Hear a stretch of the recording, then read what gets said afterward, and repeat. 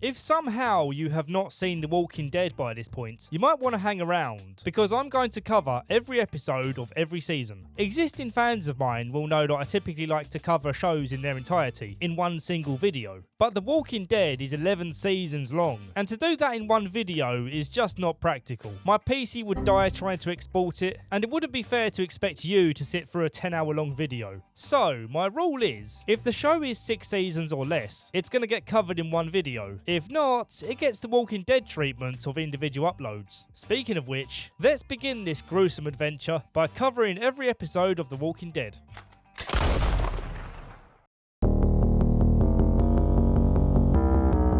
One of my all-time favourite openings to a TV show. Officer Rick Grimes is looking for gas when he notices a young girl wandering about, looking kind of lost. But when she turns around, he realises the only thing she's lost is her dentist. And also her life, because she's a walking dead. The look on his face tells you the story so far, in that seeing this kind of horror is new to him. It's a 5-minute long opening that keeps it short and simple, but it sets everything in your mind perfectly. So let's find out why Rick seems new to this hellish world.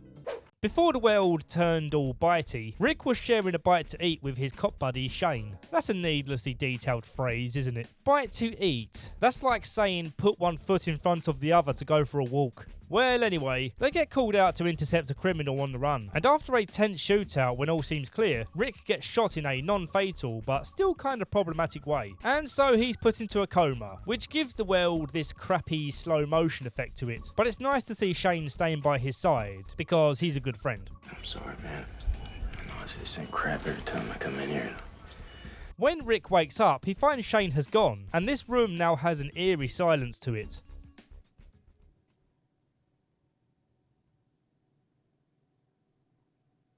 He walks out to see what's up and finds the hospital looking like a hurricane came through. Stand back! There's a hurricane coming through! Jokes aside, I love everything about this hospital scene. The flickering lights, the scenery, Rick's face after seeing his corpse on the ground. And then of course we have the show's most iconic meme. Don't dead, open inside. The way the hands creep through the cracks of these doors is just awesome. I still feel the same level of excitement now as I did when I first saw this. Outside the hospital, Rick has his first face-to-face with a walker. Well, she's not exactly walking much these days, and that's probably for the best. We'll call her Jo. He cycles back home to find the place empty, and you really feel for this man as he begs for this situation to just be a horrible dream that he needs to wake up from.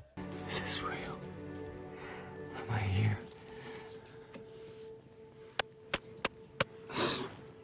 Just as his day is going so very well, a little kid comes up and smacks him with a shovel. Daddy! Daddy! Kid's dad reminds him that walkers don't talk, and since this one does talk, he demands to know why he's got a bandage on. You tell me, or I will kill you.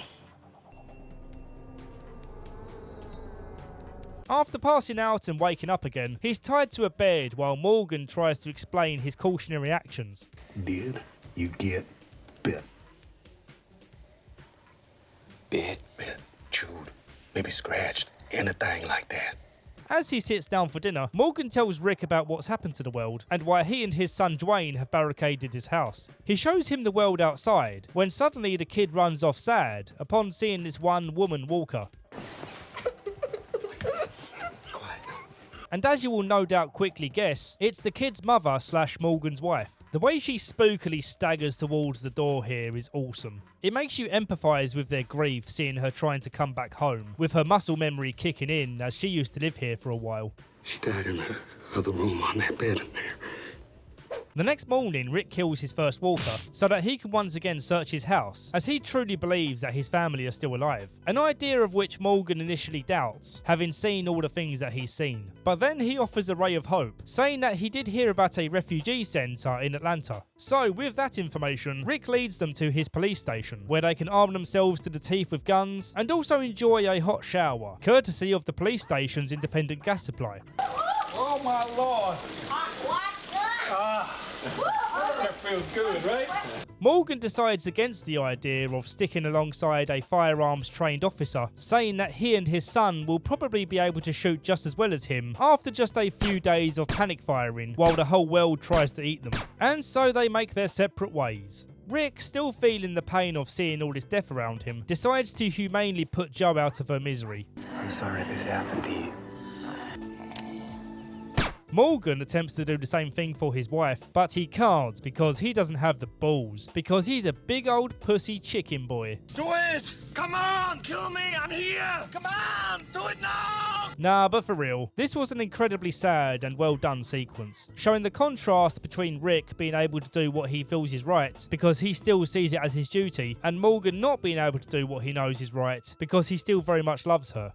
Rick drives towards Atlanta and radios around for contact, but as the signal is so weak, there's no two-way communication possible, meaning that he doesn't know Shane, his wife Lori, and son Carl are still alive. Never mind, says Shane, and he returns to kissing Rick's wife, because he's a bad friend, but also still kind of a good friend in some ways, which I'll explain later.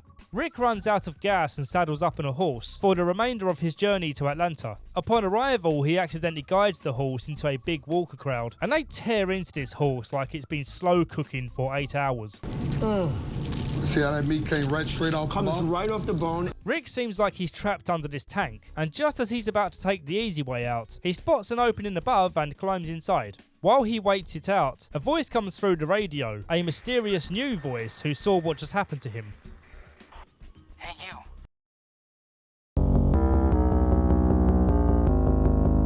Shane thinks it's a hilariously good idea to do a surprise kidnapping prank on Lori in a world where people live on constant suspense carrying guns and knives in case of such an attack. They briefly pause to recognise that this is unfair to Rick's memory, but Lori is ultimately unable to resist Shane and his signature sex move, the seductive snail. Rick is also getting hot and sweaty up in a box of his own, as the guy on the radio gives him instructions on how to escape the tank and get to a rendezvous point to be rescued by his group. So he makes a run for it and manages to climb a ladder where he meets Glenn, an awkward, kind of geeky guy who seems to take pleasure in calling Rick a dumbass. Dumbass. Yeah, whatever. Yeehaw. You're still a dumbass. Guess I'm an even bigger dumbass than you. Now we get to meet the new group, and if I don't bother introducing certain people by name, it's probably best you don't get too attached to them. As she's holding a gun to Rick, I guess we should start with everyone's favourite character, Andrea. It's hard to pin down exactly why she's so unlikable, but you soon get tired of the only two faces she makes. It's only ever sad Andrea or smug Andrea. Well, anyway, this group are kind of pissed at Rick because his gunshots drew the walker crowd closer to this building that they're raiding, and the walkers are slowly breaking down the glass doors. It's probably best to ignore this scene here of a walker having the brain function to use tools, because we won't see this happen again. On the roof of this building, we have Merle Dixon, a redneck douche who doesn't take kindly to people with a different skin pigment. I'll tell you the day, Mr. Yo. It's the day I take orders from a Nicorette. Despite this iffy side of his personality, he actually ends up being a fan favourite, which can't be said for his enemy in this episode, T-Dog. Yeah, that's actually the name they gave him. Merle gets into a scrap with the group, and Rick handcuffs him to the naughty boy pole until he thinks about what he's done. Things are different now. There are no Nicorette anymore. No dumb as inbred white trash fools either. With the walkers making good progress on Project Door Smash, the gang quickly form an escape plan where they chop up a dead walker and cover themselves in its entrails so that the dead guy smell masks their heavenly human stench. That stench. That heavenly stench. The scene of them walking through the undead crowd to get to a van is really suspenseful, with the tension ramping up even further as the rain starts to pour, washing away their odour mask.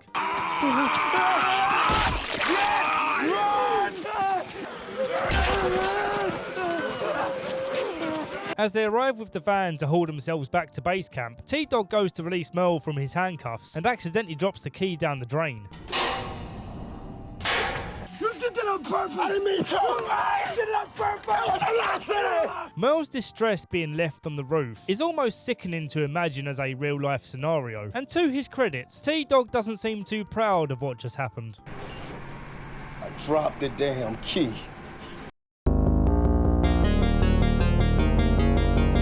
Merle is getting delirious from dehydration, but then he goes into full panic mode when the walkers find their way to the last door. Tell me what to do. Tell me.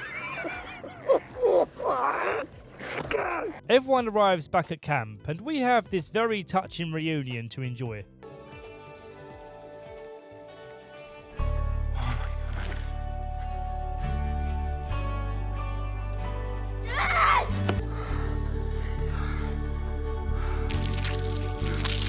And this is the start of a very interesting conflict, as you can imagine. That same night, Laurie gives Rick his wedding ring back, and they catch up on some long-awaited boinking. Well, she didn't wait all that long, but shh, don't tell Rick. The next day, Shane is feeling a little betrayed at the way Laurie has cut him off cold now her husband is back. And well, you can't really blame him, can you? I'd be a little bit cheesed off too if I was Shane.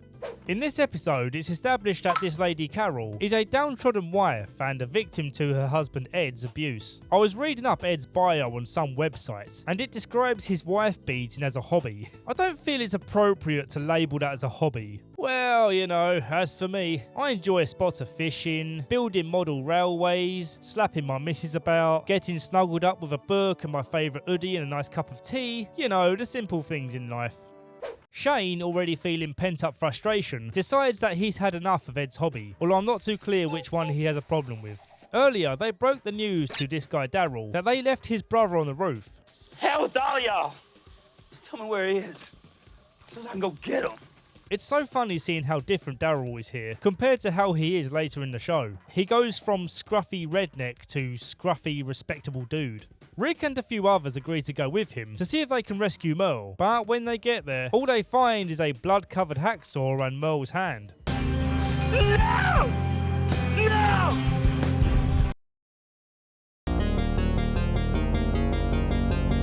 The opening is very skippable in this one. It's Andrea and her sister talking about memories of their dad. And I don't know if it's her line delivery here or just the line itself that's funny, but this line caught me off guard.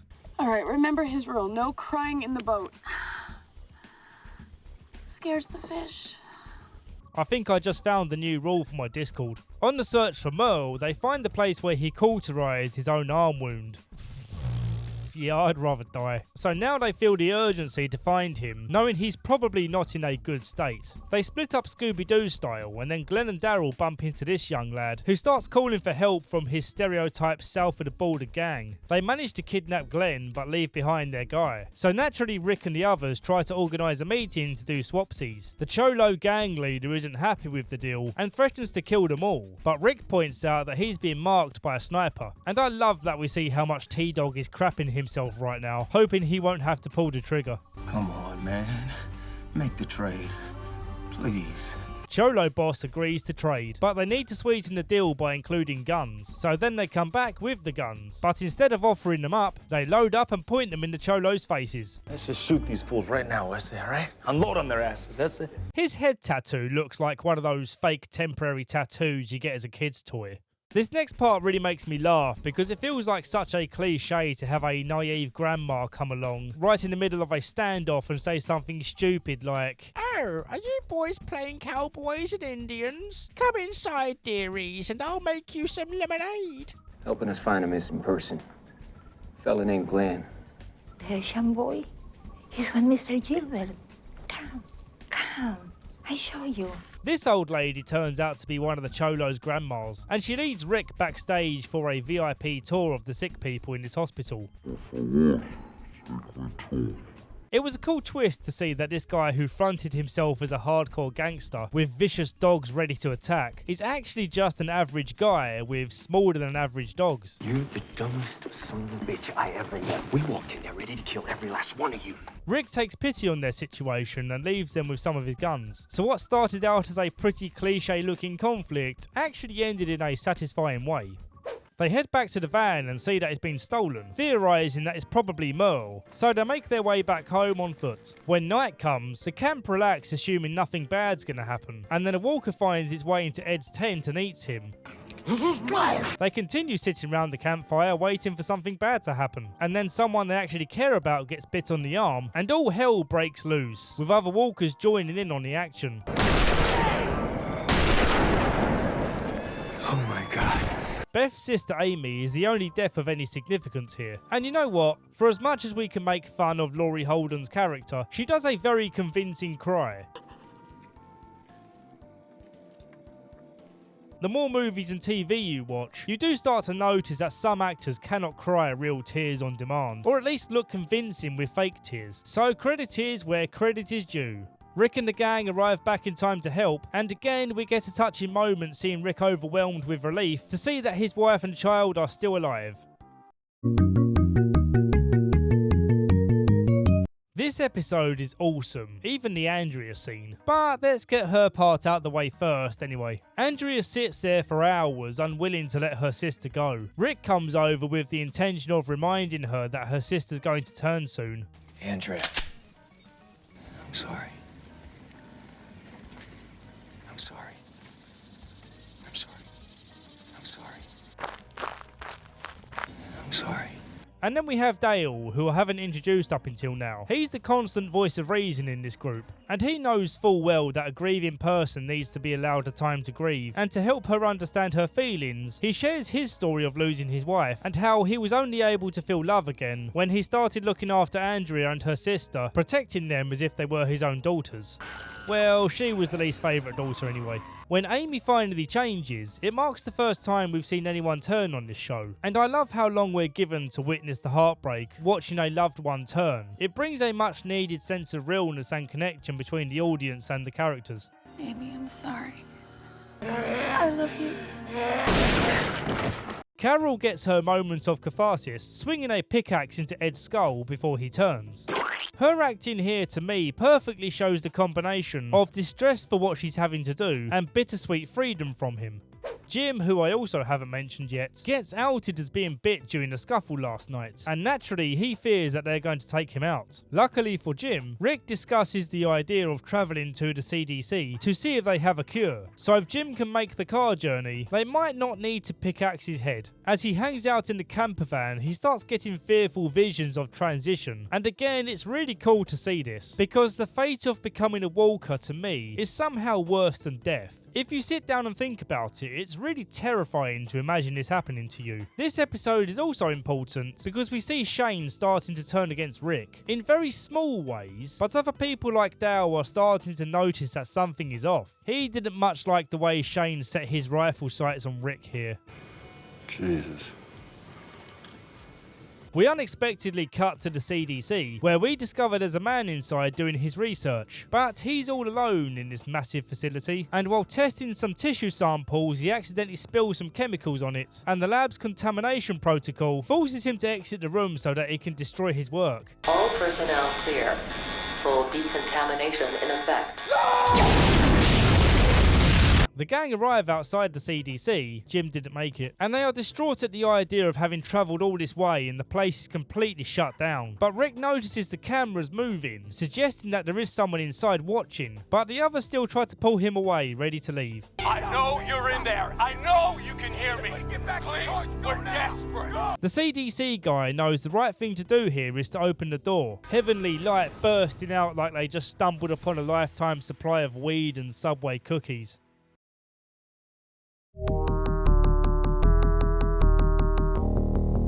Ooh, this episode is somehow better than the last. The opening is especially great. It shows how Shane tried his best to get Rick out of the hospital, but the military were all over the place, basically killing anything that moved. And for good reason, as the walkers are everywhere. All Shane could really do in this situation is try and block his door to stop the walkers wandering in. Back to present times, Rick and the gang plead for the guy to let them stay, which he agrees to after testing their blood. I've already broken every rule in the book letting you in here. Let me just at least be thorough. They end up being disappointed to find out that he's the only person left alive here. But for now, they're more preoccupied with the idea of resting up. They enjoy hot showers. I said enjoy hot showers. God damn it, Andrea, get over it. There's also plenty of red wine, and then they have breakfast the next morning. The red wine was a bad choice for Shane, however, as last night he got sexually frustrated and tried to do very bad things to Laurie, while at the same time trying to guilt her for not appreciating his help enough. Before it went to a regrettable level, he was making some valid points about how he tried his best to save Rick, even though he thought he was dead for sure, and he had good intentions in looking after them before they became intimately connected. Laurie somehow casually forgetting that she was rolling around in the forest with him only a few episodes ago. But yeah, still, red wine plus Shane equals big mistakes made. The next day, Dr. Jenner shows them some really cool scans, showing them the brain activity of a person dying from a walker bite. And it's super eerie watching brain activity kickstart again after being dead. Dark, lifeless, dead. The frontal lobes, the neocortex, the human part, that doesn't come back. The you part. After his presentation, Jenner then mournfully explains how all of his efforts have amounted to no results. The CDC never discovered the cause, and at this point he's even willing to entertain the idea that this is a biblical event. It could be microbial, viral, parasitic, fungal. Or the wrath of God. There's that. Dal then asks what the countdown clock is for, and Jenner explains how the building is set to explode when the power runs out, a safety protocol to prevent diseases from exiting the building. Naturally, the gang freak out and run for the doors, and then Jenner shockingly then locks them in. He explains that what he's doing is actually a thing of kindness, because it will give them all a quick, painless death, which is a much better fate than having to fight to survive in a hopeless world. And he reminds them that even if he does release these doors, the outer ones will remain shut. I told you, once that front door closed, it wouldn't open again. You heard me say that. But let's rewind so we can listen to the time he said that to them. You got stuff to bring and you do it now. Once this door closes, it stays closed. Yeah, you didn't really stress that point heavily enough, did you? If I knew the building was going to do this, I would say something like, hey, you guys can come in, but just to warn you, there's no cure, and tomorrow the building is going to lock itself down and destroy itself. That's kind of a dick move there, Dr. Jenner. The whole scene of them desperately trying to get out was super suspenseful, and when Dr. Jenner finally agrees to let them try and get out, a couple of people decide to stay, including Andrea, who never changed her mind, and then the building blowed up. The end. Nah, she makes it out. Reasonable Dale tugged on her heartstrings and said if she dies, then he dies. Dr. Jenner's last words to Rick are bone-chillingly dark. I'm grateful. The day will come when you won't be. Well, I say last words, but he whispers something in his ear, and I can't remember if we find out what he says here, so I suppose you should keep watching to find out with me, unless you want to Google what he says, but please don't do that. To get out, Rick sets a grenade against the window, and they manage to escape by the thinnest of margins, because that's good television, damn it. This explosion giving us an ending that is as satisfying as it is morbid, knowing that their journey continues on with no hope of curing the Walking Dead.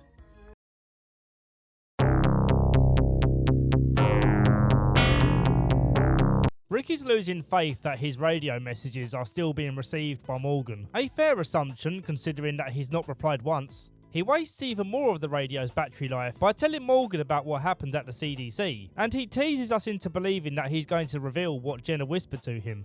He told me it doesn't matter.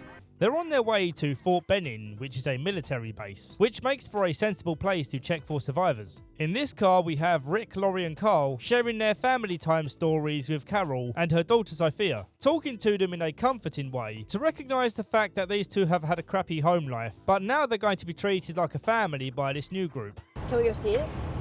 The Grand Canyon? I'd like to. I would too. Can we go? We'd never go without you and your mom. That's a promise.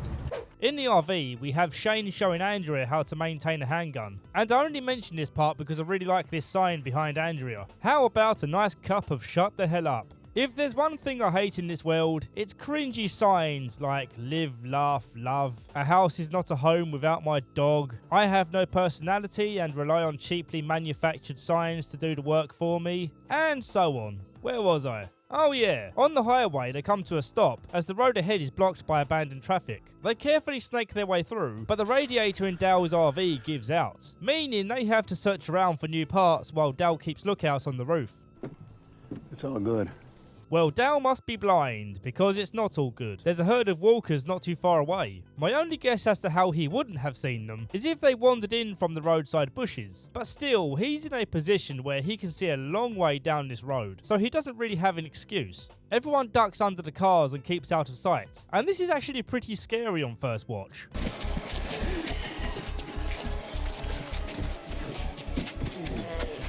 Remember that when this first came out, we hadn't been bombarded by the zombie craze in media just yet. So to a lot of people, scenes like this were very effective. It's especially scary knowing that the kids are out of reach of their parents, as they are more likely to accidentally make noise from being scared.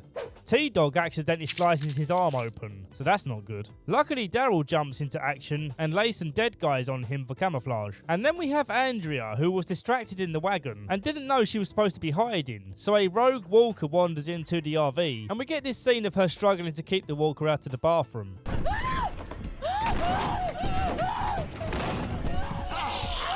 It's quite intense, and it's also satisfying when she stabs it with a screwdriver. The last one to run into trouble during this walker herd is Sophia. She gets spooked and runs off into the woods. Rick comes to the rescue and guides her to a safe spot so she can hide out while he leads the walkers off somewhere. But when he comes back, she's gone. And so the hunt for Sophia begins. They search high, they search low. They search inside a tent and search inside a walker. But the one place they didn't look for answers was inside themselves. I want to play a game. They get their hopes up when they hear a church bell, thinking it might be Sophia sending out a signal, but it turns out to be an electronic bell on a timer. Inside the church they find walkers sitting in the pews, which makes for a cool horror moment, but it doesn't really make sense when you think about it. I mean, did they die while sitting down? And if so, this suggests that they all turned at the exact same time, because the walkers eat the living as soon as they turn, and you're not just going to remain seated while someone's eating you. So this seems kind of silly to me. The better part of this episode, in my opinion, is seeing Shane reveal to Laurie that he's planning on running away, which honestly does seem like the best choice for him, considering his past with Laurie. Andrea overhears this and says she wants to join him, as she feels that she's just as much as an outcast for some reason. We're gonna sail off from the sunset together. We're gonna hold hands. I'm not asking you to go steady, Shane. I'm asking for a ride. A chance to start over. Somewhere else. The episode ends in a shocking way. Carl spots a deer and creeps in closer for a better look. A magical moment for Rick and Shane, who look on in awe of this rare moment. And then out of nowhere, pop, a bullet goes flying through the deer and into Carl. No. Well, that's what he gets for wearing camo.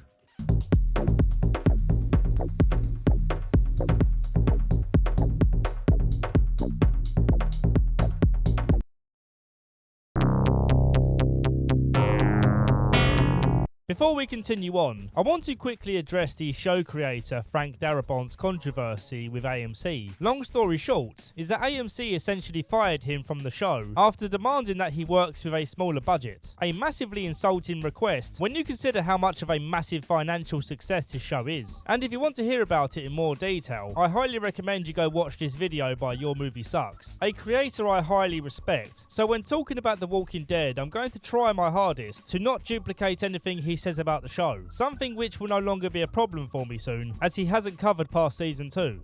The opening is uneventful, but it's a good flashback as we hear how Laurie was having doubts about her marriage, which might explain why she was so quick to move on to Shane. You still love Rick? I've been asking myself that a lot, and... Back to the present, Rick is cradling Carl in his arms as he sprints across a field. He was shot by this guy who was out hunting, and we later learn that his name is Otis.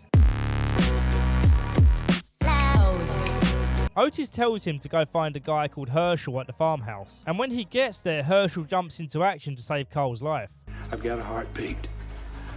It's faint. I got it. Step back. As Rick goes to get some fresh air, Shane does an excellent job at trying to keep him calm and helping to wipe the blood from his face. Andrew Lincoln's acting here is pretty great. He really looks like a dad fearing the loss of his son. Added on top of this guilt is the guilt of losing Sophia in the woods, both things not being his fault, bearing in mind. Herschel's eldest daughter, Maggie, rides off on a horse to find Laurie and tell her the news. And I like that the group didn't immediately trust this stranger until she gave them more details to show that she knows who they are. All I know is this chick rode out of nowhere like Zora on a horse and took Laurie. You let her? I'm done out of my asshole, man. Rick sent her. His new lawyer's name, Aunt Carl. With Carl eventually stabilised, Herschel tells Rick that without the right equipment to remove the bullet fragments, this kid's gonna die. Otis steps up and says he knows what medical equipment is needed, and he also knows where to find it. He teams up with Shane and they go to this school-turned-FEMA camp, and after finding the supplies and trying to get back out, they get cornered into locking themselves behind a gate.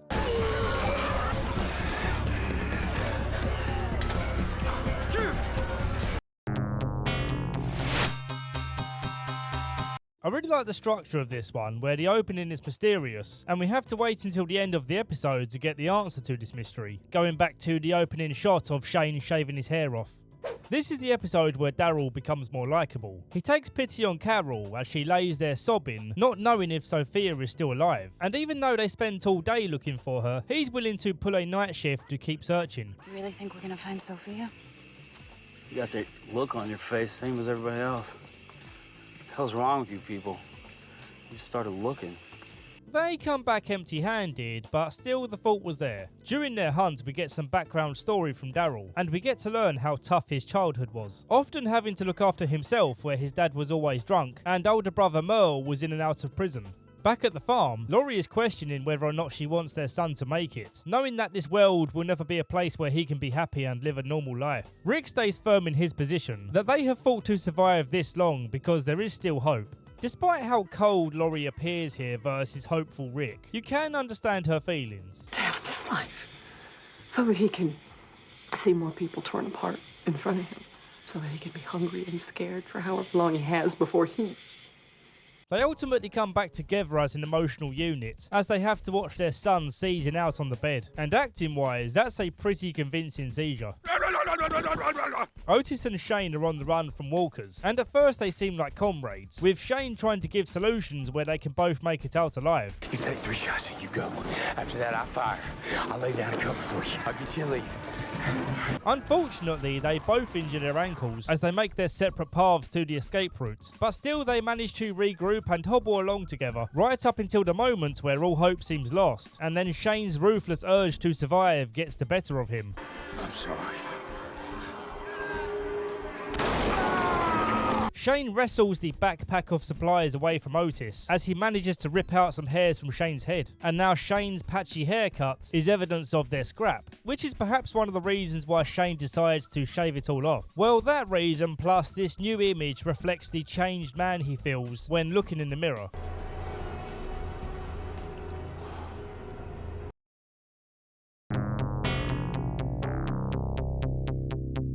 Shane is requested to speak at Otis's funeral, wearing his clothes no less, as they were the only ones spare that would fit him. Gonna sleep with his wife next? The fact that he would willingly wear the guy's clothes to his funeral shows how Shane's dark side is overtaking the good. We gotta save the boy.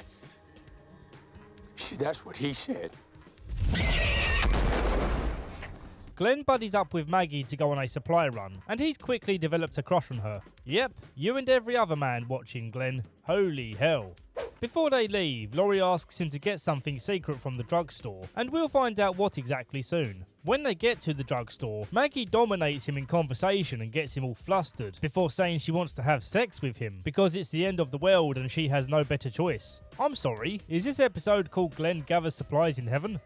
Herschel, in the politest way possible, tells Rick that he wants him and the crew to bugger off when Carl is on his feet again, which is a smart decision because the more people you have in one location, the more likely you are to draw attention from walkers, and so far this farmhouse has faced no problematic walker situations. Well, there is one walker causing a problem right now. It's stuck down this water well, and everyone starts wondering if this bloated, pus-dripping walker with open wounds across its torso might have maybe infected the water. They somehow think that pulling it out will prevent the water from being infected, but even if you were successful in doing this, there's no way you'd convince anyone to drink from the well. That's what I always said. I wouldn't drink that if I were you. They send Glenn down to try and tie a rope around its neck, but then the rope support breaks and Glenn almost gets eaten. If the end goal of what they were trying to accomplish here wasn't so stupid, this might have been a tense scene. Then they managed to tie a bigger loop around its body and start to pull it out, but because the body is so decomposed, it splits in two like a soggy pancake roll. Good thing we didn't do anything stupid like shoot it.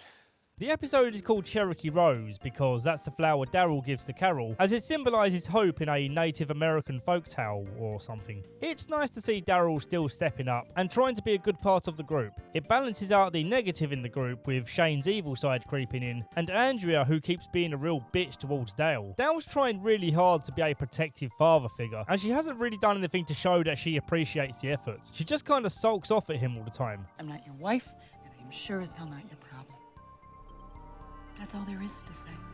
I get that his behaviour kind of comes across as controlling, but still it wouldn't hurt to show that you acknowledge the love and care he's showing towards you, while at the same time expressing that you don't want it. Well anyway, the episode ends with Laurie using the secret item that Glenn got her, and this pregnancy test shows her that she's got a bun in the oven.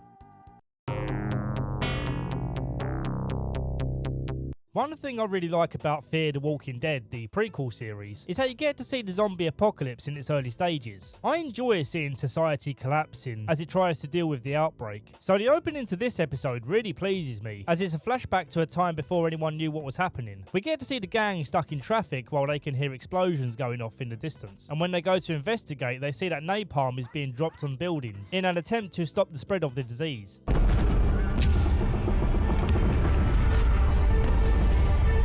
The episode is called Chupacabra because Daryl believes that chupacabras exist, and when Rick laughs at him for this, Daryl makes the reasonable argument of saying walkers exist now. So it's not that much of a stretch to say that chupacabras could exist. Well, apart from the fact that we have actual evidence of walkers existing. There's a super funny moment where Glenn tries to act all smooth to Maggie, but instead he just comes across real desperate. You know, we still have 11 condoms. Yeah, you see 11 condoms, I see 11 minutes of my life I'm never getting back. I don't even know if I like you. But you're thinking about it. You should.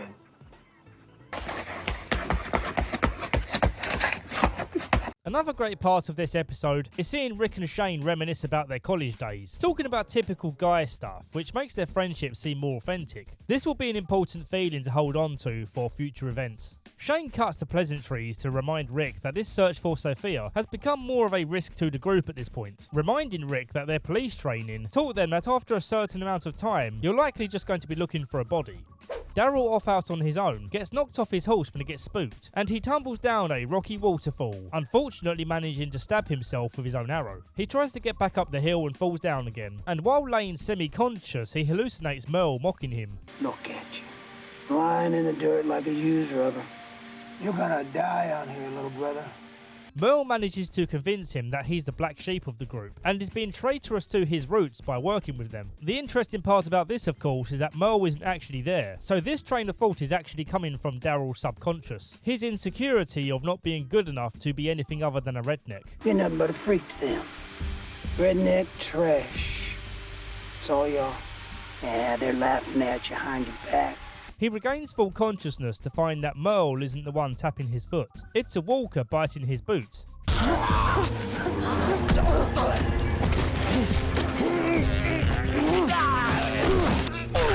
Approaching the farm, Andrea mistakes him for a walker, and where she's been so desperate to prove herself as a useful guard who doesn't need Dale's protection, she takes the shot, despite the rest of the group being close enough to deal with it themselves. Oh my god! Oh my god, is he dead? Unconscious. You just grazed him. I do feel slightly bad for her here, but she's still a massive idiot for doing this. Maggie reads a note from Glenn saying, "Hey, let's go bang in the barn." So Maggie freaks out and sprints to the barn, knowing what Glenn's going to find in there.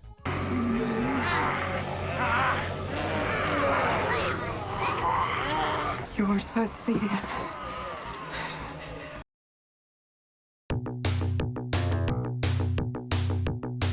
Herschel's wife, insert name here, breaks the legs on some chickens so that she can feed the walkers in the barn. But why break their legs when they have no means of escape anyway? It just seems needlessly cruel. Glenn is trying to keep the walker barn a secret, but he has the worst poker face imaginable. What's up? Nothing? Nothing's up, why? He's also struggling with the secret of Laurie's pregnancy, trying his best to look out for her by making sure she's eaten enough and such. You need to eat. You're too skinny. He lets slip to Dale before the episode is even halfway done. Stop being dramatic. Spit it out. There's walkers in the barn and Laurie's pregnant. Carl wants to learn how to shoot, so he reveals to Shane that he snuck a gun from somewhere. So Shane tells on him to his parents, and so they debate the idea of giving him gun training.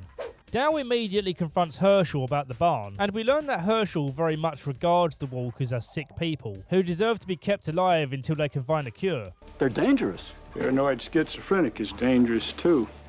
We don't shoot sick people. Turns out one of the walkers in the barn is a family member, which explains the extra secrecy of it, knowing that Rick's group would heartlessly put them all down if they knew. Shane is giving Andrea gun training and gets a little too intense with it. He's 10 feet away! He's 9 feet! He's 5 feet away right there! That's the walker that got Amy! Now you shoot that son of a bitch! Shoot him! Laurie gets Glenn to run into town to get her abortion pills, and when doing this they run into a walker, which wouldn't be a big deal, but Maggie is still new to this.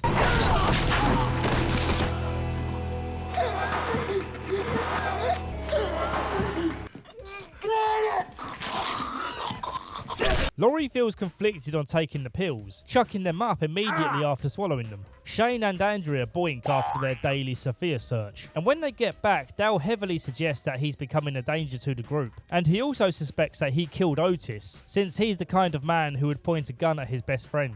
See, I'm the kind of man gun down his own best friend. What you think I do to some guy that I don't even like? When he starts throwing accusations my way, what you think? Rick finds the pills, and the two argue about their trust issues, and finally she reveals her affair with Shane. World went to shit and you thought I was dead? Right? Nah, I thought Shane was just hotter than you. You were very much alive. This happened yesterday, and twice again today at lunchtime.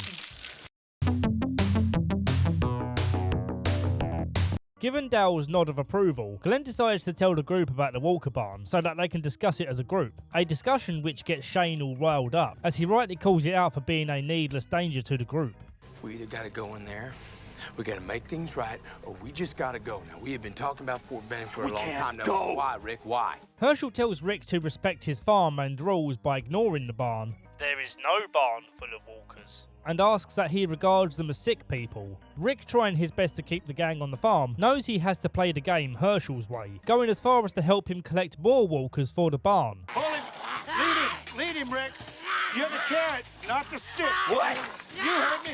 Just lead him! This scene always reminds me of the Bad Lip Reading channel and their legendary Walking Dead videos. Hey! It's hurting my neck. Christine! I know what it takes to make you hot. I need a man that can decorate and mix my brew. When they arrive back home with the walkers, Shane's patience can be pushed no more, and he goes to reasonable lengths to prove to Herschel that these people are no longer human. A living, breathing person?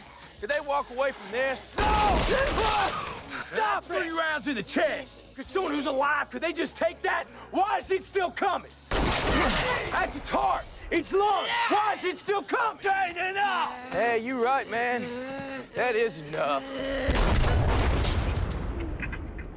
Despite Shane's increasing level of aggression, it's hard not to side with him here, and we're about to see just how right he is. He lets the walkers out of the barn, and they get disposed of quickly. But then, taking her sweet time for a dramatic reveal, Sophia appears from the darkness.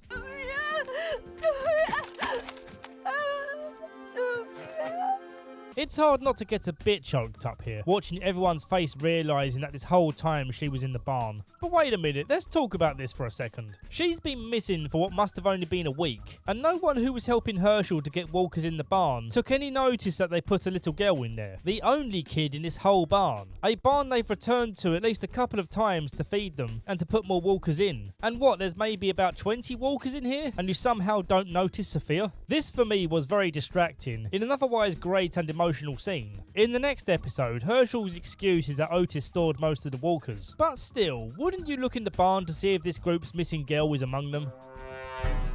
It would have taken anyone in this family 2 seconds to solve the mystery. This is the first episode where a chunk of it is boring to watch. We just watch everyone mope about because of what happened. Shane's part is okay though. We watch him get frustrated at people like Dale, who don't appreciate that he's trying to keep everyone safe. And he makes a good point questioning what Dale has done lately, apart from sitting up on the RV as lookout. I smashed that barn open. I saved Carl. That's me. That ain't you. That ain't Rick. That's me. Tell you what, Dale. Next time I need a A radiator hose. I give you a call, man. I like Dale's character, and he is, as we know, right about Shane being dangerous. But here he should be treating Shane with a little respect, even if it's just to keep the man on his good side. His suspicions, after all, are just that. He has no evidence that Shane has done anything wrong. Herschel's youngest daughter, Beth, collapses and goes into a state of shock. This is Beth, by the way. I made a mistake in the first season calling Andrea's sister Beth when her name was Amy. I have no clue how I made that mistake, as we hadn't even met Beth yet. Herschel isn't around to help his daughter as he's run off somewhere. Rick takes a step at a guess that he went back to his old watering hole, where he used to get drunk all the time. This part of the episode is pretty good. It's essentially just Herschel explaining that he feels like a fool for believing that walkers were still human, and now he feels that all hope is lost. When Shane shot Lou in the chest, and she just kept coming, that's when I knew what an ass I'd been. That Annette had been dead long ago, and I was feeding her rotten corpse. That's when I knew there was no hope. Just as Rick convinces him to come back home, two suspect-looking guys come into the bar. Straight away, their vibes come across as untrustworthy, with this greasy dude wearing a shark t-shirt, and his friend is taking a piss right there in the same room as everyone else. And then they start insisting that they're going to come join them on the farm, unwilling to take no for an answer. So Rick shoots them both dead. The other noteworthy event in this episode is that Laurie decides to come look for Rick and manages to crash the car in this overly dramatic way when all she did was hit one walker.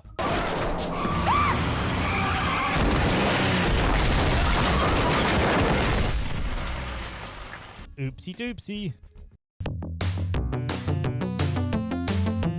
As they go to leave the bar, the dead guy's people rock up looking for them. And when they suspect that there's people in the bar, instead of talking quietly among themselves to form a plan, they speak out loud like some video game NPCs, so they make the player aware of what's coming.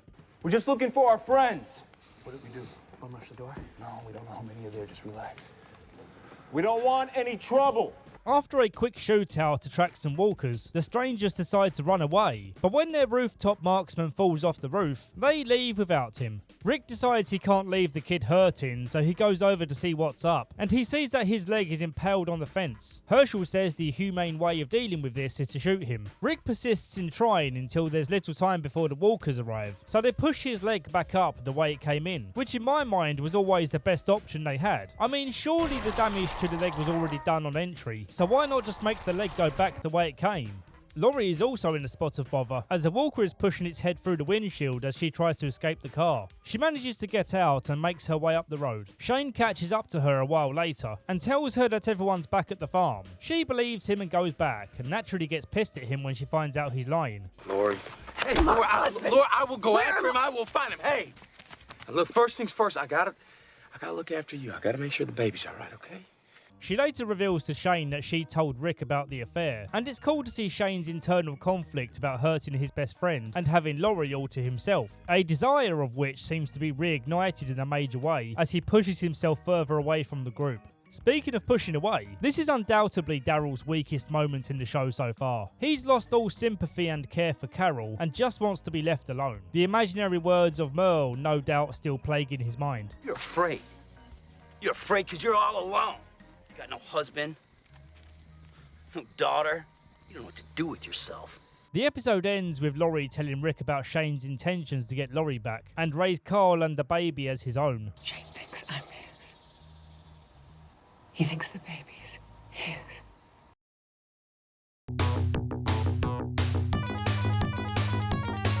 Rick and Shane are on the road, taking the leg injury guy away from the farm now that he's healed. His name is Randall. Watching the world pass by, Shane notices this lonely, creepy walker guy traipsing through the field, and he sees it still walking on its own when they make their way back later in the episode. It's a neat visual that to me reflects the way Shane's feeling right now, as the isolated monster who's going nowhere fast.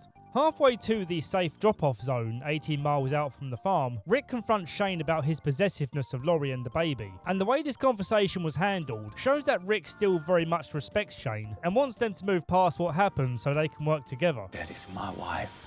That is my son. That is my unborn child. I will stay alive to keep them alive. Now, the only way you and me keep on is that you accept everything I just said right here, right now, and we move forward with that understanding. They arrive at a place they deem safe enough, and they leave Randall tied up with a knife nearby that he can crawl to. But this kid's more scared of being alone than he is being under their control, and he makes the mistake of telling them that he knows Maggie, which is a real problem considering that the whole point of bringing him out here was that he didn't know where the farm was, and therefore wouldn't tell his people. Shane of course reacts aggressively and wants to shoot him, and Rick, to no surprise, wants to find another way, which creates a heated debate which turns into a fistfight. Shane throws a wrench and it smashes a window, waking up the walkers inside.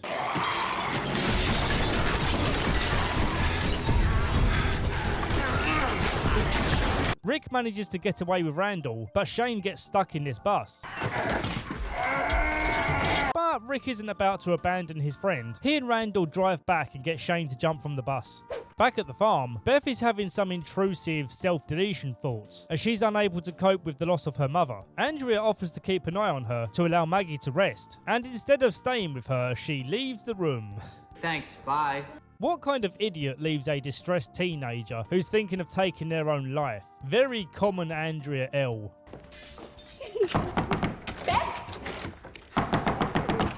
Maggie, she's in there. I heard glass. It's really cringe at the end too, when Andrea's told that Beth didn't cut deep enough so she's going to be okay. And instead of apologising, Andrea takes it as a cue to diminish the poor choice she made of abandoning her. How bad is she? It wasn't deep. She wants to live. She made her decision. Randall is back in chains being interrogated by Daryl. When he gives up information about his group, he also decides to tell Daryl about a camp they invaded, where he saw some teenage girls there. We found this little campsite. Man and his two daughters, teenagers, you know? Real young, real cute. Here's a tip. When pleading for your life, maybe don't reveal to your captor that you're a kid diddler. The majority of this episode is the group debating on the fate of Randall, with Dal being the only person determined to keep him from the hangman's noose. The conversation starts to feel stale, with Dal relentlessly making the same points to different people, but that feeling of the conversation going nowhere reflects how Dal is feeling in the situation. When the debate enters the decision stage, Dal gets really emotional, torn up at the idea that this group have lost their humanity. But don't you see, if we do this, the people that we were, the world that we knew is dead. While this is happening, Carl is entering his rebellious stage. He tells Carol that heaven doesn't exist and her daughter is just plain dead. Heaven is just another lie, and if you believe it, you're an idiot. And he sneaks a gun from Daryl's pack and goes off to the swamps to mess with a walker. He almost gets himself killed when he gets a little bit too close. It starts to wiggle free from the mud with the temptation of a meal. And although we can sit here and eye roll about how stupid Carl is being here, this is just the kind of thing kids do. As Dal goes to clear his head, he comes across a wounded animal that appears to be torn open by a walker. But what walker? Oh, this one! And unfortunately, he manages to rip open Dal's stomach like a grizzly bear. When the group run to his side, Carl notices it's the same walker he encountered earlier, so naturally feels like he's to blame. And here we have a very sad send-off for Dale, with Daryl being the one to ease his pain. Sorry, brother.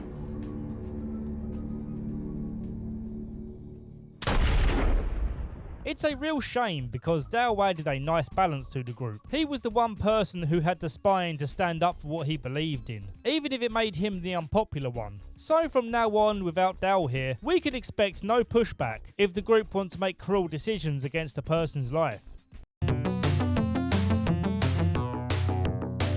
Rick's opening funeral speech accurately describes how the group is much worse off now, for the same reasons I laid out in the previous episode. So the only one left who can stand up to Shane is his best friend. Let's see how that goes. Herschel's had a change of heart after all that's happened, and decides that not only can they stay on the farm, but he welcomes them into the house, offering his bed to Laurie as she's preggers in it. I don't know if it's the pregnancy hormones crossing wires in her brain, but she decides it's a good idea to start complimenting Shane on how much better he is than Rick sometimes. It's like that time you showed up Rick fixing our sink. An idea of hers that maybe had innocent intentions behind it to try and get him to be nice again, but she has no idea how much men thrive on the smallest of compliments. Women, if you're watching this, tell a guy you think he's a 6 out of 10 and watch him skip home like you just fondled his foghorn. With this glimmer of hope reignited, he tries again to be a father figure to Carl, talking to him about the gun he snuck from Daryl's pack. Carl asks him not to tell his parents, but Shane sees this as a chance to get Rick to focus on his son and less on Randall, who is still locked up in the shed. Rick sees past this trickery and commands Shane to stay put and wait until Rick is ready to deal with the Randall situation. I think he wants to talk to his father. Why I need this Randall thing done already. Freeing that prisoner. More important to you than Carl. Shane grows impatient with the situation, as you'd expect, so he sneaks Randall out into the woods to finally put an end to this guy's life. Can't say it's about me, just trying to... He then breaks his own nose to pretend that Randall got the jump on him and escaped. I really like how Daryl immediately calls bullshit on this, wondering how a little skinny kid could get the better of a well-built policeman. He smells foul play for sure when he finds that Jimmy's neck was broken, which led him to becoming a walker. As nighttime comes and they're still on their supposed search for Jimmy, Rick realises that Shane has deliberately separated him from the group so that he can finally do what he's been dying to do. So this is where you plan to do it? Good place as any. At least have the balls to call this what it is. Rick calmly approaches him with the pretense of disarming him and stabs him with his concealed stabber. Damn you for making me do this shit! This was you, not me! You did this to us! This was you, not me! Rick breaks down after doing what he had no choice to do, and it really does suck to see Shane go like this. To have the protagonist's best friend slowly turn into the antagonist of the show was a great choice that made for a compelling story. Carl looks on, traumatized, obviously missing the context to explain why Shane is now dead, but before Rick has time to explain what happened, Shane rises from the dead. Carl notices Shane approaching, and instead of telling Daddy to duck, he risks his life by shooting past his head to take out Shane. For a kid who's barely had any gun training, he managed to headshot a moving target in the dark, 50 yards away with his dad's head dangerously close to his line of sight. Damn kids and their aimbot hacks. As they walk away, the camera pans up, and we see a great big herd of walkers drawn in by the gunfire.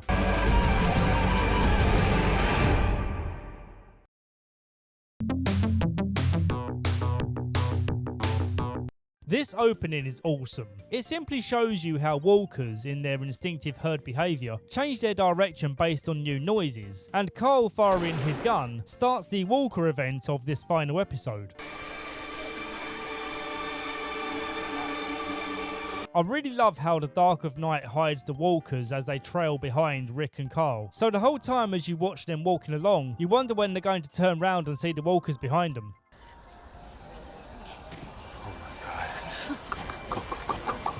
When they finally do notice, it's a little too late to draw them away from the farmhouse. Daryl advises everyone to evacuate, but Herschel refuses. This is my farm. I'll die here. All right. It's as good a night as any. That was amazing dialogue. I love the idea that Herschel won't just give up the only home he's ever known, even though in doing so, he's putting himself and his family in grave danger. Rick and Carl set the barn on fire to draw the walkers away, and it works, but only on some walkers and not on all walkers, as many of them ignore the fire and continue towards the house. I'm not sure if this makes sense, but I'll run with it. I like how disorientating this chaotic scene is to watch. It perfectly reflects the panic everyone feels as they attempt to regroup and make their escape. Patricia gets eaten, and Andrea gets lost in the crowd. And so for now, the group are temporarily separated. Herschel's left with no choice but to abandon the farm, and you really feel for him as he watches the life he once knew go up in flames.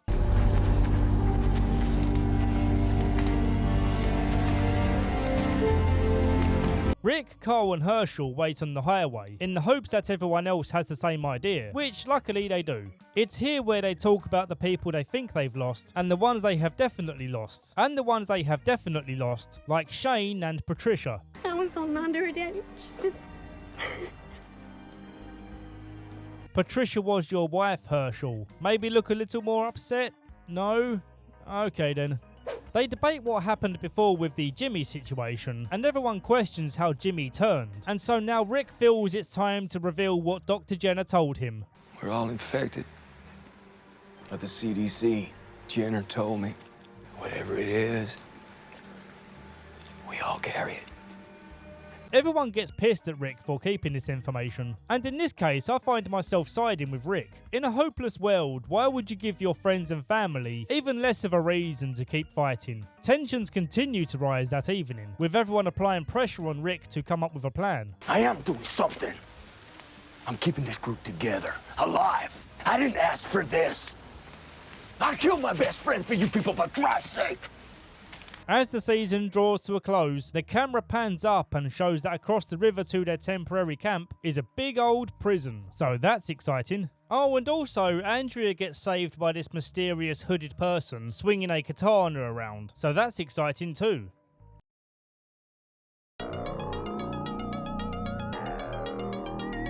Season 3 opens by skipping over the season of winter, a harsh and challenging time that Rick was talking about in Season 2. We need dry goods ahead of the winter. Warm clothes, fuel. At first, I thought this episode was a direct continuation of the last episode, but Laurie being heavily pregnant now indicates some months have passed. I gotta say, I feel cheated by this. Watching the gang survive against walkers in winter conditions would have made for a nice new experience, but it looks like we're just going to be getting more Georgia sunshine instead. Complaints aside, this opening offered a new experience in that we get to see the gang at a real low point, not saying a single word to each other, and trying to keep their spirits up while being reduced to eating dog food and owls. And they are constantly being pushed out from their resting spots by walkers. Rick and Daryl find a prison and a look of relief washes over them, knowing that this place will be their ticket to safety. They cut their way into the fence and begin forming a plan to clear out the yard, with some of the gang using the holes in the fence to safely stab the walkers.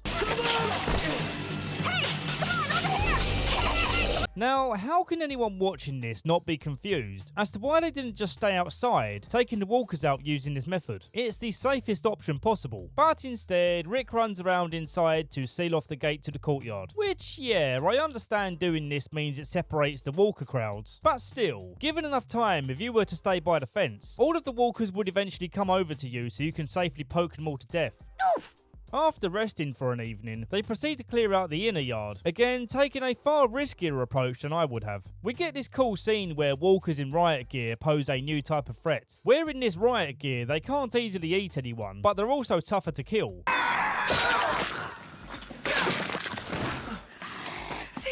The inside of the prison is creepy as hell, but luckily appears to be abandoned with only a few walkers to deal with. So finally, they feel like they can rest in the securest place imaginable. Outside of the prison, Andrea's recovering from a flu or something, under the guard of the samurai woman we saw before. Her name is Michonne. Michonne has two walker companions on chains, whose arms and jaws have been ripped off, and we'll find out why she's done this a little later on. Before the gang get too comfortable, they need to explore the rest of the prison and look for supplies. And while they creep through this eerie hallway, a group of walkers give them a spook and split them up. As Herschel tries to find everyone, a walker wakes up and bites his leg. They rush him into a seemingly empty room, and Rick does not hesitate in hacking off his leg to save his life. After this butchering, Daryl spots some prisoners in the next room. Holy shit.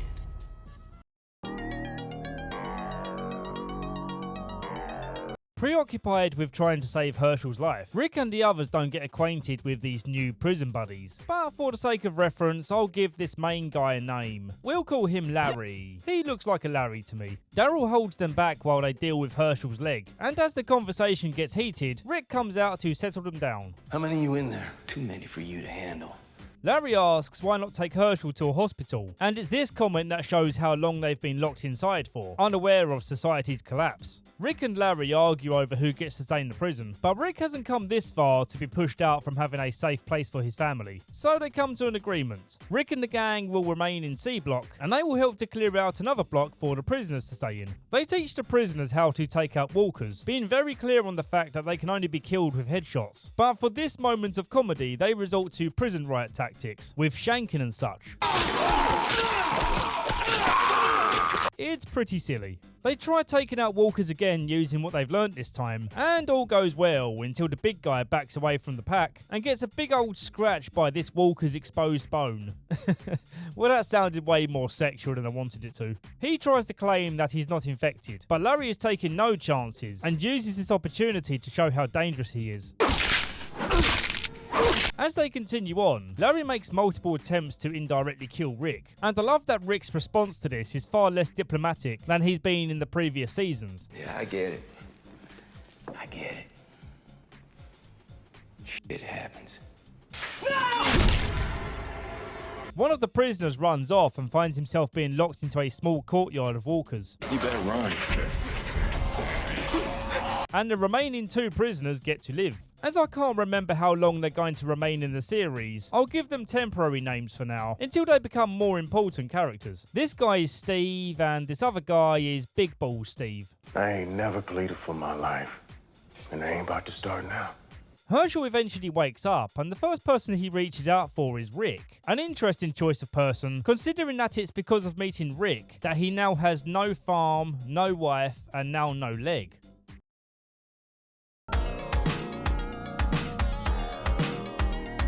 This show's about to get spicy again, as this episode introduces us to the governor. Andrea and Michonne investigate a helicopter crash, and as they're checking for survivors, they see some cars pull up. They hide in the bushes as they watch the governor and his crew search the area. They try to stay as quiet and hidden as possible, but Michonne's walker companions are getting all excited from seeing these people.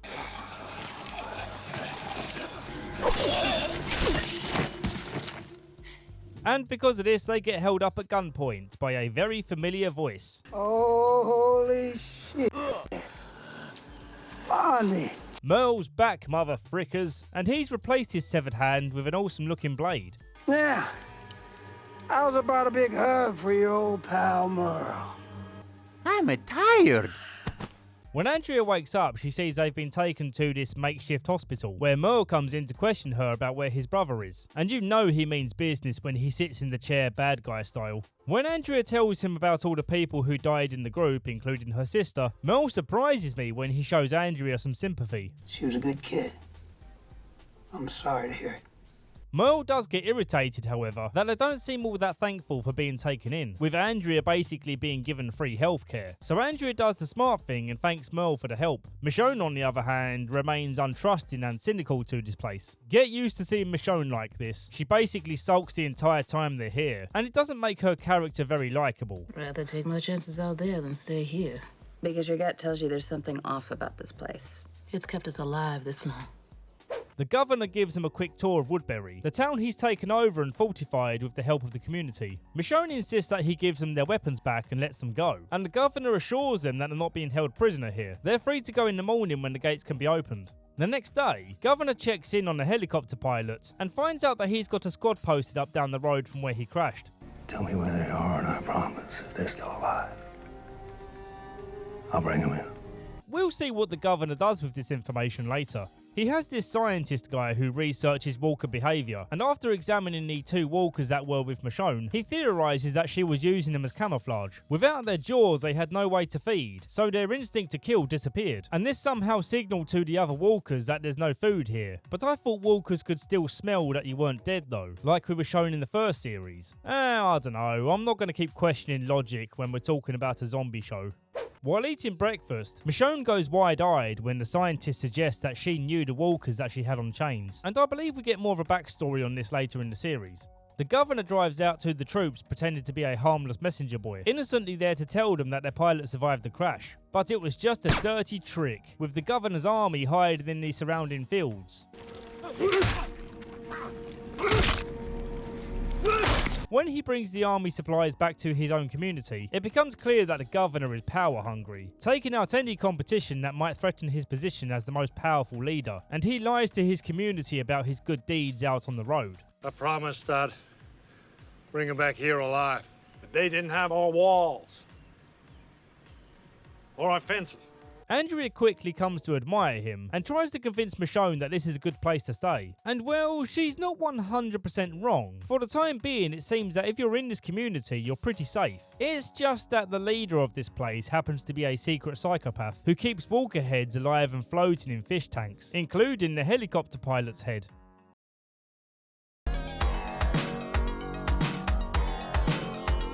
This episode is amazing. It's equally as suspenseful as it is heart-wrenching. The opening is very mysterious, as some unknown person has broken the lock on the prison gate and leaves a trail of animal parts to bait the walkers in. The guys are preparing for a supply run, and they call out for Glenn, who's knocking boots with Maggie. Hey! What's up, guys? You coming? What? You coming? But I already came. I like these moments where the gang feel like real friends having a laugh with each other. Herschel's up and about too, and everyone is happy to have him back. But the smiles abruptly stop as the freed walkers close in, and the prison alarm mysteriously activates. Daryl! Damn it! We'll check in to see how these guys are dealing with this after a quick visit to Woodbury. Michonne is snooping around, getting suspicious of the governor's story as to how he got the army trucks. On the opposite side of the fence, we have Andrea, who's getting friendly with him, knowing that being under his protection is a better option for her than being out on the road with Michonne. She's also helping Merle by giving him information on the last place she saw Daryl. So she's playing it really smart in becoming friends with the two most powerful figures in this community. It's because of this that Andrea becomes much more bearable to watch. She's not whining and complaining here, she's just being very clever. Alright, now back to the chaos. Everyone gets separated as they try to take out the walkers. T-Dog gets a surprise bite from behind, but manages to free himself to get to Carol. Later on, he sacrifices himself to let Carol escape, and this was a cool way for him to go.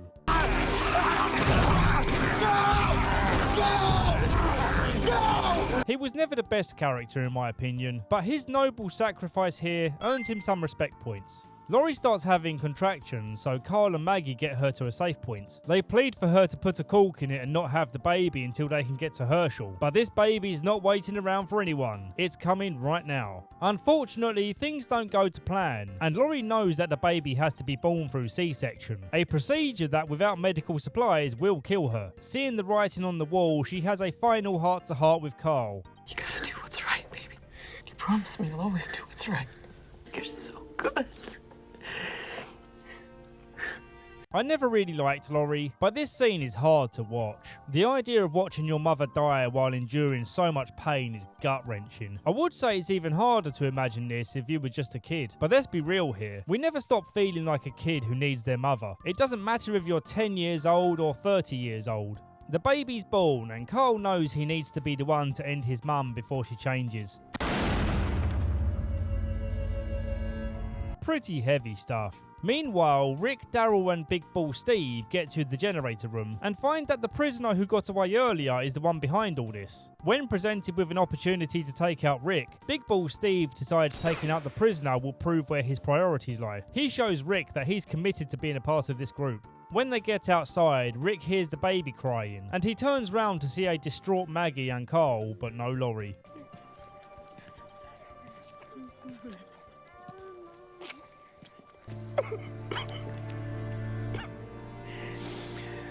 Oh, no. This is such an iconic scene, and it still hits hard despite this being turned into a meme. Oh, no.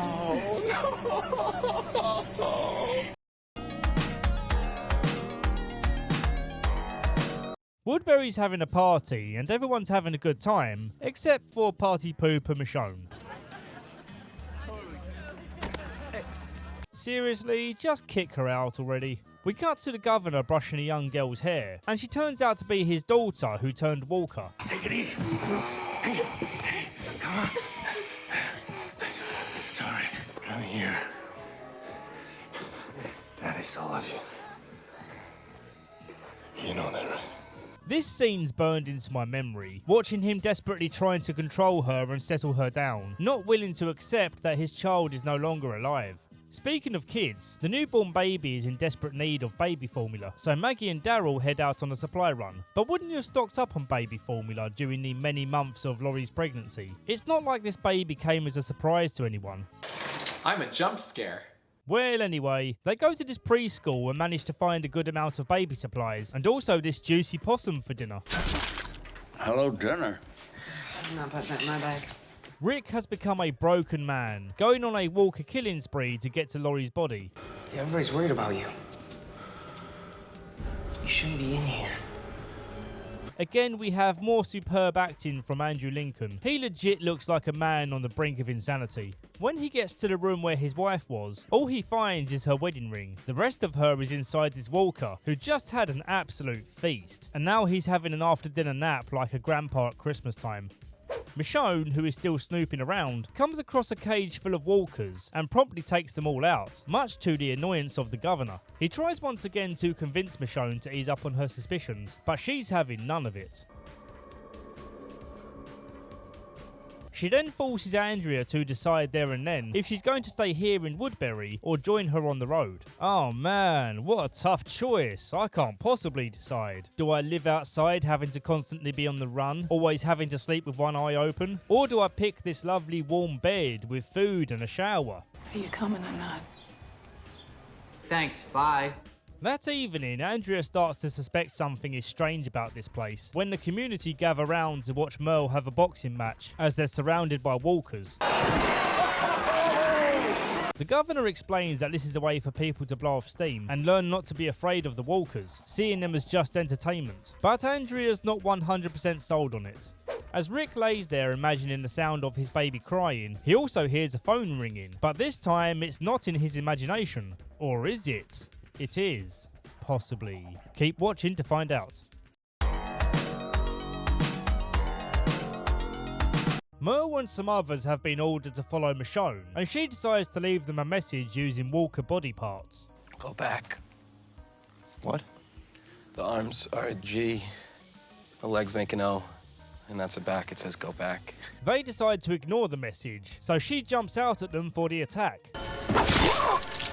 Now, the way she lands here suggests that she only fell a couple of feet, but we can clearly see that she's out of sight in this shot, as she's hidden in the tree, so she would have needed to be at least 7 foot up, and yet she lands without bending her knees, so to me this attack looked kinda silly. Well, anyway, she gets shot in the leg and flees the scene, but Merle is straight on the chase, accompanied by a weak-stomached, wussy guy with curly hair. But if you keep announcing to the world that you're pissing your pants, I'm gonna have to smash your teeth in. He has no first name, but I'm gonna assume it's Craig. Michonne comes back in on the attack and some walkers join in. After this scuffle, Michonne is again nowhere to be seen, and Craig tries to convince Merle to go back to the governor with the bad news that Michonne got away. Merle, being a loyal dog who doesn't dare disappoint his owner, wants to cover up the story and be the hero that survived the ordeal, leaving no room for smaller, curly-haired dogs. Hear that bird?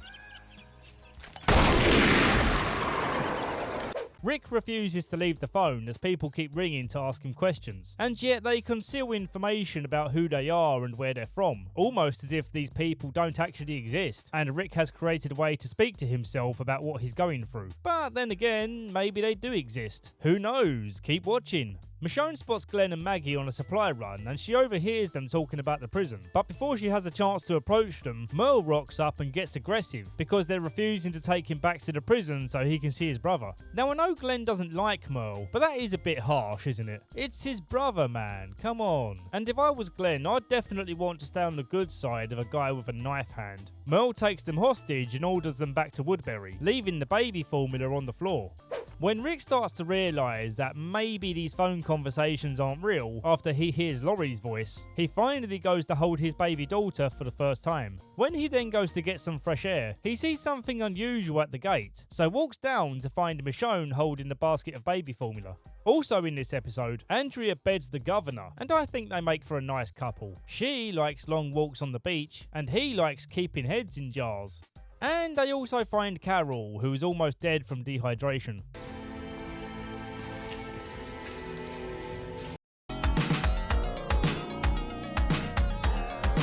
Merle is interrogating Glenn and trying to make him feel bad for when he left him on the roof. But Glenn is no longer a boy, he's a man with hairs on his chest now, as he's seen a hot woman's boob bars in real life, so no longer does he get easily intimidated. The next stage of the interrogation is more just a serving of sweet justice for Merle, as he gets Glenn to fight off a walker while he's tied up. I want to imagine how I felt fighting my way off that roof. Glenn gets out of it by smashing his chair against the wall.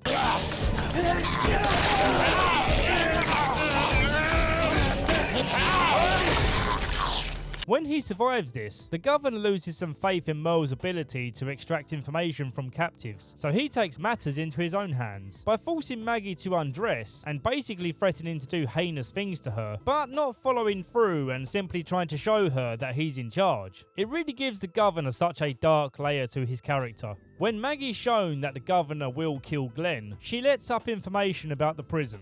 How many are you? 10. I'm 10 now. Both Glenn and Maggie have shown a lot of balls in this episode, and it really makes you respect them. So you're gonna talk?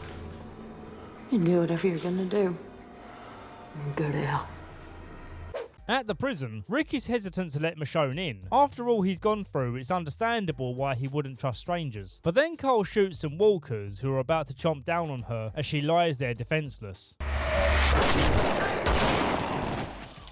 Taking her into the prison, they get her some water and try to get her to talk. And for some reason, she acts just as untrusting as she did in Woodbury. I didn't ask for your help.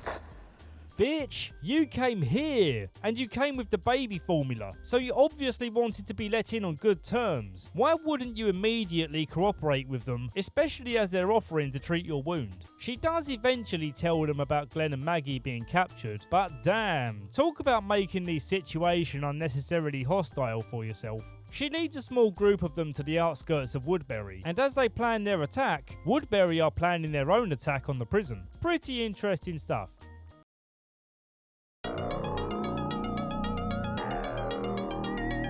The opening introduces us to a new group, but we'll only talk about the main two who stick around in the show, Sasha and Tyrese. Sasha isn't all that interesting as a character in my opinion, but Tyrese is the kind of guy I'd follow into the zombie apocalypse. He's loyal and protective of his group, and he seems like he always tries to do right by everyone. Even when this dude's mum gets bit and everyone knows she's done for, he insists that it's too early to take her out. This of course is a pretty stupid decision for their survival, but the humane side of him wants to respect the son's wishes. He leads them into the back of the prison where the walls have been knocked down, and so the episode begins. The governor's singing a nursery rhyme to his Walker daughter, but she's all like, man, shut up and pass me some meat. And he gets frustrated when she won't look at him. Look at me.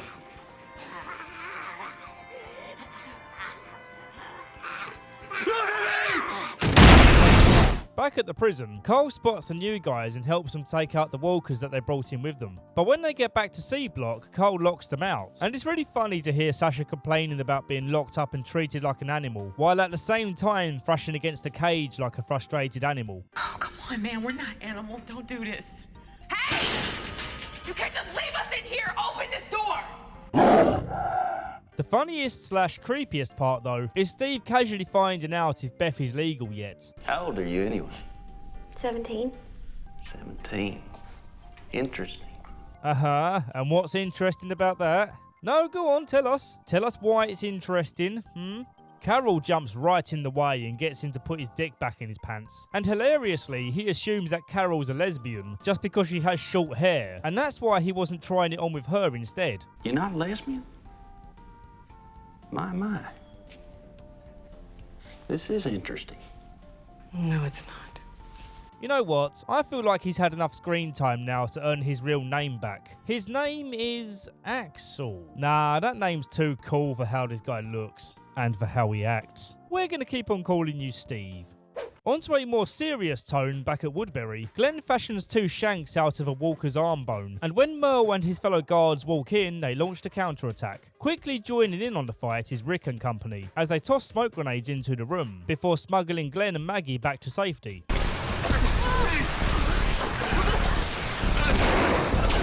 How this smoke doesn't affect both parties equally is baffling, but we carry on. What follows is a shootout in Woodbury, and this sequence perfectly illustrates my biggest bugbear when it comes to shootouts in TV and film. I really can't stand the trope of people firing hundreds of bullets at each other, and yet for the good guys they rarely ever get hit. It really makes you feel like the enemy are just firing blanks at them.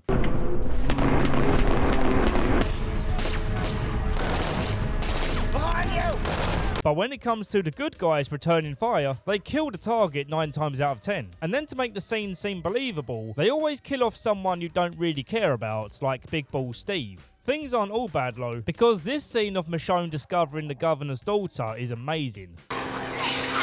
No! Don't hurt her. He genuinely looks desperate for Michonne to let his daughter go.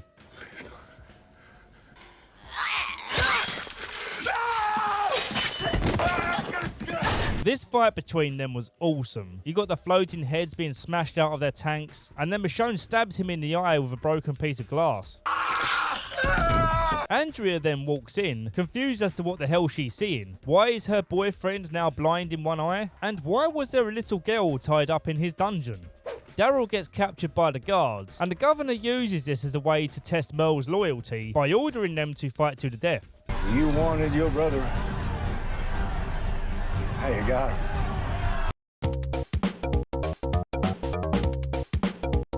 Merle attacks Daryl, but tells him to play along as he's got a plan to get them out. But whatever his plan was gets overtaken by Rick throwing in more smoke grenades. I like how the governor looks here as he slowly walks through the smoke, his punctured eye still bleeding through the gauze.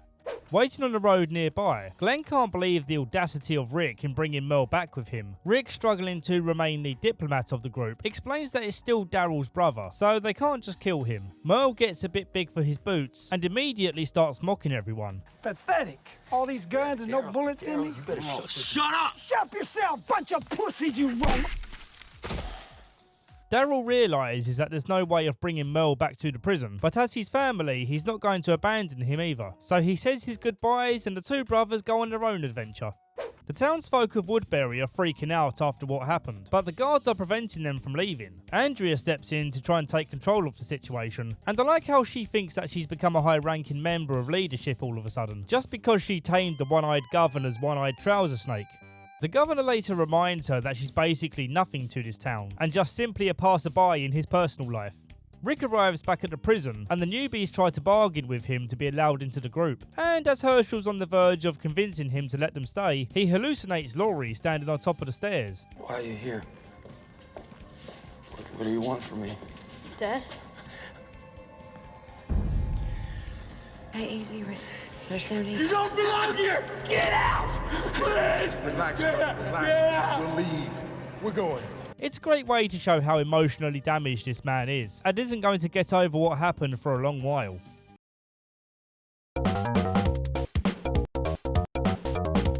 Rick keeps seeing the ghost of Laurie, and he spends most of the episode chasing after her. I remember when I first saw this, I found it really irritating and kind of cheesy, and while I still feel the music is a little bit too manipulative,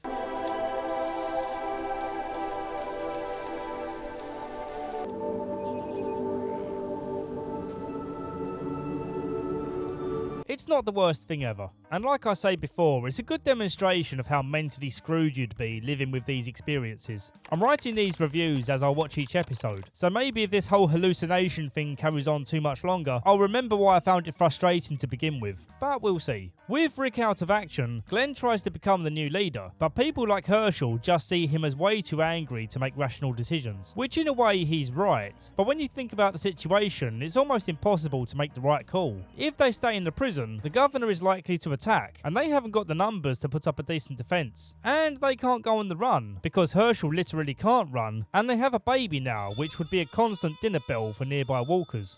Daryl and Merle are getting frustrated in each other's company, with Merle constantly suggesting that he's turned soft and doesn't care about Merle anymore. When we were kids? Huh?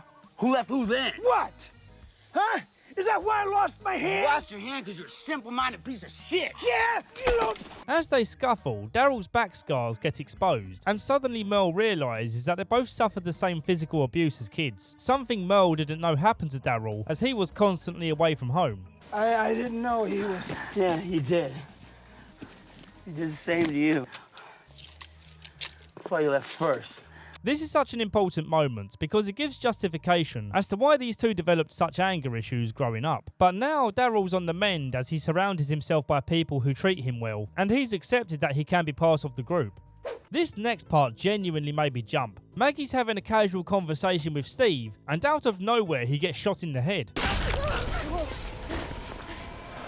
The governor's here, and he's just looking to show them who's boss, rather than trying to take out the prison, as is evident by the fact that half the time he just fires his gun aimlessly in the air. Interestingly, he lied to Andrea earlier, saying he had no intention of attacking the prison. How she still trusts him after everything that's happened is a mystery. No one else of any importance gets killed in this attack, but the governor does leave them with a present. It's a truckload of walkers to deal with. But they cleared out the yard easily enough last time, so this will just be a slight inconvenience.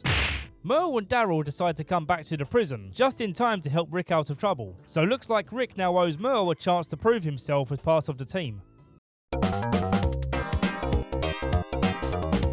Merle is advising them all to make a run for it, knowing how powerful the governor is. Rick struggles to come up with a plan, but Herschel won't just let him walk away from his responsibilities. Get back here! I put my family's life in your hands. So get your head clear and do something. Herschel may have lost a leg, but he grew himself a big old pair of balls. Get over here! Andrea is once again stepping over her boundaries by giving orders to the community. She also asks the scientist guy Milton, classic science guy name, to help her escape and get to the prison. Milton straight away tattles on her to Mr. Bossman, and it's this scene where he dons his famous eye patch. Governor says he should help her, knowing that so long as he knows what she's doing, he has complete control of the situation. On their way to the prison, they bump into Tyrese and the newbies. Milton offers them shelter at Woodbury, where Rick denied them of that privilege. When Andrea does get to the prison, she isn't given the warm welcome she was hoping for. Everyone's suspicious of her for literally sleeping with the enemy. Andrea rightfully bites back, calling them hypocrites for allowing Merle in while being hostile to her, which, yeah, is a fair point. Carol advises her to go back to the governor, slap cheeks with him, and then kill him while he sleeps. Better sleep with one eye open, governor. Oh, or maybe just don't sleep at all in your case. She gets up completely naked. Nice. And when she goes to take him out, she sees him all snug as a bug and decides he's simply too cute to die.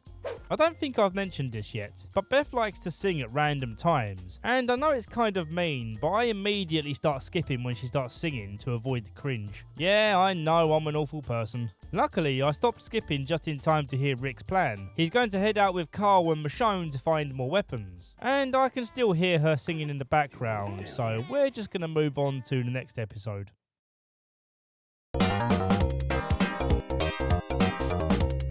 One of the more depressing openings, they drive past a man begging for them to stop, and the man continues running after them down the road where they have to temporarily stop.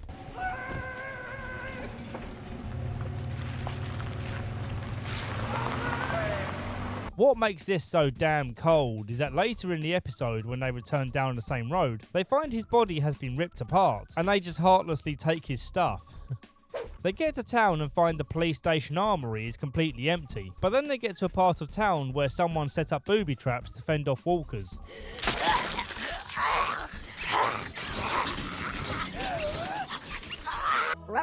You must find your way out of this place or you will surely die. That someone then pops up on the roof and orders them to drop their weapons and get the hell out of there. Of course, they don't listen and return fire, with Carl being the one to successfully drop the guy. Oh my god, it's Morgan. When Morgan comes around, he attacks Rick, not remembering who he is. This guy's basically gone insane from all the death he's experienced, including his son Dwayne. It takes him a few minutes before he realises that he knows Rick, and can therefore let his guard down around him. I know you, I know who you are.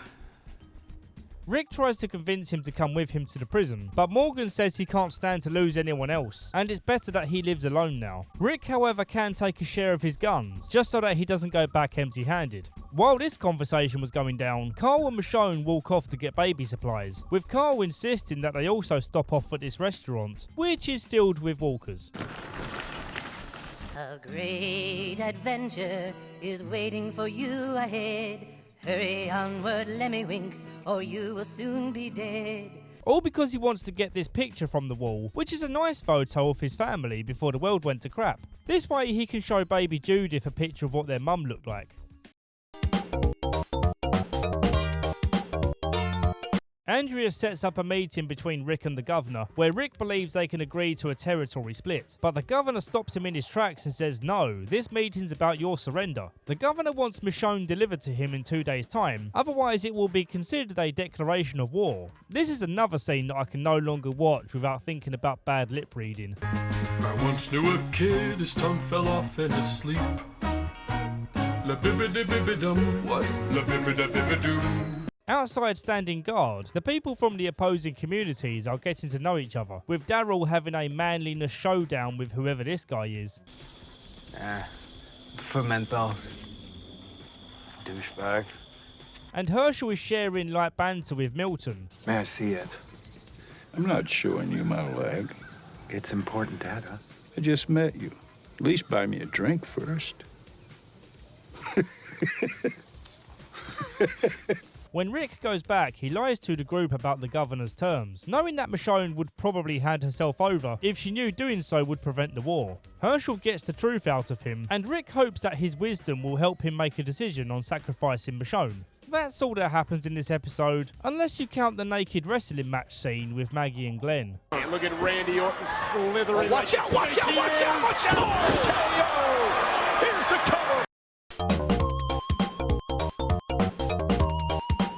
Andrea sees the Woodbury folk arming up for an attack, and Milton warns her that the governor's plan is all BS. He's going to kill all the prison people regardless. He then shows her the governor setting up some kind of 50 Shades playroom, ready to capture, torture, and possibly fondle someone.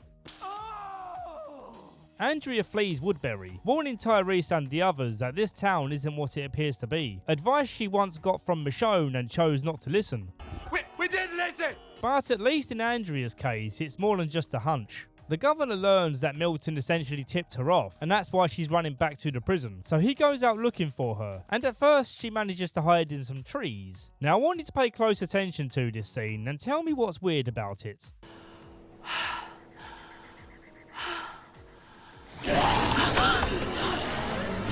Where the hell did this walker come from? Was he crouching behind the tree this whole time? I do find it annoying in this series how the walkers randomly decide not to make any noise when it's convenient for the delivery of a jump scare. But at all other times they're making noises like a cat throwing up a hairball. He eventually spots her running across a field and starts honking the horn at her. What? Why? She knows you're there. All you're doing at this point is drawing walkers to the noise, and if you plan on capturing her alive, it's not exactly going to help your cause. She hides out in the warehouse, and of course he immediately chooses the right one to go into. We then have an overly drawn out sequence of him slowly walking around trying to find her. The ending was pretty cool though. She does this cool trick where she opens the door to let the walkers through, and hides in the gap between the door and the wall. It doesn't look good for the governor, but of course he's going to survive. It would have been too weak of an exit for such a good villain. She thinks she's about to make it to the prison, but as she goes to signal for help, Governor takes her down. The episode ends revealing that she's now in his playroom. I mean holding cell.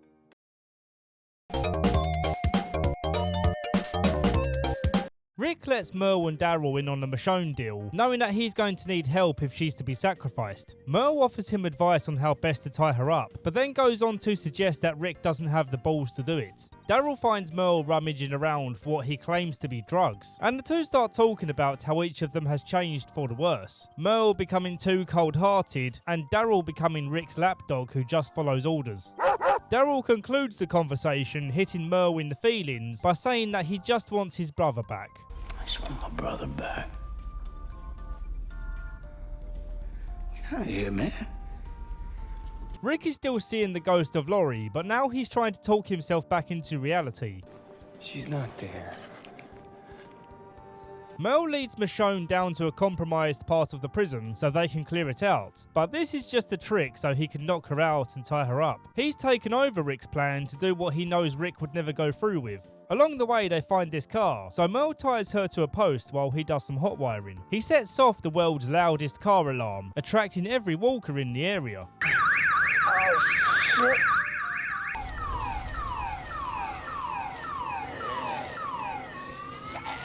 There's a cool zombie kill where Michonne uses the wires around her wrists to slice into a zombie's neck like it's soft cheese. I've wanted to highlight so many Walker death scenes in this series, but I simply can't because YouTube doesn't like it. Michonne convinces Merle that he's no different to Daryl, as he's trying to prove himself right now by doing Rick's dirty work, all the while pretending that he's his own man. Merle says he will let her go back to the prison, but he's not going back until he does something that he knows he needs to do. He finds a bottle of booze and blasts loud music from this car to create a walker herd. He then leads them to the shed where the governor's waiting for Rick. And this leads to a pretty decent shootout scene, and not a silly nonsense shootout scene like we got in Woodbury. Merle takes out quite a few before some of the more competent henchmen knock him down, and the governor steps in to finish the job. I ain't gonna beg. I ain't begging you. No. Rick and Daryl find out that Merle took Michonne there by himself, and so Daryl goes searching for him. But when he does find his brother, it's bad news.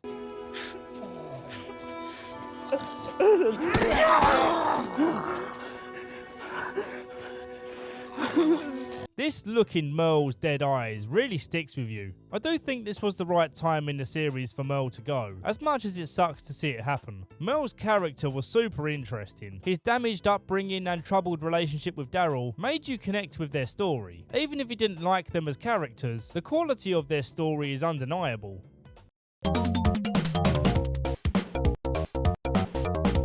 Milton is shown the consequences of his traitorous behaviour. He also burned the governor's walkers in a previous episode. When he's ordered to pick up his tools, he strategically hides a pair of pliers for Andrea, but he didn't expect that the governor would then command him to kill Andrea to show his loyalty. He foolishly tries a reverse Uno, leading him to being knifed in the belly, and he's locked inside with Andrea to bleed out. I told you you were gonna do it. And now you're gonna die. And you're gonna turn. And you're gonna tear the flesh from her bones. That's some quality bad guy stuff right there. Sasha and Tyrese make the brave decision to decline the governor's orders to attack the prison. Governor, this ain't easy to say. Well, son, I bad ugly. Opting instead to stay behind and protect the children, a move that will make it easier for them to become friends with the main group later on. They storm the prison with heavy artillery, but they find the cell blocks completely abandoned. The gang aren't too far away though. They've cleverly hid themselves away in the tombs of the prison, where they gain the advantage through familiarity of the layout, and using the prison alarm to disorientate. Get the hell out of here! They manage to push them back and they flee home. One of the younger soldiers bumps into Herschel and Carl, who were taking cover in the bushes. Carl has a moment of cold-heartedness when he puts down the kid, who was in the process of handing over his gun. The governor's furious with his community for retreating so early, and to the surprise of even his most loyal soldiers, he starts mowing down the ones he perceives to be weak.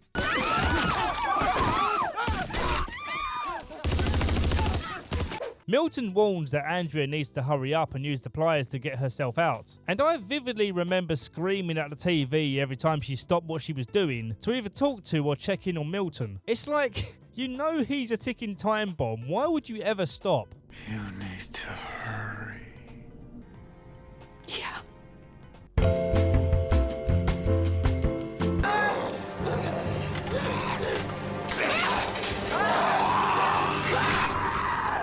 En route to Woodbury, Rick and the gang find a survivor, who reveals what the governor did to Sasha and Tyrese. He killed them. They find Andrea dying from Milton's munching, and Rick leaves her his gun so she can go out by herself. I'm glad Andrea became more likeable towards the end, but I certainly didn't shed a tear for this funeral. The season ends with Rick welcoming the surviving members of Woodbury to the prison.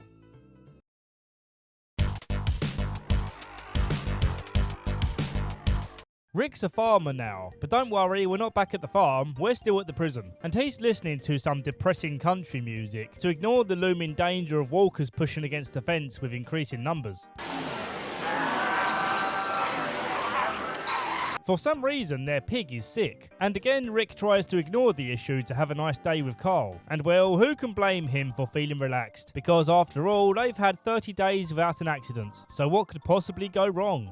The prison is now a happy little community, with everyone seeming thankful to the people in charge. Like, this kid Patrick is kissing Daryl's ass for bringing home a deer to eat. It was a real treat, sir. And I'd be honored to shake your hand.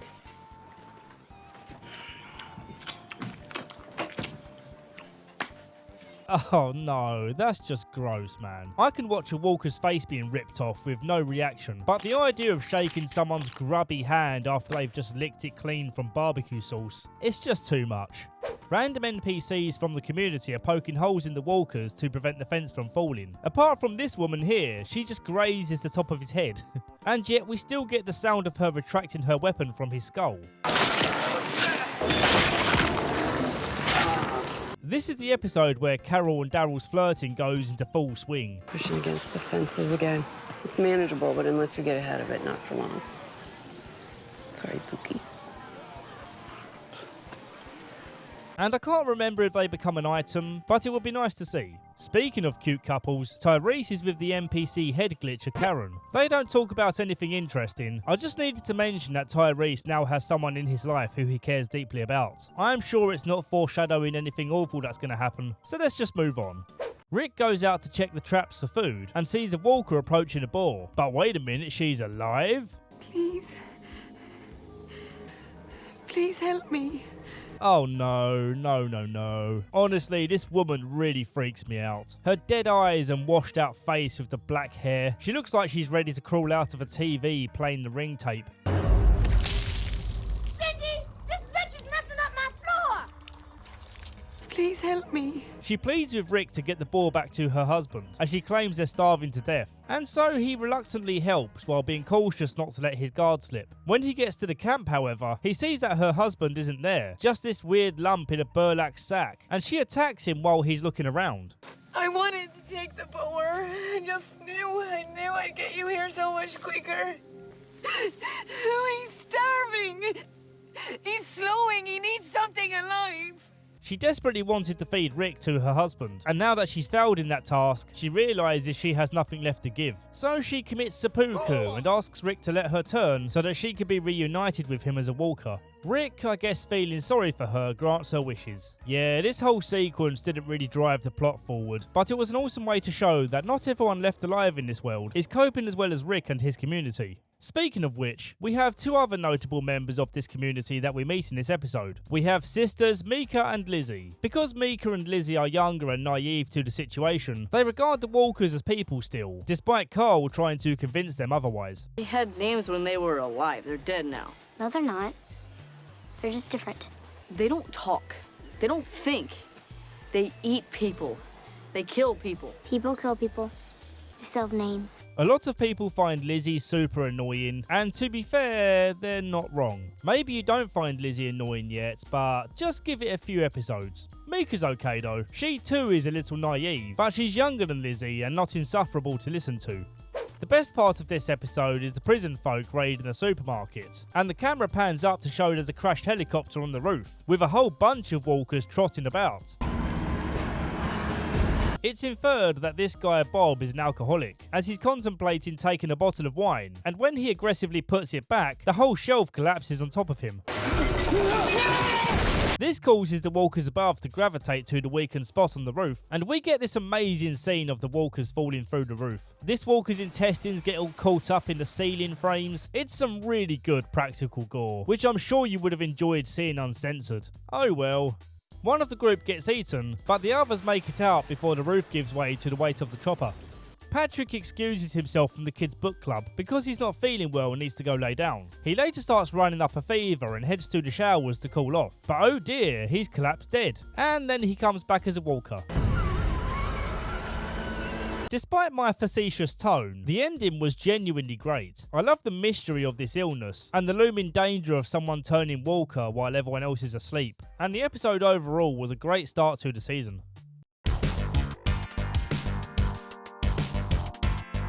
Episode 2 opens with an unknown person feeding rats to the walkers, which is kinda concerning, but not as concerning as Patrick walking into the prison cell and ripping out someone's vocal cords. After this intro finished, you'd expect it to cut to absolute chaos in the prison cells, but nope, everyone's just waking up nicely like it's a casual Sunday. Patrick spent the entire night feasting away, and now that he can hear someone giving their throat the morning clear out, he finally leaves the cell. Farmer Rick and Carl hear gunshots from inside the prison, and everyone scrambles in a panic. And now we have chaos in the cell blocks, with people flapping about and getting picked off by walkers. No one we care about though. Come on, it's episode 1, that's not how it's going to go down. Mika and Lizzie's dad dies though, and this is probably the one scene where Lizzie comes across like a human child. It's actually upsetting watching her try to pluck up the courage to end her dad before he turns, but ultimately not being able to because she is just a child, and it's good to be reminded of that. They discover Patrick's body was the only one that wasn't bit, and conclude that he was the first to fall victim to this deadly flu going around. So the group separate the people who were exposed to the virus to prevent further spread. And yes, I'm resisting the urge to make the obvious real-life comparison here. Outside, Carol goes to comfort Lizzie, but it turns out she's not crying because of her dad. She's crying because someone killed the walker she liked. He said he was special and now he's dead. Why did they kill him? Why did they kill Nick? Stupid. Thank you. This episode has a key character revealing moment for Michonne. She refuses to hold Judith while Beth goes to clean up her shirt, and then when Michonne does agree to hold her, she breaks down.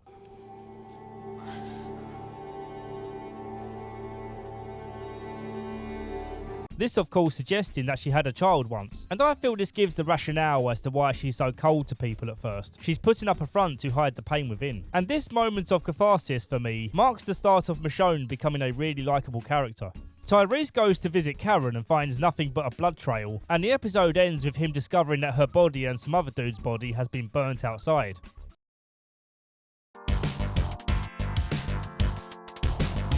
Tyrese is going crazy looking to hold someone accountable, and he picks a fight with Rick, who gets pissed because he was only trying to calm him down. In the cell blocks, people are succumbing to the virus, but now it's affecting people we care about, like Glenn and Sasha, I guess. There's a scene where Carl and Herschel are out in the woods gathering herbs for medicine, and I only mention this scene because there's a cool visual here of a walker covered in moss, indicating the amount of time they can survive without food, which makes the world a bit scarier to imagine. Carol gives her condolences to Tyrese, but then has a breakdown and tips over the community water reserve. What a dick. She looks extremely guilty, and for good reason, as she's the one that did the burning, and she later confesses this to Rick. Did you kill Karen and David? You got me. Yes.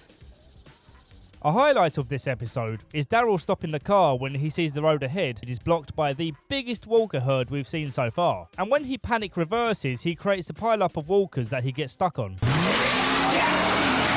can make a run for the gaps right there. So you can make a run for the woods and you don't stop for nothing, you hear me?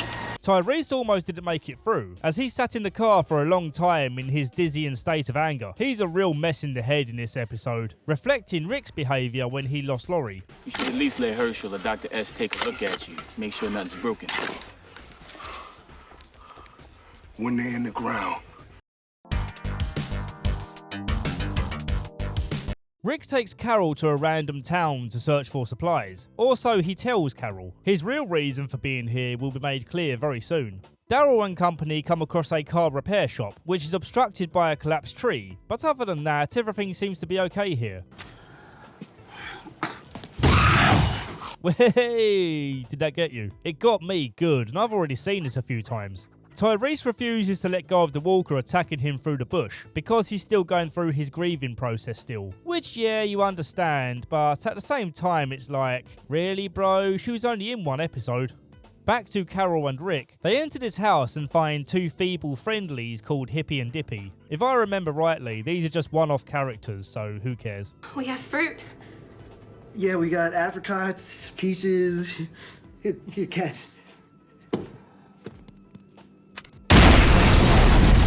Carol helps relocate Dippy's shoulder, and it's revealed that she learned to do this herself after enduring years of physical abuse from Ed. How you put his shoulder back before? Learned that from Herschel? Internet. It's easier than telling an ER nurse I'd fallen down the stairs a third time. God damn. It's a dark but clever bit of character expose that I think is cool because it's her taking a bad experience and realising she's become stronger with her survival skills because of it. Sorry. Don't be. Just fixed what needed fixing. When they're healed up, they agree to help in searching the houses. Rick gives him a watch so he knows what time to meet them back at the first house, but when the time comes, they don't return. And a quick walk around the gardens confirms their worst fear has happened. Hippie's been eaten, and as for Dippy, it appears he's dipped out. Most likely gone to sell the watch Rick gave him for weed money. I don't know if we come across Dippy again, but he doesn't come back in this episode. Daryl's crew find some sort of science building and find a good amount of antibiotics to help fight the flu outbreak. And as they jump out the building to escape some walkers, Bob falls down and he seems awfully protective of his bag for some reason. We're going to bat, man!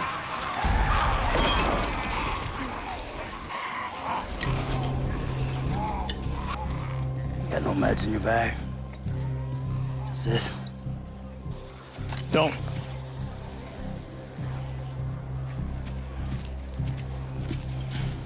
I love that Bob has the nerve to threaten Daryl over a bottle of booze. Daryl, in my eyes, is equally a leader as Rick by this point. He keeps people in check like a professional chess player. What a sick joke! The episode ends with Rick telling Carol that she needs to go, because when Tyrese finds out what she did, he'll kill her. So it's in her best interest to leave forever. She defends herself by saying that what she did helped stop the spread, but she was way too quick to kill the infected people without consulting anyone else. Some tears are shed, and Rick deeply regrets having to make this call. This is Herschel's best episode, without a doubt. The only other doctor in the prison has the flu, so it's all on Herschel's shoulders to help the sick. He tries his best to keep people's spirits up by not showing them the dead bodies when he stops them turning, even though the people here are fully aware of what's happening. He's determined to give people a dignified end, and then help the people remaining to retain their hope. Eventually, the amount of dead gets beyond his control, and while he's saving Sasha's life, a person turns Walker and all hell breaks loose. Everyone, stay in your cell! Lizzie almost gets herself killed when she lures a walker into another cell or something. I'm not entirely sure what her plan was here, but she did succeed in diverting the walker's attention away from Glenn, who at the moment is a complete mess on the floor, struggling to breathe and bleeding from every hole. Hang in there, bud, you'll be okay. Herschel sees that the only other respirator they have is on the face of the walker he pushed over the bars, so now he has to wrestle it off without damaging the equipment. Maggie pulls off this shot with John Wick levels of accuracy to avoid hitting the respirator that she knows Glenn needs to live. Glenn is stable for now, but everyone's energy is drained and emotions are shattered. Herschel most of all, who's had the day from hell, and not even the good book brings him comfort at a time like this.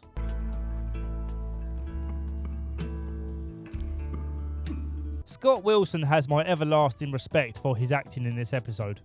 Things outside aren't looking pretty either. The Walker cluster got too much for the fence to cope, so Rick and Carl set up a firing range as they made their way into the prison. Luckily for now, they had enough firepower to stop them.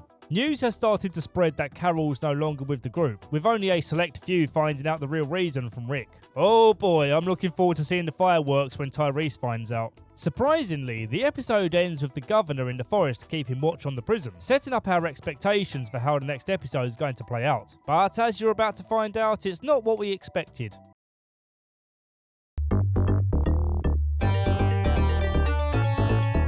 Internment was Herschel's episode. This may well be the governor's best episode. It's a flashback to the prison attack failure, and we watch a montage of him coming to terms with the collapse of everything he built. His remaining soldiers abandon him in the middle of the night, and Woodbury burns to the ground. Then it cuts to him walking the roads, all grubby and unshaven. And the whole time we watch this, we have this awesome song playing called Last Pale Light in the West. My favourite part is when he doesn't even bother trying to fend off this walker. He just moves his shoulder aside a little so the walker slips over. This amazing opening sequence concludes with him spotting a young girl in the window. So for now, he's found a group that might just give him shelter for a while. He's interrogated by this woman, Tara, and also her sister, Lily. Lily's a pretty cool character, but Tara, boy oh boy. I'll just let this part play. They were cool. Found it. Oh, stop. I cannot watch that without my body curling into a ball from cringe. Found it. She's not a consistently bad character, but whenever she does this fist bumping, it makes me want to swallow myself whole like that mythical snake. Yeah, there's no way I'm going to pronounce this name. He gives them a fake name, which I can pronounce. Brian. Even though this name is fake, I think it suits him, so that's what I'm going to call him from now on. Brian settles down for the evening, tucking into a can of tuna, and Lily knocks at the door offering him a plate of spaghetti hoops, and then instead of eating it, the madman scrapes them all out the window. This pissed me off more than it should. If he did this to the spaghetti hoops that come with the little sausages in, I'd be foaming at the mouth with rage. That stuff is sacred British cuisine. Brian helps Lily's dad to get to bed, and he takes pity on his story of wanting something fun to play with his granddaughter. So he agrees to go to his friend's house to get a backgammon set. After finding the game, he also finds his friend has turned Walker in the bathtub, and in this rare moment of pity, he puts him out of his misery. After his return, he takes a look at a picture of the man he used to be, alongside his dead family. Before he leaves the next morning, Lily asks if he can help one more time to get more oxygen tanks for her dad. And Brian almost dies in helping with this, as the hospital is jam-packed with walkers.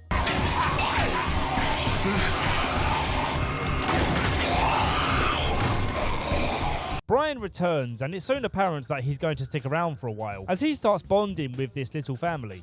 I'm a pirate. No way. But then the grandpa dies, and the road ahead now looks a little bumpy.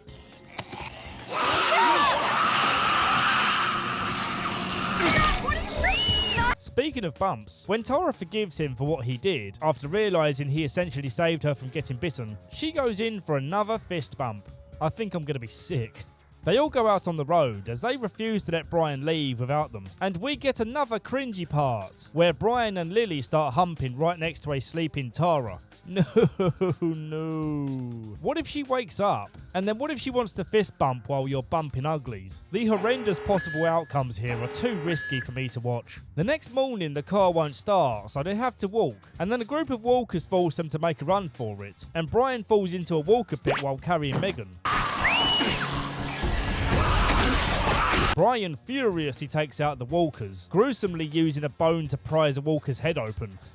It's pretty good. And the episode ends when the person who dug this ditch turns out to be a soldier from Woodbury, who I'm only just realising now is Ricky Verona from the Crank movies. And as I love these movies, that's what he's going to be called from here on.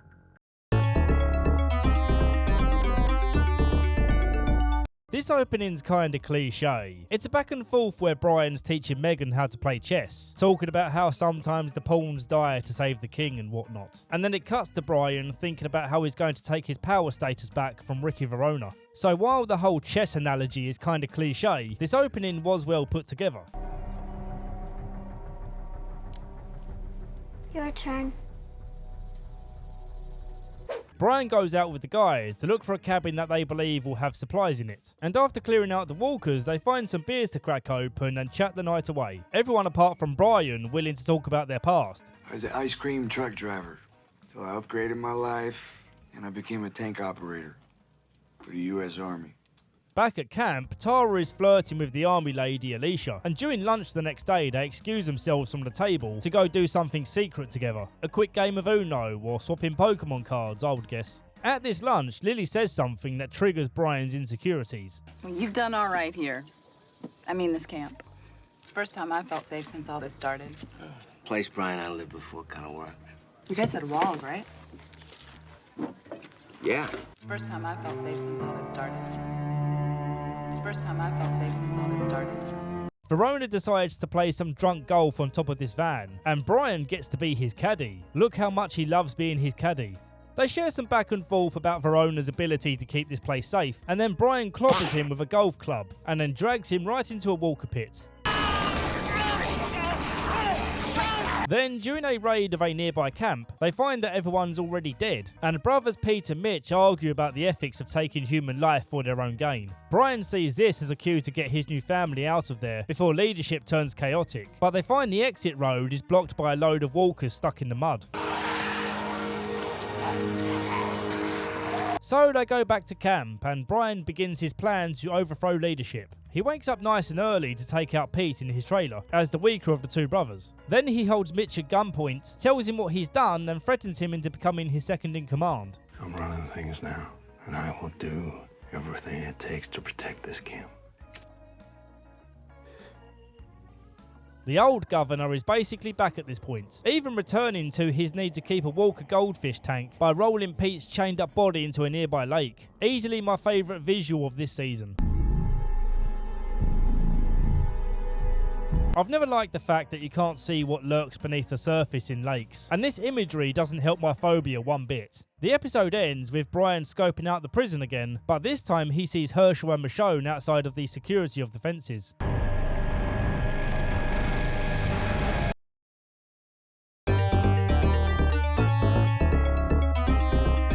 This episode is peak Walking Dead, so let's just jump right in. Brian takes Herschel and Michonne hostage, and he tells his group that they need to take the prison to survive, saying that the people currently inside are dangerous murderers who are responsible for the destruction of his old home. His love interest Lily isn't happy about this, and starts questioning if she really knows who this guy is. The answer of course being no. In his RV, Brian tells Herschel and Michonne that they're going to be bargaining chips. If Rick willingly gives up the prison, he lets them live. If not, they all die.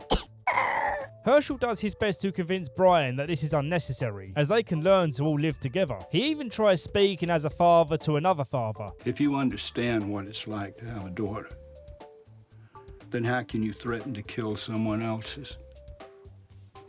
Because they aren't mine.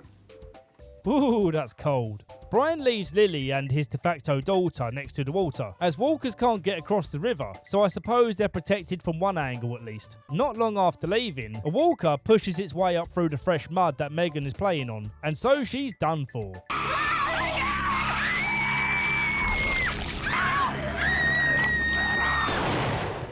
The prison shakes as the tank fires a warning shot into the guard tower, and they rush outside to see that Brian is calling out Rick to come to the gates. Rick tries to make the same pleas as Herschel, but Brian isn't interested and lays it out plain and simple. I have a tank, and I'm letting you walk away from here. What else is there to talk about?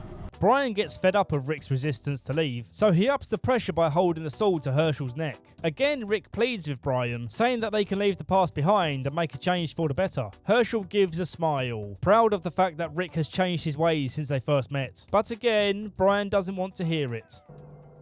Liar.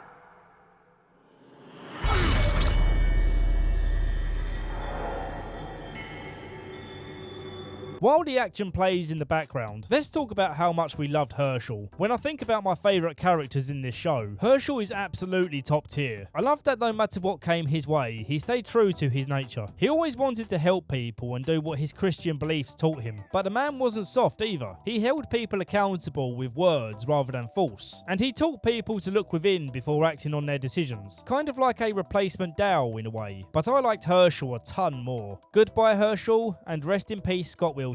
I hope to come across other media you've been in soon. Back to the shootout, I'm glad to see that people are actually getting wounded by gunshots. There are, however, a few moments where it looks like a parody gunfight. We got Tyrese who's somehow not getting shot behind his kitchen, for example. And the most unforgivable moment, in my opinion, is Daryl using this walker as a bullet shield. Now, I know basically nothing about guns, but surely these guns are firing some high caliber rounds, right? That shit would tear right through decayed walker flesh, and Daryl would be Swiss cheese by now. So in my opinion, this looks pretty stupid.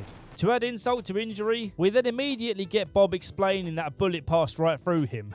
So decomposed walker flesh is somehow tougher than Bob. It really did add some sour to this otherwise sweet shootout sequence. Back to the good stuff. Rick and Brian are brawling on the grass, and Rick is getting the worst beatdown of his life. Brian is close to ending him when all of a sudden, shink, Michonne to the rescue. I genuinely forgot this is how he dies, so it was still very entertaining on second watch. Oh, I forgot to mention, as the shootout began, Lily arrived holding her daughter's body, and Brian acted quickly to end her before she changed. This is a nice payoff to him saying earlier that he now realises his daughter Penny was dead before Michonne stabbed her, and there was no saving his daughter the minute she turned. So while this decision to kill Megan seems a bit quick, it does play into his mindset change. Lily finds him bleeding out, and she's the one to close the book on Brian's life.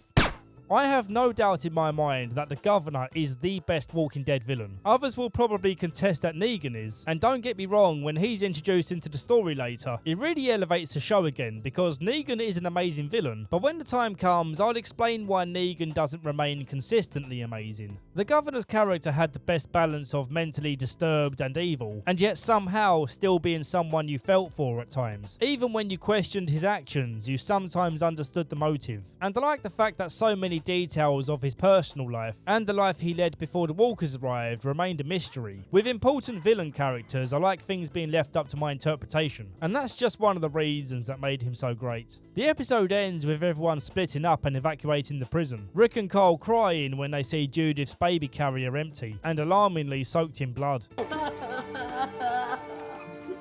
We gotta go. Don't look back. Carl, just keep walking.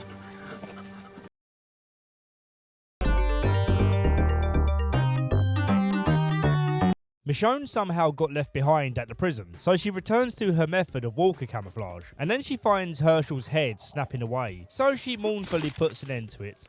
Rick and Carl were looking for a place to lie low while Rick recovers from his whooping, and we have Carl suddenly being rebellious towards his dad, which might seem like a dick move, but remember that Daddy was basically his hero, and he's had to watch him lose his best friend, his wife, and he lost their new home, the prison. Also, to the best of their knowledge, he lost Judith too, so his faith in him is a little tested. Plus, he's tired of being treated like a kid who can't handle walkers by himself. Hey, asshole! Hey, shit face! Hey, watch your mouth! Are you kidding me? The tension continues into the night, where Rick gets tired of his back-chatting and refusal to eat when advised to. I don't want any. Eat it. Now. We then cut to a dream Michonne is having dinner with her son, boyfriend, and friend, I think. And when she looks back at them, they got no arms, and also the world outside is falling apart. I like it. Then she wakes up inside a car, with her walker companions cleverly tethered inside to provide protection. Rick, on the other hand, isn't waking up, and Carl is getting panicky about it, and all this commotion attracts some walkers outside. He lures them away from the house before shooting them for whatever reason. But then he gets himself caught out by another walker nearby, and he struggles to get free from the situation.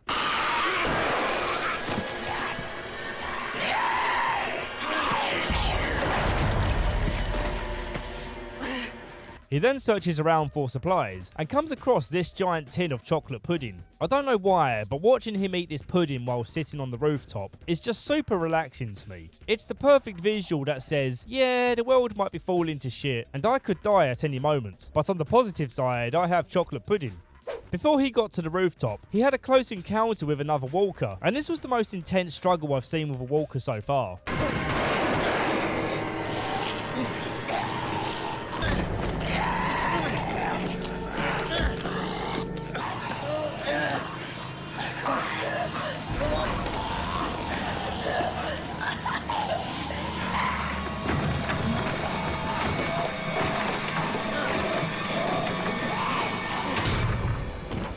He was way out of his depth in this situation, with no one around to save him. This made him realise how much he actually does rely on his dad for protection. And later on, when he thinks he's dead and turning into a walker, that moment of realisation peaks.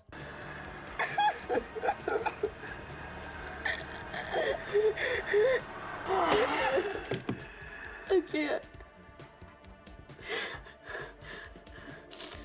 I was wrong. I've got to admit, the first time seeing this, I was almost convinced that he was turned. But nope, it's a fooled you moment.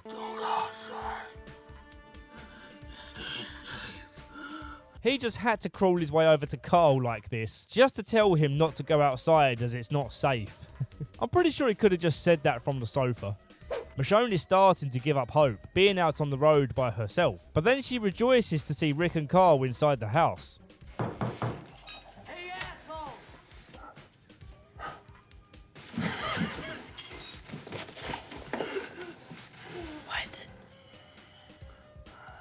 It's for you.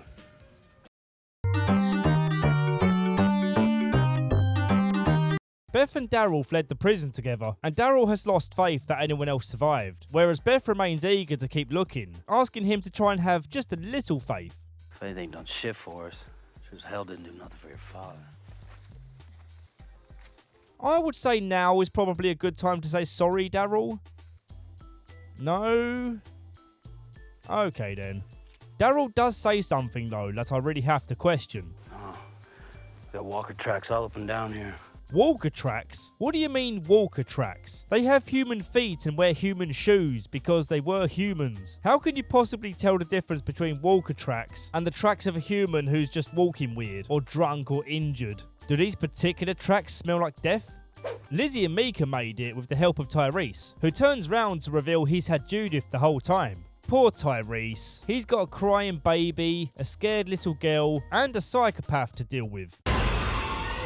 A psychopath who almost smothers the baby to stop it crying.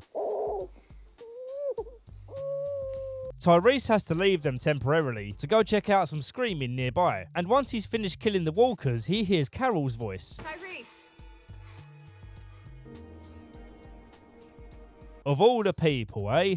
Tyrese doesn't know what she did yet, so naturally he's super pleased to see her. I genuinely can't remember how he reacts when he does find out, so it'll be a cool surprise. Well, I'm assuming it will be anyway. They find a sign on a train carriage informing them of a refuge at the end of the tracks called Terminus. Maggie, Bob and Sasha are together and they come across this prison bus where Maggie clings to hope that she'll find Glenn inside, but instead it's just a bunch of walkers. Glenn is alive, however. He was just the last to wake up after being knocked out by cannon fire. He puts on a riot suit and goes to leave the prison, but then he sees Tara moping about, feeling sorry for herself for being partially responsible for the destruction of his home. She's also sad because her love interest died. Yeah, I'd be crying too, she was kinda hot. To make it up to him, she helps him escape the prison, and while defending his passed out body later on, a truck pulls up with some fresh new faces to meet in the next episode. You got a damn mouth on you, you know that? What else you got?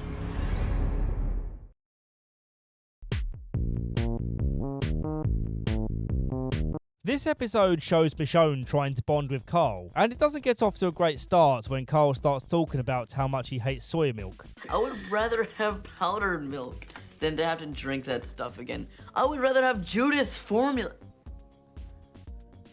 Yeah, that felt perfectly natural. Why would we do another take?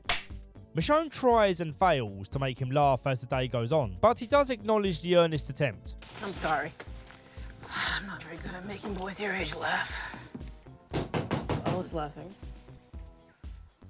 Inside. As they raid a house together, she starts to reveal some personal information, like her baby son Andre. And I really like that she's finally confiding in someone, so we the audience can finally learn more about her.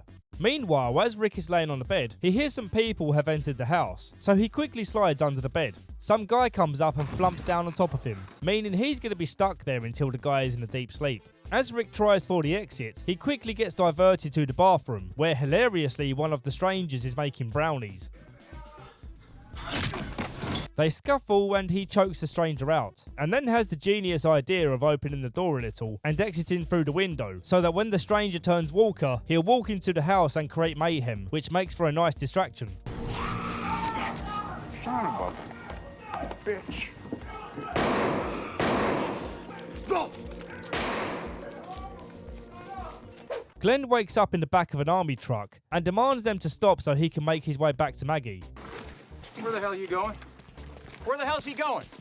Before we continue on, let's introduce these new people. Abraham is a US Army sergeant who takes pleasure in killing walkers. Oh, honey, look at you.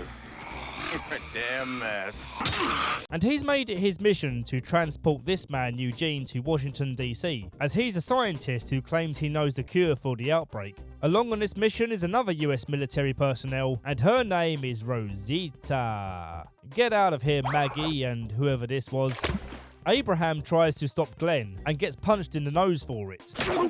Pretty ballsy to punch an army sergeant, mate. And as expected, he gets a whooping right back. As the ladies try to break them up, Eugene tries to take out the walkers all by himself, but because he's an incompetent boob, he shoots the petrol tank full of holes.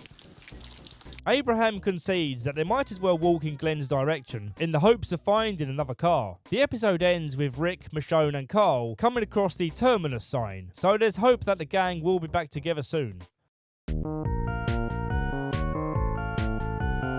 I remember hating this episode when it first came out, because absolutely nothing happens. It's just Beth and Daryl walking around together talking. But on second watch, I can appreciate the character building that goes on here, and there were a few good moments. The opening especially is the most visually pleasing and exciting so far. They hide out in the trunk of a car while a massive walker herd passes by, and there's also a big storm going on, which adds a layer of suspense.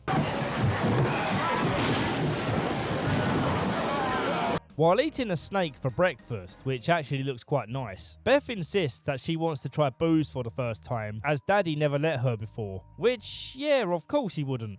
Why would he let you drink? You were only 17 at the time. So off they go to a nearby golf club to see if they can score some booze. And I know it's a small detail, but it's cool that we get to see Beth picking out new clothes. I feel like an essential part of their survival is finding fresh warm clothes to wear, or just any clothes that aren't covered in walker guts. But it's not something we ever get to see.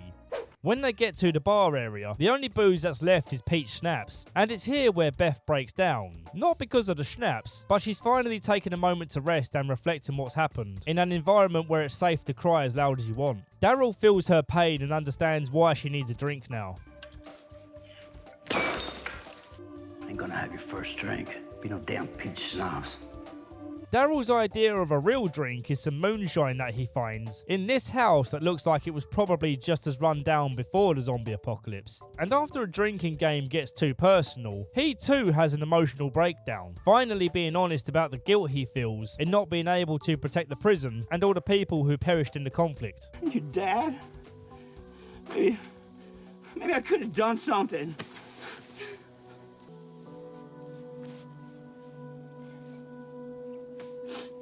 This is a key moment of connection for these two, and they have a deep conversation throughout the night, before deciding that they should be leaving the past in the past with a symbolic burning of the rundown house. The episode was better on second watch, but bear in mind when I first saw this, we had to wait a week in between episodes, so you can imagine being excited after having waited all week, and then when your new Walking Dead episode comes out, nothing really happens in it.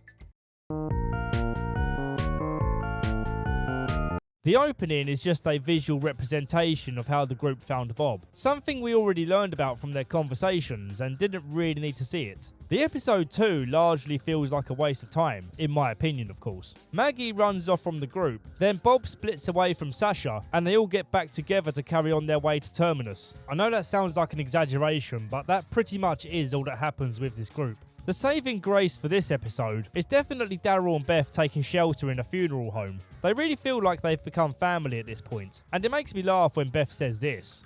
Go ahead and play some more. Keep singing.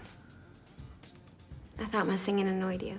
See, I'm not the only one who doesn't like her singing. This scene of her singing, however, doesn't trigger me at all, because in this particular case, she was invited to sing by Daryl, so she didn't just start singing randomly, without any consideration for if others wanted to hear it. It's the difference between you clicking on my video and me turning up to your door unannounced and talking to you about movies and TV series for an hour.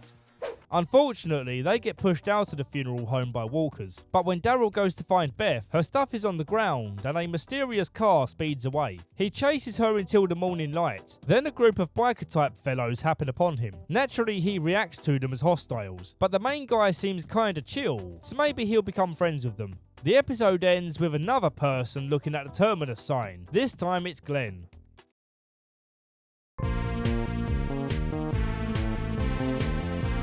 Oh boy, this episode is heavy stuff. The opening is Lizzie playing outside, but she's not playing hopscotch or bloody knuckles like a normal kid. She's playing tag with a walker.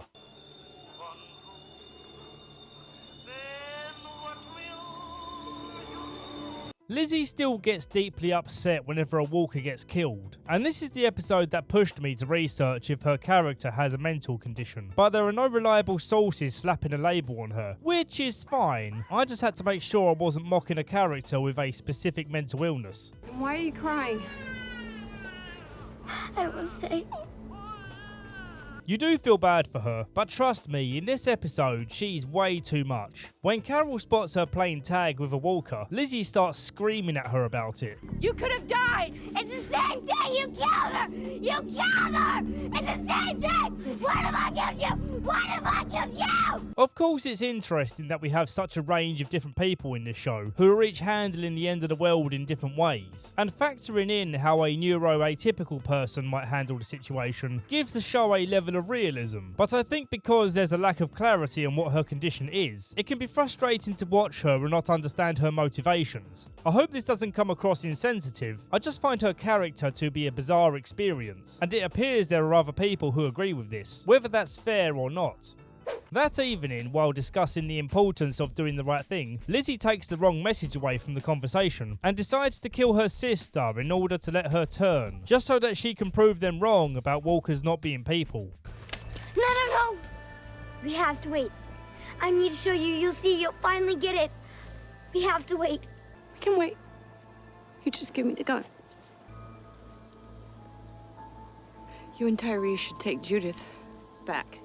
It's not safe for her. Yeah, this scene's pretty messed up. I like how Carol keeps her composure to remove the danger from the situation, before then breaking down when Lizzie is out of sight. Carol knows the only way forward is for Lizzie to be put down, as she clearly cannot mentally cope with this world, and has now become a danger to others. I love you, Lizzie. Just look at the flowers.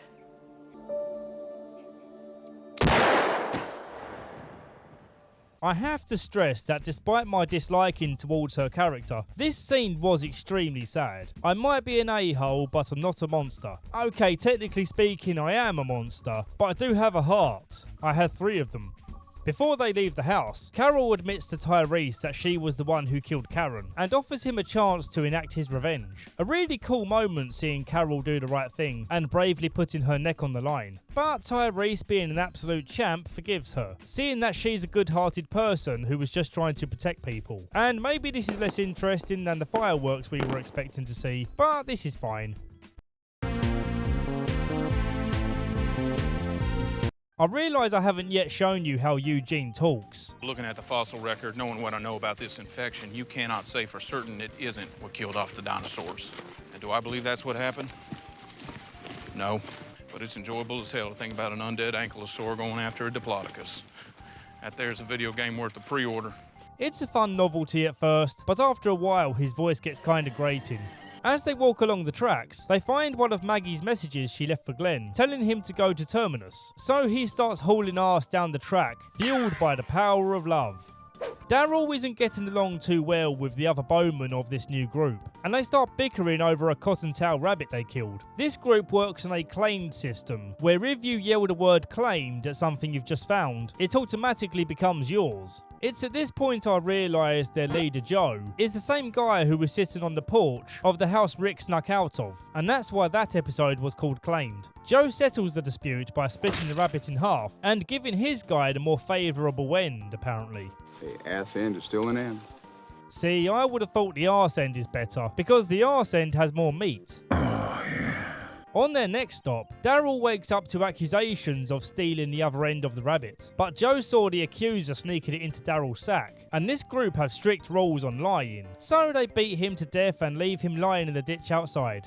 Glenn's group come to a long tunnel on the tracks, and as Abraham rightly points out, it would be foolish to go through when they can hear walkers somewhere in the darkness. Glenn isn't deterred by this tunnel, but Abraham's on his mission to keep Eugene alive, so they part ways. We get this really funny moment of Eugene trying his luck. I have to say, you were seriously hot, Tara. Yeah, I like girls. Well, you miss every shot you don't take, I suppose. Glenn and Tara find a pile of rocks obstructing the way, with walkers buried within. And over the top of this obstruction is a seemingly impossible amount of walkers to get through. But then Glenn comes up with the idea to position his torch on the other side of the rocks, which distracts the walkers as they climb down. But then Tara gets her leg trapped under a boulder, which is far too heavy for Glenn to shift. They're coming. I'm not leaving. I'm not leaving. And just as all hope looks lost, a car pulls up and saves them.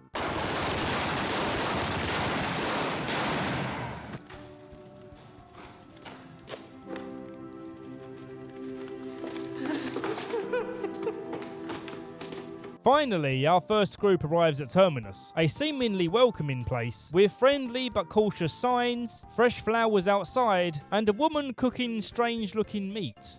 I'm Mary. Looks like you've been on the road a while. Let's get you settled and we'll make you a plate. Welcome to Terminus.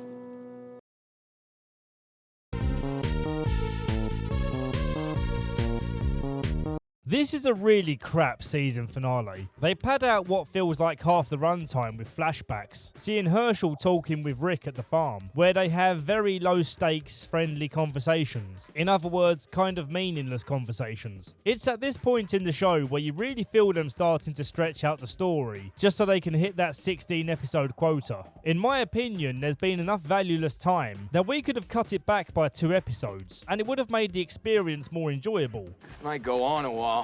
Maybe we can speed this up. That's not to say it's been all bad, but I'm really starting to feel that stretch. Rick, Michonne and Carl are making steady progress to Terminus. They find a car to sleep in overnight, but then Joe shows up holding a gun to Rick, as one guy from his group remembers Rick's face from the Claimed episode. I wasn't going to mention it, but as Rick was hiding under the bed, 2 guys had a fight over who gets to sleep on it, and I thought this guy who was being choked out on the floor was dead. But as we can see him now, it turns out he was just passed out. The creepiest looking guy in the gang eyes up Carl and begins trying to assault him at knife point. Daryl steps out from the shadows and pleads the case that this group are good people. But Joe isn't willing to accept this because of what Rick did to the toilet guy. Luckily, Rick finds an opportunity to headbutt him, and they manage to pull off a counter-attack on Joe's gang. Rick, seeing red, guts the fat guy like the pig he is. It's very gory, but it's very justified.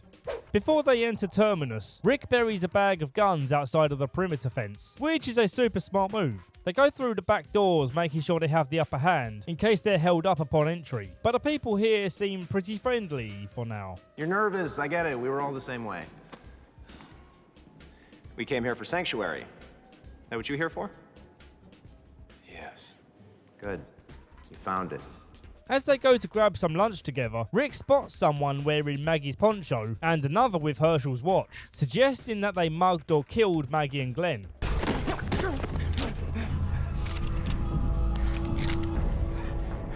Where the hell did you get this watch?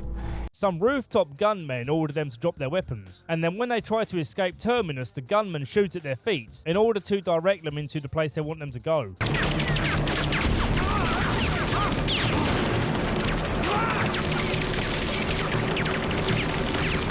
Anyone with half a brain would realise what the Terminus gunmen are trying to do here, and you would try to outsmart them by not going down the path that they're obviously trying to get you to go down. But apparently Rick and Co are easily herded like sheep.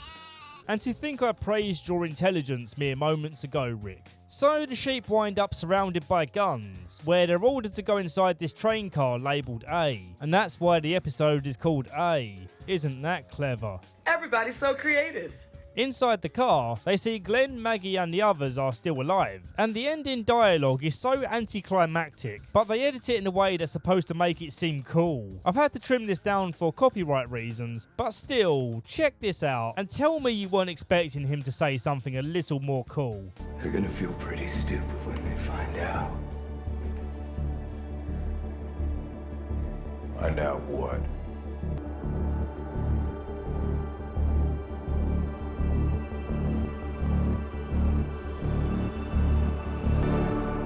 They're screwing with the wrong people.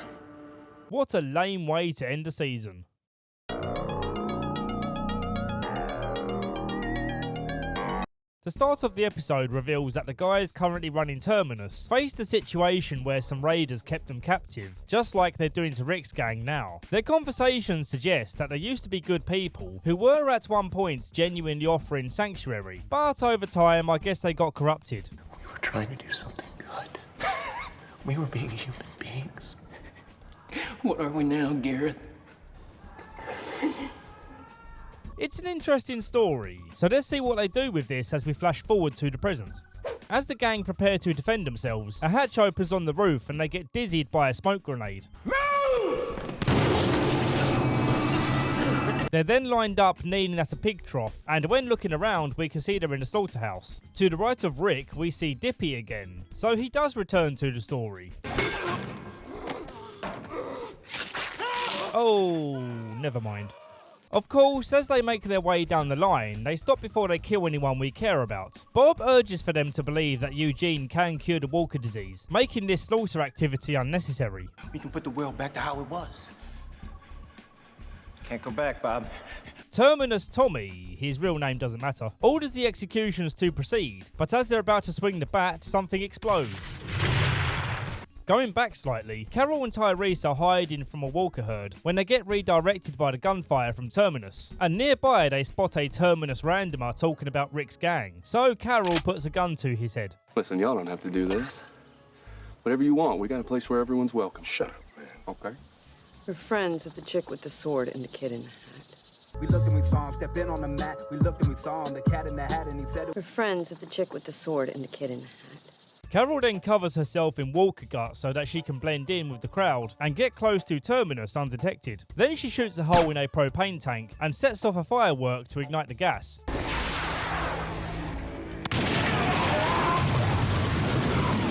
Okay, that was pretty satisfying.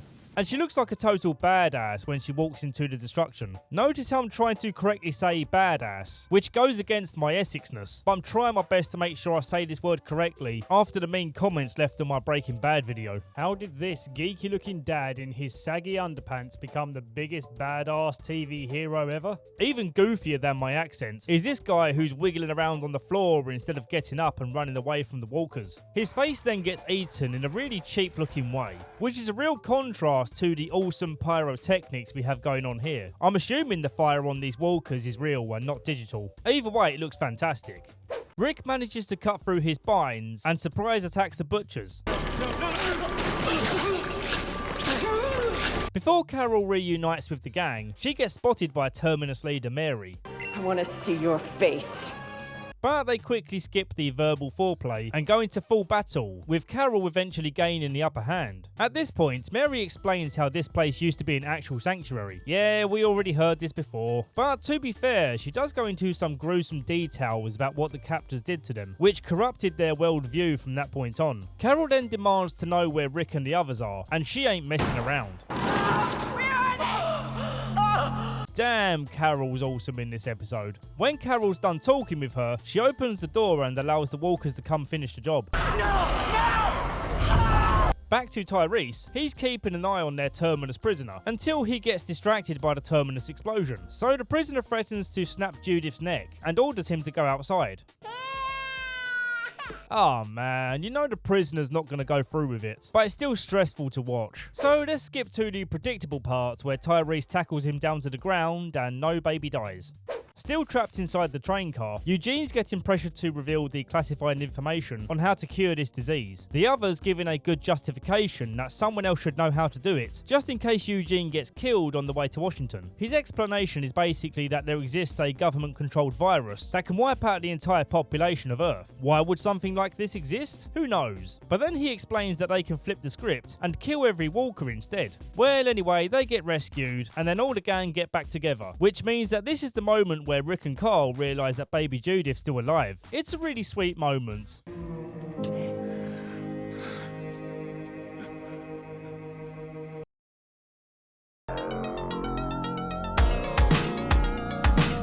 This 7-minute long cold opening is almost a complete waste of time, filled with pointless slow-mo shots of them just walking. Wow, so cool and interesting. We simply have to film this part in slow motion. The end is at least a little intriguing, as Daryl thinks he spots someone stalking them in the woods. Naturally, they included the Tara fist bump moment, just to personally attack my soul. Despite my bitching, the actual episode is pretty decent. They come across a vicar in distress, who somehow marooned himself onto a tiny rock, surrounded by walkers. You okay? Yes. Thank you. His name is Gabriel, and he claims that he's never killed any person or walker in the entire time that he's survived. To prove how he survived, he takes them back to his church, where he shows them the massive food supply he had, left over from a donation before the world ended. Then they force him to lead them to the nearby sorting centre for the church donations. And this scene of the group wading around in the water and taking out walkers is kinda cool, with a fun looking walker dummy that Bob gets attacked by. For some reason, one walker's blood is purple, which makes no sense at all. Was it a mistake? All the other walkers here have your typical blood and putrid ooze colours. When they arrive back, Carl notices that someone has etched an angry message about Gabriel on the outside of the church. And that night, Rick makes it clear that he doesn't care what Gabriel did, but he will unleash hell if he tries anything with his group. Ah, come on, I want to know what he did. Before this fair warning, Abraham raised a toast in recognition of the amazing survival skills of this group. And then he urged everyone to consider doing more than just surviving by helping him get Eugene to Washington as soon as they can. An idea of which everyone gets super pumped for. Let's do it. This episode also establishes that Bob and Sasha are now an item, and I've got to be honest, I am not feeling it. At first I thought maybe Sasha and Tyrese would be good together, but then I learned they're brother and sister. And I genuinely didn't know that until writing this review. Even though I don't feel their connection, it looks like it's not going to matter anyway, because Bob gets kidnapped that evening while standing outside, and then he wakes up to find these survivors from Terminus have chopped off his leg, cooked it, and now they're eating it. If it makes you feel any better, you taste much better than we thought you would. One of the other interesting developments is Carol and Daryl spotting the car that took Beth, so they hop in their car in hot pursuit.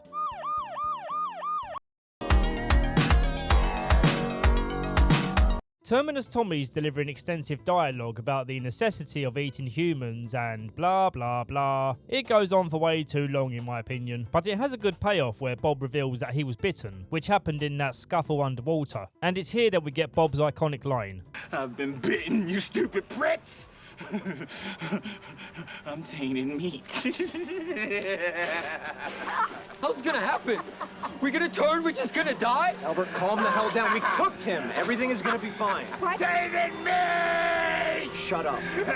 You eating tainted meat? Shut up!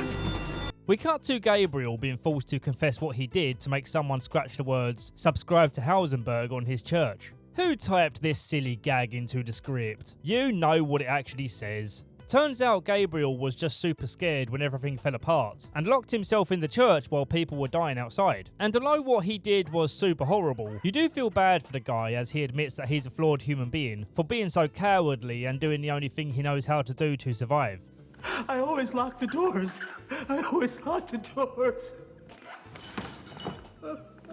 The gang hear someone whistling outside and find that Bob has been left on their doorstep, keeping him alive as an intimidation tactic, I guess. Bob reveals to the group that he's been bit, and Abraham's like, I'm a head out, because that right there is a danger to Eugene. This causes Rick to go at loggerheads with him, saying no, we can't leave without Carol and Daryl. And then Abraham says, you can't tell me what to do, etc, etc. Glenn steps up and helps them to reach an agreement to wait half a day longer. Half a day. Come high noon with tail lights. Not waiting for the other damn shoe to drop. And we will leave with you. Later that same night, the Terminus guys are back looking for trouble. But upon entering the church, everyone's hidden away. And then Rick, in his shadow assassin form, fires bullets from the darkness. Put your guns on the floor. Rick will fire right into that office, so you lower your gun. Put your guns on the floor and kneel. Do what he says. Honestly, it's satisfying to see Rick on the winning side for a change, instead of losing people again in the conflict. And we even have Terminus Tommy actually bargaining for his life. You don't have to do this. We can walk away, and we will never cross paths again. I promise you. It sucks for Gabriel though, seeing him watch a place that he held as sacred grounds being tainted by the sin of murder. This is the Lord's house. No. It's just 4 walls and a roof. He said it! He said it! The next day, Bob dies after a lengthy goodbye with everyone. I'm still not buying the relationship with Sasha, and I can't pinpoint exactly why I feel this way, but I do know that Bob's passing didn't hit me all that hard. Carol and Daryl still haven't returned, so Abraham prepares the bus to head to Washington, with Maggie and Glenn joining them. So for now, we have the group split up on 2 different journeys. At the end of the episode, Daryl comes back, but Carol doesn't. Where's Carol?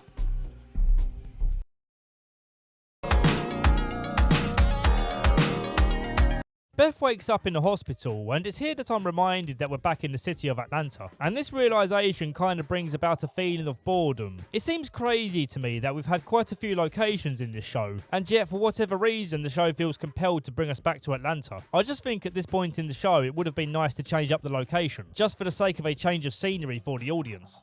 Naturally, Beth is like, yo, what the F? Why am I here and where is Daryl? But the bitchy police officer is more concerned with reminding Beth that she owes them big time for saving her life. And trust me when I use the word bitchy, because this woman turns into a can't say that word on YouTube. The doctor shows her around a bit, purely to make sure that it's explained to her that the elevator shaft is the quickest way to the ground floor. Use everything you can use. Plus, it's the fastest way down. It was very important that she was told this for when she tries to escape later. I mean to help with the bodies. Yeah, that's it. The dialogue is such obvious foreshadowing, but I will allow it this time because I think this method of body disposal is a pretty good idea. Police Officer Gorman starts giving off creepy vibes by telling Beth that everything has a cost and she's going to need to earn her keep somehow.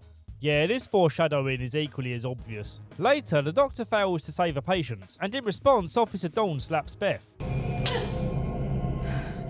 It's so weird. Why choose to save someone's life and then immediately decide you resent them, even though Beth hasn't done anything wrong yet? Sure, she doesn't appear to be all that grateful yet, but she's in an understandable state of confusion. Dawn tries offering a justification, kind of, as to why she needs to be such a demanding bitch, but it doesn't really answer why she's been so rough with Beth in particular. I know you didn't ask for this. I didn't either. I didn't either. A woman gets brought in for an emergency amputation, and she refuses local anaesthetic because she hates that creepy cop or something. Smart-ass whore. And they demand that Beth helps out by holding the patient still. Yes, you, small-framed teenage girl. We need your strength to hold down this woman as we cut off her arm. Beth then visits the clothes cupboard to get some fresh scrubs, and here we meet Noah. Old people watching this will remember him as Chris from Everybody Hates Chris. He's quite a likeable, down-to-earth character in this, who is openly aware of this place being a bit strange, and he connects with Beth in their joint desire to get out as soon as possible. Creepy Officer Gorman giving her more incentive to get out by sucking on a lollipop he confiscated from her room. I don't want it. Oh, come on now. I just want to be sure I'm returning this to its rightful owner. Ugh. The doctor asks Beth to give 75 milligrams of clozapine to her patient, and as soon as she administers this, he starts seizing out. Officer Dawn demands to know what happened, and Beth gets tangled in a web of lies, with Noah opting to take the blame, saying that he tripped out the ventilator, and the doctor claims that he told her to administer clonazepam, for the benefit of those who haven't seen the show yet. He's stable, due for another 75 milligrams of clozapine. Well, you gave him clonazepam, right? Clozapine. You said clozapine? No, I didn't. You're a liar! You're a liar! Beth and Noah form a plan to escape, where Beth needs to first sneak into an office and get some keys. Gorman catches her in the act and takes the opportunity to try and take advantage of her. Luckily, however, the woman patient from earlier was lying dead on the floor as she took herself out, and she reanimated into a walker to get her revenge from beyond the grave. They both escape so far as the front gates, where Noah makes it through, but Beth gets tackled to the ground, and before she knows it, she's back in the hospital, getting yet another slap. Beth holds a shiv ready to poke holes in her captors, but then she sees Carol being carted in unconscious. Abraham's party bus are having a great time, feeling excited for their trip to DC, but then the engine gives out, causing the bus to swerve, and they get flipped upside down. Everyone's fine, of course, but we see just how cowardly Eugene is here, when he can barely muster the courage to take out one walker by himself. I know it sucks and it's scary, but it's time to be brave. It isn't voluntary. It is when you're screwed either way. So you got through the choice that might help somebody. The bus is done for, and Eugene advises that they go back to the previous town, but Abraham is tenacious in his command to carry on the mission. And we will get through this because we have to. Every direction is a question. We don't go back. I like that Abraham lets his guard down here, to be honest with Glenn. Listen, I took a pretty hard shot to the sack with that crash. I am stressed and depressed to see that ride die, but if you say we're rolling on, I'm good. That night, while taking shelter in a library, Rosita and Abraham are doing sweaty cuddle stuff, and Eugene gets caught by Tara watching them. Interestingly, he explains it as an unspoken agreement they have, where they can mutually get off on the voyeur act, as a harmless vice to cope with the end times. As he talks to Tara, he lets slip that he's the reason the bus's engine blew up, stating that he's afraid of the consequences if he can't cure the disease. That's not how it works. If I don't fix things, there's no way you people would keep me around, share resources, even protect me. Of course we would. We're friends. But the deceit goes a bit deeper than this, as we're about to find out.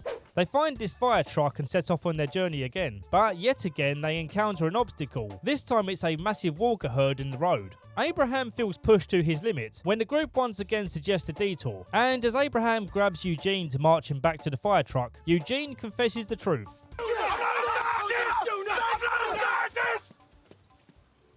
I lied. I'm not a scientist. I don't know how to stop it. This is my favourite twist in the series so far. I remember not expecting this at all, and it's still fun to watch again now. The way Abraham looks so lost and hurt with this information speaks to the talent of Michael Cudlett's acting. Josh McDermott too, who plays Eugene. I know I ripped into his character's voice, but this example of acting was a peak Eugene moment. I know I'm smarter than most people. I know I'm a very good liar, and I know I needed to get to D.C. Why? Because I do believe that locale holds the strongest possibility for survival. And I wanted to survive. Eugene then foolishly decides to explain how much smarter he is, and that's why he's able to survive. Hey! Come on! Get off of him! Woohoo! That was a brutal knockout, holy hell. As Abraham falls to his knees, giving up hope, we get a flashback to show the time when Eugene first lied to him. You can't leave. Why? I have a very important mission. Even though it's information we already knew, it just helps drive home how devastating the deception is for Abraham. The opening shows us Carol's perspective, from when she was first outcast from the prison, then seeing her crying from the heartbreak of splitting, then seeing her unhappy as she travels alone, and then finally ending with her finding that the prison's been destroyed. Kind of a weird time in the series to show this, as in my mind we've kind of moved past this already, but it was interesting to see, I guess. This episode entirely focuses on Carol and Daryl as they follow the strange car back to Atlanta, and aside from a few notable moments, there's not much interesting to talk about. Not necessarily a bad episode, as it strengthens the relationship between Carol and Daryl, but I'm more focused on recapping the plot driving moments. One moment of interest is when they come across this meeting room with frosted glass and see what we presume to be a mother and child turned walker. Daryl tells Carol to walk away, appreciating the fact that she's still in pain from losing Sophia. And the next morning while she was sleeping, he disposes of the bodies in a dignified way, a completely unnecessary act that is actually kind of stupid in that he's just created a massive plume of smoke that runs a high risk of drawing attention to their location. But on a positive note, he's just done a super nice thing for Carol here. The next noteworthy event is they investigate a van brandished with the same logo of the car they were chasing, and they discover that it came from a nearby hospital. But by the time this information is found, they're surrounded by walkers and decide to lock themselves in. This walker crowd is so small, I'm certain they could have made it through. They've dealt with way bigger walker crowds in the past and managed to survive. But of course, that's not as exciting as watching them buckle up while the van is pushed off the bridge, and then listening to the walkers falling and hitting the van.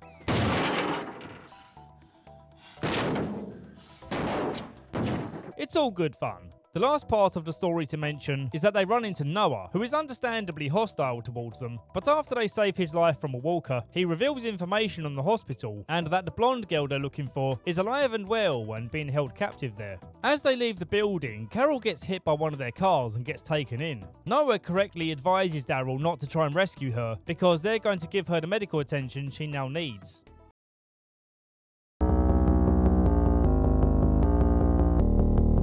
Rick and the gang are dismantling the church to add protection to the outside. And again, your heart breaks a little for Gabriel. Are you going to take the cross too? If we need it. They band together and hit the road to rescue Carol and Beth. Beth right now trying her best to keep it under wraps that she knows Carol.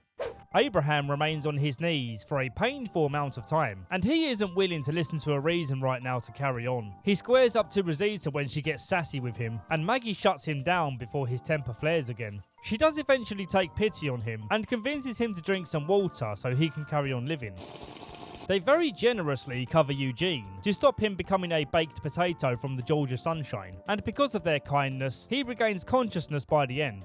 When Rick's group arrive in the city, they execute their plan where they draw out the hospital police and take them captive until they agree to help the group infiltrate the building. One of the cops cleverly appeals to Sasha's compassionate nature, and they get friendly enough where she lets her guard down, and he smashes her head into the window and makes his escape.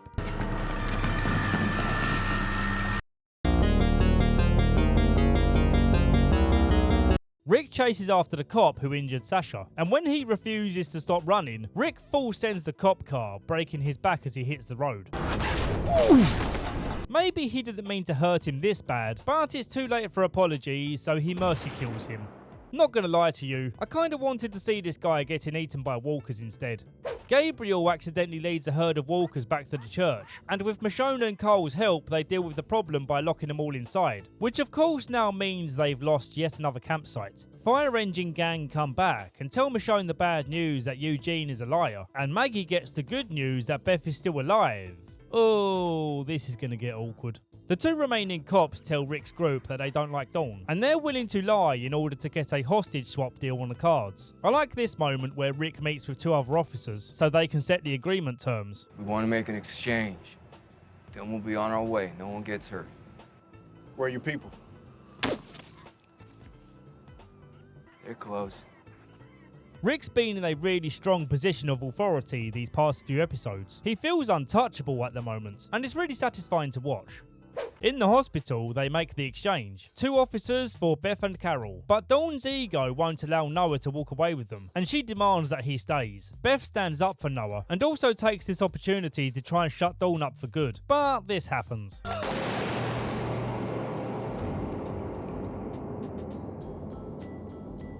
This gunfire felt very instinctual, and the way her face immediately changes signals to us that this was a mistake, and that she had no intention of it ending like this. But before she can argue her case,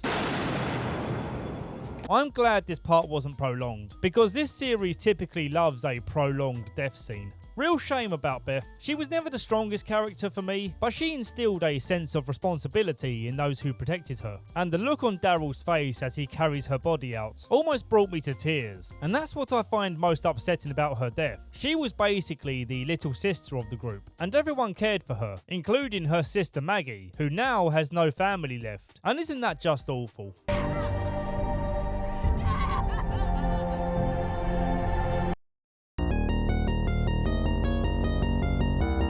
Boy, this episode stinks. The title alone is humorously lackluster. What happened and what's going on? Paired with a confused looking Michonne on the thumbnail. The cold open tries to go for something stylistic, and while it's great to see a cold open be a little experimental, it feels like a student's first attempt at an art house film. It comes across like it's trying to be all deep and meaningful, but in execution it just comes across cheesy.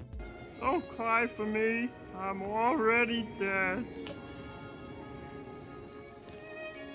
So, let's talk about the episode. Noah guides some of the gang back to his neighbourhood in hopes that they're still alive, but nah, they're all dead, and he's understandably not too happy about it. Tyrese and Noah go to his old house, while the others search the rest of the houses for supplies. Noah mourns over this body, who are presumed to be his mum. Tyrese is in the other room looking at pictures of Noah and his dead brother, and while he's distracted, he gets bit by a walker kid.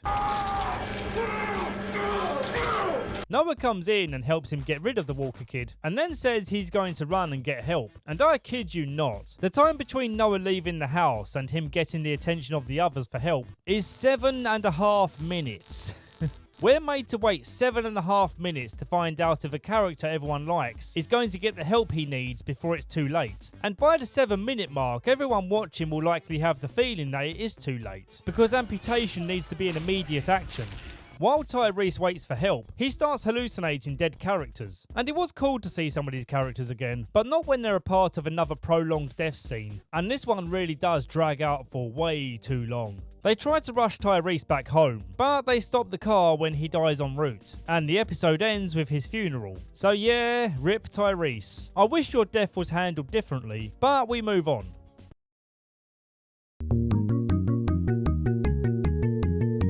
Another episode where almost nothing interesting happens. The gang are still on the road, but now they're feeling the effects of the dry season. Everyone's thirsty and everyone's starving. There were a couple of okay moments, like they get approached by some hungry dogs but Sasha kills them. And so they have some tasty dog for dinner. Then there's a scene where they're camping out for the night in a barn, taking shelter from a heavy thunderstorm. And then they have to hold the fort as a bunch of walkers push against the barn doors.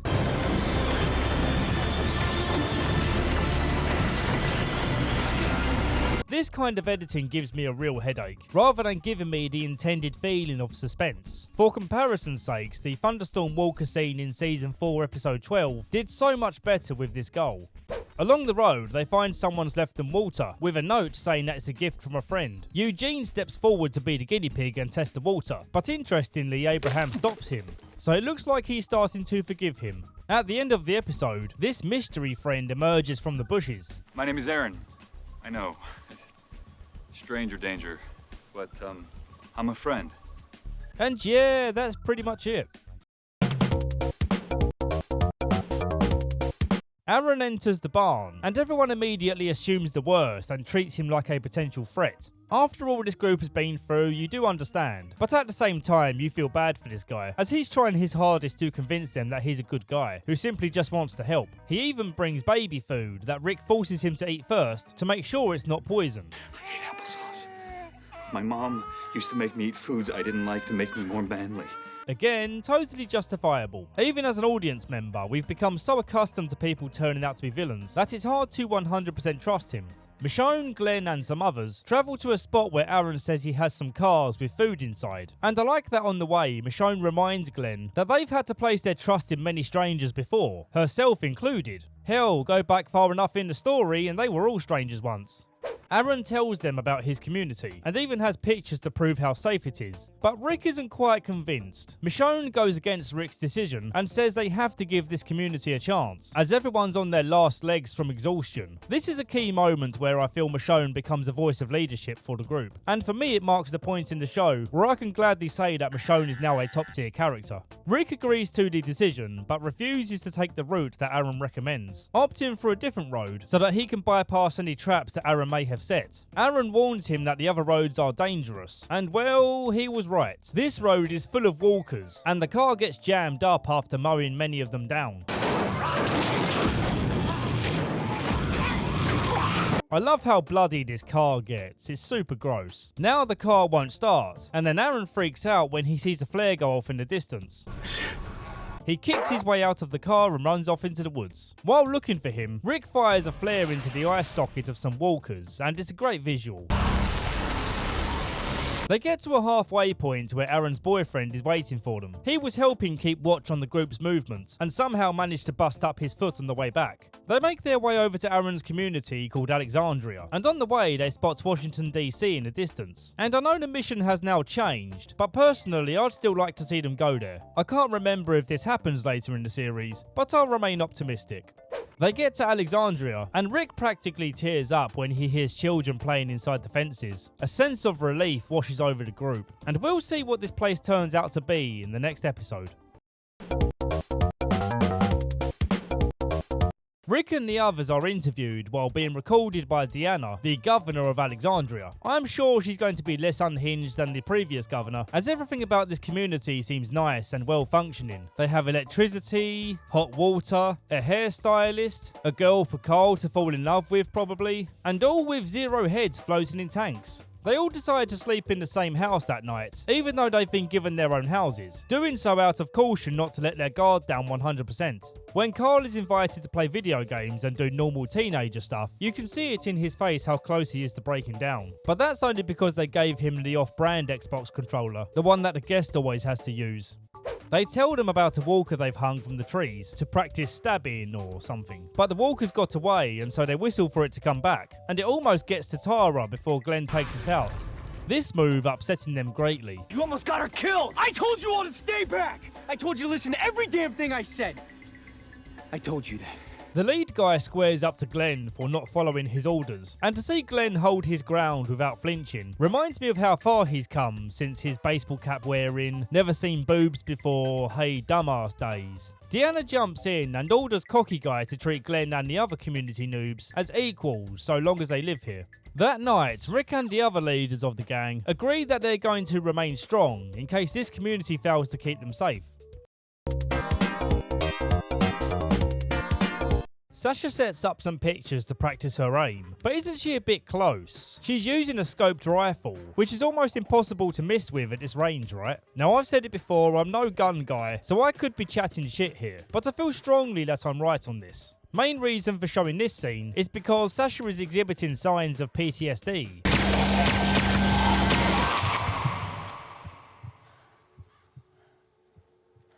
While out having a conversation, Daryl notices that a walker has the letter W carved in its head, and I was wondering when the gang were going to notice this after we saw the first walker with this symbol carved in its head in that crappy episode where Tyrese dies. I guess because they were in a rush, they didn't notice that walker. I can't remember when we find out the meaning behind this symbol, but I feel like it's going to be soon. Carol's really interesting in this episode. She pretends to be all sweet and innocent in front of this community so that she doesn't stand out as a threat. But then later when she's caught taking guns out of the stash by this kid, her dark side comes out to threaten him. You can never tell anyone, especially your mom. Because if you do, one morning you'll wake up and you won't be in your bed. Where will I be? You'll be outside the walls. Daryl's helping Aaron to try and rein this horse, but it keeps running away from the walkers, until it eventually fails to do so and gets ripped apart.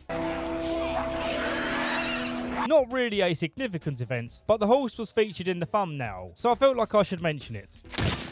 That evening, Deanna hosts a welcoming party, and it's almost alien to see them all dressed up and looking nice. Rick looking like a lot of guy goals right now. He's got the tidy look going with a slight rough quality that women love, or so I'm told. Seems to be winning over the hairstylist, Jessie. She and Rick keep giving each other boink me eyes in front of a seemingly oblivious husband. Rick even goes as far as to give her a proper cheek kiss later.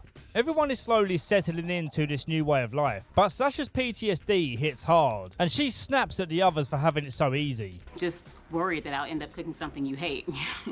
You're worried. That's what you worry about? The episode ends with Rick being in patrol as a sheriff again, exchanging let's pork somewhere private signals with Jessie.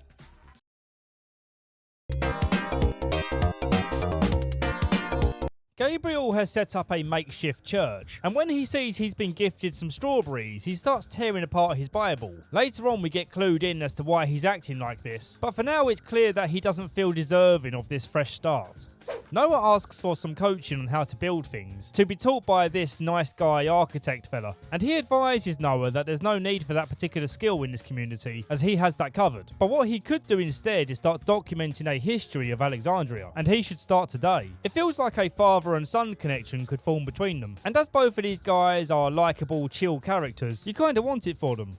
Eugene is forced into going to a nearby electronics place to get parts for a solar panel, and once again he argues that his lack of experience with a gun means he's much more useful staying at home. God, you're really that much of a coward? Yes, I am. I told you I was. Fair point. Inside the warehouse, Aiden starts shooting at a fully geared army walker, and yet despite the fact that Aiden was with the army reserves, Glenn has to be the one to tell him not to shoot bullets at a man with grenades strapped to his body.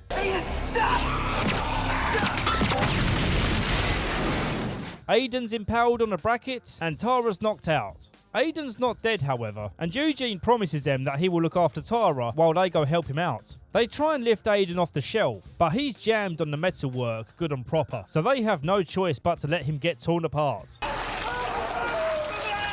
Eugene spots an exit and puts Tara on his shoulders to make his first heroic move in the show.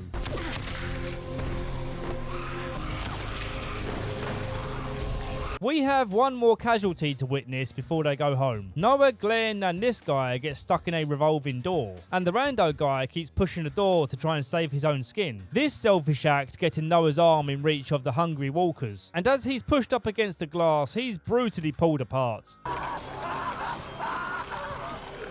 I liked Noah. He didn't have too many standout moments in the show, but his chilled temperament made him the everyman type character that's very easy to relate to. It's not so much sad that he died, it's sad because the show could have kept him for a while longer to do more interesting things with his character. Back home, Carol suspects that the young boy is victim to a violent dad, who happens to be the husband of the hot hairdresser. What was her name again? Oh yeah, Jessie. I did write this joke into the script, but at the time of writing this, I did genuinely forget her name. Carol tells Rick about this and says they have to kill him before the beating gets worse. But couldn't you just get the governor involved so that she can kick him out or something? It seems a bit extreme to just kill him straight away. Maggie overhears Gabriel talking to Deanna and basically talking smack about the group, saying that he's the good guy who deserves to be here, but Rick and the others are bad apples. They're all vicious murderers and such. They can't be trusted. They're dangerous. Wow, what a snake. Deanna plays her son Aiden's music CD as she mourns his death, and the song plays throughout the cold opening, and my god, what a jarring experience. It's a 9 Inch Nails song which I hadn't heard before, and I played it independently of the episode and found that I hated it much less, but this song being used for the intro was just a really bad choice. It really did not fit the tone at all. A depressing grunge song does not match the vibe of Carol cooking. We see the early signs of Deanna losing trust in the new guys, with her walking away from a grieving gift that Carol baked. Outside of the walls, Aaron and Daryl spot a light coming from a distant house, so at least the end of this cold opening is interesting. Deanna's reviewing interview tapes, comparing Glenn's story to this guy's story about how Aiden and Noah lost their lives, with random guy telling lies in order to distract from the shameful way he acted. They did this. It was them. But you all came back together. How did that happen? While on patrol, Rick stands by a lake, thinking about what Carol said to him regarding Jesse's husband. And who should happen to walk by but the man himself? You okay, man? Keep walking. What? What are you... Instead of killing him, he decides to raise the issue with Deanna. Yes, that's a good boy. You did well with that decision. And the second he infers that violence will be involved, Deanna's level of unease around Rick rises again. And although Gabriel was a massive douche for steering her mindset, Rick's view on the world is vastly different to Deanna's, due to his experiences. So I think this disagreement was bound to happen. In the woods, Sasha's given an emotional speech to let out some pent-up feelings, now that Noah has died too. At least I think that's what was being said. I was mostly distracted by the straw stuck in her hair, and was just waiting for it to come loose or for someone to pick it out.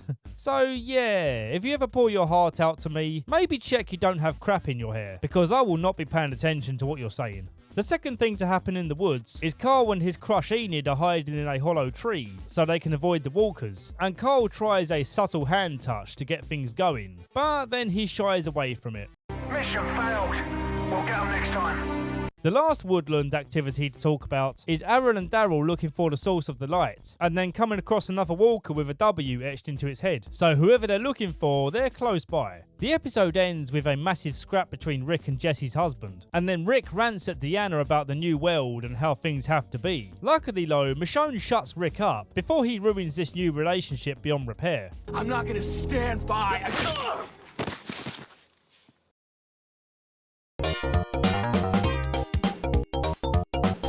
The opening shows Morgan surviving alone in the woods, when all of a sudden he's approached by a strange looking man with a W on his head. And even though this guy is trying to rob Morgan for all he has, Morgan just responds back to him like they're friends, devoid of fear or even concern for the situation. You shitting me? No, I shit you not. When the mugger ups his game and a friend joins in, Morgan responds in kind by beating them with a stick, using some neat moves we never knew he had.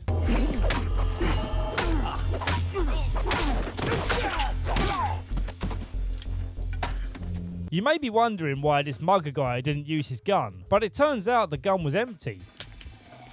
Michonne and the others are explaining to Rick that his outburst has led to a community meeting later tonight, where they're most likely going to vote to kick him out. Rick and Carol talk about handling this in a way that suggests that they're willing to resort to violent protests, whereas Michonne wants them to just be civil about it. Maggie does the very smart thing by talking with Deanna separately, explaining Rick's actions and how their experience out on the road has moulded their behaviour, but it doesn't mean they're bad people for being like this. Aaron and Daryl were tracking this stranger in red, but they lost the trail just outside of a food truck depot. Aaron says they need to stop the chase and take this opportunity to gather food for the community. Daryl opens one of the trucks, which turns out to be a trap that opens all of the trucks, containing a crap load of walkers. They're quickly surrounded and attempt to make their way through the crowds, but then they wind up taking cover in this nearby car.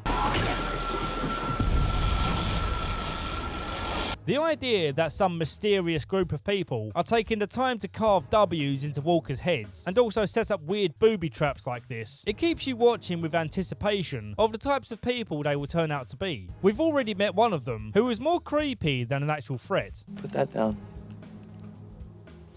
Why? Because I want it. So we can assume that he was just a low-ranking scout, and the real threat is yet to reveal themselves. Daryl counts them down to make their escape, but before he finishes, a walker gets a hole poked in its head, and it turns out to be Morgan, who's come to the rescue. Morgan states that he rescued them because all life is precious now. Clearly, he's still a bit loopy in the brain.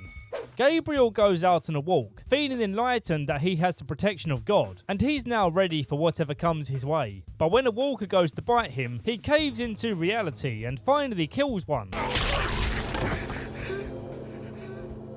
When he returns, the guy asks him to close the gate behind him, but Gabriel's too preoccupied with conflicting thoughts to check that he closed the gate properly, so this is probably going to have consequences. Glenn is tracking the liar guy through the woods, and when they finally scuffle, Glenn is set upon by 3 walkers. And this, my friends, marks the first of many times Glenn has a miraculous escape. Look at how vulnerable he is here, and tell me it's not a miracle that he got out alive. I really want to call BS on this, but trust me, there's a moment later in the series that I'm definitely going to draw out the BS card on. Glenn catches up with him by nightfall and is almost at the point of killing him, but he chooses not to, presumably being tired of all the conflict and death he's been around, and so he helps him get back to the community. A community which is now holding the meeting to decide Rick's fate. Pretty much everyone defends Rick, and the man himself proves his worth as he kills the walkers who got through the gate. But just as his case is about to be won in a civilized manner, Jesse's husband walks in with a sword looking for revenge, and as Deanna's husband intervenes, he gets sliced up. Deanna looks at Rick in realization that he's exactly the guy she needs to keep this community safe, and gives him the go-ahead to do what he needs to do. Do it. 2 other cool things happen that we should mention. The first is Sasha going to Gabriel for guidance on how to grieve for Bob, and instead he calls her a sinner who doesn't deserve to be here. The dead don't choose, but the choices you made, how you sacrificed your... Sasha loses it with him and holds a gun to his head, but then Maggie comes along and convinces them that at times like this, where they all feel lost, they can come together in their joint belief in a higher power. I don't personally subscribe to this particular belief, but it's still heartwarming to see. The second cool thing to happen is we see the weird mugger guy and his friend using music and lights to usher the walkers back into the food trucks. And at this point, I'm fully invested into this show again. Some of the episodes in these past 2 seasons have left me feeling a bit iffy, but like I say, this right here restores my faith. Morgan arrives in Alexandria with Aaron and Daryl, with Morgan and Rick exchanging looks of disbelief.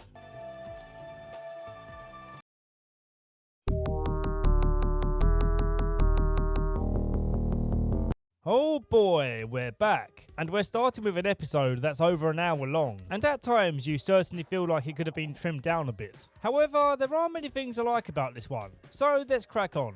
The opening throws you off massively, because suddenly the gang are at this quarry with an insanely high volume of walkers waiting to escape. The gang are joined by some more Alexandrites who we haven't been introduced to yet, so we'll wait and see whose name is worth mentioning later on. They appear to be forming some plan to get the walkers out and lead them somewhere, and we'll find out more about this shortly. The episode is split between black and white shots to pick up where season 4 ended, and full colour shots to show present times. I've always thought black and white shots with high contrast contrast, suits horror scenes really well. So I wish the black and white shots in this episode were used for some of the more gory scenes, but I guess we can't always have what we want. I'm not going to keep switching between timelines like this episode does, because that would be a real headache to try and explain the plot.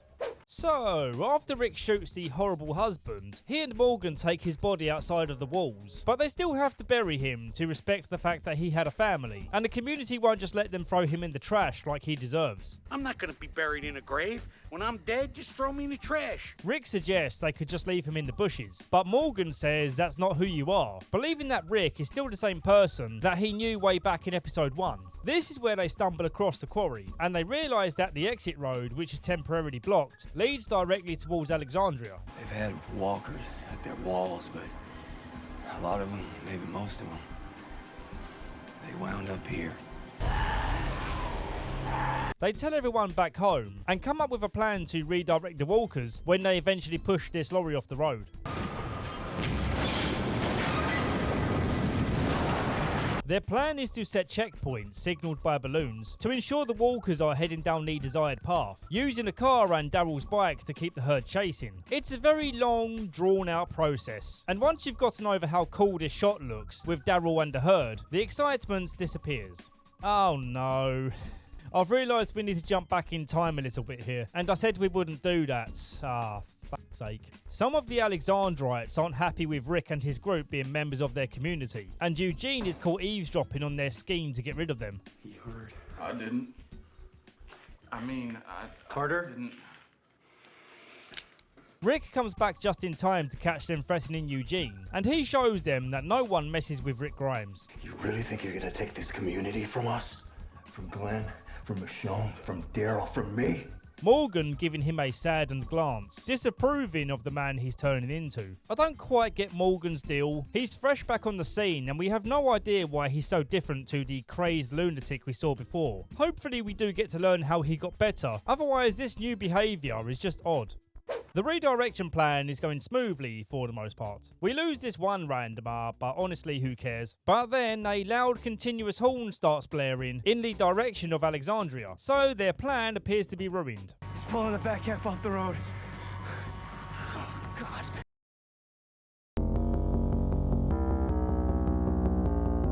The episode opens with Enid's parents repairing a car, and she calls out to say that walkers are coming. It then hard cuts to her crying in the car, with squid ink all over the windows. It's just squid ink, YouTube, calm down. I've heard this trick works for keeping monetization, so let's see how it goes. I'm still going to have to pixelate the obscenely gory stuff, just to play it safe. The rest of the opening shows her surviving on the road, with one particular visual that I won't be forgetting anytime soon. It's her coming across this tortoise and then eating it raw. Yeah, she's gonna have some funky diarrhea tonight.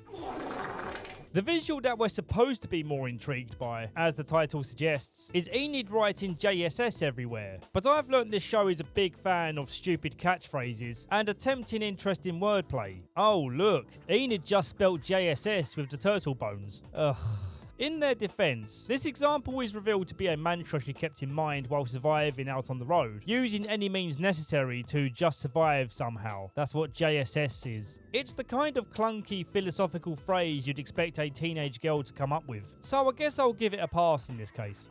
Jesse's son is rebelling against her because she's trying to act like it's okay that Rick killed his dad. And I gotta say, I'm gonna side with him on this one. Your father was dangerous.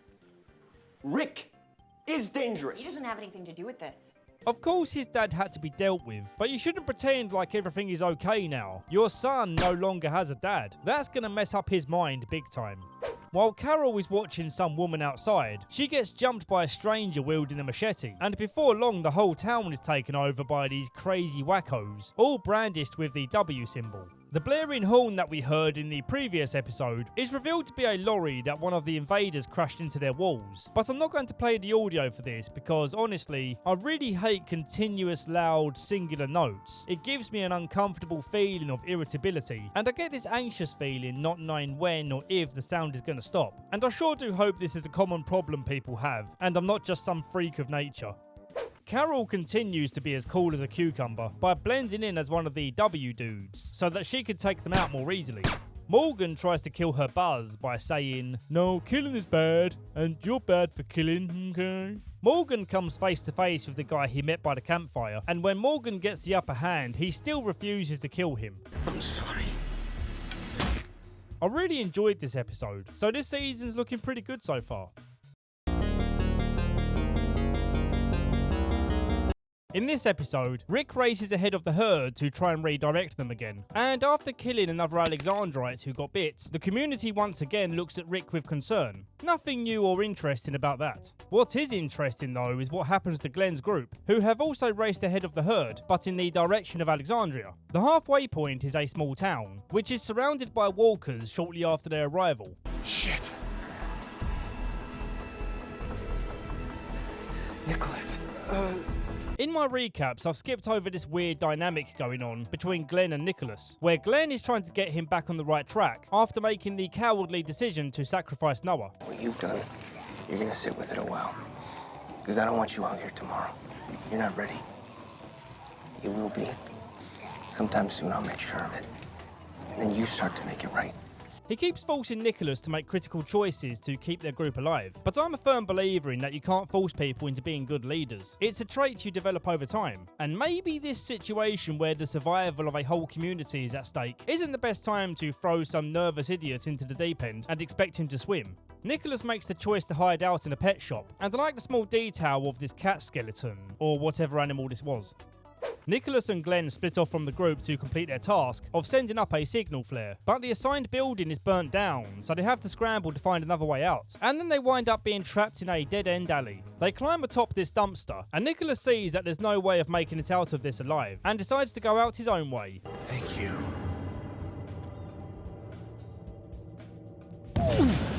Glenn falls into the walkers with Nicholas landed on top, and the walkers have themselves a wonderful feast while Glenn screams out in panic. So he's dead. That's it, he's done for. R.I.P. Glenn, right? Right? Well, the next episode jumps back in time, so we'll have to wait and see. I love this episode. It shows you the timeline between Morgan losing his mind and how he was rehabilitated by this unexpected pacifist character we see here. Morgan burnt down his house while repeating his catchphrases, adages that only exist within his mind, like, We weren't supposed to be there. You had the knife. You were supposed to. You were supposed to. You know you were supposed to. As he goes on a rampage, killing random strangers on the road, he comes across this secluded cabin where the owner politely asks him not to kill his goat. Can you step away from the goat? She's not yours. And I still need her. I'm still figuring out how to make cheese. When Morgan stalks around the cabin looking for the guy, he gets knocked out. Sorry. A pretty interesting opening, but I have to be critical about the editing choices when they're showing Morgan's mind going foggy when he encounters danger.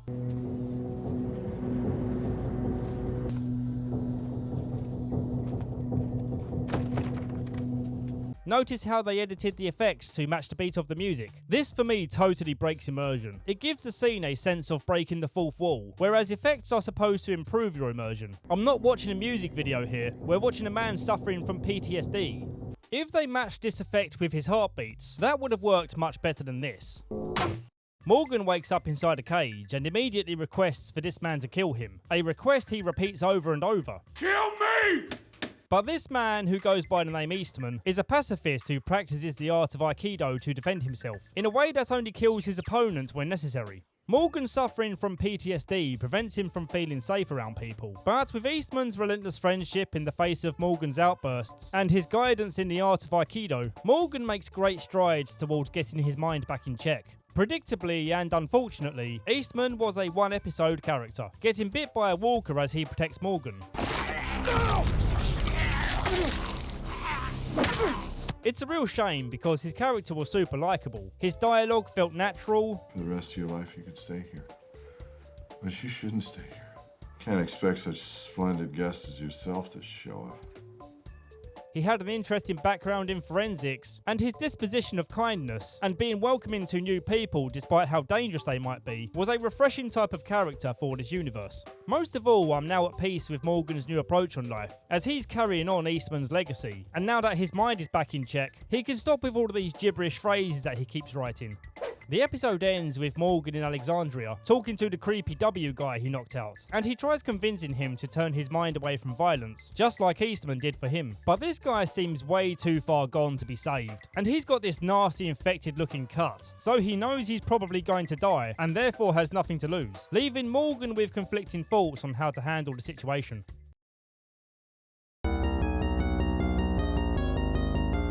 Deanna looks on in horror as Rick charges towards the gates with the Walker herd. Luckily, only half of the herd kept following the sound of the truck horn, and although it seems counterintuitive to run back home with half still following, you've got to imagine how exhausted this man is. He no doubt has to regroup at this point. Rick then gives the community another lecture on surviving, hilariously telling them to keep quiet, while not keeping his own voice down with the guidance. And we know what we need to do. We keep noise to a minimum. Pull our blinds at night. Even better, keep the lights out. Reminds me of 28 Days Later when Selena yells at Jim. Quiet. That's an infected. The rest of the episode is kinda dull. Not much really happens. It's just relationships developing in the community. Carl forms a rivalry with this kid.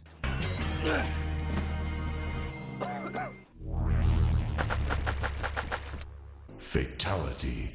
Rick hooks up with Jesse, Tara hooks up with the doctor, and later Maggie starts losing hope that Glenn is still alive. Daryl, Sasha and Abraham are leading the Walker herd, when all of a sudden some cars appear and start shooting at them. So it appears they now have two rival gangs to deal with, as the W dudes don't use guns. Yeah, I need to look up their actual name, I can't just keep calling them the W dudes. The Wolves. When do we learn this in the show? Well, it appears I overlooked the conversation where Morgan's talking to this guy next to the campfire, and he tells Morgan about a story about the first settlers in this country, and they worked with some people called wolves or something.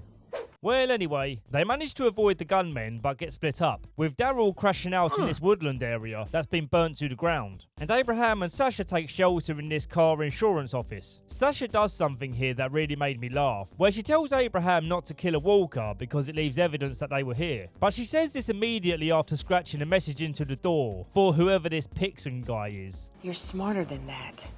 We don't need to leave breadcrumbs.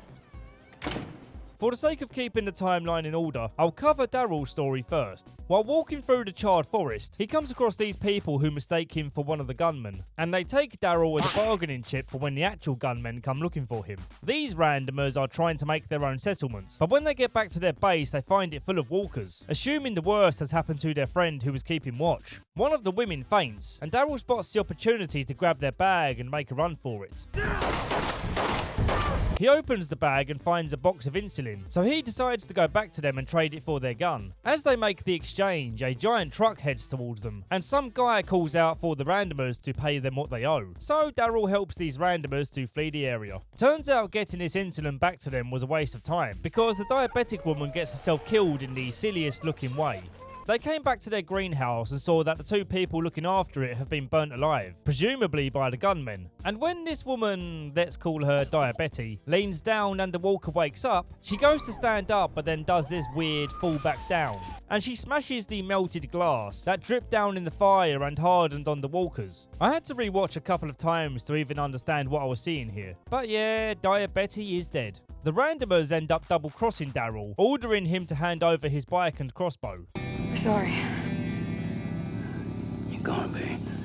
On to Abraham and Sasha. They pretty much just chill out in the office the entire episode. Although there is a cool moment where Abraham ventures outside to collect this RPG from a dead soldier. He struggles to tear away the RPG from the soldier and suffers an unexpected moment of PTSD, which I think is due to the fact that he's essentially stealing from another soldier. A very dishonourable act for an army guy. The soldier's decaying body weight makes him slide through the steel pole, which is super gross, but it leaves the RPG dangling for Abraham to collect. He also finds a box of cigars, making this the manliest loot collection ever. He also finds this army officer's uniform, and I think it looks dope, so I hope he keeps wearing it. Daryl arrives in town and picks them up driving a truck he found, and then radios Rick to see if he's still alive, with Rick ominously responding with the word Help.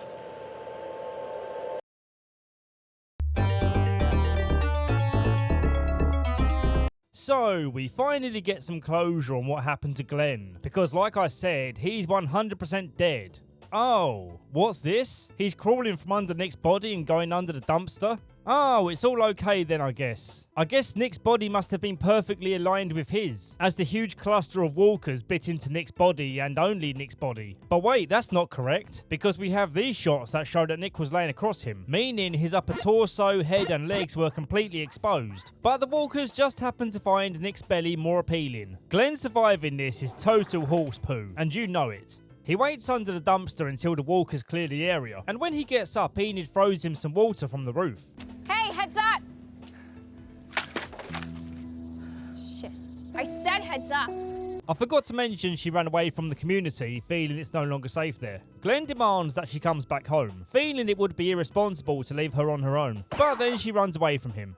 Back in the community, the kid that scrapped with Carl now wants gun training, claiming to want to help defend the community, but his body language makes it so obvious that he has revenge in mind against Carl. Deanna's non-dead son Spencer attempts to shimmy across a rope to get to a car, but it goes horribly wrong, and Rick is angry at his stupidity almost getting him killed. What was that? I was trying to help. I'm in danger.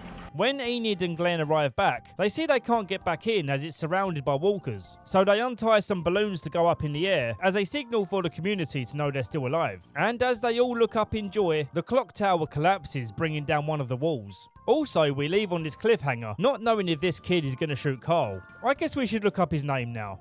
Okay, it's Ron. I wasn't expecting it to be Ron. In this cold open, we have Jesse's youngest and most annoying son listening to Tiptoe Through the Tulips on vinyl.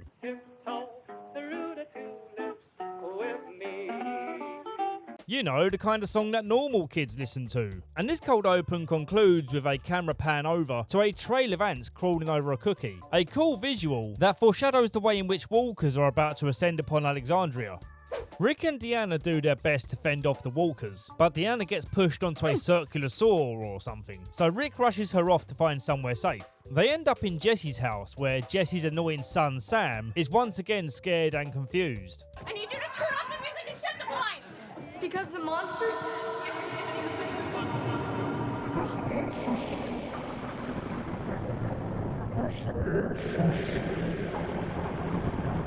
It's revealed that Deanna isn't just hurt from the saw, she got bit. And I like how human her reaction is. Well... shit. While Deanna does some farewell speech, Jesse's older son Ron gets his chance to confront Carl. The commotion of this alerting the grown-ups upstairs, and then some nosy neighbour walkers pop by to see what's going on. Idly-ho, neighborinos! What I like about this conflict is that Carl decides to lie about what happened and says that the noise was just the walkers trying to break in. Carl sympathising with Ron's grief and understanding why he'd be seeking revenge.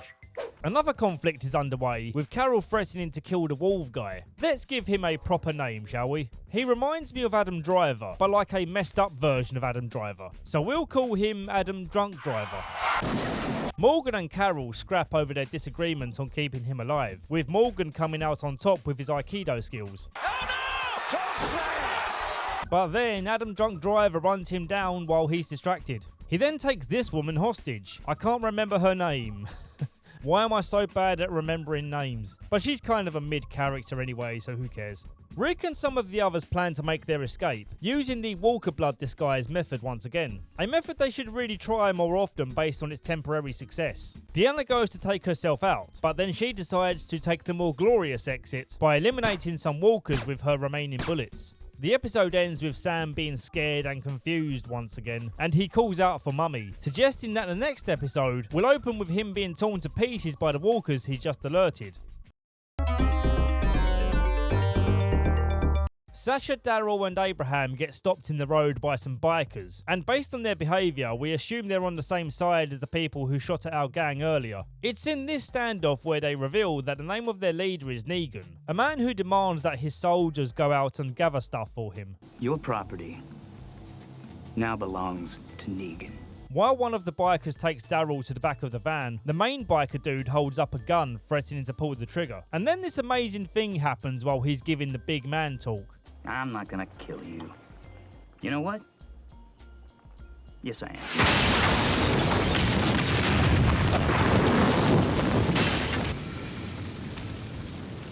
If that didn't tickle your nips, we can't be friends. So the episode begins with our gang making their way through the walker crowds. Which, yeah, sure, that's where we left off. But we also had the suspense of Sam calling for Mummy. I thought we were going to open the episode seeing walkers tearing into him for making noise. So that kind of feels like a setup for nothing. They decide to let Gabriel take Judith into the safety of the church, while everyone else goes to the quarry and gets their cars back. Kinda seems like she would be safer staying with Rick and heading away from this town right now. In a different part of town, Adam Drunk Driver is trying to escape Alexandria, taking the doctor character we don't care about, Denise, to try and recruit her as a wolf. But I don't see her being a very intimidating wolf, do you? She'd be more like a French bulldog puppy. Cut to night time and the gang still haven't left the community. How? How have they not left yet? I don't understand how you're still here. Were they walking in circles? How does it take half a day to walk through one town? I didn't realise they live in Disney World. Sam freaks out because he didn't get to meet Daisy Duck or whatever. And this time the walkers do take notice of him. Jessie gets eaten too because she's causing a riot scene, and Rick has to chop off her hand so that Cole can be freed from her grip. Older son Ron can take no more of Rick, now that he's got his entire family killed, and so he puts a gun up to him. Now, I want you to pay close attention to this part.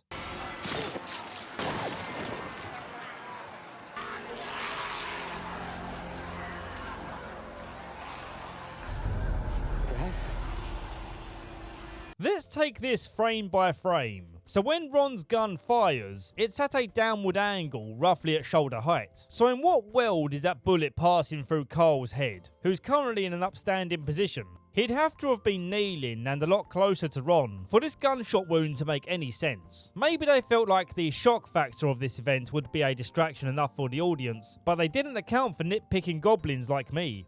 Well, anyway, Sam's dead for sure, and we're not so sure about Carl. Poor Carl. He's taking more shots than an Essex girl in Magaluf. We'll come check on him later. Adam Drunk Driver gets bit helping Denise fend off a walker, and Denise encourages him to see this as a sign that he can change to be a good guy. But then Carol shoots him dead. That's some good dark irony there. Maggie looks on in terror as Glenn is back on the scene trying to help, but he's completely swarmed by walkers. What a shame, what a pity, he's dead. Oh, no, wrong again. He's saved by a flurry of high-velocity bullets that once again fail to pass through very decayed walker flesh. I learned the difference between high-velocity rounds and high-caliber rounds thanks to the comments left on my Season 2 video. Now I'd like for the comments on this video to educate me on how the hell Glenn is still alive in this scenario. The streets are now an absolute partially censored mess.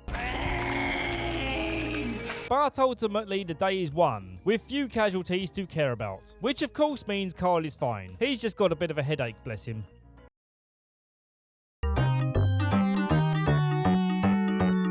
Rick and Daryl find a truck filled with food and other essentials and take it back home, stopping at a gas station on the way back to see what else they can dig out from this upturned vending machine. Out of nowhere, this dude runs into Rick and explains that there's a bunch of walkers chasing him, so they shouldn't stick around for too long. Rick asks him for his name and he says, Paul Rovia, but my friends used to call me Jesus.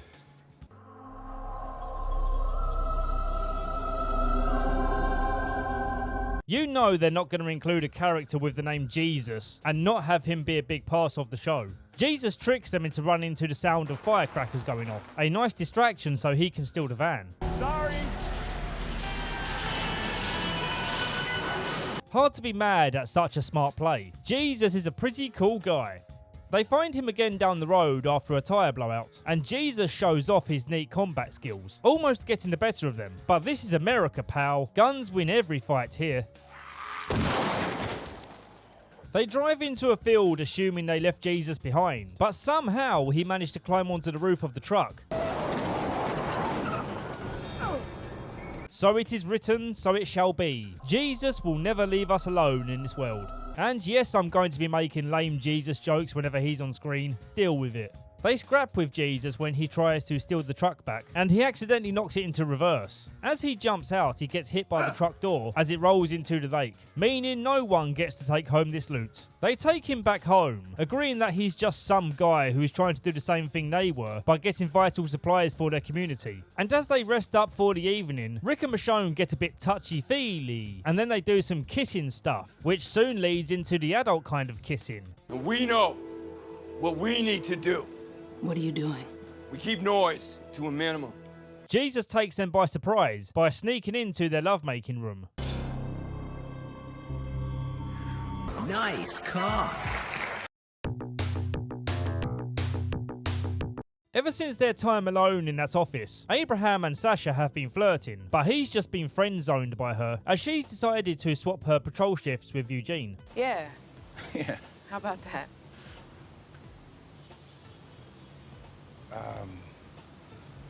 Abraham's been thinking about that conversation while he's ginger nuts deep in Rosita. So now he's got to make up his mind and quit being a player.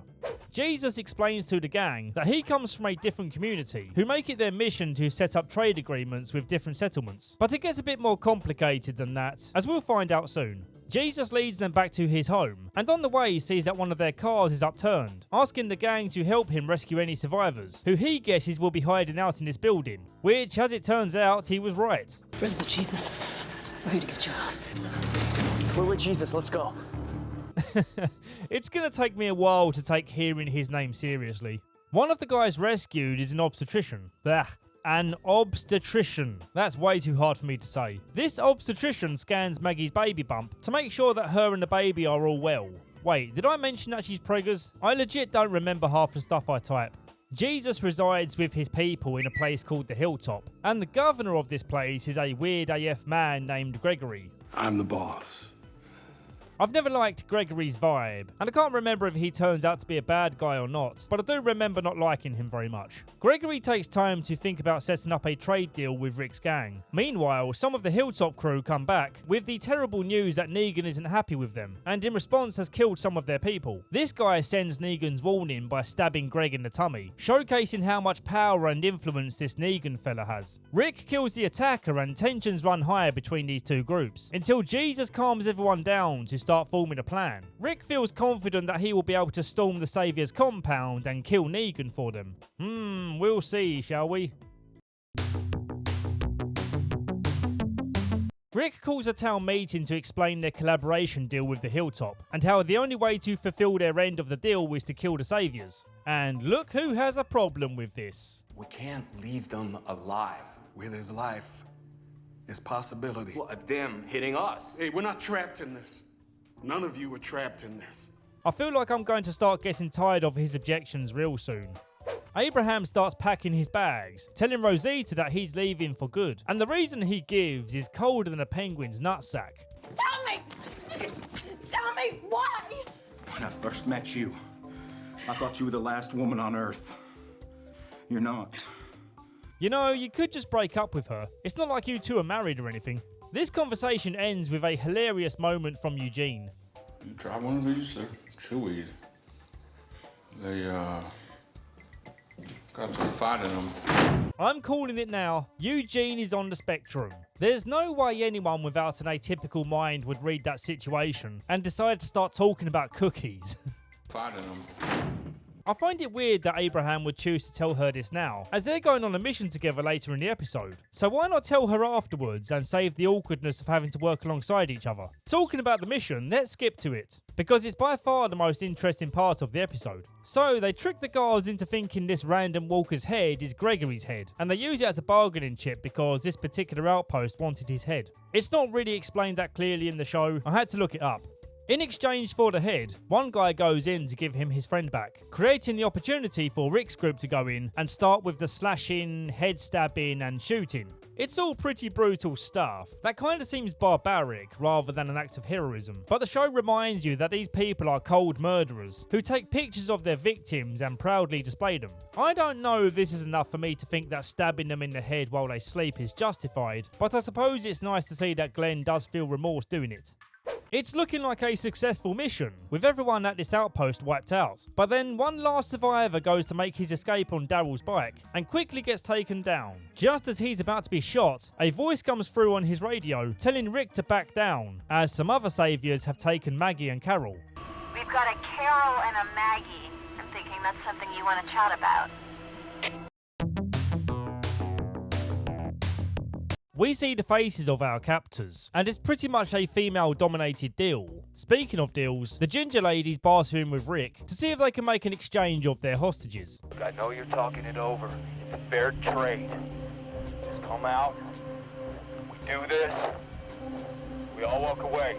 They decide to sleep on the deal before confirming, and they take Maggie and Carol to this grimy warehouse looking place, and we stay here for the remainder of the episode. Gonna skip over most of this one, because in the end Maggie and Carol kill their captors, so there's no point in getting to know them for the purpose of this recap. It wasn't boring by any means, but we can't focus on non-essential characters and stories, even though we do hear about this ginger lady's normal life before all of this, and it is interesting to hear about her journey in becoming a saviour. When backup saviors arrive, Carol kills them in a very cruel but admittedly satisfying way by flicking her cigarette onto a fuel line she made and then trapping them in a room to burn alive. When Rick arrives with his hostage to make the deal and sees that Maggie and Carol are both free now, Rick gives this guy a chance to spill the beans on who Negan is, and he makes the claim that he is Negan, causing Rick to cut to the point. I'm sorry it had to come to this. If you've seen this show before, you know this guy is lying, and if not, well, sorry to spoil it. You'll be seeing the real Negan soon enough.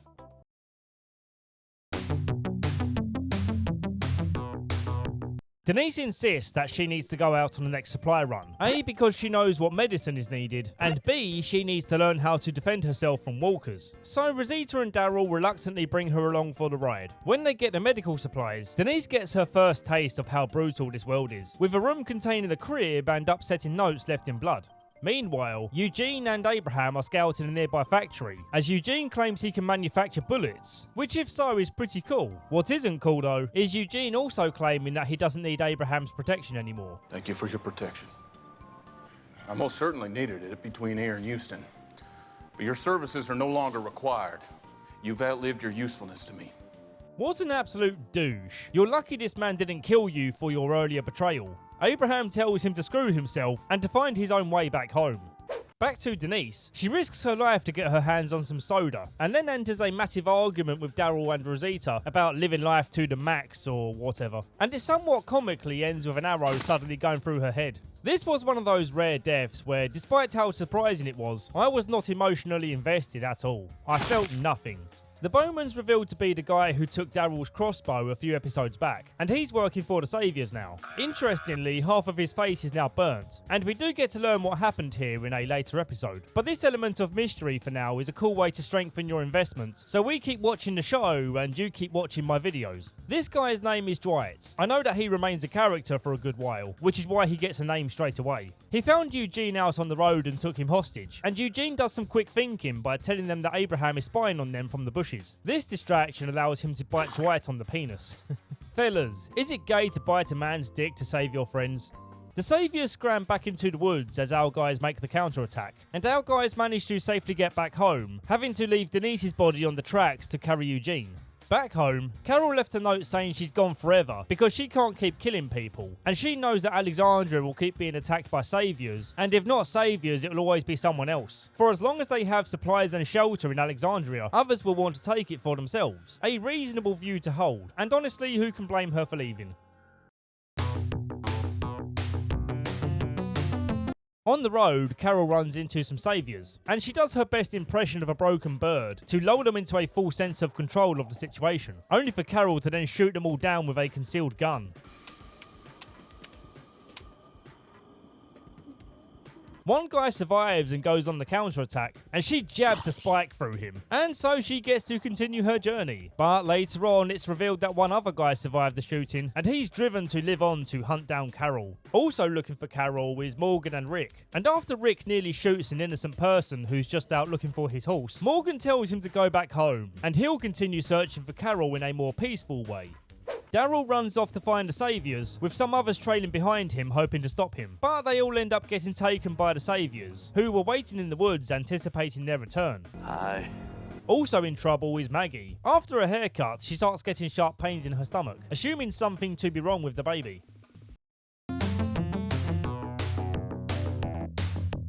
And nothing happens in this episode. We can skip over this one and continue on with season 7. The last day on Earth is peak Walking Dead. I genuinely forgot how amazing this season finale is, and we've got a lot to talk about, so let's get on with it. We get an idea as to how omnipresent the Saviors are in their territories, communicating with each other and coordinating their attacks using bird call whistles. They hunt down this one random dude who broke their trade agreement, so Stephen Ogg and some other Saviors use him to set up an example to demonstrate to whoever they're waiting for out on this road. Most of the main characters are in this RV, carting Maggie off to the hilltop to receive treatment, but they soon encounter the roadblock that Stephen Ogg set up. He's someone who was with a whole lot of someones who didn't listen. His character's called Simon. The least intimidating name in existence, but Simon is played by an intimidating man. This is us about to make an example out of you. He tells Rick that they're going to take all their stuff and kill one of his group for good show. Rick cockily tells them no deal, and passively threatens Simon by saying it could be his last day on Earth. No, but that is a good thing to bring up. What if it's the last day on Earth for you? For someone you love? Maybe you should be extra nice to those people in that RV, because you never know. Just like that. Abraham turns the RV around to find another road to Hilltop, but each road they take is blocked by Saviors with increasing numbers. Now I'm going to cover off the less exciting part of this episode before we see how this journey concludes. Morgan finds Carol worse for wear and patches her up in the hope that she'll agree to come home, but then she runs away again, hoping that Morgan will just leave her be. The Saviour she shot earlier finally catches up to her though, and he wants to make her death as drawn out as possible. He shoots her in the arm and then plans to do more, but Morgan comes along and cuts him down in a surprising act of violence. Then the guy who was looking for his horse shows up and helps them back on their feet. Now, back to the good stuff. The third roadblock they come to isn't made of saviors, but a chain link of walkers, and when they get closer they see one of the walkers has Michonne's dreadlocks sticking out his head, and another one has Daryl's arrows. So now we know something real bad is about to go down. They encounter another roadblock, this time a pile of logs that the saviors set alight, and then they hang the man from the bridge to really send the message that there's no way out of this. They would indicate they not only have people, but some big-ass toys and capabilities. What it indicates is we are neck deep up creek with our mouths wide open.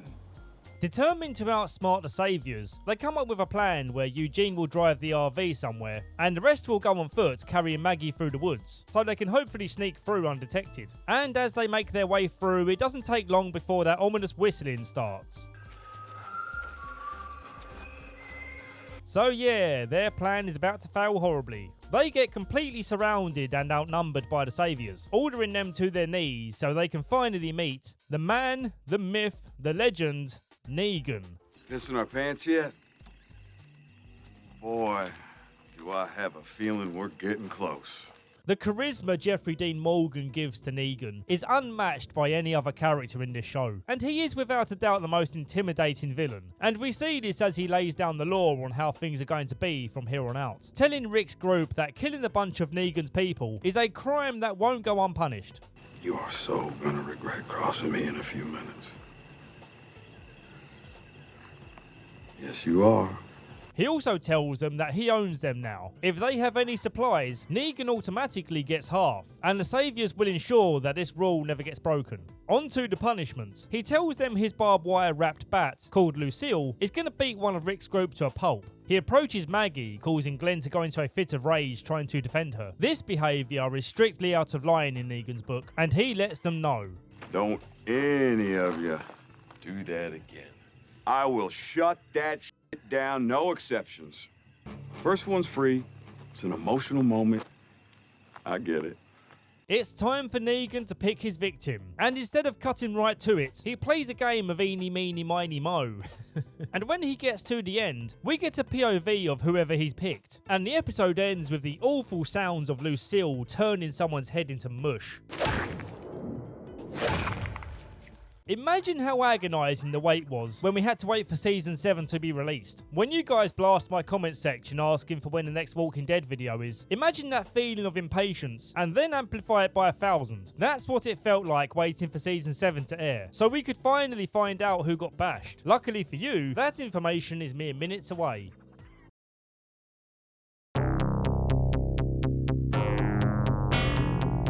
You couldn't ask for a better opening. The look on Rick's face, the teary-eyed threat he gives to Negan. I'm gonna kill you. I didn't quite catch that. You're gonna have to speak up. Not today. Not tomorrow. But I'm gonna kill you. And gotta mention this fog and lighting, the colour palette, it's all just mwah. Around the end of Season 7 is when things start getting questionable for me, but the opening few episodes of this season are faultless. I urge anyone who hasn't seen the show to at least watch up to this point. For the insult of threatening him, Negan drags Rick off into the RV to go for a little drive. We cut to the opening credits before we find out who Negan killed, just to keep you waiting that little while longer. Negan toys with Rick, teasing him to try and take the axe to get his revenge, and then proceeding to beat him down for trying.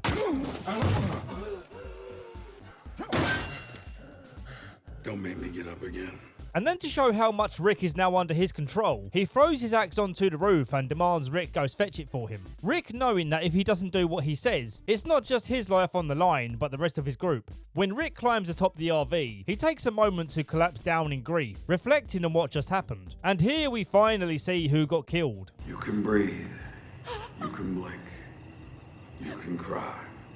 Hell, you're all gonna be doing that. It's our boy Abraham. Damn, what a shame. But he takes it like the champ he is, going out by telling Negan to suck my nuts. As much as it sucks to see him go, this is a clever choice by Negan. Taking out the strongest guy weakens the group much more than, say, taking out Eugene and Darren. Still, Abraham will be missed greatly. He was awesome. Daryl punches Negan, unintentionally causing Negan to add another death to his penalty list. So now we gotta watch him bludgeon someone else to death. First impressions are important. I need you to know me. Back to it.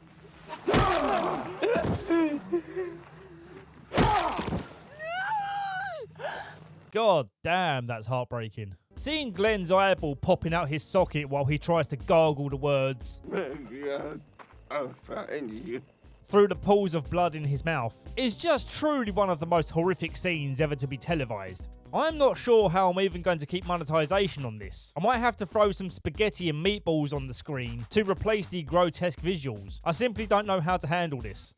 Back in the RV, Negan reminds Rick that he owns him now. If he tells him to do something, he will do it. And he's going to provide supplies to the Saviours every week without fail. But Negan's not done driving his point home just yet. Next, he tells Rick to cut off Carl's arm. And if he refuses, he will kill everyone else as a punishment. Pick up the axe. Not making a decision is a big decision.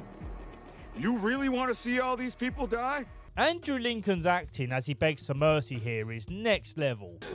Please, it can be me. Please.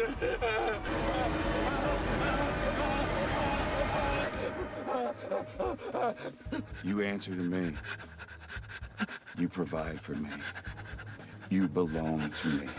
I don't know how he manages to hyperventilate like this without passing out. Truly a sight to behold. It's an acting masterclass. I've never seen such a raw performance. Jeffrey Dean Morgan too, showing off his rage. You answer to me. You provide for me. Provide for you. The Saviours leave them be for now, allowing the group to finally mourn together, with Maggie wanting to be left alone so she can be with Glenn, but ultimately being too broken and still too ill to be left alone, bearing in mind she was on a stretcher before this. Before the episode ends, we get this extremely sad imaginary scene of what the future could have been, with Glenn holding their son next to Abraham, all enjoying a nice meal together.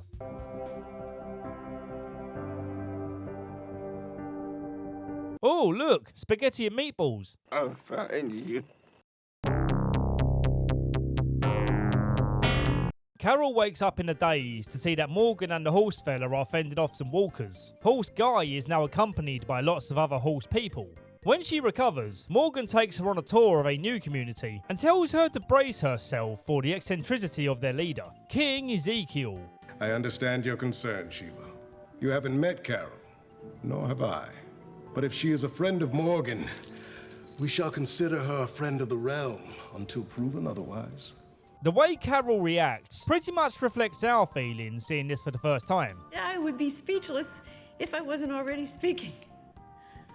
I don't know what the hell's going on in the most wonderful way.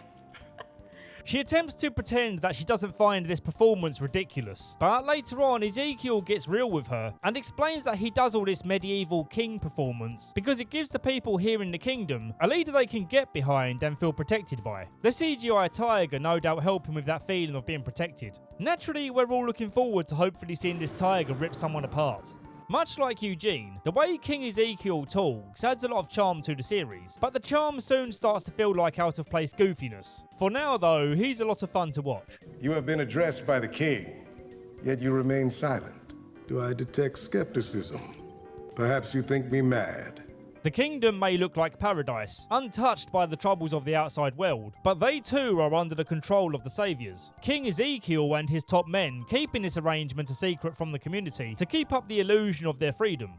Carol finds herself a house just outside the gates so that she can live alone, but then Ezekiel comes knocking with a gift to let her know that she's still a friend of the kingdom.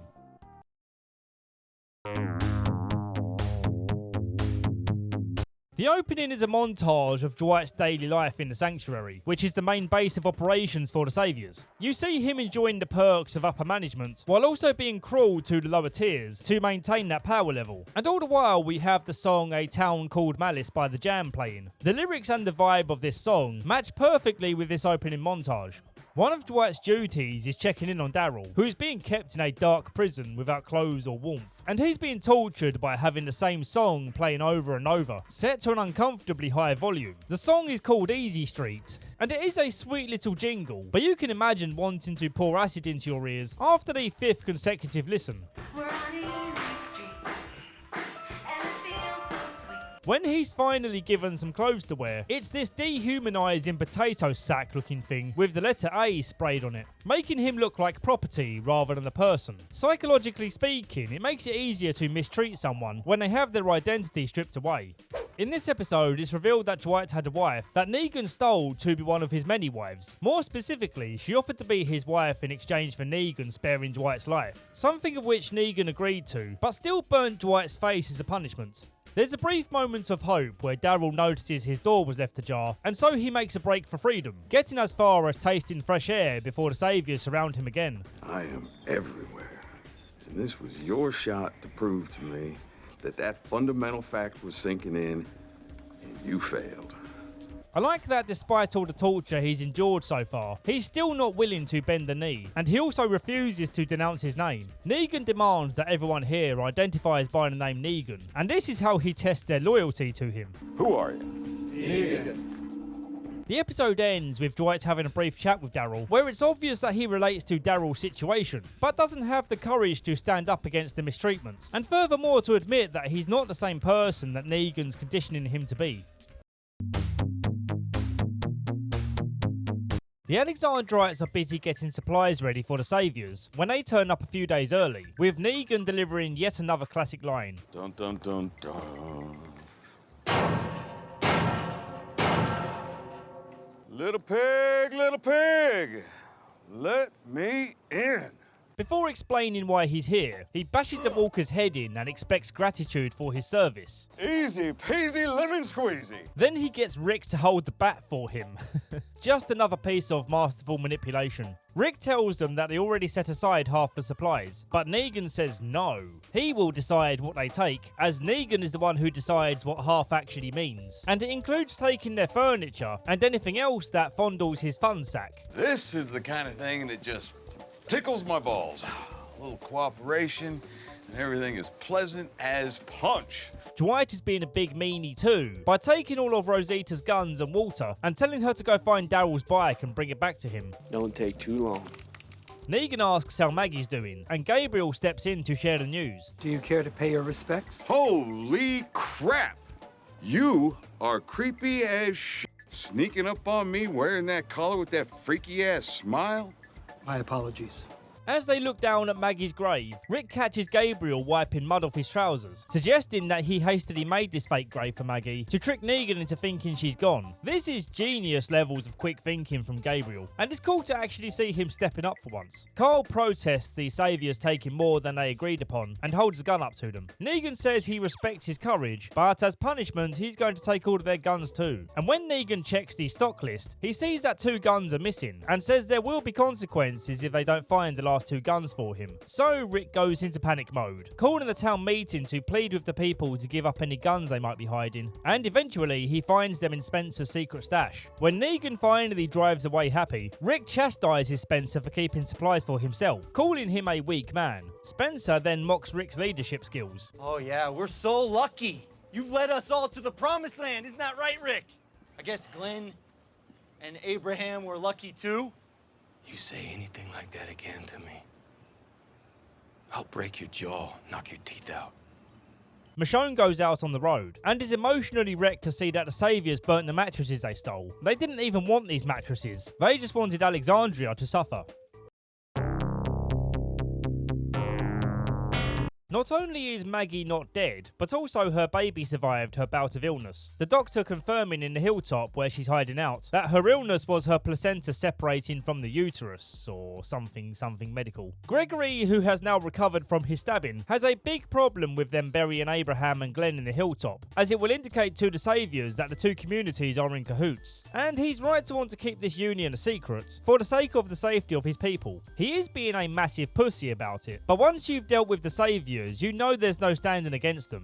Later that night, the Saviors attack the hilltop by opening their gates and rolling in an armoured car, which is blasting this loud classical music, attracting a whole heap of walkers to come in and cause chaos. Jesus puts on his ass-kicking sandals, while Sasha attempts to break the locks on the car, and then we have Gregory, true to form, literally hiding away in the shadows. Maggie is the one who ultimately saves the day by driving a tractor over the car.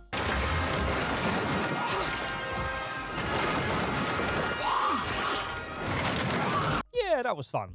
The Saviors arrive the next day, and Greg is kissing arse immediately, hoping they will just take what they need and go. And as they do go to leave, he attempts to give up Maggie, thinking she's hiding in the closet. But upon opening the closet, he realises she's hiding somewhere else. And then he pretends that the gift he actually wanted to give them was this crate of whiskey. Maggie clops him round the chops for the disrespect, and says he needs to start treating her as a resident here, and also start calling her by her actual name. Not dear, not honey. Maggie Ree.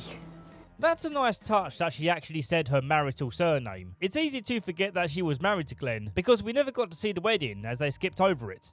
Watching from the bushes, Carl and Enid finally kiss, so they can label themselves a couple now. Well, I don't know if they actually do, but I'm going to, because once you kiss Carl, you're no longer single. Jesus jumps into the back of the Saviour's truck so he can leave a trail, and notices that Carl is stowed away too, but I'm guessing he's got a different goal in mind.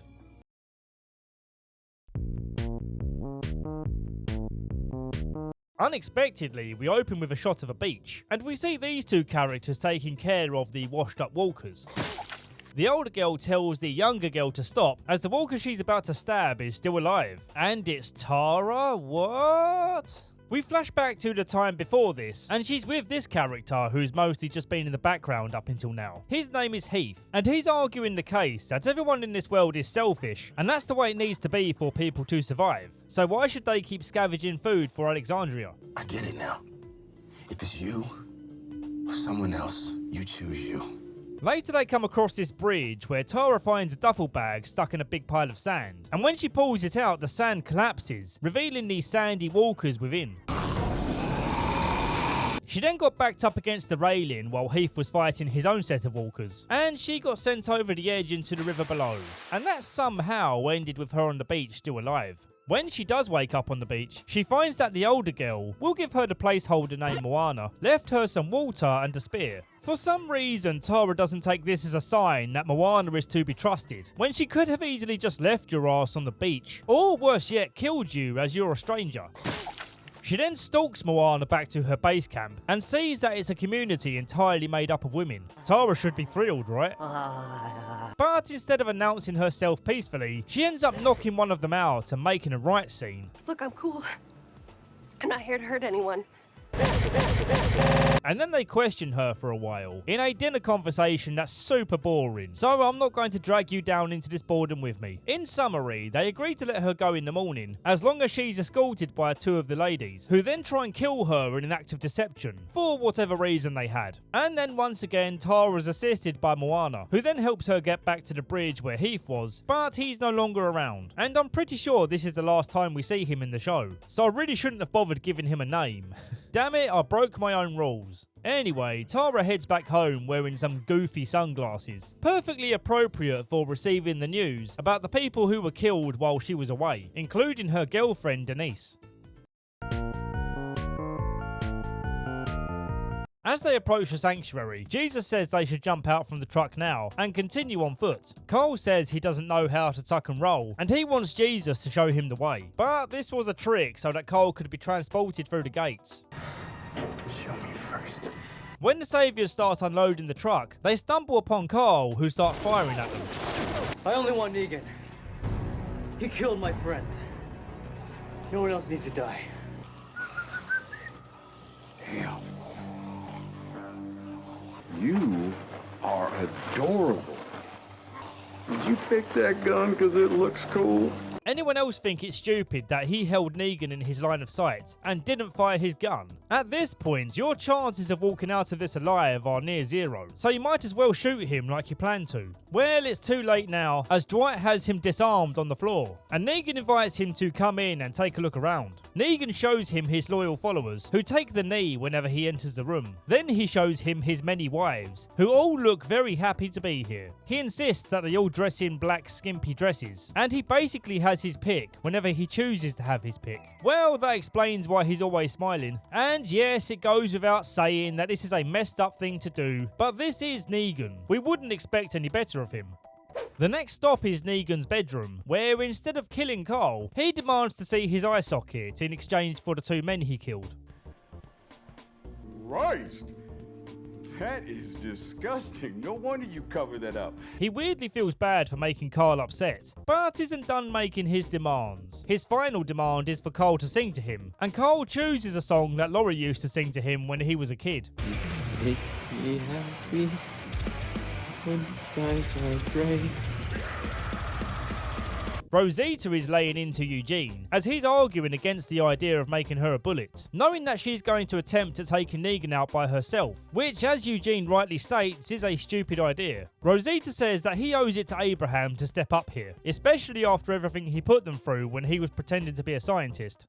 Back to Negan. He takes Carl back home and says that he's going to wait around until Rick comes back from his supply run. He hangs around Rick's house, making fun of Olivia's weight before suggesting they have sex. We're running really low on everything. We're practically starving here. Starving? You. By practically, you mean not really.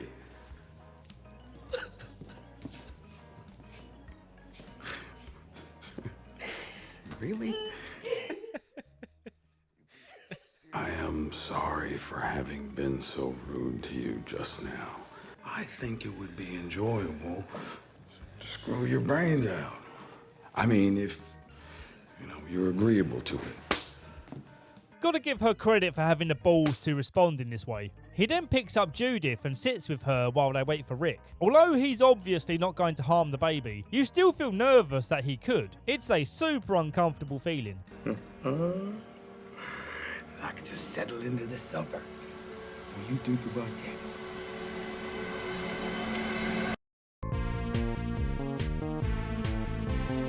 Rick still isn't back home, so Negan's cooking dinner with Carl. The motivation for his behaviour at this point is beyond strange, and this uncertainty keeps you feeling like something really bad is about to happen. But for now, let's check on Rick and see what he's up to. He and Aaron found this boat of supplies in the middle of a lake, where the previous owner has set up walkers like floating sea mines as a deterrent for any would-be thief. The dinghy they have is riddled with holes, meaning they're going to have to transfer to this canoe as they paddle across.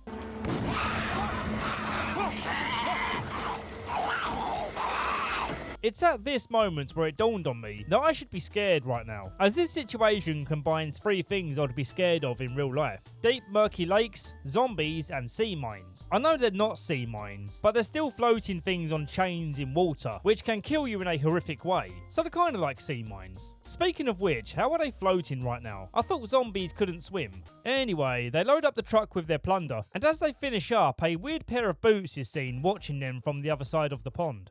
Someone slips a key under Daryl's door, allowing him to try and escape for a second time. This time though, he plays it much smarter, by first finding some clothes and filling up on energy from peanut butter, the only condiment that gives you the raw strength to cave in someone's head with a metal pipe. With Rick still not back on the scene, Spencer decides to kiss up to Negan, and as they play pool together, he takes the opportunity to badmouth Rick, assuming that Negan will like him for it. But Negan susses him out as a cowardly kiss-ass, and makes an example out of him. You know what I'm thinking? Because I have a guess. It's because you got no guts.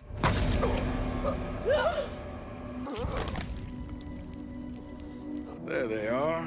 They were inside you the whole time. You did have guts. I've never been so wrong in my whole life. Told you something bad was going to happen. Although no one liked Spencer, so maybe it's not that bad. Rosita's reached her boiling point and takes a shot at Negan with the bullet Eugene made, but she somehow manages to hit Lucille instead. Negan is very upset that his bat is now damaged and threatens to damage Rosita's face if she doesn't fess up to who made the bullet. She persists in saying that she's the one who made it and is bold enough to press her face up against the blade and make the cut herself to take away his satisfaction. Negan still doesn't believe her, so he orders this lady to kill someone and she chooses Olivia. Did we care about Olivia? She seemed like a nice lady, I suppose. Finally, Rick arrives on scene, and Negan tells him to be grateful that he brought his son back home alive and well. He also got rid of Spencer, who was conspiring against him, and also says he now has one less mouth to feed by getting rid of Olivia. And by looking at her, that mouth did some major damage. Again, so harsh, but very funny. Eugene fesses up to making the bullets before anyone else gets hurt, and Negan decides he can put Eugene to work back at the sanctuary. The episode ends with Rick going to the hilltop, seeing Maggie and the baby are doing well, and also seeing Daryl has escaped. It's a nice moment, and marks the start of them all agreeing that they need to take out the Saviors.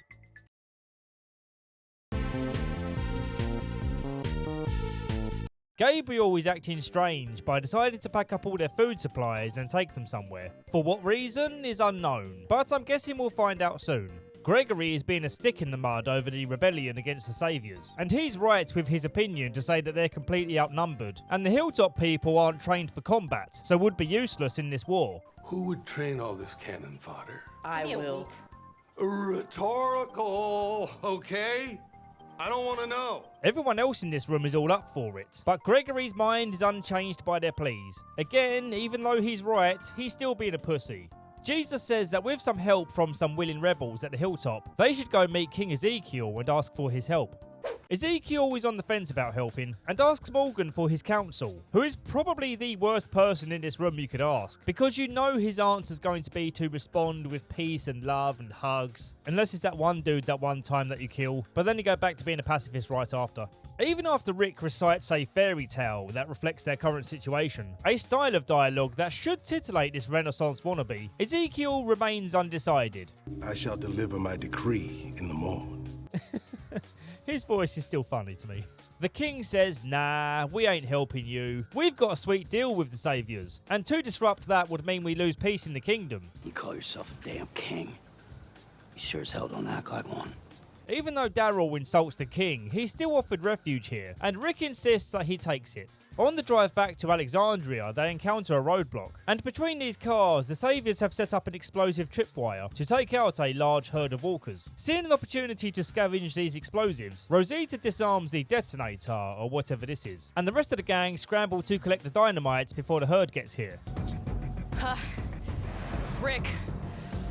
Rick gets the idea to drive the cars into the walker herd to cut them down using the wire.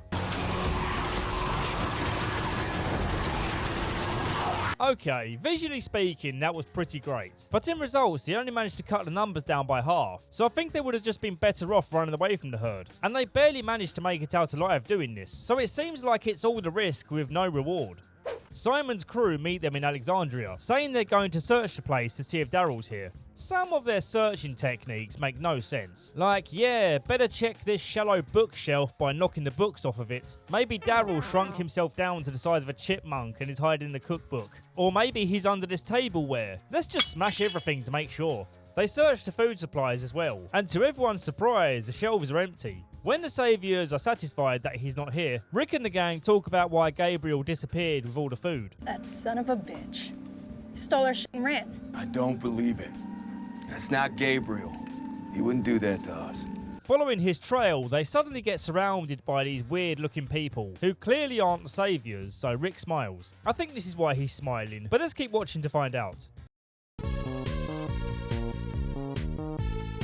The Kingdom are in the middle of their scheduled trade with the Saviors, when Ezekiel's top guy Richard and this Weasley guy from the Saviors hold their guns up to each other. Neither of these group leaders are pleased with what their guys are doing and want them to stop bickering so they can finish the deal.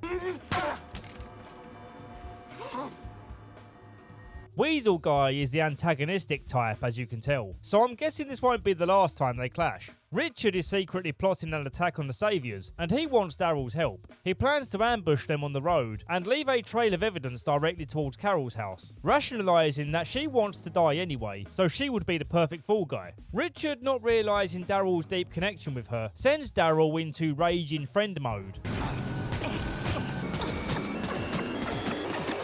Back to Rick, he's led into the scrapyard, which is the home of these weirdos. I don't use the term weirdos unfairly here. They have this weird dialect of only speaking in short, sharp sentences.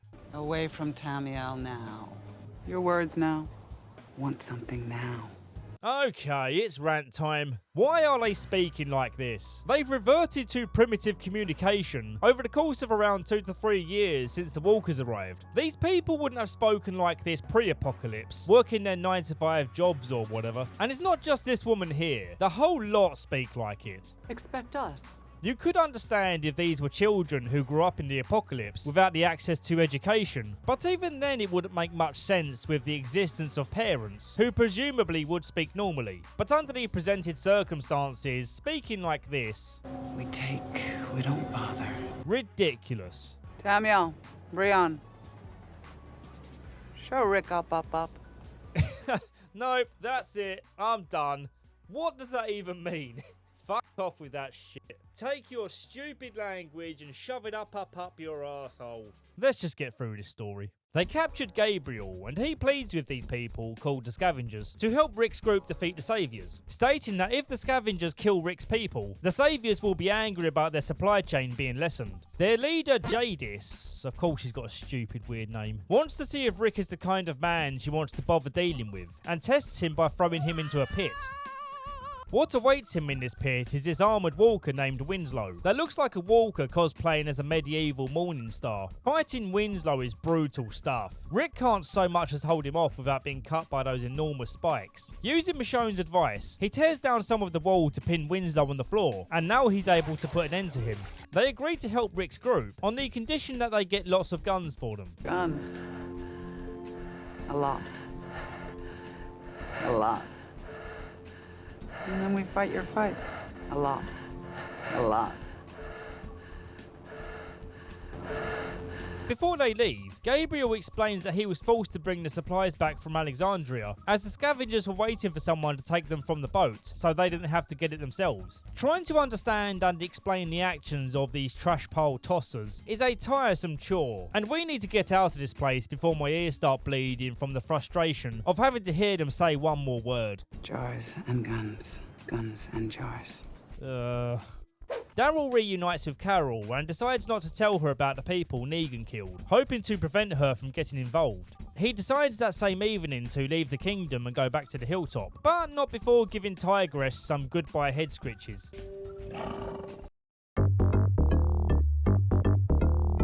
Dwight discovers that Daryl has escaped, and what horrible timing, because now Negan is back, and he's definitely going to punish someone for letting this happen. Before we find out who's going on Negan's naughty list, we see Eugene being introduced to his new home. Fearing the worst, he braces himself to be locked in a cage or something, but instead he's treated to a nice room, and this hard nut biker lady says he can have anything he wants. Yes, you can have anything. What do you want?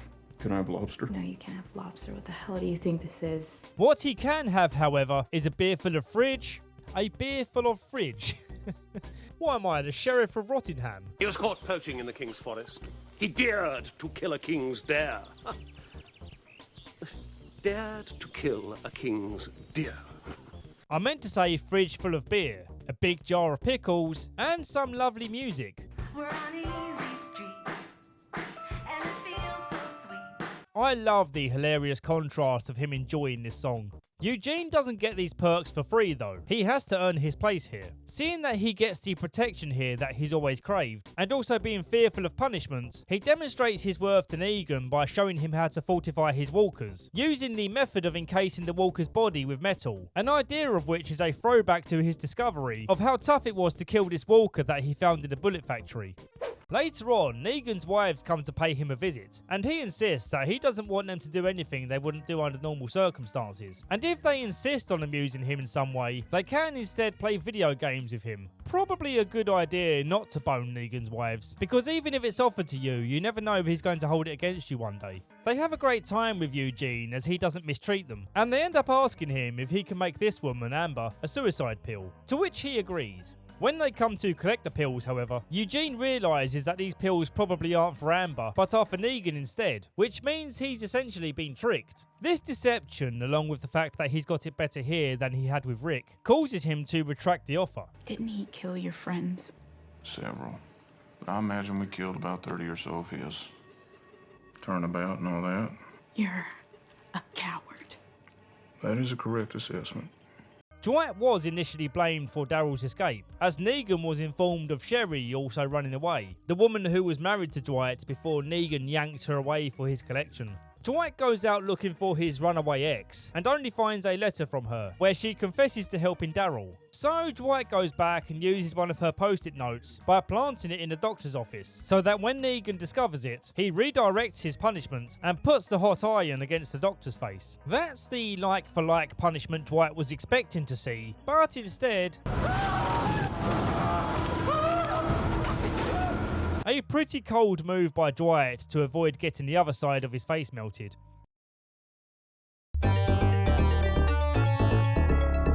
Michonne and Rick are out scavenging guns for their deal with Judas, and they come across this abandoned school where they see a soldier walker who's strapped with a serious gun, meaning other soldier walkers are likely nearby. They climb the roof to assess the area, and see there are tons of walkers in the adjacent fairground. Michonne pops off a few comedy shots to show off her aim. I thought walkers were alerted by gunfire, but they seem unfazed by this noise. Continuing this comedy, they fall through the school roof onto a conveniently placed mattress, and as Lady Luck is smiling down upon them, they've stumbled upon a large stash of MRE pouches and canned food. They spend the night dining and chatting. It was all pretty skippable, so I did. There's a cool part where Rick and Michonne are taking out the walkers to collect their guns, but then Rick spots this CGI deer and almost dies when he climbs up to get a vantage point in shooting it. Michonne fears the worst, seeing the walkers swarming in to eat something, but it turns out to be the deer as Rick rolled into a nearby cage. I just said Rick rolled. That wasn't intentional. I almost wish I didn't press skip earlier, because before we know it, we're back with the trash pile tossers again. And Judas isn't satisfied with the amount of guns they brought back, and negotiates with Rick to get some more before the deal can be completed. Rosita, tired of playing these games, comes to Sasha and requests her help to take out Negan. Richard is seen burying his daughter's backpack, presumably as he's ready to move on from her death. But that's not exactly the case, as we're about to find out in this episode. As the Kingdom head to deliver their tribute, they encounter a roadblock made up of trolleys, made into the shape of an arrow, which leads to this larger sized grave, dug right next to the small sized grave where Katie's backpack is buried. And there's also a sign saying "Bury me here." Ooh, spooky. When they arrive at the trade point, they see a melon is missing from their truck, which leads to the Saviors threatening consequences for coming up short. Richard steps up, willing to accept punishment for the shortage. Let's do it. Okay. No! The kid gets shot in the leg, and despite their best efforts back on home turf, they were unable to save him. This traumatic event sends Morgan back into a downward spiral, and then he makes a shocking discovery. Is it just me, or was that kick weak as hell for a guy supposedly in a rage? Oof, take that, you silly crate. Morgan comes to the conclusion that Richard hid one of these melons so that he could be killed off and buried next to his daughter, thus bringing tensions between the kingdom and the Saviors to a point of declaring war. He of course had no expectation that anyone else would be harmed in this plan, but Morgan isn't willing to accept his apologies, and the next day, while Richard tries to fix what he did, Morgan delivers his justice, and then tells everyone what Richard did. He did this. He wanted to die for us before. He wanted it to be him. Morgan, feeling emotionally burnt out, decides to stop keeping secrets from Carol and tells her about the people Negan took out. Negan killed Glenn and Abraham. What? Negan killed Glenn and Abraham. Carol feels inspired once more to be a part of the community and joins the kingdom in their preparations to finally do something about the Saviors.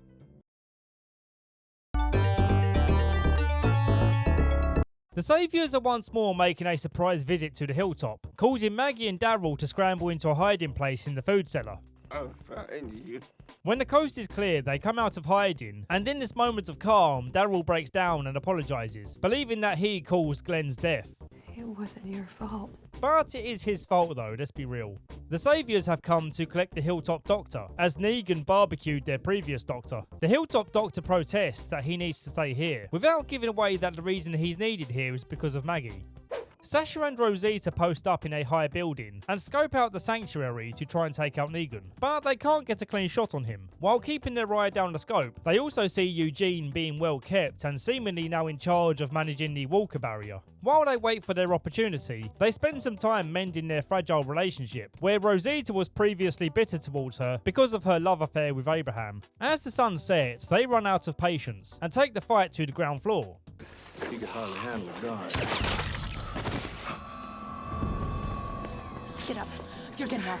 Eugene refuses to be rescued and runs away to avoid conflict. And then to Rosita's surprise, Sasha locks herself into the compound so that she can go alone on a kamikaze mission, giving Rosita the chance to run back home and regroup. Sasha somehow managed to not get shot down during her Rambo rendition, but she's not out of the woods yet, as this creepy guy has opened up her cell and is threatening to do something, well, the worst kind of thing. But then Negan steps in to shut it down, because if Negan is anything, he's an advocate for protecting women's rights to freedom from SA. Yep, that's Negan alright. Negan stabs him in the neck and leaves the knife with Sasha so that she can make a choice to either end her own life or stop this guy from turning into a zombie. Or I guess you could do both. When Negan sees that she chooses to live, he tells her that he has big plans in mind for her. So when Eugene comes to visit her later, she pleads with him to get her a weapon so that she can take herself out before she's used for anything horrific. And doing this will rob Negan of the advantage. Eugene comes back with the death pills he made earlier. Sasha silently despairs, as she actually wanted a weapon to attack Negan while his guard was down.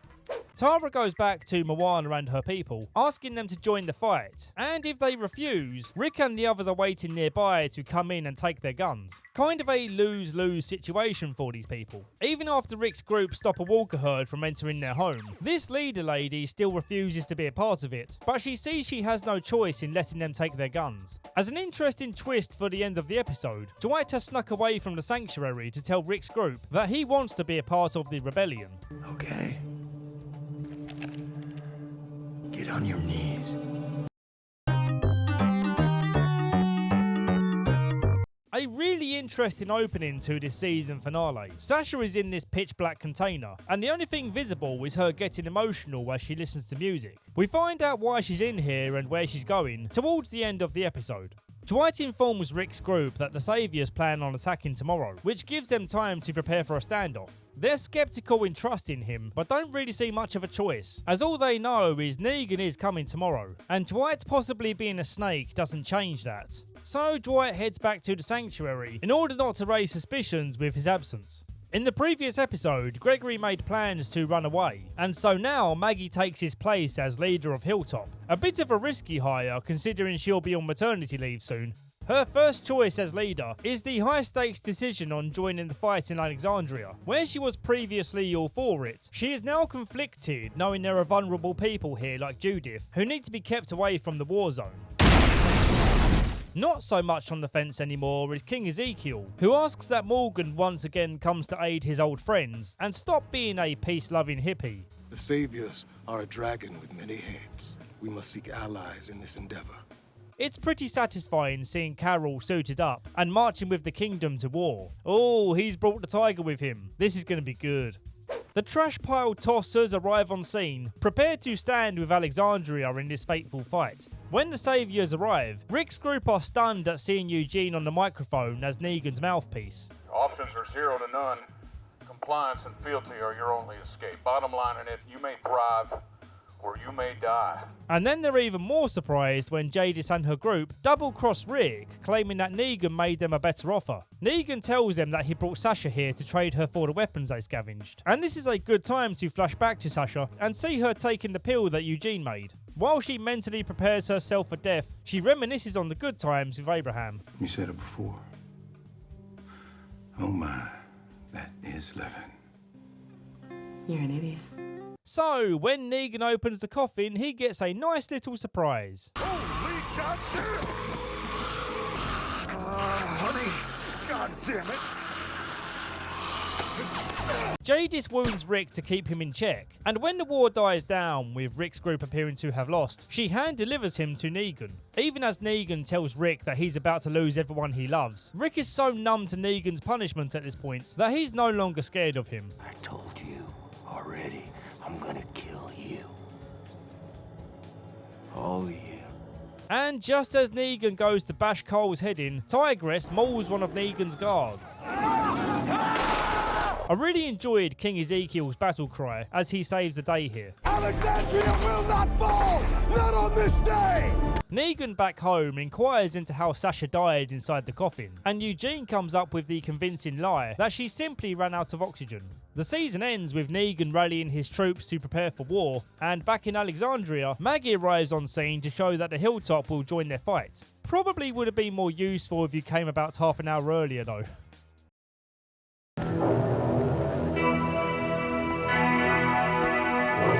This opening is a strange combination of a dream Rick has of the future where he's an old man, and the present where he's giving a long-ass speech about working together to beat Negan. Jesus said that my world was gonna get a whole lot bigger. Well, we found that world. We found each other. I feel like this is the same speech he always gives. It's become a bland experience for me. But then Ezekiel comes along to add some cheese into this bland sandwich. For he today that sheds his blood with me shall be my brother. That's not the good kind of cheese. That's the kind of cheese you squirt from a can. She today, my sister. Cheese. The better part of this opening is seeing Dwight and Daryl exchanging information, using a note that they tie to an arrow and fire back and forth. And you know what? At this point, Tara being a goofball feels natural, and in comparison, she's much more of a restrained goofball than theatre geek Ezekiel. And seeing her be so casual when setting up this important scheme to take out the Saviours is kind of funny. I've had a few comments asking me to point out that the actor Alana Masterson is the sister of the guy who played Francis in Malcolm in the Middle. A fun connection between these universes, as I've made videos on both shows. Please do watch that video if you haven't seen it yet. To this date, it's my biggest project and I'm still very proud of it. Before we get to the meat of this episode, there's one part we need to mention where Carl bumps into this character called Sadiq. Before we get to know this Sadiq guy, Rick scares him away with a warning shot. I know for a fact that he'll be back later, as he plays a pretty important character in Carl's story. The gang get to work, taking out various outposts and lookout points. And with the walkers now heading towards the sanctuary, they pull up outside of Negan's gates, and offer the Saviours a chance to change sides or die. So they surrender, and you and your little piss patrol doesn't kill them. That sounds like a good deal. Surprisingly, Gregory was in there with them, working his sleazy diplomacy tactics to try and keep the hilltop under the control of the Saviors. Doesn't look like anyone's going, does it? Hilltop stands with... The hilltop stands with Maggie! I simply cannot continue without mentioning the level of ick I feel seeing Jesus constantly simping for Maggie. I swear in every scene where they've been together so far, he's been kissing her ass in some way. I thought he was doing the horny kind of simping, but while collecting clips just now, I find out that he's actually gay from this dialogue. I always found it hard getting close to anyone. Neighbors, friends, boyfriends.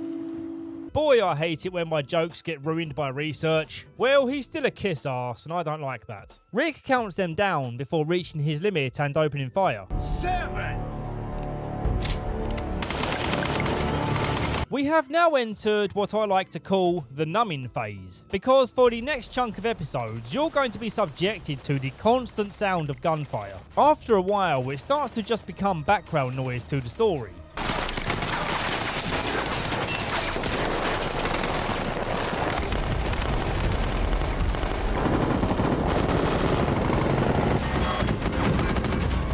Well, anyway, when all this firing starts to wind down and the walkers close in, Gabriel runs into Gregory and offers to help him escape. But Gregory snakes him by running off in the only car left on the scene. Gabriel runs into a nearby caravan, assuming he's found temporary safety. But then he realizes he's camping with the worst possible person. I hope you got your pants on. What? Coming. Pants. Because you are about to your pants. One of the weaker openings in my opinion, but the Negan and Gabriel stuff will be interesting to see.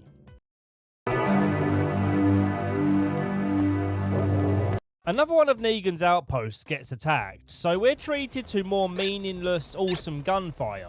At the same time, there's about 3 other outposts being attacked, and we keep switching between them. Honestly, I found it hard to keep track, with my level of boredom hindering my attention. Even when reading through the fan-made wiki, it just reads like this episode is a lot of noise with very little plot progression. For this episode, I had to rely on this source, because I found it hard to find the words to describe what happens. It's just a lot of killing of the saviors, with a few standout moments that have nothing to do with the story moving along, but I'll describe them anyway. Tara, Jesus and a few others capture some runaway saviors, presumably to be used as bargaining chips. We came here to kill them.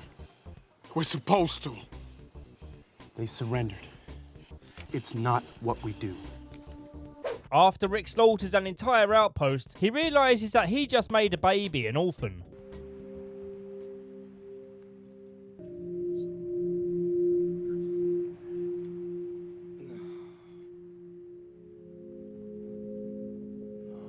I wish we had more hard-hitting moments like this, so we could feel the impact of this warfare. 90% of these deaths just feel like cannon fodder. You might as well just be watching a video game. It's good to slow down once in a while and observe this warfare on a real level. Rick then bumps into an old character from Season 1 called Morales. I don't think I mentioned him before because he's not important. Despite their old friendship, they both realise that they have changed too much since then to reconcile as friends once more, and Morales holds him at gunpoint while he calls for backup.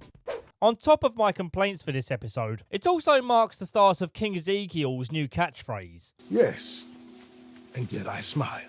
I can't fully rationalise why this catchphrase irritates me so much. I feel it in my core, I just hate non-essential repetition, and just for the sake of giving a character some form of charm. You may not even win. And yet I smile. If anyone else empathises with this feeling, please comment down below, so we can share our grievance together. If you believe I have been too dismissive of this episode, just know that it's one of the worst rated on IMDb.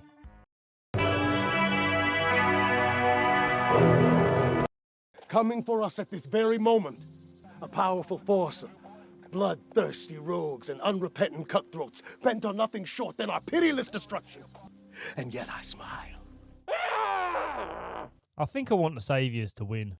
Aaron's boyfriend Eric gets severely wounded in the gunfire, so Aaron takes him to a faraway tree so that he can say his goodbyes. The saddest part by far is the visual of him walking away as a walker to join a nearby herd. Aaron desperately wants to stop him, but this rando reminds him that he's gone now. It's far too risky to go over there and take him out. This was a different way to show loss, and I appreciate the artistic vision.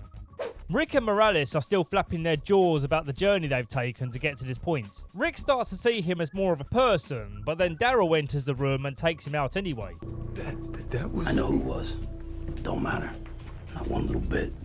Out on the road with the prisoners, Morgan and Jesus enter a disagreement, where Jesus wants to keep them alive and Morgan sees them as better off dead. Some walkers start spinning down the hill, creating a distraction window for the prisoners to make a break for it. Morgan tracks them down and goes to wipe out the whole squad, but Jesus steps in the way and says, "Bro, that's not chill." Maggie, we'll find another way. Really think she won't want them dead? Every last one after what they've done? Do you want to see some of the worst acting this show's ever had? Watch Gregory as he pleads to be let back into the hilltop. Hey! Hello? I need help! I've been through hell! I've been through hell! Cal is delusional. What the hell? Cal, come on, man. You know you can be dramatic. Where you ate a little girl's pancakes. I did not eat those pancakes! Are we watching a Disney show for tweens? What's going on? Cal is delusional. What the hell? Cal! Maggie isn't willing to allow Gregory inside, knowing his betrayal of going to the Saviours. But Maggie also deems him not worth killing, so he might as well come in. She does, however, want to kill the Saviours that Jesus brought home. And what's this? Jesus disagrees with Maggie. You know what they've done to us, what they've taken from us. Of course I do. But they surrendered. Jesus. How could he disobey his queen? Ezekiel and the kingdom reach the compound, and they believe they've cleaned out the Saviours, which pleases Ezekiel greatly. But this cheesy smile gets wiped off his face when he sees a sniper in the building.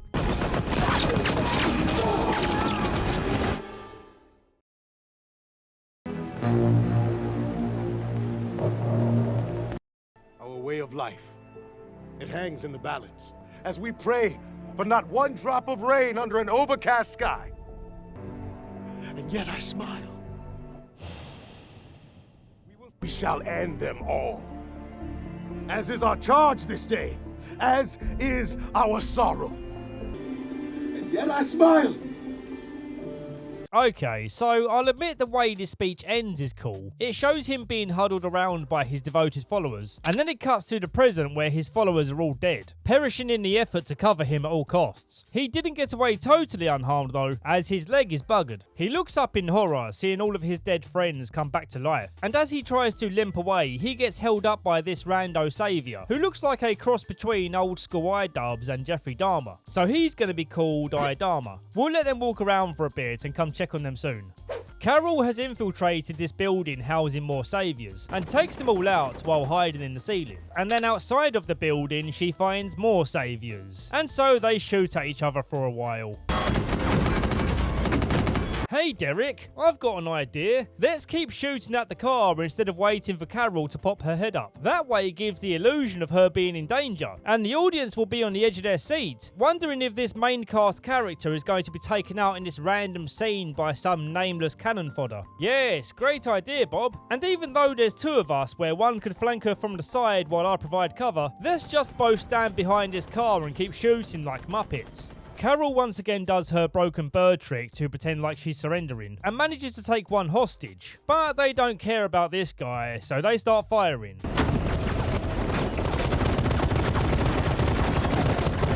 Oh dear, that doesn't look good for them, does it? Well, now's a good time to check back with the king.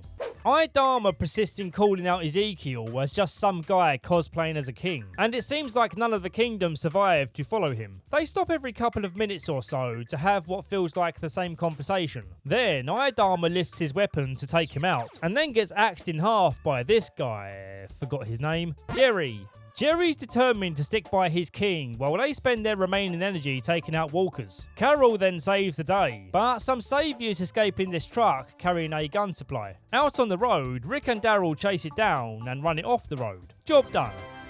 Meanwhile, Ezekiel and co come to a halt, seeing the stream they have to cross is filled with walkers. Carol and Jerry clear a path, with Ezekiel holding the walkers back, insisting that they go on without him. Can't leave you, Your Majesty.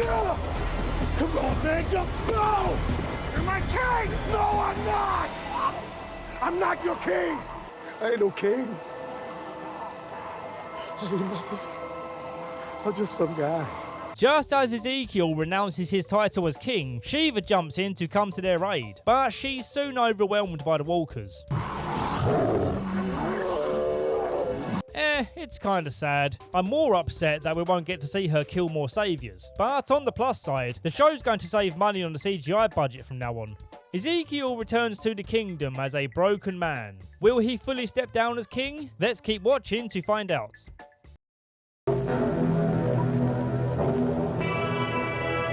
We get to see the meeting at the sanctuary before Rick's gang turned up. Gregory tries convincing Negan that he can get the hilltop to give up their resistance and allow the saviors full control. But Negan suspects that Maggie is the one with all the power now, and Gregory is just trying sneaky tactics. You know what I think, Gregory?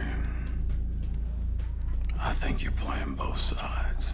It's here when we see Simon starting to diverge from Negan's way of thinking, where he suggests that they kill the resistance. People are a resource. People are the foundation of what we are building here! Cut into the present, we finally see what happens with Gabriel and Negan. And true to his character, he keeps Gabriel alive, and the two share their perspectives on leadership styles from either side. Gabriel believes that he can convince Negan to behave like a good boy. I think I'm here to take your confession.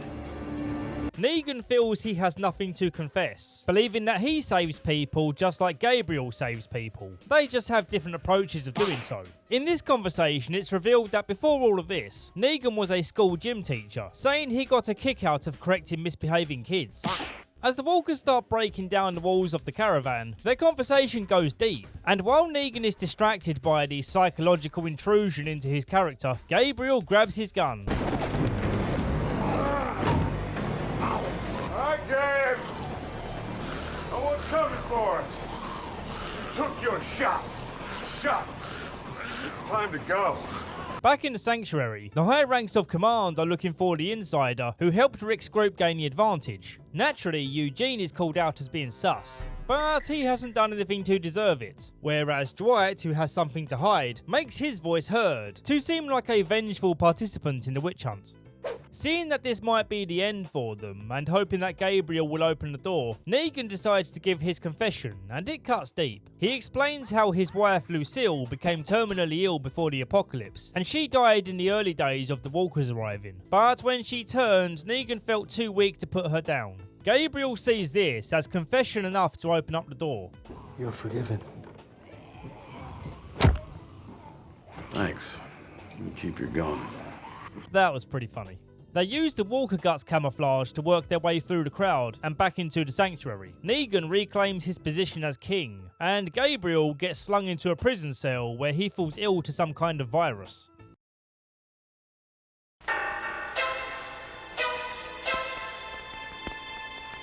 For some reason, Rick, Maggie and Carol are sending each other letters, which I don't really understand why, as they see each other quite frequently. Also, they all have walkies to call each other with, making this method of communication feel kind of pointless. We cut to Judas, who for some reason is making sculptures while wearing nothing but an apron. Now, I'm not attracted to Judas in any way, but why is this kinda hot?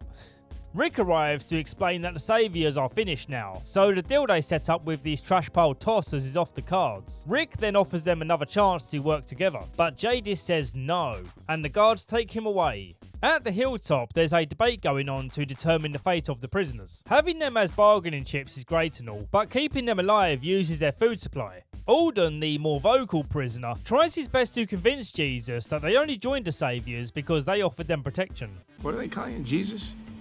Well, Jesus, I'm no angel. No such thing. In the morning, Maggie orders the prisoners to be kept in a cage and chucks Gregory in there too because he also can't be trusted. Weasel Guy's in here and he's making himself known as a troublemaker, whereas Alden is grateful to be kept alive. Thank you. Don't make me regret it. There are two great parts in this episode. I'll start with Carl finding Sadiq and offering him some food and water to show he means no harm. Why? My mom told me that you gotta do what's right. Sort of know what that is sometimes, but sometimes it's not. He wants to set an example to Rick by showing that they can trust in people again. Then they fight some walkers where Carl struggles to get the better of them, but still manages to take them out. A seemingly insignificant event, but if you know what's coming, you'll know why I mentioned it. The other event is Michonne and Rosita following the sound of music to this old warehouse, and while sneaking around they get detected, causing a fight to kick off between Michonne and whoever this is. Rosita holds up this guy, and then we get this amazing moment. Baby girl, you're not gonna use that thing. I can't decide if that looked amazing or stupid. Regardless, the immediacy of this guy being blipped out of existence made me laugh. The woman saviour makes a break for it, in this van that's hooked up to stadium-grade speakers that were going to be used to draw away the walkers from the sanctuary.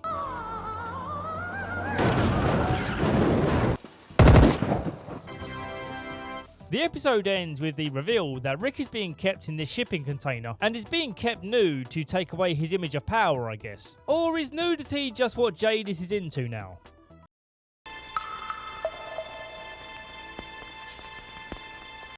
Turns out Rick's not nude, he's got some pants on, which is good for us because he's currently spinning around for a photo shoot.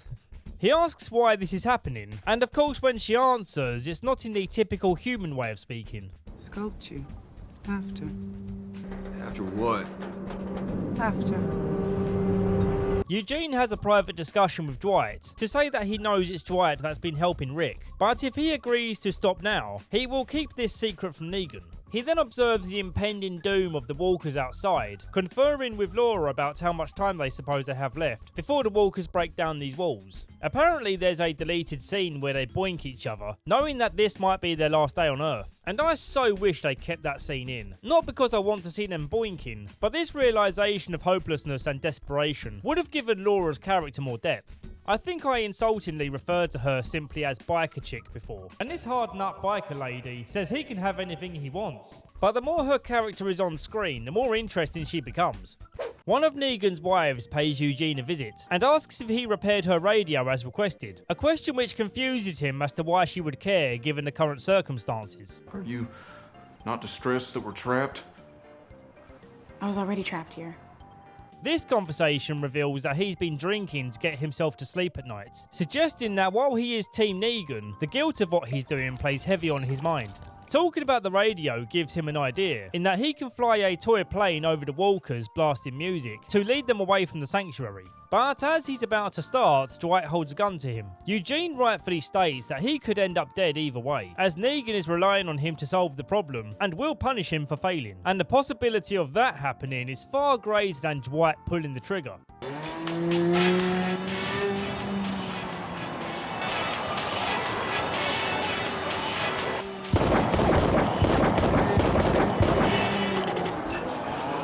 At the same time as this plan is failing, Daryl drives a truck straight into the building, allowing walkers to come pouring in. There's something about the way this scene is shot that I find very pleasing.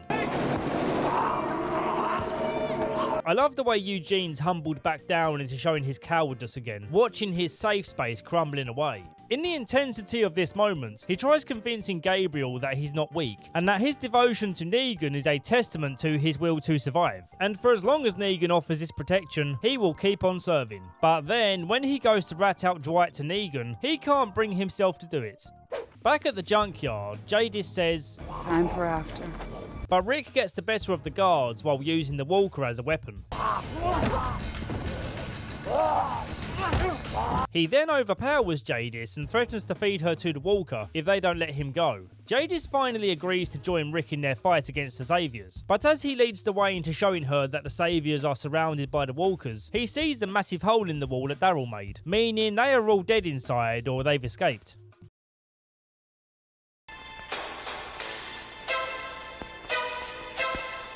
Rick and the trash guys go to see what's up with the Saviors, and it seems like they're still home protecting their property. So they all scamper off and think about what their next move will be. We got out. It hasn't been long. We have to warn everyone. They're gonna hit back. We can get the cars near the east lookout and split up. On the way to see the beach girls, Enid and Aaron camp out overnight, and Aaron spots someone approaching their car, so he hops out to investigate. Enid hears him in trouble, so shoots her from the back. But oopsie doopsie, it turns out that was Moana's grandma. And the next time we see her, she's a floppy fish ghost in the ocean or whatever. Okay, I think I've taken this Moana joke as far as I can, and if I don't stop myself now, who knows how far I'll go. You suck! Her actual name is Cindy, and this whole ordeal is probably going to affect relations between the two communities. That's just my expert prediction. That same evening, the Saviors are on the attack again in 3 different places. The first is on this road where Simon has stopped Maggie's convoy, threatening to kill Jerry if they don't give up their guns again. Maggie agrees to the trade, but bizarrely asks for the wooden coffin that they were about to bury Jerry in. Slight correction, it's not a bizarre request. I made a mistake in not noticing that Simon shot someone in the back of Maggie's car. When he pulled the trigger, it looked like he shot away from the car. Take a look at where Simon is supposedly standing, as suggested by the direction that this Saviour's looking at him. Nah, Gary. I got this. But when it cuts to Simon, he's not looking in the same direction as the Saviour. We don't actually get to see the person being shot, we just see the blood in the background when it cuts back. And we don't even really know who this guy was in the back of the car. Whoever this person was barely in the scene. Aside from him saying a curse word once, you'd have trouble even remembering he was there. Oh shit.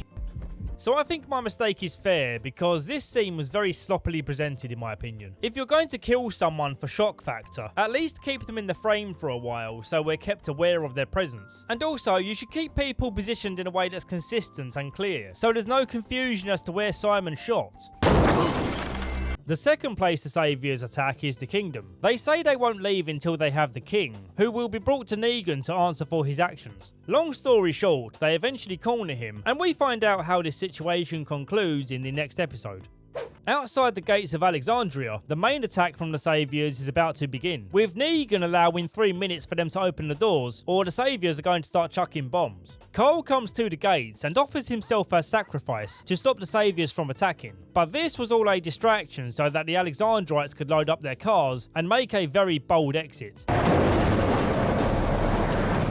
As the Saviors make their chase, Dwight and Daryl set up a secret trap ahead of time, where Daryl tosses a smoke grenade into the road, causing the Saviors to stop their cars and get ambushed. Dwight waits for his moment to pull a switcheroo and fire on his own people, a plan that mostly worked, but Laura manages to get away after witnessing his betrayal. It was you. All of it. Tell him to stop! It doesn't work like that. Back in Alexandria, Rick goes on the hunt for Negan, and the two clash in this awesome fight scene. Cut you up in little bitty pieces, feed you to death, and make you watch. And then when you're some sort of screwed up, creepy stump with a head, that's when I'm gonna kill you in front of everybody. You ever shut the hell up? Nope. Rick lands a satisfying bonk. But this isn't enough to stop Negan, who for now finishes the fight by pushing him through the window. Everyone regroups in this sewer system underneath Alexandria that the Saviors somehow didn't think to check. And when Rick gets to Carl, he sees he's been bitten. Saving me! Yeah, as it turns out, helping Sadiq earlier was the right call to make, morally speaking, but in his efforts to be a good boy, he signed his own death sentence.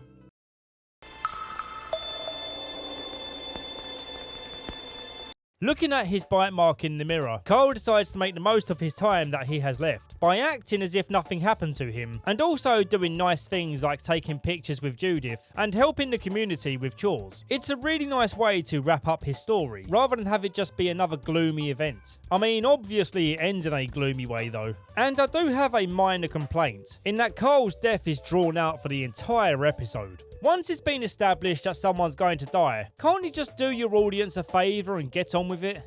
Give the character a nice farewell speech for sure, but make it feel more special by being short and sweet. Towards the end of his death scene, I felt like I was waiting for a bus to arrive. You know that even though it's taking its time, at some point it will arrive, but you can't help but feel irritated by the fact that you have to wait. Fucking die already. Just give up and die. This part makes up the bulk of the episode. The rest is just seeing Morgan and Carol coming to the aid of the king by taking out the saviors one by one, and then surprisingly Henry steps up to take out the leader. Towards the end, we get another dream vision of the future where Negan's still alive, and more surprising still appears to be an active member of the community. Good morning. Good morning to you, darling.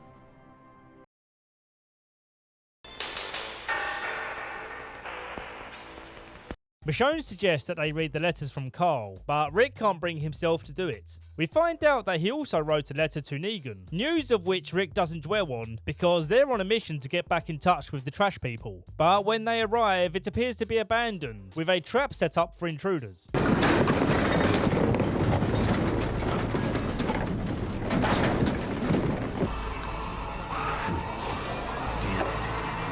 Simon's getting frustrated that Negan's standard plan isn't working on Rick's group, once again suggesting that they try something else. Negan once again reminds Simon of their mission statement, but Simon still isn't convinced. What we do, saving people, it is hard, but it damn well works.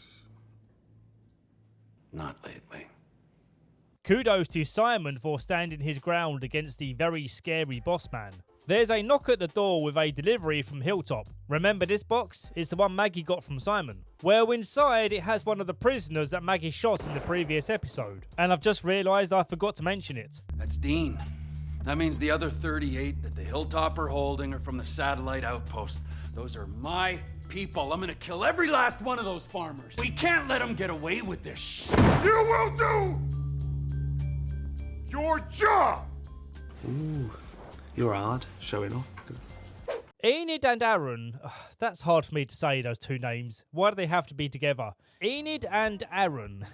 These two get taken to the beach, and they plead with their captors that killing them in revenge for Enid shooting Grandma will just start a never-ending cycle of revenge. And so she's like, yeah, alright then. So I guess this conflict's already over with.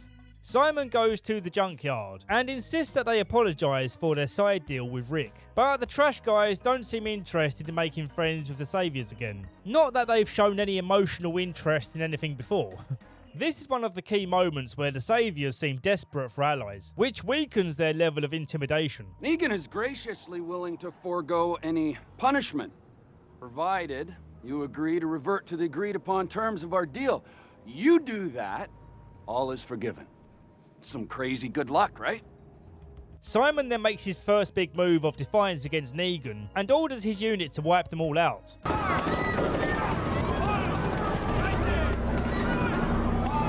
This explains why the place appears to be abandoned when Rick and Michonne turn up. Simon goes back to Negan and lies about what happened, and then we cut back to Rick and Michonne, who are now dealing with the trash people who turned Walker.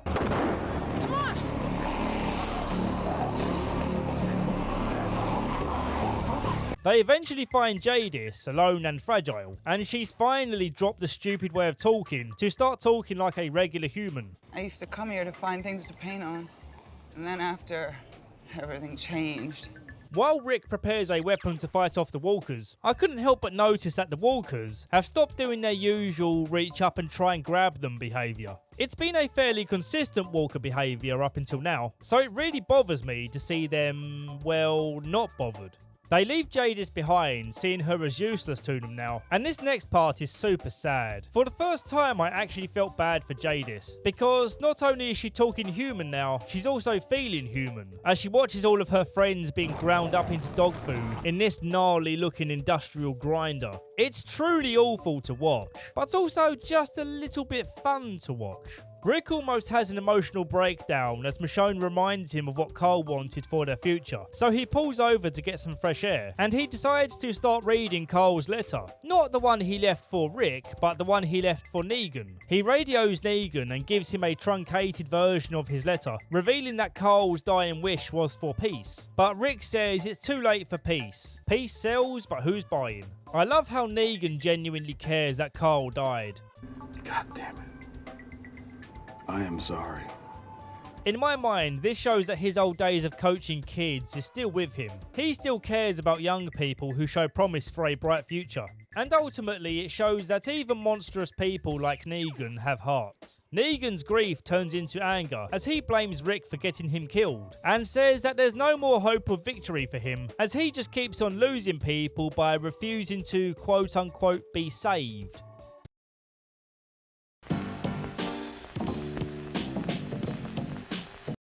Gabriel and Dr. Carson are lost on the run, so they're looking at a roadmap to get their bearings. But Gabriel's vision is starting to blur, suggesting that his flu is now an infection that could blind him. But Gabriel's more concerned with getting the doctor back to the hilltop for Maggie. On the way, they stumble across this old cabin, where as luck would have it, they find antibiotics, and even luckier still, some car keys and a map, which confirms that the area they're currently in is not too far away from home. The antibiotics work to bring down his fever, but his eyesight is still in peril. You did it. I think I might have had some help. Dwight advises some of the group that there is one path that the Saviours don't patrol, that if taken will lead this group back to the hilltop, but Tara is stubbornly against trusting him, and even makes an attempt on his life. Killing me right now. Like this? What's that gonna do? It's gonna make me feel a hell of a lot better. Just as Tara chases him down to finish the job, a band of Saviours pass by and talk about heading in the direction of their group. So Dwight puts himself on the line, pretending that he went looking for Rick's gang but found nothing in the woods. Back to Gabriel and Dr. Carson. They hop into this truck, but they get held up and taken away by the Saviours. And when the doctor goes to grab a gun to retaliate, he gets shot down. Come on, man, that's the doctor, damn it! That's our asses. No. The last storyline to mention is Negan pressing Eugene for a theory as to how Gabe and the Doctor escaped, but for some reason he doesn't think to suspect Eugene, even though he's clearly got the closest ties to his old group. But whatever. He assigns Eugene as a leader of a new outpost, where he's going to be in charge of manufacturing bullets. Gabriel's brought along and forced into being part of the production line. With Gabriel having limited vision, personally I wouldn't have placed him into such a crucial role as sorting parts for bullets, and maybe into a lesser role like sweeping the floor.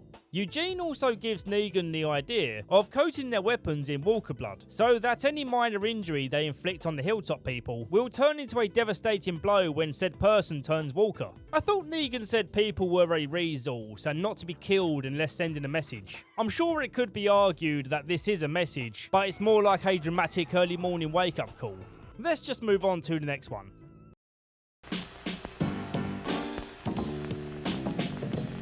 Dwight says he wants to scout ahead of the Saviours to make sure they don't run into trouble, but of course he has a more traitorous goal in mind. Simon, however, gets orders from Negan that Dwight is to ride with them, so that he can be brought up to speed on the plan, which doesn't make sense because he was there when they made the plan, but sure. On guard at the hilltop, Maggie and Rosita are chatting about stuff. You can tell I paid attention to this conversation. And then Maggie sees this mysterious looking box in the distance. When they retrieve said box, it has a note attached to it saying, "Fill the box with stuff and we'll give you the key to the future." Oh, so mysterious. The payoff is more boring than you could ever imagine. It's just a woman trading knowledge and food for music records. And when the trade is complete, she leaves. Forever. Yep, this is the last time we ever see her again. What a worthwhile interaction. I only happen to know that because someone spoiled that part for me. And yeah, knowing that information kind of ruined my enjoyment for this part of the episode. The better part of this episode is Rick tracking down Negan and separating him from the convoy. Simon says they should hold back, in case it was Rick's plan to ambush them all along. And as it's a one-on-one situation, Negan's more than capable of handling his own. So let's check how he's handling it. Well, he's wisely keeping moving, as Rick has a gun, and he only has Lucille. Rick soon runs out of bullets though, so he lobs his axe, causing Negan to fall through the railing. You asshole.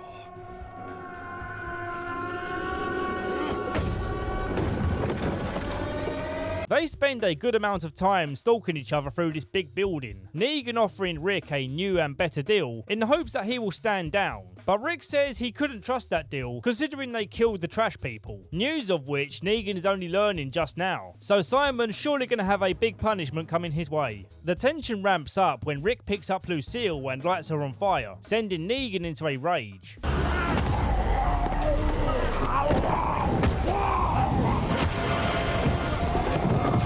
Negan escapes through a window and is nowhere to be seen when Rick gets outside. Dwight and Simon also give up the search, and Simon commands everyone to carry on without him, doing away with the way Negan wanted things done and start wiping out the rebelling communities like Simon wants to. But where exactly is Negan? Well, shit. Shut up.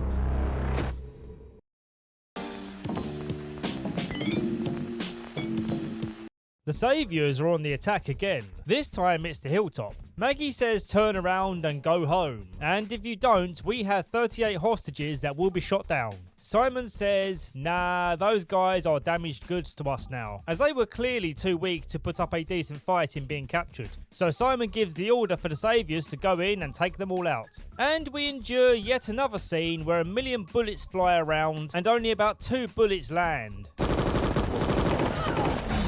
Alright, I'll admit that's an exaggeration, as some saviours do die, but they're nameless saviours that are only scripted to die to make it look like something dramatic is happening. But if we're being honest, this is just filler. There's even a moment where Simon tries sneaking the saviours towards the house, where the hilltop wait to ambush them. Damn it, no! Back to the truck! Go!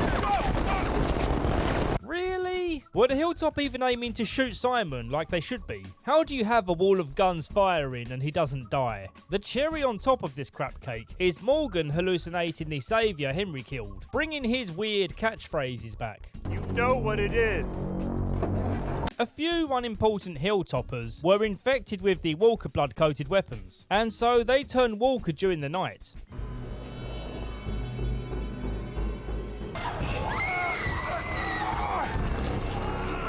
This part was fun to watch. While that's going down, Henry opens the prisoner cage and demands to know who killed his brother. I had to go way back to remind myself that it was Weasel Guy who killed his brother, and admittedly to remind myself who Henry's brother was. One of the prisoners turns Walker and creates a distraction for some of the prisoners to break out.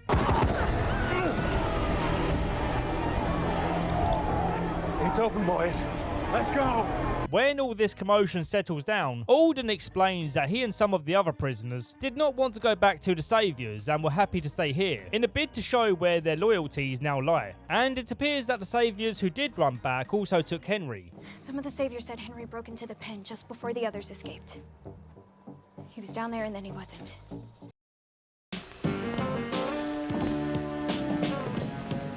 I like the opening of this one. It shows how Jade is played dead while the Saviors took out the rest of the trash guys. Should have played, lady. Not your game. We then see her recovering from the ordeal in her container. But what's this we see? It's Negan's bat. It's a clever way to show us the timeline of events between what was happening with Jadis and Rick's assassination attempt on Negan before he was taken by Jadis.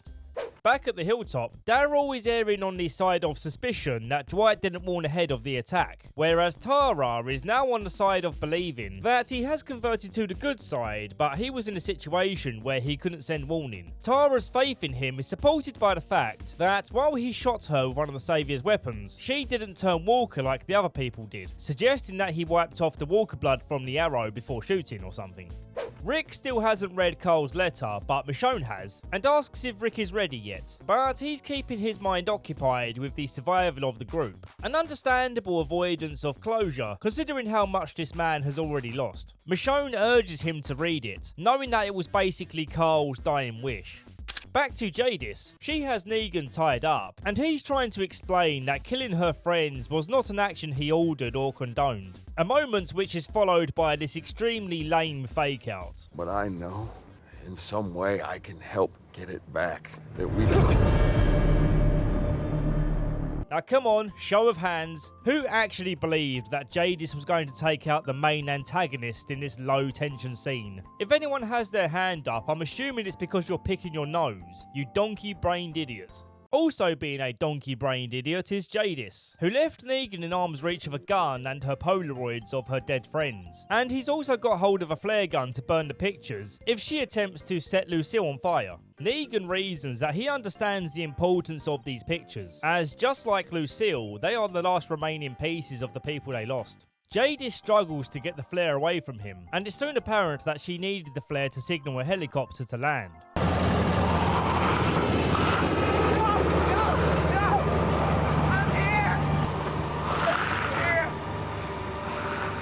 Judas, frustrated by this, again goes to burn Lucille, and Negan pleads that if she stops, he can make it right again. A very interesting scene, slightly let down by the stupid part. Out on the search for Henry and the escapee saviors, Rick and Morgan get knocked out and they awake as the saviors' captives. Rick warns that a walker herd is on the way, but if they agree to join them, they can come back to the hilltop. Weasel Guy, who's currently in charge of this unit, says, nah, that's a trap, in a Weasley kind of way. Oh wait, I was supposed to actually say that like a weasel. No, that's a trap. Was that more Weasley? He may have been right about it being a trap, but Rick wasn't lying about the Walker situation. Walker! Surrounded! Yes, we've already killed you. As they make their escape, Morgan slams the gate shut and the Weasel Guy gets brutally torn apart. Yeah, I probably can't show you this part, so let's just move on. Carol ends up finding Henry hiding in these thick roots next to a river, which looks very similar to where Sophia was last seen alive back in season 2. Maybe an intentional callback to show that Carol feels like a mother to Henry now. The episode ends with Rick plucking up the courage to read Carl's letter, and I guess we'll find out what it says next episode.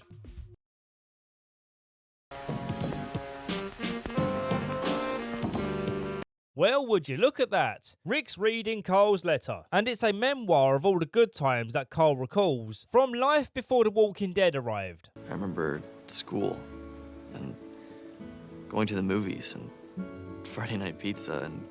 At the end of the letter, he asks that Rick fights for a better future, saying that the saviors and all the workforce working at the sanctuary are human beings like everyone else, just trying to get by.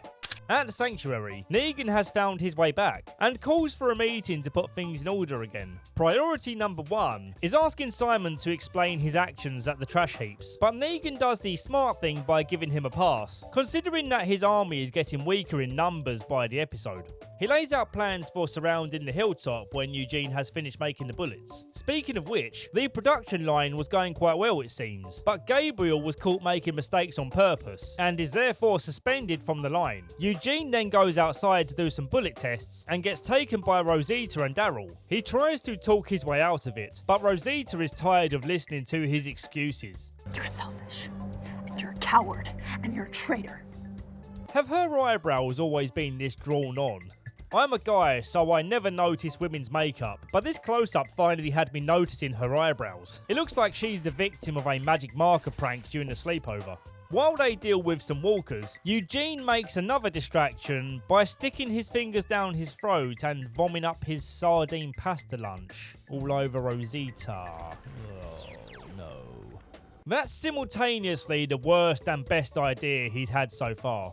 His next genius move is burying himself in this pile of ash to escape. Although it bugs me how he achieved this, as disturbing this big pile of ash would have surely created a dust cloud that would definitely have taken a few minutes to settle. More time than is allocated between him hiding and them arriving on scene to search for him. Couldn't have got far. Come on. Back at the sanctuary, we have by far the best part of this episode. Simon sets up a secret meeting with all of the saviors who want to rise up against Negan, but Dwight, playing some clever defense, rats on him. There is the Simon that I know. Comes right at you instead of that backstabby bullshit.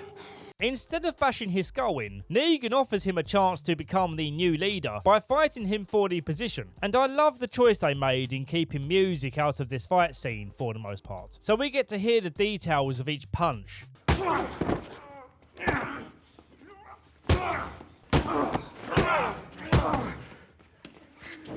Of course, Negan comes out as the victor, but man, what a legendary character Simon was. I'll be honest in saying that at the start, I felt he was no different from your average moustache-twirling villain, but over time he grew to be a complex guy, and towards the end you really sympathised with him. Dwight takes the opportunity to warn Gregory of the upcoming attack and sends him on his way to alert the hilltop. This amazing part of the episode continues as Negan walks Dwight back to his room to pretend that he's happy about Dwight becoming his next second in command, only to reveal that Laura has returned to the sanctuary. I ran, and I kept on running. I was hurt, but what kept me alive was the thought of getting back here and exposing you for the scum weasel you are. Negan knew that Dwight would warn Rick's gang of the attack, and therefore made sure that Dwight saw the fake plan, so that the others in the background can form a new plan to catch them by surprise. Back in the factory, Eugene goes full steaming mad on bullet production, and orders Gabriel back on the line, as he needs help in this move to change Saviour history. The last part is Michonne reading out Carl's letter to Negan in an effort to change his mind using a softer approach than Rick, but Negan's not sold on it. We also see the Walker version of Simon tied to the fence. What a gruesome last image of this amazing character.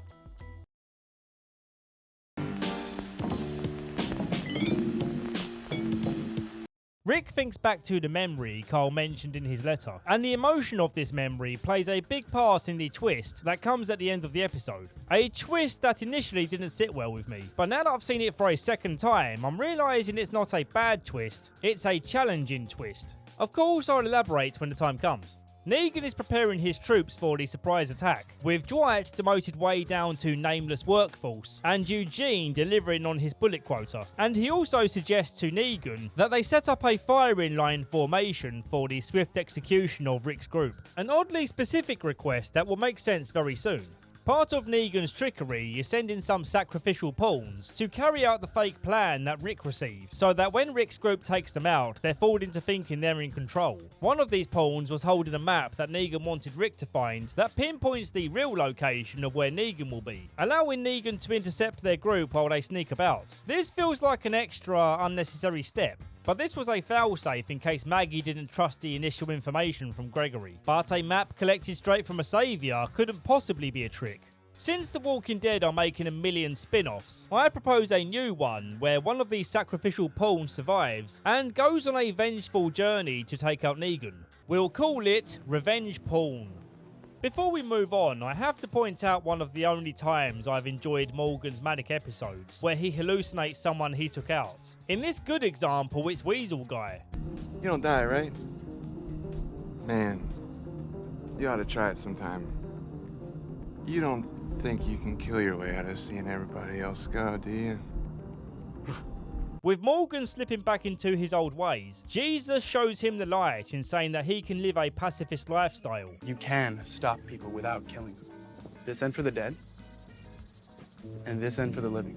Nice try, Jesus, but better saviours have converted him before, and he eventually just falls right back into it. The gang take a moment to look at something in the distance, which as their dialogue suggests is a massive Walker herd. Holy damn. You ever see one that big? I don't know if it's my streaming quality, but I don't see shit. Is this brown puddle of blurry nonsense supposed to be a Walker herd? The gang puts on the brakes hearing Negan on the megaphone. He tells them they're surrounded, and it seems like there's no escape as he gives the countdown for the firing line. 3, 2, 1.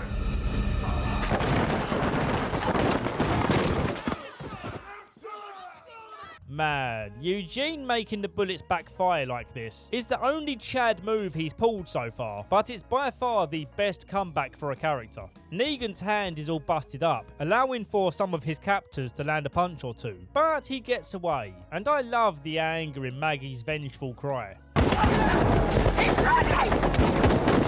There's a less interesting battle happening at the hilltop, with Alden still trying to prove that he's a good guy now, by helping to defend against the saviours. The beach-dwelling ladies make a surprise appearance to show their support, with a bunch of Flaming Moe's cocktails. Yeah, let's just get back to the good part. The rest of the saviours are encouraged by Laura to surrender themselves, seeing that this fight is essentially over. Rick is on the chase after Negan, and they scrap underneath this tree for a while, but then Rick asks Negan to give him 10 seconds to explain what Cole had in mind for the future. And with this emotional gut punch bringing down Negan's defences, Rick slices his throat open. As Negan lies on the floor bleeding out, Rick ruminates over his decision, thinking back to the memory with Carl when life wasn't so messed up, which leads him to the conclusion that this isn't the way forward. Save him. No! Maggie! No, he can't! No, he killed Glenn! We have to. We have to end it! We have to make it right! Powerful stuff.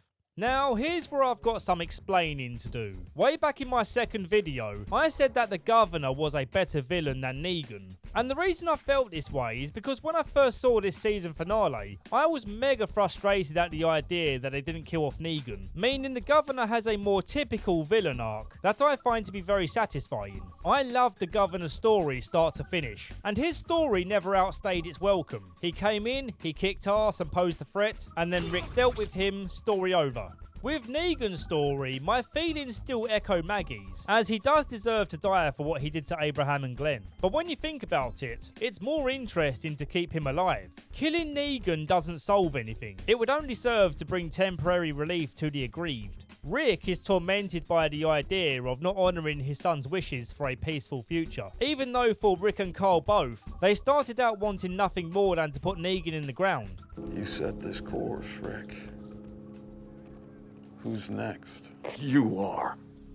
Keeping him alive sets up an interesting idea that the gang might be split into two opposing groups. Those who want to see him hang versus those who want to keep him alive in Carl's honour. What is keeping Negan from being my favourite villain, however, is the fact that I know he's still alive by the end of this show. And that's thanks to the existence of a new spin-off show called Dead City, where he's journeying alongside Maggie. What the hell? What the hell is that? The ending hits your emotions hard, with Rick responding to Carl's letter in this moment of closure. I forgot who I was. You made me remember. You showed me the new world.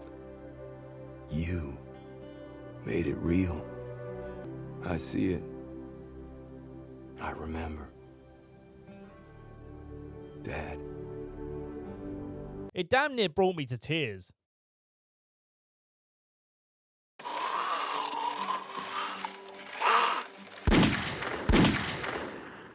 As I predicted, or maybe I just remembered, the group is now split, although things seem amicable between the towns. We see Rick's group taking some farming equipment from this museum. And before we continue, I have to praise the opening credit sequences for Season 9. This animation is awesome, and a nice change of presentation from the B-roll montage style that we've become accustomed to, which, don't get me wrong, I always enjoyed, but it was definitely time for a change-up. I also kind of love this museum scene. It's not all that important to the story, but seeing these walkers underneath this floor/ceiling sets up the obvious but nonetheless enjoyable moment where the glass gives way and Ezekiel dangles like a meaty piñata. Luckily, he gets away. I say luckily because he's not been too annoying in recent episodes. We appear to be done with the whole "and yet I smile" stuff, so I guess I'm happy to see him still around. Also still knocking about is Gabriel, who looks like a Mortal Kombat character now.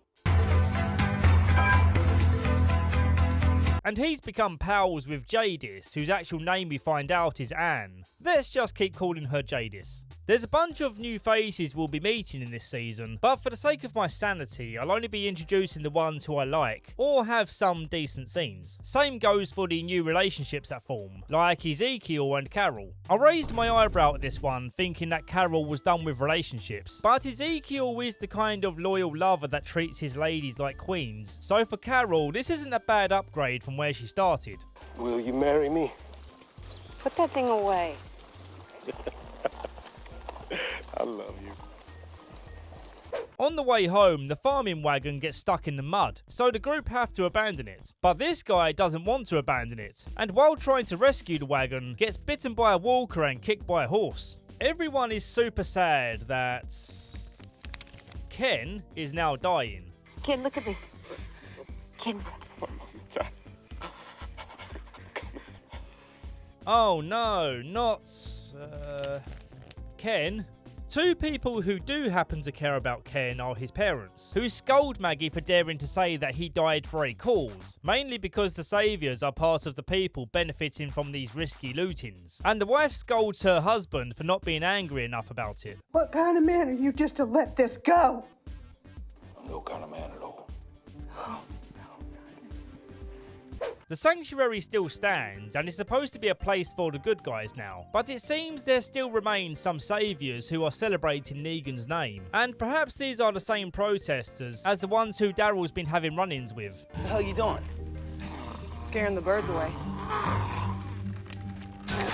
Daryl, seeing the literal writing on the wall, sees that this uniting the nations idea is a fruitless venture. What feels natural for Daryl is a life on the road, and he openly desires to have that back.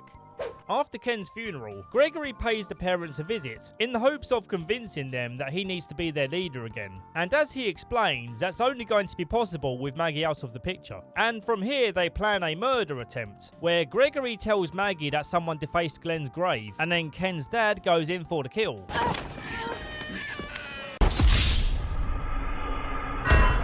Maggie storms into Gregory's office and confronts him about this obvious scheme. Gregory snaps and goes to stab Maggie, but because he's no tough guy, she quickly overpowers him. The next night, Maggie orders his execution, which would be harder to watch if it wasn't such a douche. It would be even easier to watch if it wasn't pixelated for YouTube. Patreon.com/Hausenberg-Films. A couple of people have commented saying, why wouldn't I just watch the regular show, which is uncensored? And to that I say, there's likely a few reasons why you're watching this recap instead of the regular show. And hopefully one of those reasons is because you like my commentary, which you get more of in these extended versions, along with the removal of censorship. So, patreon.com/Hausenberg-Films. And now let's move on to episode 2. You can die behind these bars, you know that. You probably noticed that there was a key person missing from episode 1, and that's who Rick is talking to now, telling him about the progress their community has made since he was taken out of the picture, like setting up this rendezvous camp between the key places, and repairing this bridge that will be an essential route for their trades. In this opening conversation, we don't get to see Negan yet, keeping us in suspense of how he looks now behind bars. In this rendezvous camp, we have Eugene 100% back in the good books, helping to manage resources, and he points out to Rick that more saviours have gone missing, suggesting that there might be a small Negan-style group to deal with at some point. We also see that Enid's being trained as Sadiq's assistant doctor. I know that's not very interesting, but I just had to mention it because it might seem weird when she's patching people up in the future.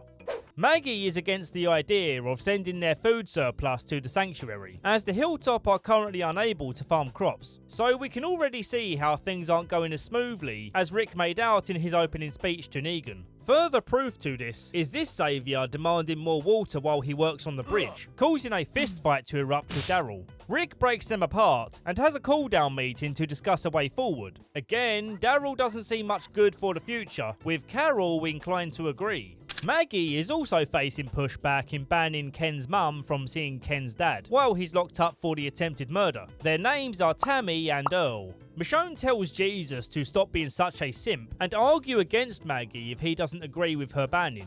On a lighter note, Jadis and Gabriel are forming a closer connection, and we also see baby Herschel crawling around. Isn't that cute she named him Herschel? Off my land. Rick was setting up a plan to divert the Walker herd away from the workforce, but one of the saviours who was supposed to create the diversion failed to respond on the radio, causing the Walkers to arrive on scene, leading to Aaron's arm being crushed by this pile of logs. Oh, shit! Who's to blame for this? Oh, what a shocker. Although I have to ask, really? You gave this guy, who's clearly a rebel in the making, a task so fundamental to the survival of your group. You've got a camp of about 100 people, and you choose this guy for the task? You were basically asking for a disaster. Rick finally does the right thing and sends him packing. If I see your face again, stitches won't fix what I do to you. While in a lookout spot, Jadis sees her helicopter guy flying overhead, indicating that whoever she was dealing with before is still keeping tabs on things. With that, we have a couple of more events to wrap up the episode. The first being the saviour that Rick sent packing, getting killed as he walks away by some mystery person. And lastly, we get to see what Negan looks like in his cell. And he's still confident that Rick's vision for the future isn't going to work out. When it finally goes to shit, and it will, make sure you come back and you tell me all about that day, too. You're not saving the world, Ray. You're just getting it ready for me.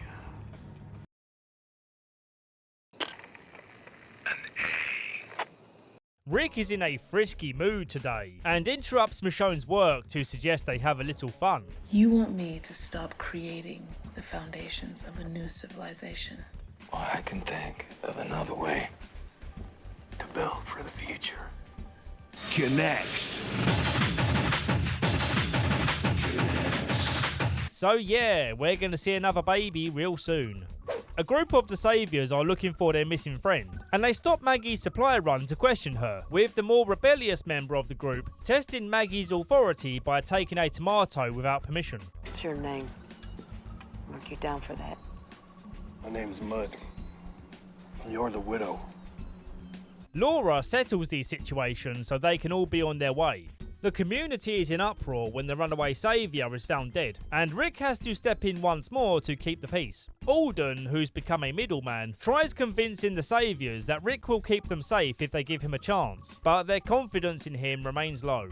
Rick finds this woman Beatrice was knocked out, and her companion Arat has been taken. Arat is this woman here, and yes, I did have to look up her name. I was also considering calling this woman Ripley from the Alien franchise, and I will if she continues to be a character we need to talk about. Late at night, Jadis sneaks off back to the heaps and talks with the helicopter guy over the radio. She wants picking up, but the guy says you need to bring something with you. What do you have? An A or a B? What will it take? Pretty cryptic stuff, and I'm looking forward to seeing what this helicopter guy is all about. Also curious as to what's happening is Gabriel, who overheard what she was saying. She explains that there is a better place that they can both run off to, but Gabe says he won't go, and furthermore has to tattoo on her to Rick, so she knocks him out. Turns out, Ripley was the one who killed the castaway saviour, and now she has Arat on her knees, ready to pay for killing the Oceanside people in the before times. So it appears that she was faking being knocked out earlier, and was playing some sort of game. I don't entirely comprehend what happened there, but the important thing is we now know who did it, and we can see where this storyline ends. Arat begs for Maggie and Daryl to save her, but they sympathise with the Oceanside ladies in how the saviours almost destroyed their community, and so Maggie gives the go-ahead. The episode ends with Maggie declaring now to be the time they pay Negan a visit, as Rick's way is no longer working for them.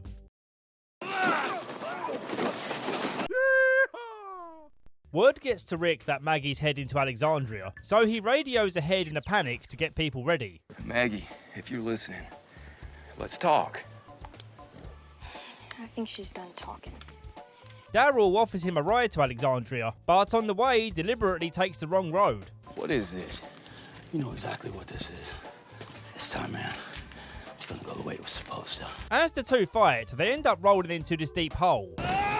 And they're going to be stuck here for a while. I'm really enjoying the conflict between these two. The disagreement means much more when we've watched them be best buds for a good amount of seasons. After yelling at each other for a while about the pros and cons of keeping Negan alive, their tone gets more heartbreaking, as Rick expresses again that killing Negan will mean Carl died for nothing. Well, I don't know, he saved Sadiq, and he seems kinda chill. Plus, he's a doctor, which is beneficial for everyone. But I guess in Rick's eyes, he's a nothing reward for Carl's sacrifice.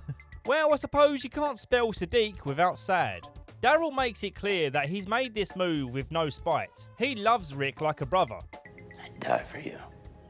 And I would have died for Carl. But you gotta hear me. chasing something for him that ain't meant to be, man. Judas has Gabriel tied up and says that in order to be granted entry to the helicopter place, she has to kill Gabriel as the admission charge. But that doesn't make sense to me. What benefit would Gabriel's death be to the helicopter people? They don't know who Gabriel is. He should mean nothing to them, dead or alive, right? Hopefully this gets cleared up later. Gabe says he forgives her for what she's about to do, and this guilts her into knocking him out instead. Again. He wakes up to a note saying that she's gone, and this makes him very sad because they've been in love for a couple of minutes.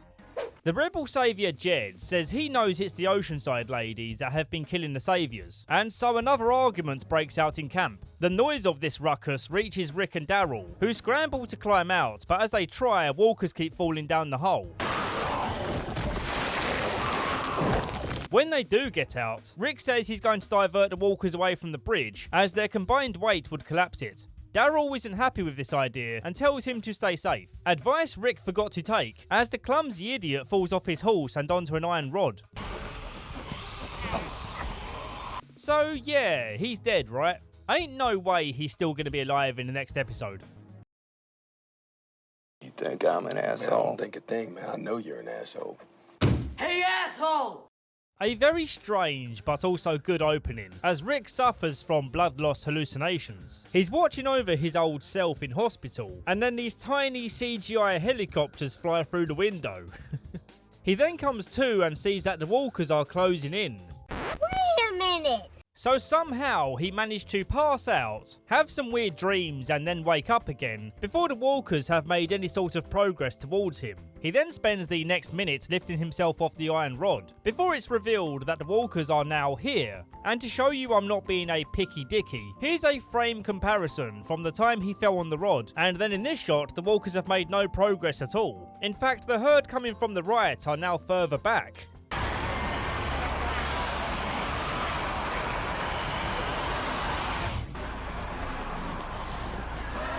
The audacity to trick us into believing that he's got mere seconds to spare, and in the next episode make it so that he's got a recovery window of over a minute. Moments like this make me want to stop watching, but of course I won't. I am committed to this shit now. But to the person who decided to trick their audience like this, fuck you.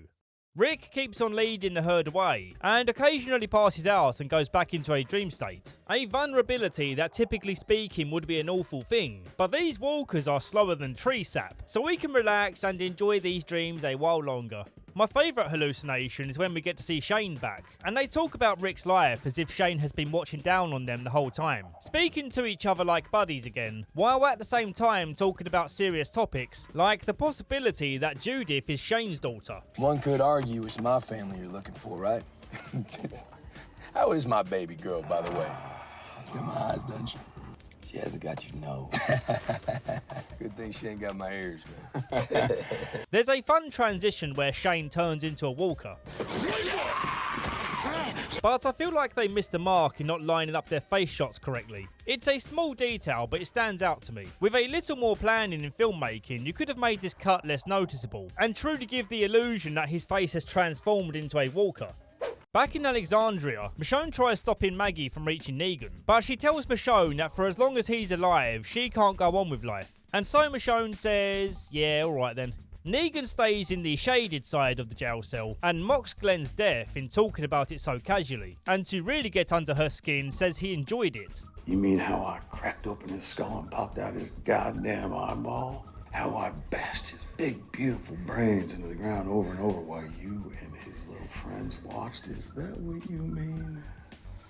But when Maggie demands that he comes into the light to face his punishment, he refuses. She throws him at the wall to get a good look at the man he's become. And what we see is shocking. Please. Please kill me. Why? Tell me! Why should I? So I can be with my wife. So I can be with Lucille. Maggie lets him live, explaining that Negan died in that cell, and keeping him alive is clearly the bigger punishment at this point. We get back to watching more of Rick's flashbacks. This next one with Herschel is my second favourite, where they share a touching heart-to-heart. I'm so sorry for what happened to you. It's especially moving considering Scott Wilson passed away not too long after this episode aired. I didn't care much for the Sasha flashback. It seems to me like an odd choice of person, as these two characters never had much of a rapport. I would have replaced her with Abraham. Or hell, even though I don't like her, even Laurie would have been a smarter choice. She actually meant something to him. His journey ends up at the bridge that he was trying to avoid going to, and he decides that the only way this can end positively is by blowing up the bridge with the walkers on it. Everyone scrambles to save him before he does it, but they're too late.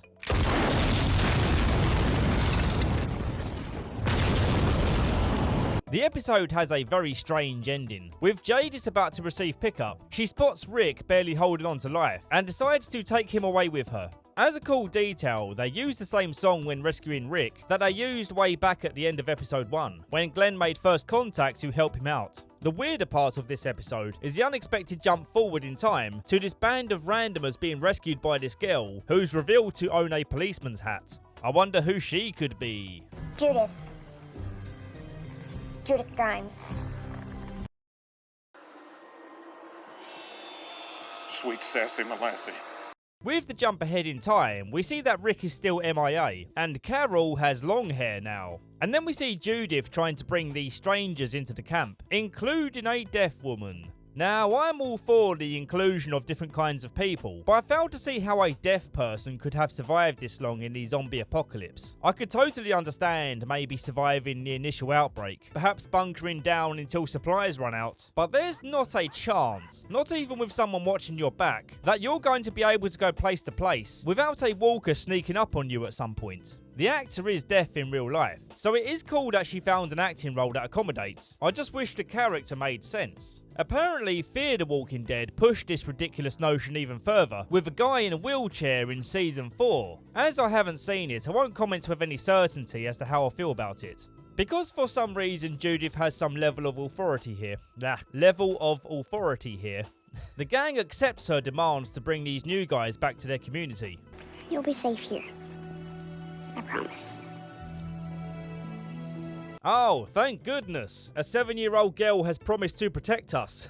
We can relax now. The town has a council meeting led by Gabriel to question the new guys, and to also let them know that as welcoming as they are, they should not be messed with. The new people are Magna, who's an ex-convict, Yumiko, a half-Japanese, half-British woman who's boring as hell, the deaf woman Kelly alongside her boring sister Connie, and lastly we have Luke. The only one who appears to be interesting is Magna, as the town gasp at her prison tattoos, fearing she's a bad girl. Yeah, like no one else here committed crimes since the Walker outbreak.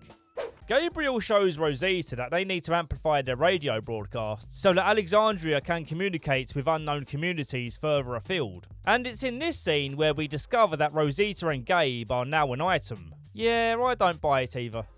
On the road, Henry runs to the screams of a woman who turns out to be one of the ex-saviors, led by the rebel Jed from a couple of episodes back. They take all of Carol's stuff, but the storyline predictably ends with Carol killing them all, although I will say it was done so in a brutal yet satisfying way. I swear you'll never see us again. I know.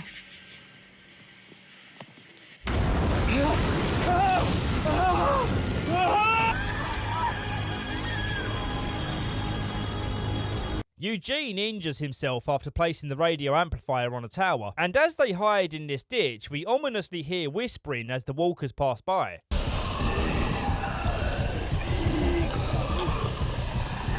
let them get away. Subscribe to Hausenberg. In this episode, it's also revealed that Michonne did become pregnant before Rick disappeared, and they now have a son called RJ, or Rick Jr. Boring.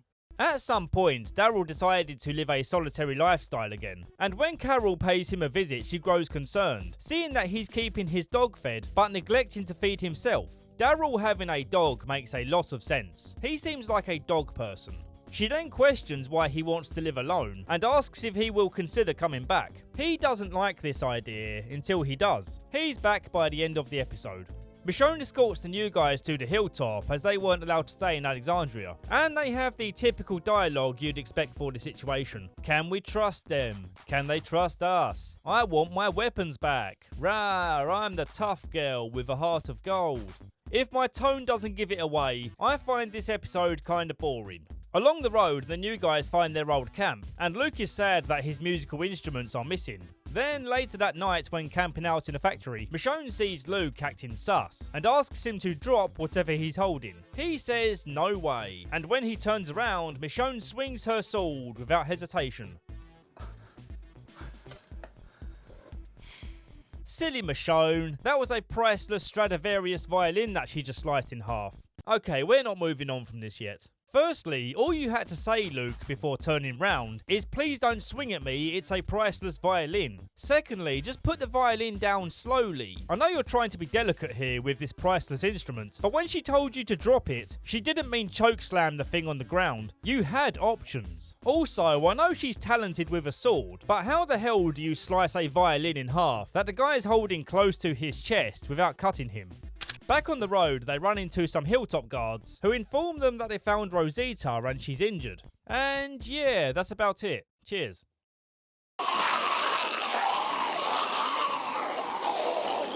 Aaron, Jesus and Daryl are looking at walkers behaving weirdly, and when they walk away, one of the walkers stops and turns around.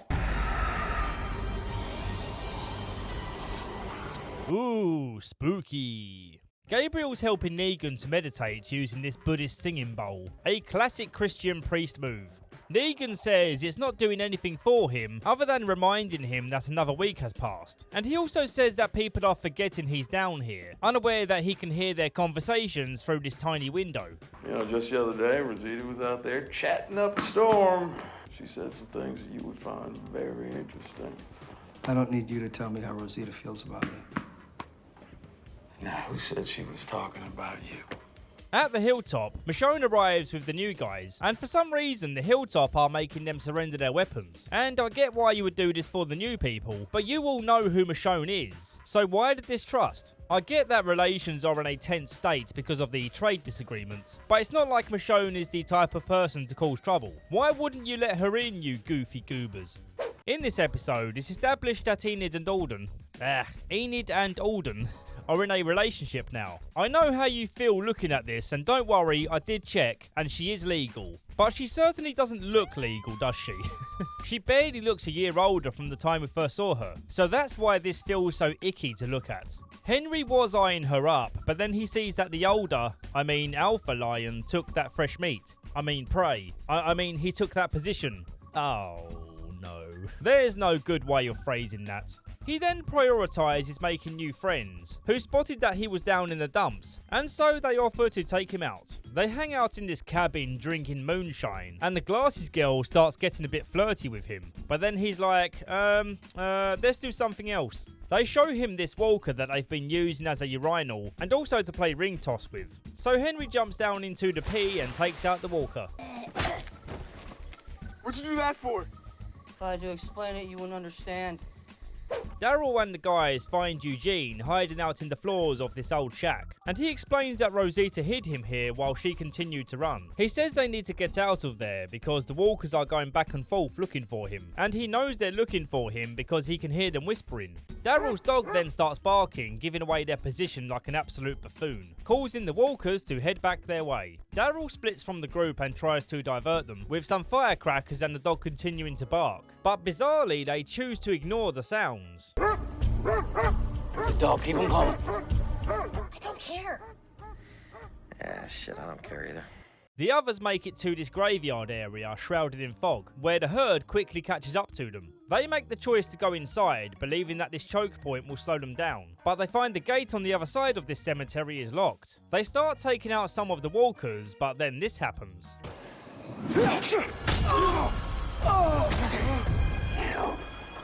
Where you do not belong.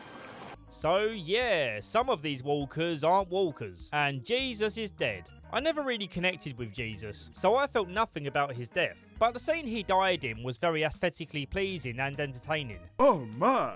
These whisperers who wear the skin of walkers to blend in with the herd are a great idea for a new type of threat. With their ability to manipulate walker herds, I feel a bit of fear brought back into The Walking Dead. Also in this episode, Negan sees that the cell has been left unlocked, and instead of being a good boy and closing his door, he sneaks out like a naughty boy. Still at the graveyard, they collect Jesus' body before making their way home, and we see a whisperer slowly opening the gates to keep the herd following their trail. I like their deliberately slow movement to keep themselves camouflaged, but if you would allow me to be a picky Peter for 2 seconds, I thought walkers could smell you if you weren't completely covered in walker guts, but these guys are just walking around in dried out walker masks. So is the walker's detection ability a visual thing or a smell thing? Anyway, Negan gets his first taste of fresh air, and instead of immediately looking for an unguarded part of the wall to escape from, he just wanders about, eating tomatoes and stealing stuff, and only in the morning does he decide, yeah, I'll try and escape now. What were you doing for the entire night? So yeah, of course he gets spotted, and he gets spotted by Judith. You're not gonna shoot me, kid. Yeah, I will. She lets him go when he promises that he won't hurt anyone. He just wishes to be free and run away forever. Back to Daryl's group. They cut off this small walker herd and fish out the real walkers from the Whisperers. This Whisperer turns out to be a young girl who they take in for questioning. Where are they? Henry's in the next cell wondering who the new girl is, asking if she's prettier than the glasses girl and also more romantically available than Enid. Oh yeah, I forgot to mention Henry's in jail for breaking curfew and coming home drunk. This girl, whose name we later learn is Lydia, isn't willing to answer any questions, appearing to be brainwashed into believing that she has no family, no friends, and no identity. Eventually Daryl scares her into giving more information, but it doesn't seem reliable. I would spill the beans here on the truth, but we get to learn about the Whisperers soon enough. Negan gets a taste of freedom, but the novelty wears away. After dealing with a pack of stray hungry dogs, and then back at the sanctuary, he sees there's nothing left for him. So he heads back in the direction of Alexandria, and gets shot down off his bike by Judith. Alright, slow down, kid. I know you said you'd shoot, but damn. Despite being an annoying character, she did make me laugh with this dialogue. Told you there was nothing out there. You sure as shit did. Language. I'm a kid, asshole.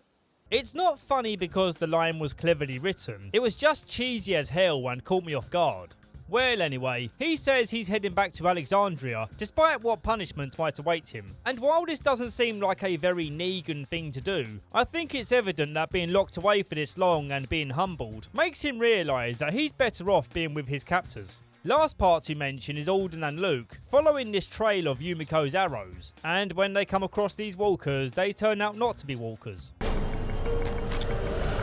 Trail ends here.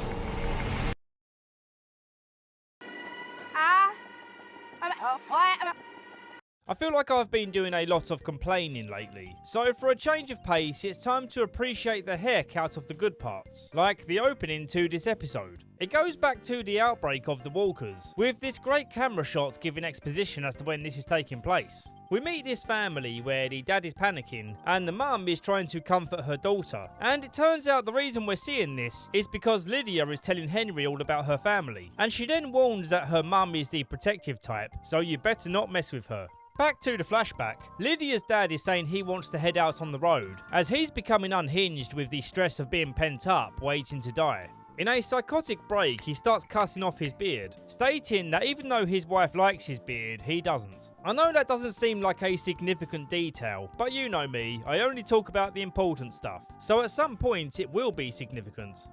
Daryl has a go at Henry for telling Lydia about their communities, and Henry convinces Daryl that he's being an a-hole in not realising that she's just a young girl who grew up out on the road in the apocalypse, so of course she's going to be messed up. Daryl tries a calmer approach and asks her again about her mum, and this time when she thinks back, it turns out that Mummy was the unhinged one. Pathetic. There is no room for you here. Do you hear me? Do you hear me?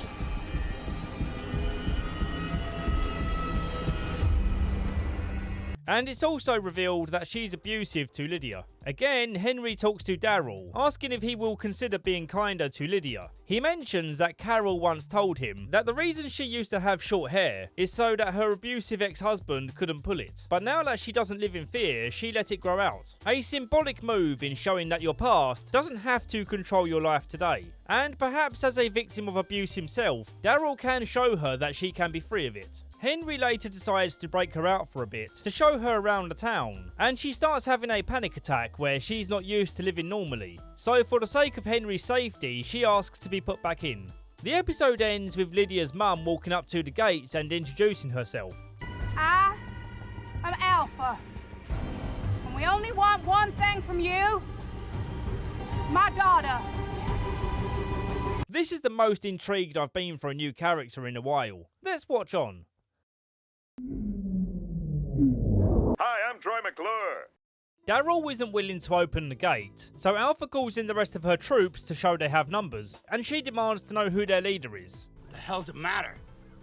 Then I'll just address all of you. Your people crossed into our lands. There will be no conflict.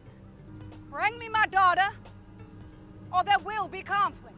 If the Whisperers have territory in this region, how are we only just hearing about them? This would make sense if the characters moved to a new state in the US, and would therefore encounter new people, but to imagine that these Whisperers have always been here is kind of ridiculous, as surely the Saviours, who at one point had control of this area, would have no doubt come across them. I am willing to overlook that detail, however, to continue enjoying the concept of the Whisperers. There's something about the way Alpha speaks that I find very unsettling. We're animals.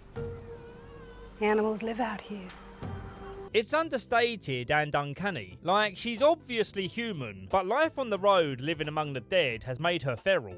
Daryl confidently states that if they don't walk away, Hilltop has enough firepower to make them history in a matter of seconds. But then he sees that one of them has a baby, and also they have Alden and Luke, who Alpha is willing to trade for her daughter. This next bit is terrible. So while they've been chatting, some walkers approach from the back, and Alpha instructs her guys to lead the pack elsewhere, but then the baby starts crying.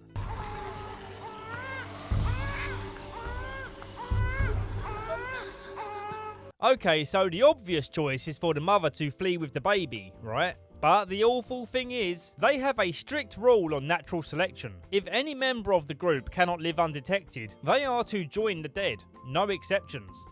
Baby! To laugh with the dead means to live in silence. The mother can't quieten the child, and the dead will. Of course the baby isn't going to be eaten alive on a TV show. Can you imagine the amount of complaints AMC would receive? But still, this was a tense moment. Luke spots Connie in the bushes and signs to her about getting the baby. And it's here that I'm now realising that she is also deaf. So I'm even more bewildered now, as I thought she was Kelly's aide to surviving the apocalypse. But both sisters are deaf and somehow survived? Come on, what the hell is going on? I feel like I'm being gaslit. Well anyway, Connie picks up the baby and the others help her escape. Henry broke Lydia out of prison, and they've been hiding out in the cabin from before, and that's exactly where Enid and Glasses Girl knew Henry would go. Lydia says she's willing to go back and make the trade, and when this trade happens, we get a glimpse into their dynamic as mother and daughter. Sorry, Mama.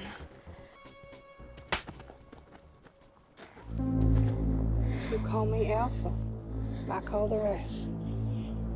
That night, Daryl finds a note from Henry saying he can't live with the decision to give her back, and Connie feels the same way.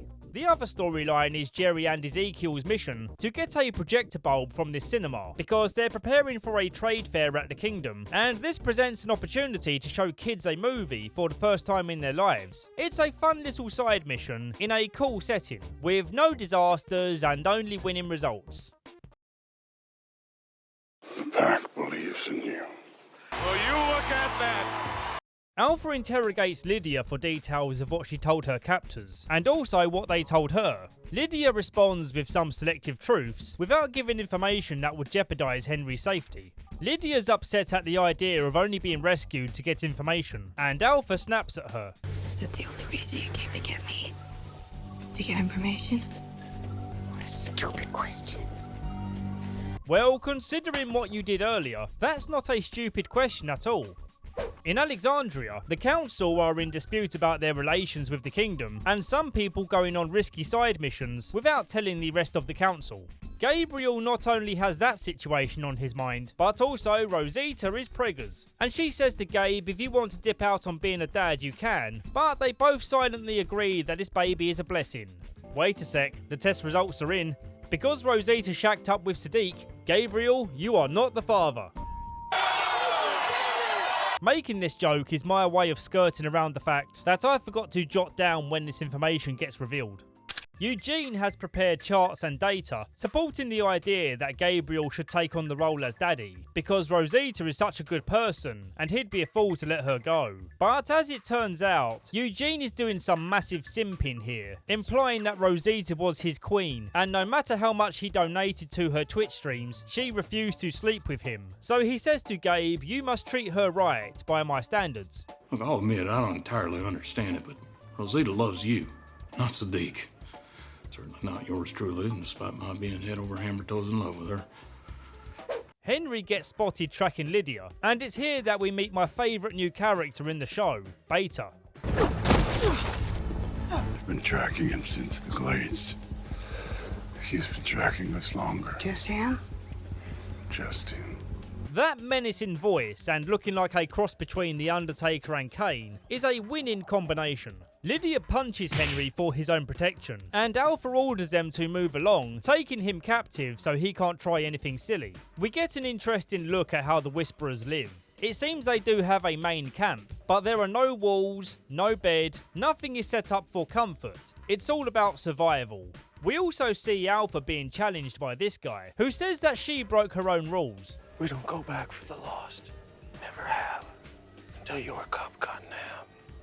We gave up 2 of theirs for your girl.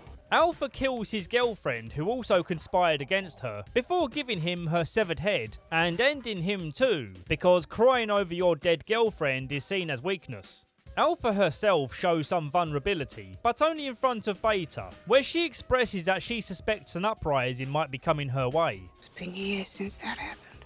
Felt different this time. The pack believes in you. They're alive because of you.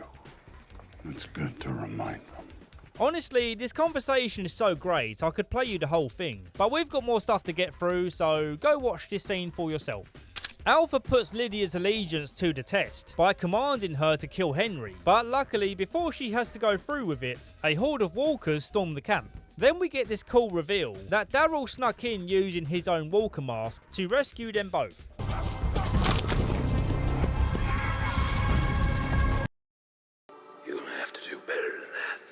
We be heading to Somalia.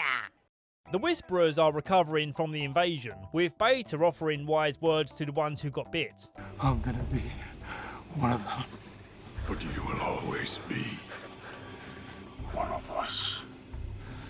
This actor is perfectly cast. He's also in Sons of Anarchy, which I haven't seen much of. Maybe I'll be covering that series at some point. Jerry got mugged and he was given a letter from a new type of enemy called the Highwaymen, and they're threatening to steal from the trade fair or something. It's not really important, because when Ezekiel goes to their base, he tells them about the wonderful things they've collected for the trade fair, and he welcomes these pirates to be a part of it. You're gonna have to do better than that. Carol sells this idea by asking them when the last time any of them saw a movie. Seriously? So you see, movies and TV bring people together. So I don't want to see any pirates in the comment section making old-fashioned pirate threats. Just watch this recap and stop being pirates, just like these guys did. Who the hell are you guys? We're the Highwaymen. We're your escorts to the fair. At your service. Lydia is on the run, and Daryl proposes that they hide out in this building where the walkers can't get up the stairs but the Whisperers can. Beta immediately sniffs out what Daryl's plan is, and it ends up in this awesome fight scene between the two.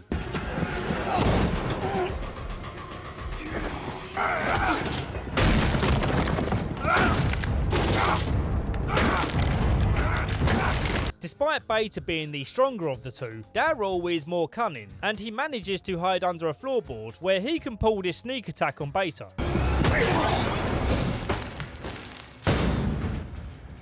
Come on, Vator's not going to be killed off by a measly 30-foot fall onto a steel elevator roof.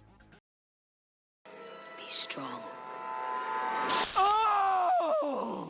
The opening is a flashback of when Michonne was pregnant, and instead of resting up, she's out looking for Rick. Same goes for Daryl, and I guess that's why this episode is named Scars. Something about their scars reminding them that the past is real.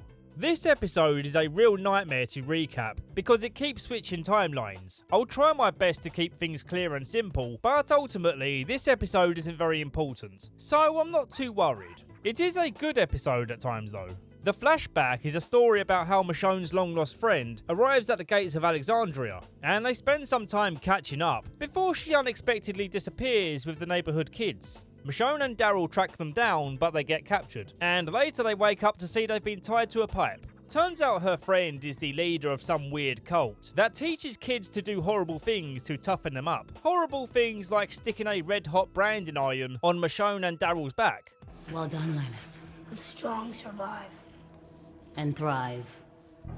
They manage to break out, and we get this cool scene where Michonne, who don't forget is heavily pregnant, pleads with the kids that she doesn't want to hurt them, but ultimately must in order to survive. And there's an extremely shocking part where the kid slices up her stomach, and then the kids smartly choose to run away, before this hormone-heightened samurai goes crazy on their asses. Her old friend Jocelyn then starts smacking her about with a plank of wood, before Michonne stabs her in the leg.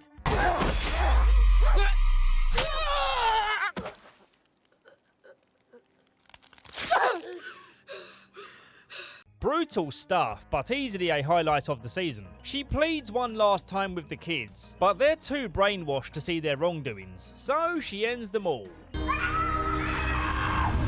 Her rescue of Judith in this flashback is mirrored by the present, where Judith runs away after an argument or something, and she gets found by the end of the episode. Let the first annual Inter-Community Reunification Fair begin! An interesting opening with this one. We see this new couple finding the hilltop, and time passes to show their continued stay there, and then it cuts to both of them dead by Alpha's hands. She's cutting off the woman's scalp to be used for a dark purpose that we'll see very soon. It's finally trade fair time at the Kingdom, and it's all very cutesy and not what I'm into. Before the festivities begin, the leaders all agree to sign this charter, where the communities will start supporting each other again in times of war, something which is likely to be needed with the Whisperers posing a new threat. Lydia and Henry are connecting as they walk around the fair, and he asks her on a date to see the movie later. Our son is taking a girl on a date to the movies tonight. Everything you just said sounds completely impossible. The two dude bros that Henry annoyed play a trick on Lydia by convincing her that Addie and Henry have a thing going on. Also watching over Henry and Lydia's romance is Alpha, who is wearing the hair and dress of the woman she killed, so that she can blend in with the others at the trade fair. I like this moment where Ezekiel talks with her, not realising who she is. Kingdom, it's absolutely amazing. Thank you. I think we clean up pretty well, if I do say so myself. Eventually, she gets to Lydia and tries to win her back out of this normie lifestyle, but Lydia isn't budging this time. I was just trying to make you strong, but you're not one of us. You never were. This episode also has a mixed up timeline that I honestly struggle to get my head around. I believe this trade fair is the flashback part, because at the end of the fair, Henry and some of the others are reported missing. And the present is where they find Sadiq, beat to hell but left alive, so that he can show the others where the Whisperers have established their perimeter, indicating a warning that if they cross this perimeter, more of their people will be killed. I've blurred out their heads for the big reveal, and this part of the episode is spliced with Sadiq's speech about the heroic fight they put up against the Whisperers. The heads on these pikes belong to Tara, Tammy, Addie, and some other people we don't care about. Also Henry and Enid. As sad as I'm sure these deaths are, it is necessary to weed out some of the lesser characters in this show. Lord knows we have enough characters to juggle with, and I hope we see these numbers dwindle down further, because I've always preferred having a smaller cast to focus the story on. The episode ends with snow falling on the ground. So here it is, we finally have a change of seasons. And it only took us 9 seasons of The Walking Dead to have something other than the summer sun. Get away from there.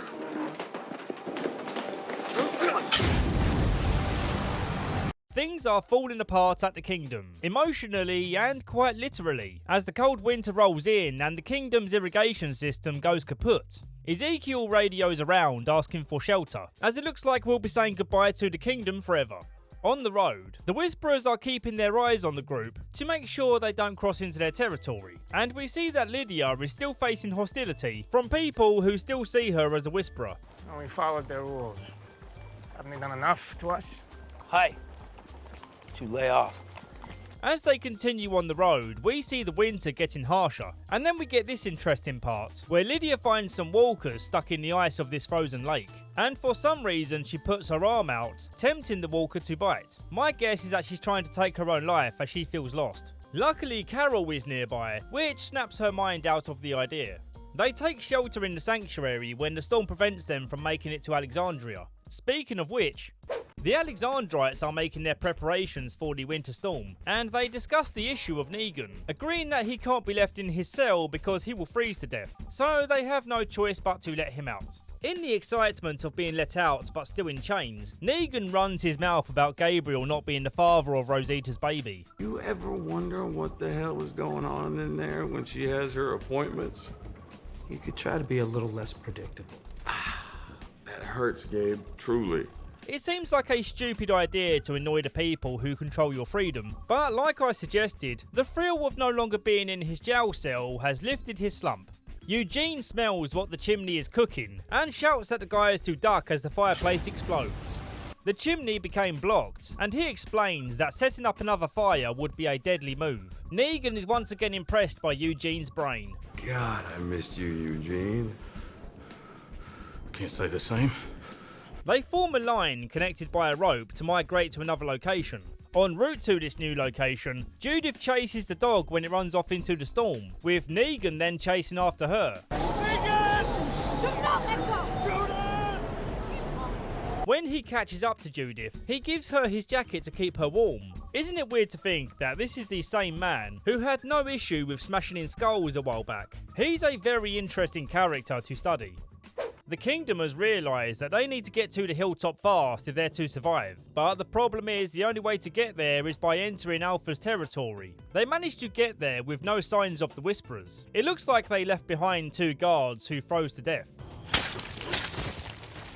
The season ends with a strange broken up voice coming from the radio, asking if anyone's out there.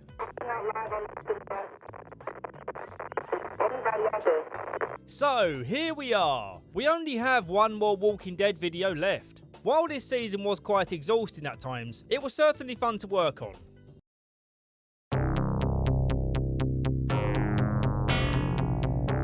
Season 10 kicks off with a rusty old Russian satellite in Earth's orbit, a visual which immediately piqued my interest. Back down on Earth, everyone is doing these medieval style training drills for killing walkers, which looks to be overcomplicating a task that most people have become professionals at. When the kids return from the beach to show off their shell collections, Judith sees that they found a Whisperer mask, putting the community on yellow alert. They search the area, keeping within the perimeter line dictated by the Whisperers, but for a while now, no Whisperers have been seen guarding the perimeter. Aaron is at the point where he's fed up of these borders. He crosses into their territory to take out a walker. Well, that was stupid. We agreed not to cross their borders or to start anything without a reason.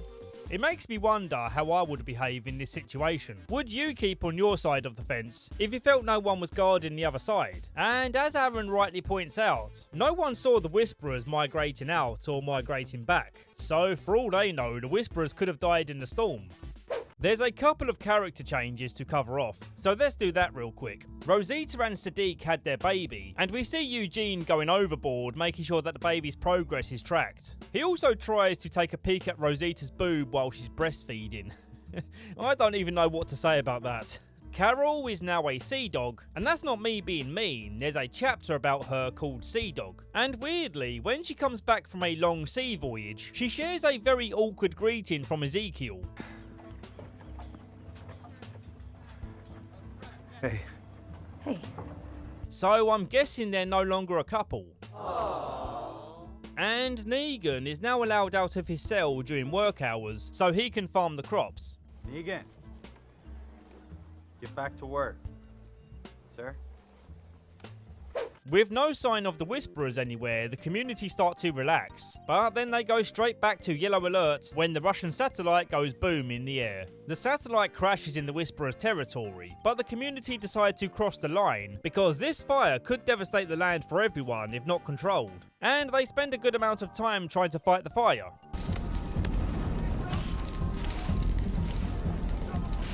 I can't lie, I did get a bit bored during this part, so let's just skip to when the fire's put out. I'm just eager to learn what this satellite's all about, and Eugene echoes my anticipation. We should excavate and transport this satellite to our vehicles. I believe there may be invaluable technological implications for our communities. Carol and Daryl spend some time together, talking about different places they could run off to, like New Mexico, wondering if that part of the world has the same problems they have here. While Carol looks out over the place where Alpha used to keep the herd, she spots Alpha walking out into the clearing.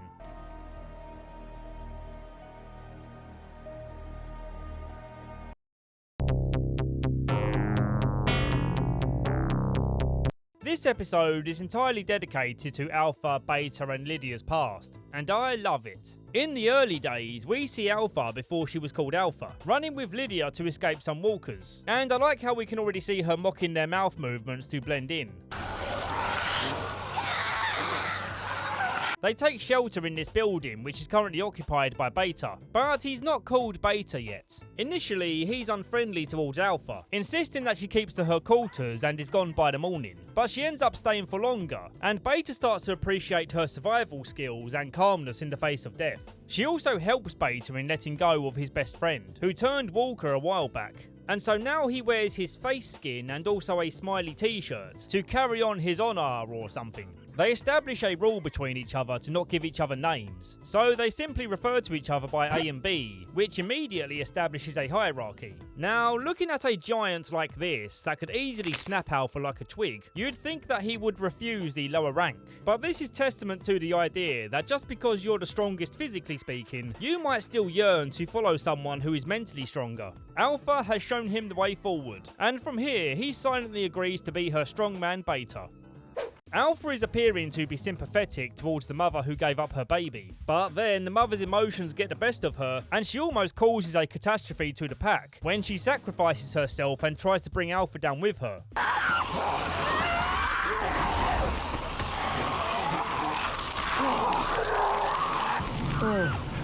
See how that meat came right straight off the bone? Right off the bone. Back at the camp, Beta catches Alpha crying over Lydia. She told the Whisperers that she killed Lydia, but this outburst reveals the truth to her second in command. She's my daughter.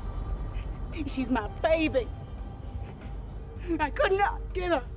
As they have such a history of trust with each other, Beta agrees to keep this information to himself, remembering that she helped him when he was feeling vulnerable, and so the honourable thing to do here is return the favour. The sister of the aggrieved mother is the one who saved Alpha's life, and for this sacrifice she gets promoted to the status of Gamma.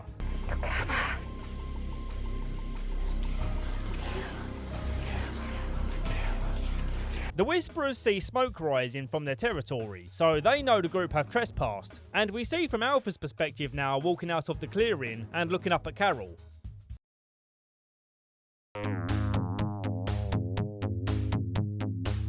Alexandria is pushing back waves of walkers, and at first they believe it to be the actions of the Whisperers, but then Gamma comes along and says, no, it's not us, but you guys are going to have to come to the border to answer for your trespassing. When they arrive, Michonne tries hoodwinking them by saying that they only crossed once in order to put out the fire for their mutual benefit. But Alpha calls bullshit, as she knows they crossed the border 3 times, one of the times being during the storm. I failed to see how they kept watch during the storm, considering that you couldn't see 10 feet in front of you, but whatever.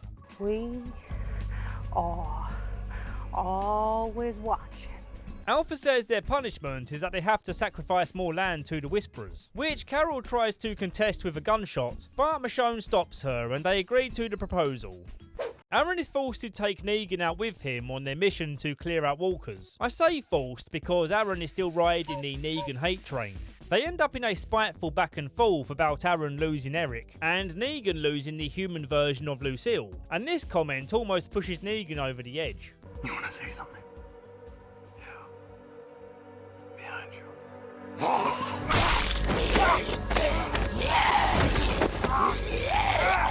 Aaron is temporarily blinded by the hogweed that covered the walker, and so now he can't see where Negan ran off to. He stumbles into this house where Negan sits in the dark, silently observing his fumbling around as he continues the search. Aaron is about to be eaten, but then Negan steps in to save him, showing once again that he is a changed person, but talking about his wife in a less than complimentary manner will not be tolerated. He will shut that shit down.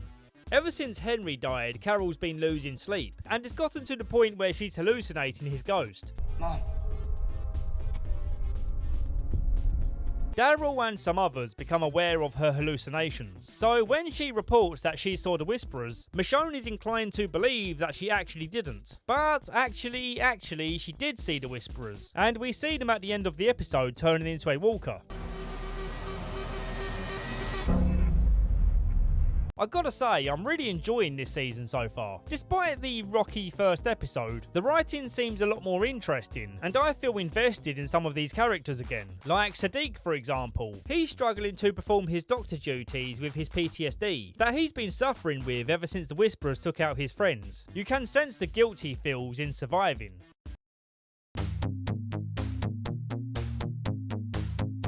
The key word for this episode is struggle. The song they play at the start and at the end of the episode perfectly captures the mood of some of the characters' struggle. The song is not my particular cup of tea, but it's a quality song that you might like. The Hilltop are forced into action when a tree crushes a wall, and the Season 9 new guys struggle to keep the walkers from flooding in. We need help! Now is no time. Hey! We stay out here, we die. Everybody! Go! Once the battle is over, Magna lashes out at Yumiko for being too controlling, and it's here that we learn that Yumiko was her lawyer in the past life. So for the first time, I find myself being interested in their story. Lydia is struggling to fit in with the community, with some people still giving her shit for her connection with the Whisperers. Right, no, she kicked your ass out. Now you're just a freak. Get the hell out of here. As a fellow outsider, she confides in Negan for advice, and he starts feeling a protective duty towards her. This escalates to the key event of this episode, where he saves Lydia from the town bullies, but then he realises that, oops, he killed one of them. Daryl then struggles to keep the peace, knowing that fairness will be overshadowed by emotions, as the pitchfork-wielding crowds declare this accident as a murder. Luckily, Gabriel still holds his position as head counsellor, and says that the council shall sleep on their vote before they decide to kill Negan for this alleged crime. But when the morning arrives, he's gone. Lydia tries taking the blame so that she can be locked away for her safety, an idea of which Daryl agrees to. We also get this moment where Ezekiel is standing on the edge considering taking himself out, but Michonne is there to offer the emotional support that he's needed for so long. He kisses her and then quickly apologises, suggesting it to be an act of stupidity. But I don't know, I think they'd be good for each other right now. I was a mess. That was not the top of my game, just so you know. Well, I haven't kissed anyone over 4 feet in the last 6 years, so...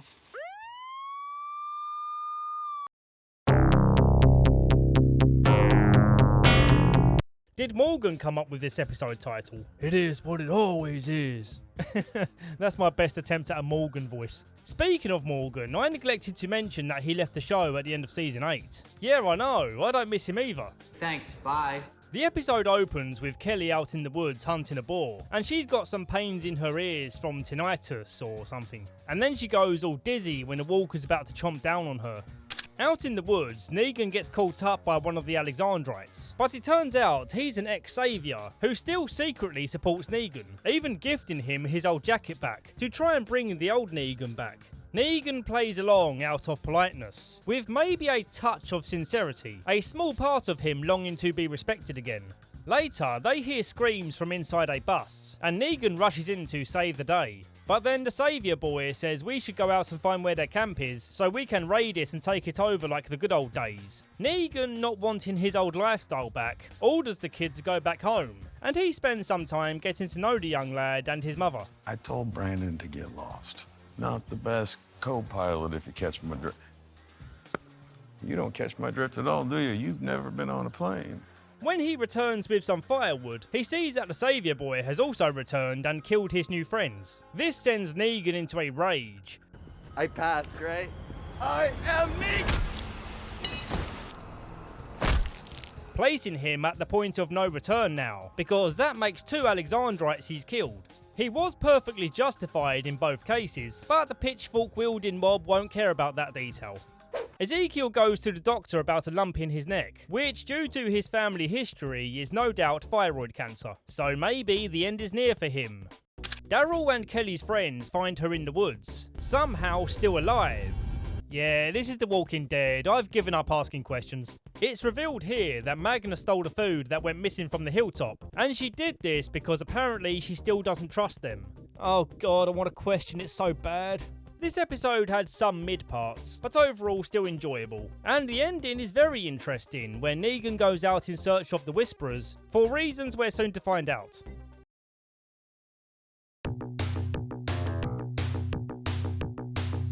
Carol and Daryl head off to try and take the Whisperers on by themselves. An expected move on their part, but it did make for some interesting conversation, where Daryl finally talks about his romantic interests. How these two haven't blinked yet is beyond me. Carol asks if he and Connie are an item, but he says what's the point? Which, considering how fleeting relationships are in this world, that is a pretty good point he's making. But I've got to imagine he's got a hell of a mojo backup, if you catch my drift. I can't imagine it's easy finding the privacy to perform the devil's handshake, so with all of this pent up passion, why hasn't he tried it with anyone? It turns out Carol wasn't being straight with Daryl when she made plans to come here, as her goal was to capture a Whisperer to hold them prisoner. Negan applies to join the Whisperers, and immediately Beta can't stand him. He's loud, he's egotistical, he basically embodies the exact opposite of the word whisper. He cannot be trusted. Dispose of him. Alpha ignores Beta's concerns and commands him to put Negan through the trials, and we get a montage of Negan digging a huge cooking pit, and he's the one who has to slaughter the pig for the feast. This montage is accompanied by an upbeat tune, which matches Negan's clowning around attitude. Is this like a Beta with benefit situation? You slide her little Omega on the side? Respect the Alpha.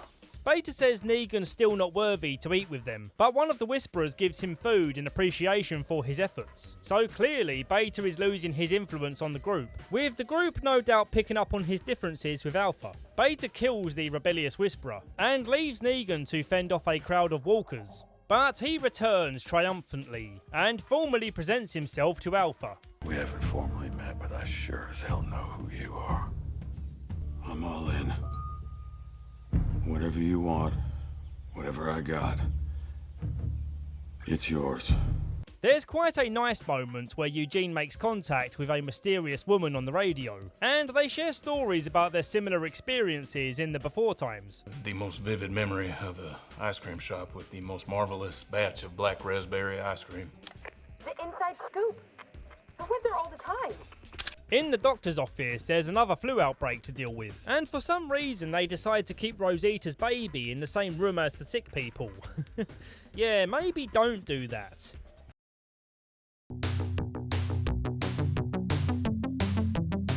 Sadiq goes to fix up the captured Whisperer, but his PTSD is going into overdrive, being face to face with the enemy. Also facing the enemy and hoping to build bridges is Aaron, but he does recognise that she's likely out here to get intel on Alexandria, and this is why he's keeping the conversation focused on personal stuff. She eventually walks away, fearing that she might grow attached to him as a friend, which will mean that she fails her mission given by Alpha. Back to the prisoner, Carol tries to win him over with a delicious jam sandwich. What's it gonna be? Honey or jam? Strawberry or apple?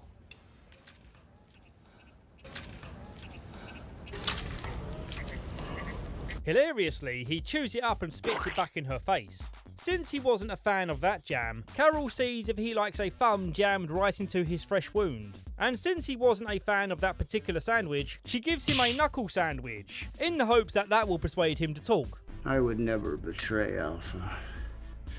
She rescued me. She protects me. Later on, before they can get any decent info out of him, he gets super sick and eventually dies. And it turns out that Dr. Dante gave him the wrong herbs when Sadiq packed the medical bag incorrectly. Sadiq can't take this trauma anymore and jumps into the town reservoir to clear his mind. Look.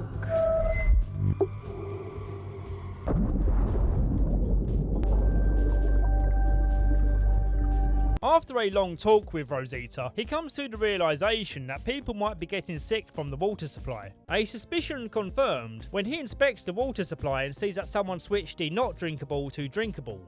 Later that night, Dr. Dante pays him a visit, and when Dr. Dante starts doing his weird mouth clicking noises, he has a flashback to a Whisperer doing the same noise. When Sadiq realises who Dr. Dante is, the two of them scuffle, and we get this unexpected death of Sadiq.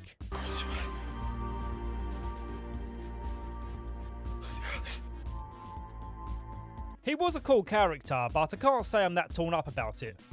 Also in this episode, Lydia gets tired of being used by both sides of the conflict and decides to run away to be on her own.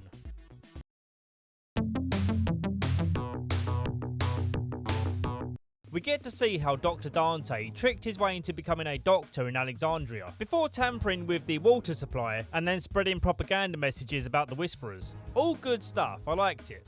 He tries to smooth talk Rosita to prevent her from checking in on Sadiq, but she's not budging, so he tries a more aggressive approach.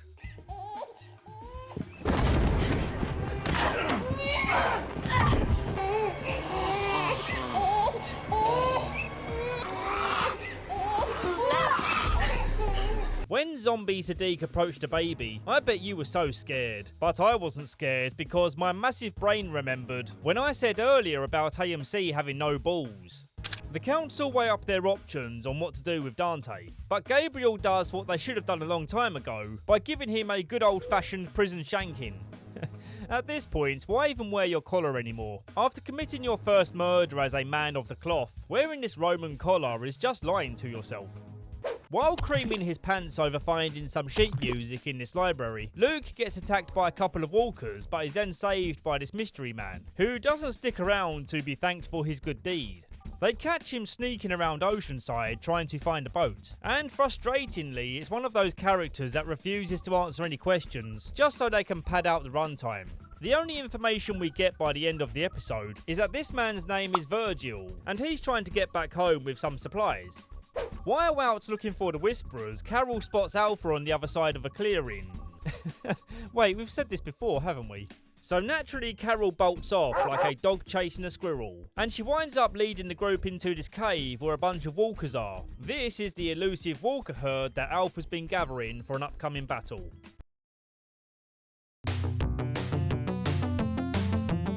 Jerry spots Alpha looking down at them, and Carol gets steaming mad.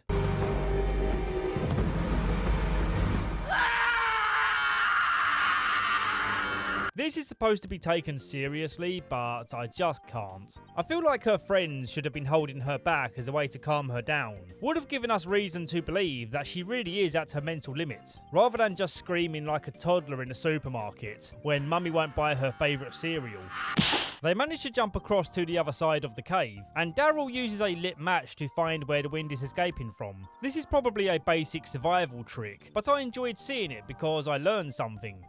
I haven't spoken much about Gamma lately. Her friendliness with Aaron is about to bite her on the arse, because Alpha suspects that someone is passing information to Alexandria, and for some reason she isn't immediately suspicious of the one person that she knows is speaking with Aaron. At least Negan is able to spot the obvious. He pays her a visit while she's peeing in the village poo pit, and gives her the advice to look into Gamma's activities. Alpha says don't cause a conspiracy and keep this suspicion to yourself, and then she pushes him into the puddles of pee and poo.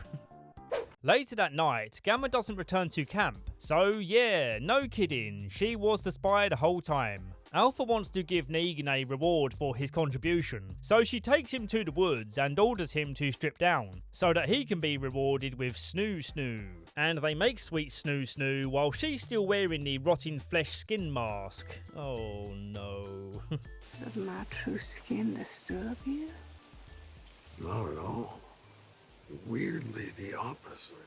I can't be too shocked that he accepted her sexual advances, because A, let's not forget he's still trying to get on her good side, for reasons that I believe to be obvious, and B, he's been locked up for a very long stretch, and that jail cell didn't provide much beating off privacy, so I can only imagine the reservoir of built up Negan semen he's got swimming around in his loins. He's gonna pop off like Mentos in Coke. Hot diggity dog!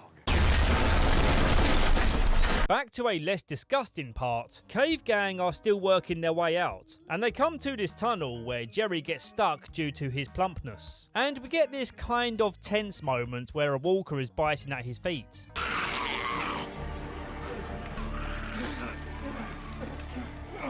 Yeah, he absolutely should have died here. This scene was the perfect setup for a tragedy. It's a dark cave, we've got lots of walkers, they're traversing through tight spaces, and here we have a character that is generally well liked by the audience. But no, of course, everyone lives. Even when the cave collapses later, I knew that Magna and Connie were going to turn out to be alive in a later episode. If Jerry died here, it would have been even more fuel to the revenge fire against the Whisperers, but I guess I signed up to not have a good time with some episodes. Overcome with guilt over what happened with her sister, Gamma defects to the good side in hopes of seeing her nephew again. They allow her in, but Rosita demands that she's treated as a prisoner. The cell. Inside the prison cell, Gabriel says that with all his years of taking confession, he knows when someone is holding back the complete truth, and that she's hiding what really happened with her sister. Ask God if I'm lying. I've spoken to God. He told me to hang you. Well, that doesn't seem like a thing God would say. I thought he was supposed to be nice. She eventually confesses, and so now they trust her enough to tell them where the Walker Cave is located. It's maybe a bit too late for that, however, as Alpha has started moving the Walkers out. Daryl follows them to a nearby river, and then he pulls a surprise attack on Alpha.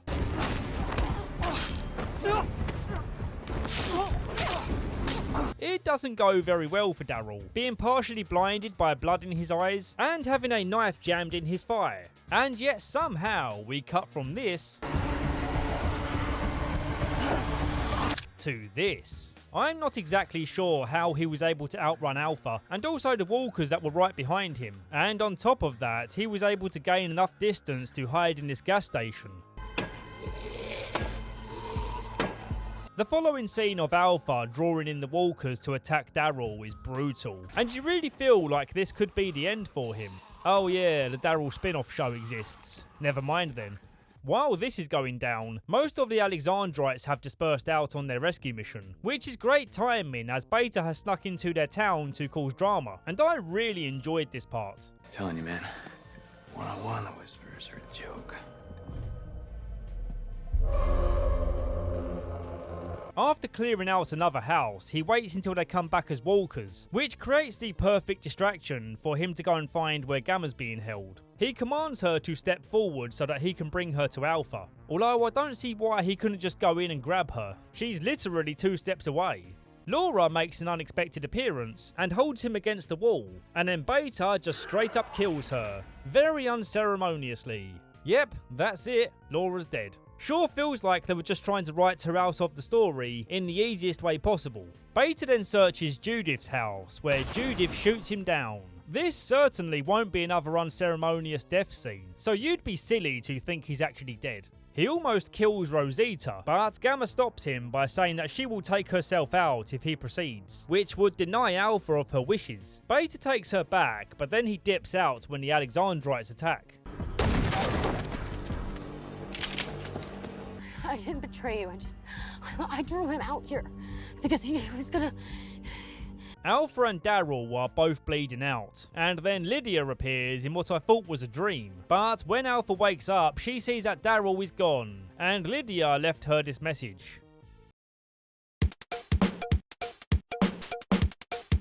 While Beta is collecting sacks of tree sap, Alpha permits Negan to apply her lashings, which is supposed to build strength, or something like that. The Whisperers are preparing for war, and I find it interesting that during their march, we see that Negan is walking alongside Alpha, while Beta, like the Beta he is having to wait further back. He might as well be watching them from inside a wardrobe. Daryl and Lydia make it back to the hilltop to warn that the Whisperers are coming, and this warning lands the town in a debate. Do they stay and fight and most likely die, or do they run and find a new place to call home? Strangely, no one suggests the idea of taking refuge in Alexandria, so that way they could all fight together. That would have been the obvious choice, right? Normally, Maggie would be making these decisions for the hilltop, and it was here that I became aware that I haven't seen Maggie since mid-season 9. And as it turns out, she left the show over a pay dispute, and also because she was starring in a different show. But hilariously, she's going to come crawling back in the finale of this season, because the other show she was in got cancelled. Anyway, Alpha blocks all of the roads, meaning they have to stay and fight. My kid watches a show called Alpha Blocks, that's funny.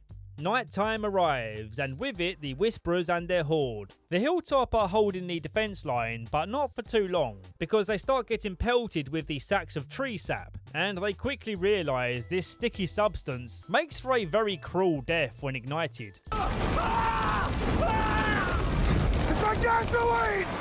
They get pushed back, but the secure walls of the hilltop are compromised by the fire. On a more positive note, Eugene is all giddy because his radio girlfriend Stephanie says that she's willing to meet him, but she warns that her people are very cautious, so this will not be an easy meeting to arrange. Rosita unintentionally scares her away when she finds the radio room and starts talking to her, but then she makes up for it by encouraging Eugene to not give up and continue on his quest to find his true love. The hilltop burns as the residents fight back with all they have. There's no notable tragedies in this conflict, and we also see Magna strolling back in among the walkers. So, yay, she's alive? The battle's over, but the Whisperers don't celebrate it as a victory, because Alpha still doesn't have Lydia back. She's not amongst the dead. They will not stop until I bring her home. Negan is instructed to gather more walkers, and we get this funny scene where his lack of experience makes it so that he struggles getting just one walker to follow him. Screw this. Is it just me, or does this walker look like he's vibing out here?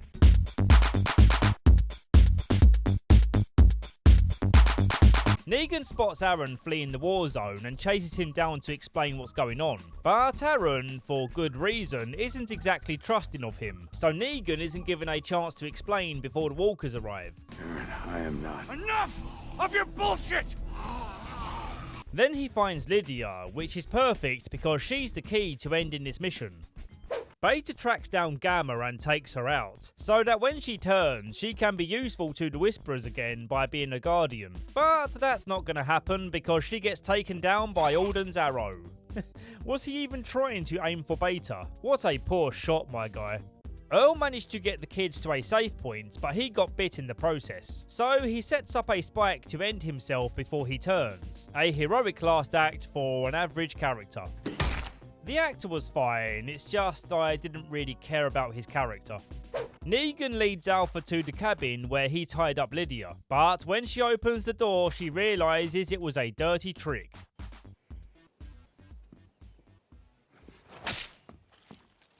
Now to me it was obvious from the start that this was Negan's plan all along. But still, this was a very satisfying twist to watch. I like how he kisses her as he lays her down to die. It shows that a small part of him still respects and admires her. The twist that I didn't see coming was that the person he made a deal with was Carol, the details of which I'm sure we're soon to find out. R.I.P. Alpha. You were a fantastic villain, played by a fantastic actor, and you will be sorely missed from this story.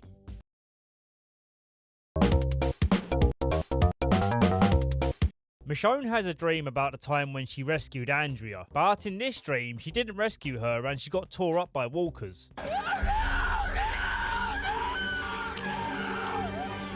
This opening has no real importance, but I thought I'd show it for all of you Andrea haters out there. Virgil takes Michonne back to his island, but it's soon revealed that the family he's bringing supplies back for is dead, and the real reason he brought her over is to help him kill them. Still suspicious of this guy, she snoops around at night and finds a weird room, which appears to be some sort of holding cell, and Virgil emerges from the shadows to lock her in.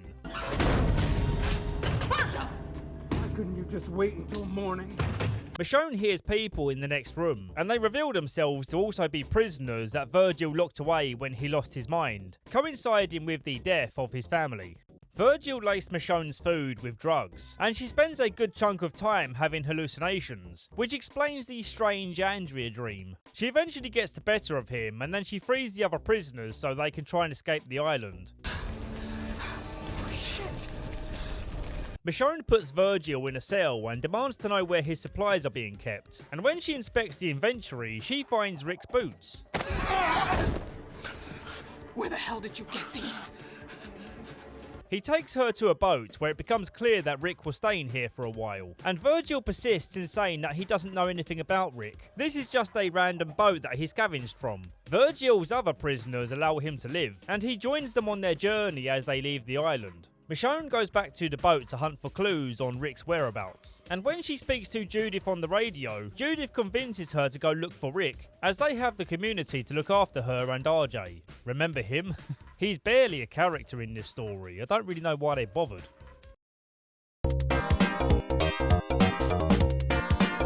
We get to see how Carol set up the deal with Negan to assassinate Alpha, and in doing this, he can make up for the accidental killing of the bully woman. Cutting back to the present when the job is done, Negan asks her to hold up her end of the deal by telling Alexandria about his good deed, but she's upset with him for taking so long to get the job done, and with all that's happened since, she needs time to process and to be on her own. She's not going to go back with the good news until she's ready.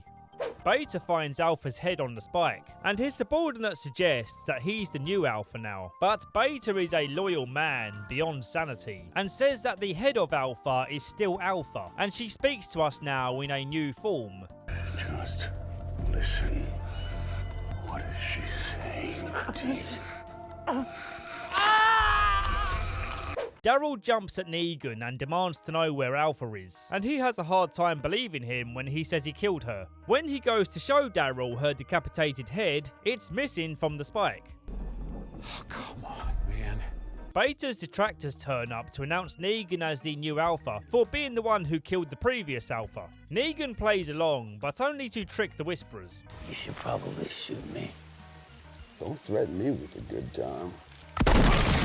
This next part with Beta is absolutely amazing. With Alpha's head in a burlap sack, he hears her wisdom to go into this old saloon type place, where Beta finds a poster from the time that he used to be a country musician? What? I am legit blown away by this. This is such a cool piece of exposition to his backstory. He then gathers a new Walker herd by playing his record. And I would surely run, kill so many in your name, girl, that I've never seen the sun. This moment is clearly a way for him to mourn his old life and the loss of his Alpha. He finally puts her to rest, but carries on her spirit by replacing his old mask with her face skin. So incredibly disturbing and awesome at the same time. Beta truly is the best character. Eugene informs everyone of the Stephanie situation, and so a small group go with him on a journey to the rendezvous point, and then they bump into this zany character. Oh my god, hi! In the wise words of Tallahassee from Zombieland, I can tell already you are gonna get on my nerves.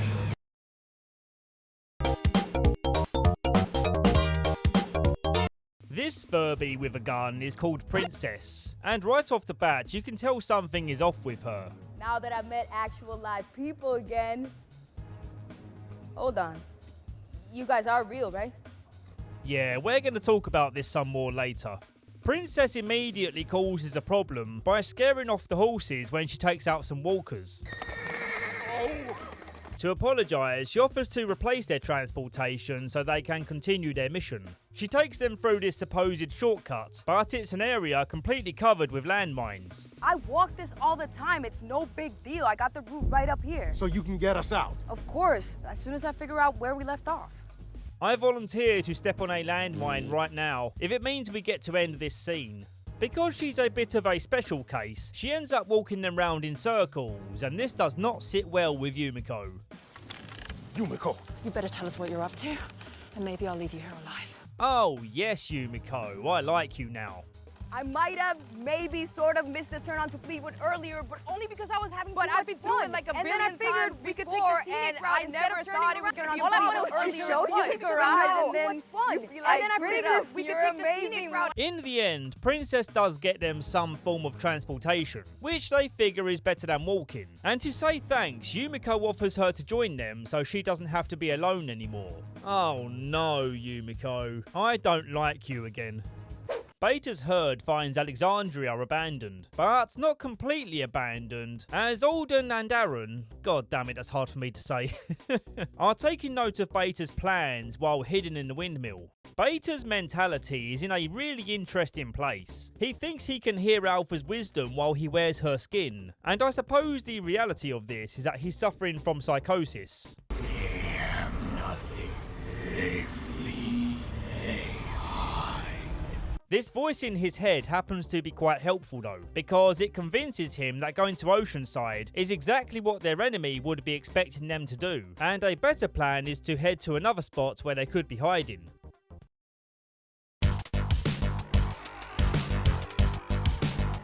Beta's herd, let's call them the Horde, close in on the tower. Yeah, they're pretty screwed, right? Gabriel tries convincing the kids that they have many friends who will fight for them, even if they're off doing something completely unrelated to the current problem, like Eugene's quest to find his true love. Out in the woods, Aaron and Alden bump into this unique looking fellow. Yeah, he's gonna look great on the thumbnail, even if he ends up being a nothing character. Some of the group go on a mission to set up Luke's speaker so they can draw the Horde away from the tower. And weirdly, they don't even bother covering their faces in walker blood. I swear this show gives less of a shit each time they do this trick. Why even bother wearing the hoods? Clearly all you need to do is walk out with the tiniest bit of walker blood on your clothes and you're completely undetectable now. On a more positive note, I do like how the archers on top of the tower take out the Whisperers to assist the gang below, and then Beta tightens the herd to make it more difficult for the archers to spot them in the crowd. They lead a fairly successful parade, with a good chunk of the Horde now far away, but the Whisperers take down the cart and force the group to form a new plan, which is to sneak back into the Horde and take out the Whisperers. And then we get to Beta, the final boss. Negan distracts him, allowing Daryl to land a double eyeball stab. And so here we have the death scene of Beta. He embraces death, and you get the sense that he finally feels free. We are free. We embrace all death. Now is the end of the world. An amazing character, right until the bittersweet end. Rest easy, my king. Lydia assists in leading the Horde over a cliff, which too feels symbolic of her being free from her Whisperer past. The episode ends with Eugene's gang at the train depot, hoping to finally meet his radio lady, but instead they get held up by these Power Ranger looking guys.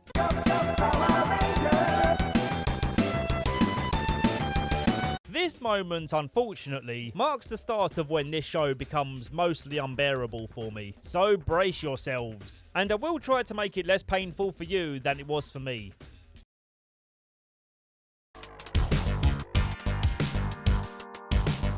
Maggie's back in the story now, and she's the one who made friends with that guy in the mask. I won't bother giving him a name unless I have to. They catch Maggie up on the hilltop being lost, and Negan helping them to kill Alpha, which earned his freedom back. She takes them back to her new village, but oh dear, it's been burned down as well. And Maggie suspects this to be the work of a new group of antagonists called the Reapers. One of the Reapers attacks them in the woods, and when he gets cornered, he says nothing apart from "Pope walk, Chip."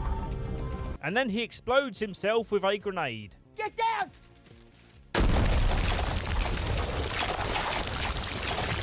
I would have thought Maggie would have needed to step a little further away than that. She moved only a couple of footsteps and just got a bit dusty from the explosion. Well, anyway, she finds Herschel because he went missing for a second, and then she arrives back in Alexandria.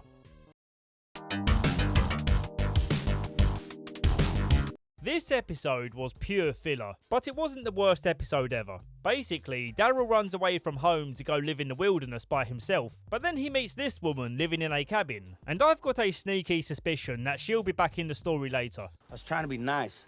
I don't need you to be nice. I don't need you to be anything. I want to be left the hell alone. This is the first and only love interest that Daryl gets in the whole show, and it only lasts for this one episode, which kind of sucks because it would have been cool to see Daryl fighting for more than just his friends and the good of the people. I really enjoyed the colour grading of these flashback moments. Everything is so vibrant and warm looking. Was nice to give the eyeballs a change of visual stimulus. Other than that, there's not really much to talk about, so let's move on.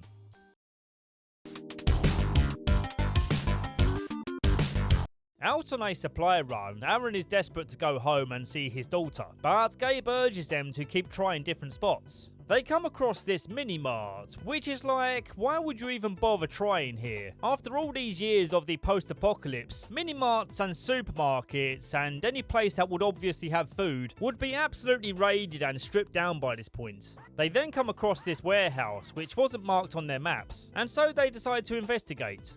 Of all things to find, Aaron finds a boar trapped in a room. He just came at me. What? Dinner. And they pair this rare meat with an expensive bourbon. A classy choice for two classy gentlemen, who continue showing how sophisticated they are by playing a round or two of poker. It was very enjoyable watching these two get wasted and talking honestly with each other. You need to start preaching again. No, you do. I'm gonna be mad at you if you don't. The niceness of this moment is cut short, however, when the original owner of the boar turns up and he seems like bad news. He holds them both at gunpoint and demands they play a game of Russian roulette, so he can prove that the world is a messed up place, because he was placed in a situation where he had to kill his brother or something. When they inevitably kill him, they discover that his brother is still alive and tied up in the back of the warehouse. They try to set him free, but then this happens. No, wait!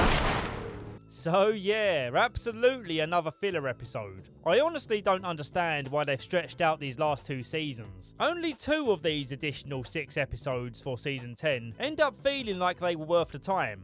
Let's just get through this.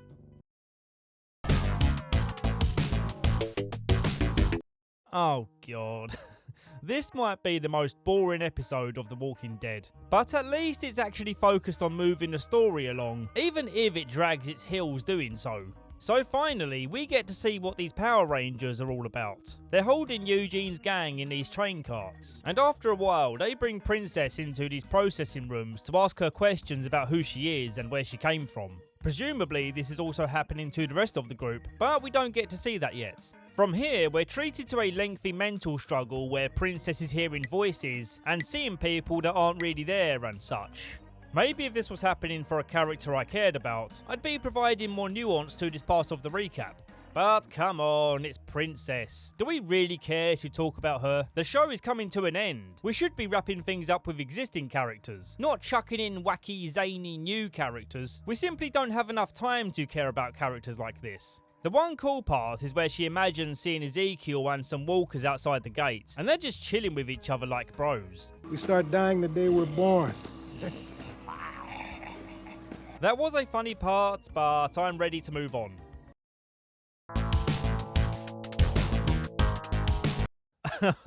Oh my god. Oh wow. Diverged is the worst rated episode on IMDb. And yeah, deservedly so. Daryl spends an entire episode repairing his bike, while Carol makes soup for the community. God. I wish I was making that up. I swear to God that is the actual plot of this episode. The only mildly entertaining element of Carol's story is that she's trying to catch a rat in the kitchen and it's sending her a little loopy. To try and be fair, I understand that some of season 10 was being shot during COVID, which no doubt meant they had to scale things back a bit, so that we don't have too much interaction between the actors. And of course I can see the positives that people were still able to work during the pandemic. People do got bills to pay after all, but the end product from their work is trash. You served your audience a hot steaming pile of trash just so that you could keep your staff on the payroll. And while like I say there are positives to that, I'm just left feeling conflicted on how to feel.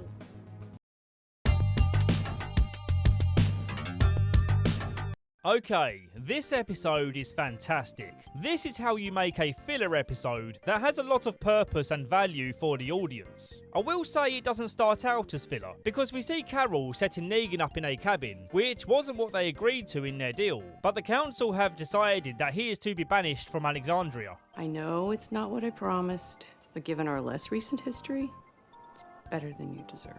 In his loneliness and depression, he starts imagining his old self talking to his new self, and he realises that he doesn't have anyone in this world without Lucille. You are nothing without her.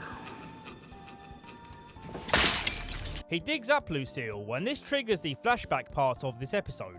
The timeline is kind of scrambled, so I'm going to unscramble it. Negan's going through a midlife crisis, being out of work and living like an irresponsible teenager, and his wife Lucille has had enough. Are you playing with children? Teenagers, I think, mostly. She gets even grumpier when he forgot about her scan to check for cancer, and then she's at her grumpiest when it turns out she does have cancer.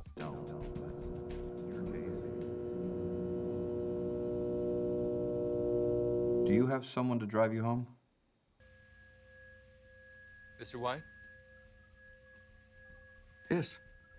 You understood what I've just said to you. Yes. Lung cancer. I like this kind of backstory because it shows that Negan hides a lot of insecurities about his past because of how shitty he was to his wife up until the diagnosis. Forwarding to post-apocalypse times, they're trying their best to keep it together, but Lucille's chemo pouches are running very low, and they have to rely on this noisy generator to keep the bags cool, which naturally attracts walkers to their house. There's a really nice moment where they're cuddling on the bed, and Negan is singing the song "You Are So Beautiful" to her. You are so beautiful to me.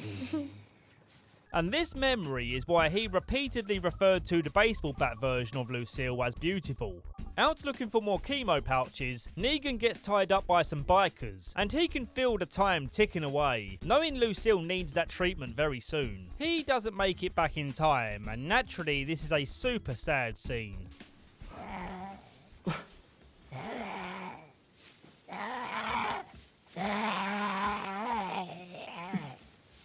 He drinks all night, not leaving her side, unable to fulfill her wishes of not being left alive as a walker. He eventually burns down the house with her inside, while their favourite song plays over the scene. Yeah, I can't lie, I did get choked up by this. It's an excellent episode and a great way to end the season. The episode ends with a symbolic burning of the Lucille bat, where he admits that carrying on her name with a baseball bat was kind of silly. And to leave off, we get this strange tonal shift, where Negan returns to Alexandria and insists on being a part of their community, giving Maggie this F you stare, which I just don't understand. You're supposed to be a changed man. You literally just burned your past. Despite that moment, like I say, this episode was amazing. And here we have it, it's final season time.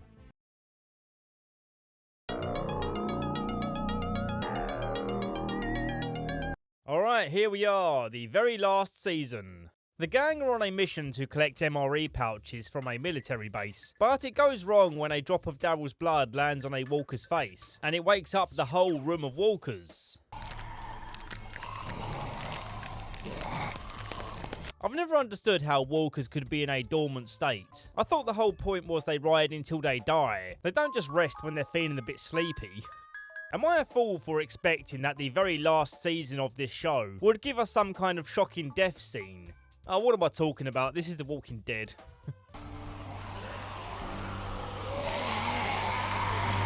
Alexandria is completely fucked. They have no crops, and even with that MRE scavenge, they only have enough food to last one more week, which isn't helped by the fact that they have even more mouths to feed now. Mr. Man Mountain here probably needs a dozen eggs a day to keep up that physique. Maggie says they should take back her old settlement where the Reapers live now, a place called Meridian. This place should still have plenty of supplies, and the Reapers are few in numbers. En route, they get rained on pretty hard, so they take shelter in this subway. While this is going on, we see Eugene's gang being interviewed by the Power Ranger people, who belong to a new community called the Commonwealth, and they're asking Eugene's gang questions that can't possibly be useful information. What did your parents do for a living? Highest level of schooling? Have you ever been vaccinated for measles? How many bowel movements do you have a day? Excuse me? From the second I met these people, I had a feeling I wasn't going to like the Commonwealth. And well, that feeling only intensifies, for reasons I'll soon be explaining. While in their holding cell, they try and figure out a way past the guards. But this lead guard, the orange Power Ranger, who is always grumpy, looks like the kind of guy you wouldn't try messing with. You think I was some power-tripping cop? The shoe fits. Despite relying on Negan's help to navigate the subway, they still talk to him like dirt. And it starts getting to him when they ignore his advice and push him around. You don't want to go in there? No, I don't. Don't give a shit. Which way?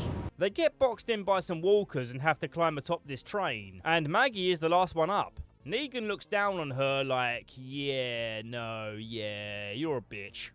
And she falls down onto the walkers and does die. She is absolutely 100% dead.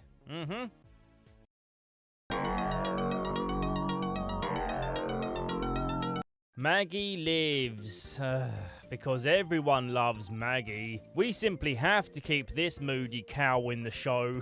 Even though she hasn't had a decent character evolution since Glenn got turned into Spaghetti Glenn. Look at this bollocks before the titles begin.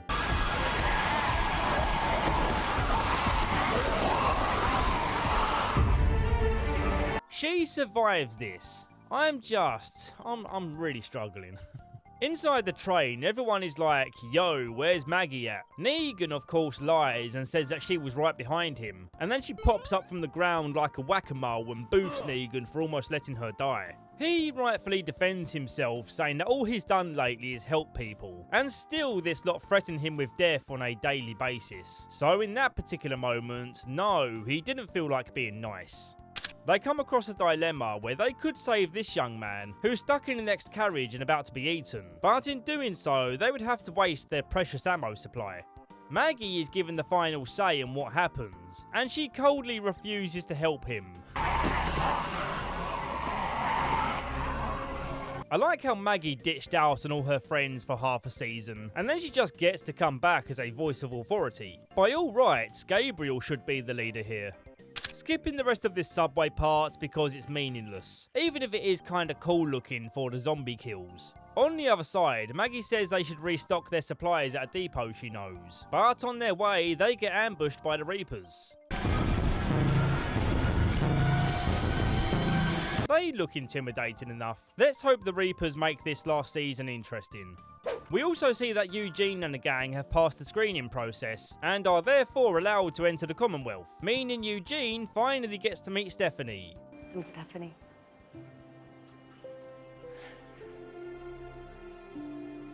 Oh, isn't that sweet?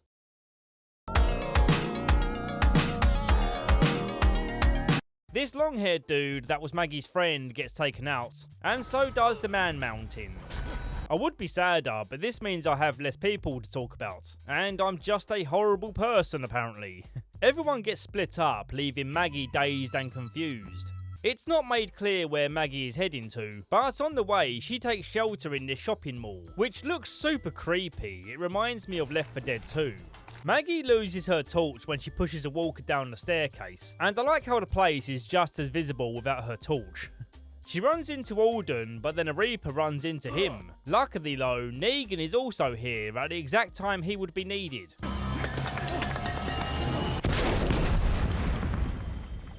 And luckier still, they managed to get away with only minor injuries. Where Alexandria is having to basically start over again, they need to wrangle up more horses. And this was quite a nice moment where they calm the horses down and bond with them.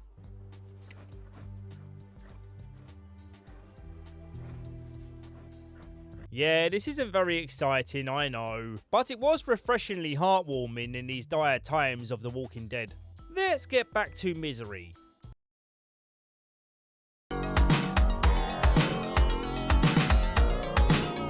We go back to when everyone split during the Reaper attack, and we see Daryl brawling with this Reaper, assisted by Dog, who is simply called Dog because that's what his previous owner, the cabin lady, called him. He then runs into another Reaper, and Dog is sitting obediently by her side, which can only mean one thing. It's Caesar Milan, the Dog Whisperer, or it's the cabin lady. What was her name? Leah. Oh yeah. Daryl convinces her that he wasn't part of the group that she found him with, a move he pulls to protect them from any blackmail/hostage situation. The other Reapers aren't so quick to believe him and water torture him, but he will never crack because he's Daryl Mother Effin Dixon. We then meet our new antagonist, Pope.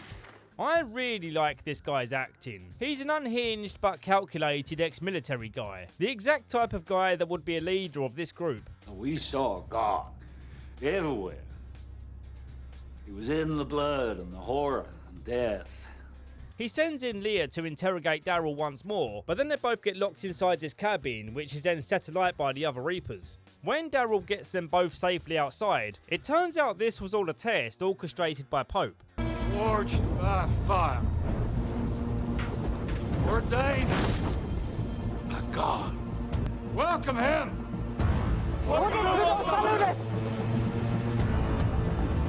Pope is the kind of guy that takes honour and brotherhood very seriously, so when he learns that one of the Reapers fled the scene to survive, he tosses them into the fire. We are the chosen ones.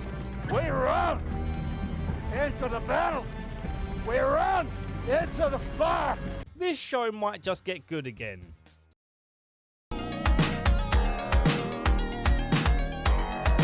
In this episode, we're going to learn about the Commonwealth, shown to us using the same video that they played to new citizens who managed to pass the screening process. This orientation will give you a taste of what we have in store for you. The future starts here. They claim to have over 50,000 people living in this community, who each have a specific job assigned to them based on their skill sets. And due to their massive population size, they've been able to pool their resources and start a pretty sweet life here. Princess is giddy with excitement of being assigned a new job, but Eugene reminds them all that they came here to get help for Alexandria, not to become residents here. Eugene suddenly feels better about the situation, seeing that aside from his nerdy girlfriend, there's a second pretty nerd wandering about. Excuse me. That wouldn't happen to be Rocky Road there, would it? Keep this one in mind because she's going to be back in the story soon. Stephanie says they can use the radio tower to communicate with Alexandria, but they get caught and arrested because communicating with outsiders breaks Commonwealth law. This is probably the first episode where I found myself liking Judith. She isn't just being a kick-ass girl boss, she actually has layers to her character here. The local bully boy taunts her, saying that Michonne probably left her because she doesn't stop talking. And later on, she finds that someone broke Carl's handprint board. Who did this? Who broke our handprints? Was it you? No. Don't lie. You gonna pull another knife on me? I said I didn't do it. Come on.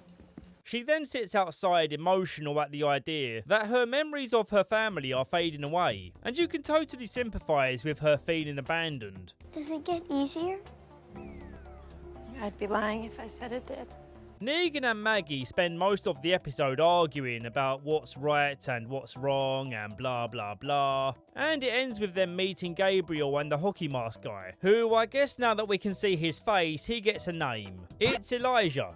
Last thing to mention is that Yumiko finds her brother working as a baker. Eggs roasted and ready, boss. Should I run it over to... Hi, Tommy.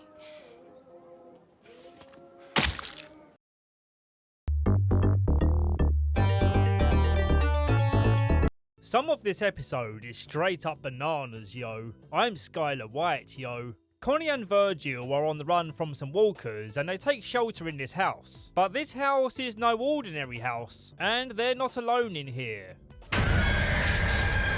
For this episode and this episode only, we encounter a new type of weird person / creature referred to by the Walking Dead wiki as ferals, where a group of people have become so deprived of normality that they've turned into Smeagol's, running on all fours and such. This episode has a lot of high praise on IMDb, from people celebrating how scary this episode is. And I agree with that part for sure. But to me, this episode feels so out of place in the Walking Dead universe. Just consider the context of this episode existing with all the others. It's almost a little too different. This idea of people turning feral from a lack of normality and poor living conditions would make for a great movie, independent of the Walking Dead universe.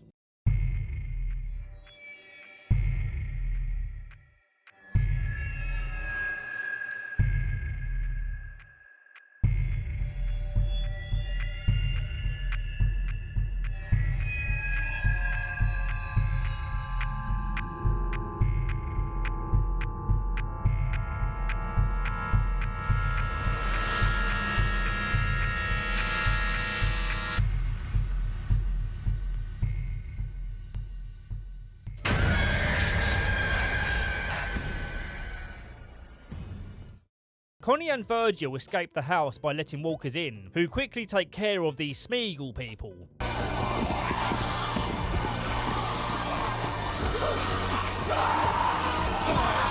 And then we get this nice reunion moment between Connie and Kelly. Yeah, I wouldn't blame you for not remembering that Connie went missing, because I certainly haven't thought about it since it happened.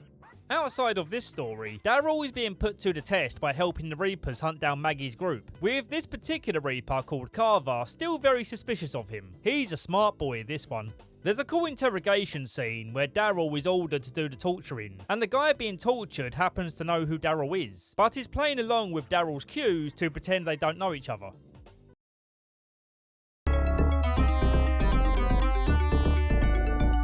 Gabriel, Stephanie and the other radio rebels are on walker clear-out duty for their community service punishment. It's not all that interesting, just thought I'd follow up to show what happened to them.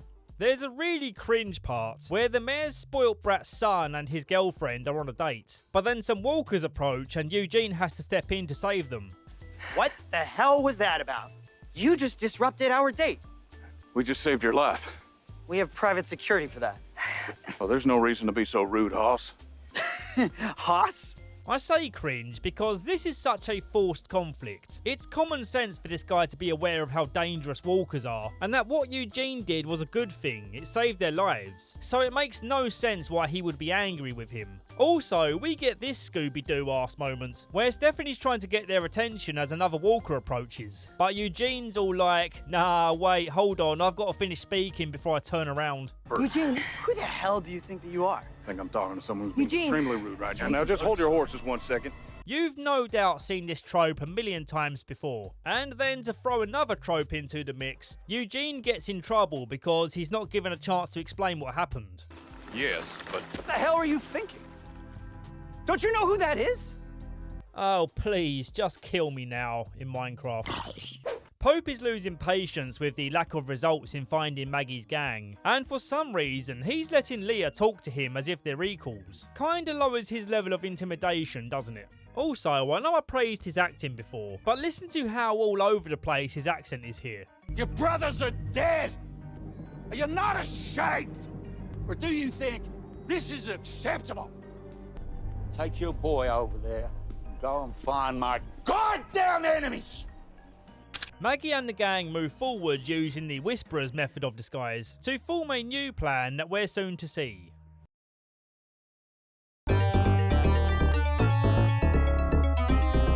The Reapers spot a herd of walkers behaving strangely, but Daryl says he's seen this before and it's not strange, so stop asking questions. It's definitely not Maggie. Don't go looking for Maggie in there. Pope sends out a Reaper to draw the herd away, but he gets taken out by Negan. Pretty cool to see the gang using the Whisperer's tactics to their advantage. Pope isn't sweating the situation too much, because he's got landmines surrounding the perimeter. Maggie isn't sweating the situation either, because her plot armor protects her as she makes her way to the fence. Daryl takes out a guard to allow Gabe and Maggie inside. Pope gives the command to ready a weapon called a huacha. And yes, I did have to Google this word. I thought he had a tickle in his nose and was about to sneeze. Ready to huacha. But it turns out a huacha is an ancient Asian weapon where a bunch of deadly fireworks get launched on the enemy.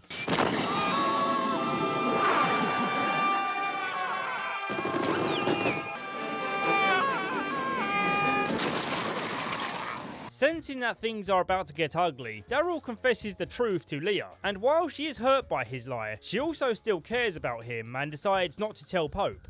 Pope then goes nuclear mode, saying fire the huacha, even if it kills his own men. At this point, Leah has reached her breaking point, and so she shanks him dead. Kinda sucks that Pope wasn't around longer. He wasn't a bad villain. Then Leah decides to turn on Daryl, because she considers the Reapers her people, and now that they're clear of the area, she can be the one to avenge her fallen comrades by launching the huacha. More like, watch out, there's a CGI rocket flying at the screen.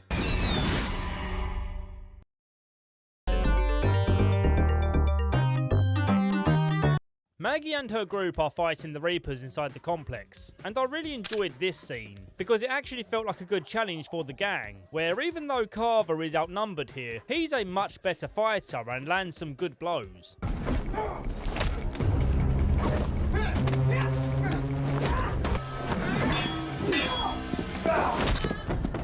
Then Negan comes along with a fistful of sand and a bell.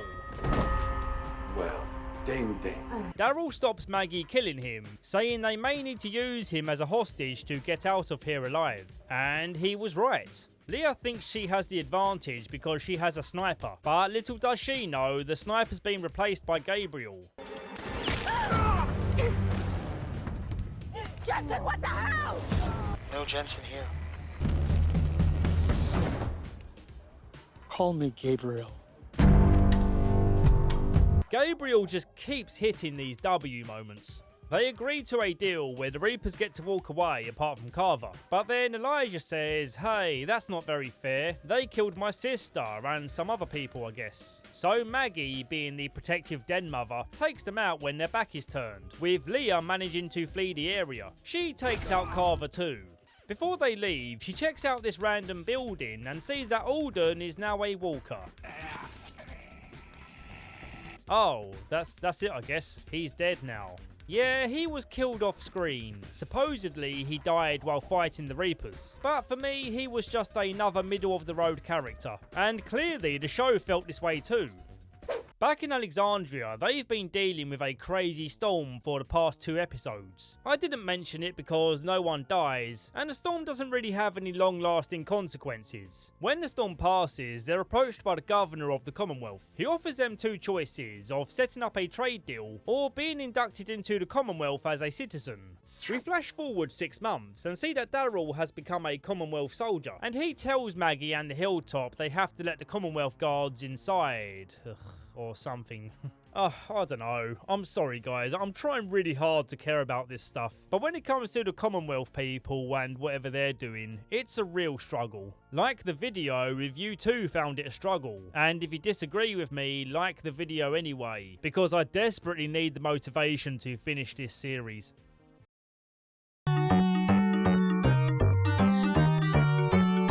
This opening made me laugh so much. Daryl, RJ and Judith are walking through this Walker-filled house. But not actually, because it's a fairground haunted house.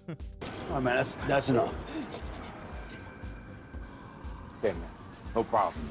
Why? Why would you build this? Look, I love Halloween, but if I was living in the world of The Walking Dead, the last thing I'd want to see in my amusement park to escape the real world is a house full of zombies. You've got to make it ghosts or werewolves or something otherworldly. Why on earth would you want to remind everyone, especially children, of the horrors that actually exist in your world? So yeah, it's Halloween time in the Commonwealth. And because I'm such a big sucker for Halloween stuff, I find myself having a really good time with this part of the episode, in the most superficial way possible. I want a slice of that spiderweb cake so bad, to the point where it's distracting me from the plot of this episode.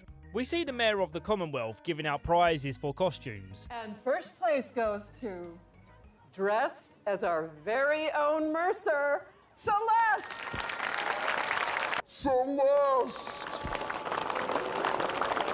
You can immediately tell she's bad news. She just looks evil, doesn't she?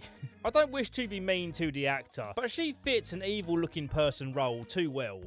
We see that Kelly and Connie have been given jobs in journalism, producing content for the local paper. This is important to know for future events, I guess. The next thing we see answers my question on how they're managing to house all these people, and it turns out most of their citizens don't live in spacious homes. They're in these cruddy looking apartment buildings. How's the place? Getting better? Hell no. No, I think this place is literally made out of paper. You sleeping? Nah. No. Random note, but I love the symmetry of this shot. There's a nice moment where Ezekiel lets go of Shiva's collar, as he sees now that he can take pleasure in watching a family be happy. Wait, does that make sense? Your dad saved this from Hilltop when it burned, because he knew how precious it was to me. But there's something actually more precious, and that is your family. He gives Shiva's collar to Jerry's kid. Why on earth would a kid want a tiger's collar?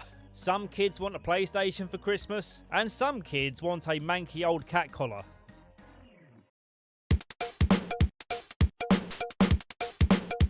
This episode is low down on the IMDb ranking list, and yeah, it's kinda stinky. It's focused on Eugene's budding love story with Stephanie, but right after he confesses his love to her, she mysteriously goes missing. I love you. And the whole episode turns into this conspiracy crime drama. There's lights on at odd hours when they're ostensibly closed, and while people go in and out with a fair degree of regularity, it's usually just the same 4 people over and over. There's a bit that really makes me laugh when he knocks on her door, and the perspective shot makes it look like he's got a really big hand. I'm such a nerd, what's wrong with me? Eugene is near breaking point by the end of his sleuthing, and when we get the big reveal that Stephanie wasn't missing, she was being hidden from him, he goes into full meltdown mode. You thought it was an easy mark? The most trusted of the police, so you split off my friends one at a time thinking I'd break, but I didn't break. You certainly got your money's worth there. I actually fell for that one twice! So basically, it turns out Stephanie was actually given the task of luring in his group to the Commonwealth. But it actually gets a bit more complicated than that, because it turns out at first he was actually talking to a genuine person, and this mysterious new woman actually still likes him. It's the nerdy girl we saw next to the ice cream van earlier, and her name is Max.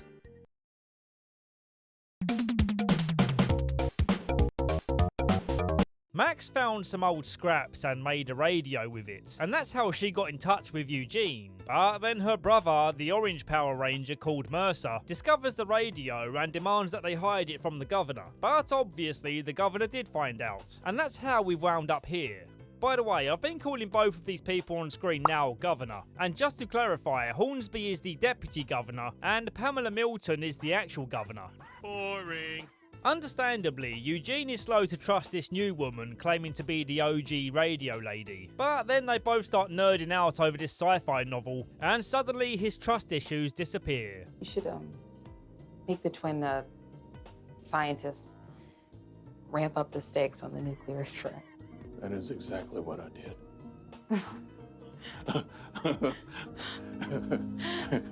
Ezekiel receives life-saving news that he's been moved up to the top of the waiting list for his surgery, and then it turns out his bumping up the list was Carol's doing. My debt was wiped out. Hornsby owed me a favor. Why would you do that? Because I don't want you to die? The last part you mentioned is Governor Hornsby, growing frustrated that Maggie refuses to set up a deal with them and just wants to remain as an independent town. She's the final stubborn holdout, for Hornsby having the monopoly on the surrounding communities.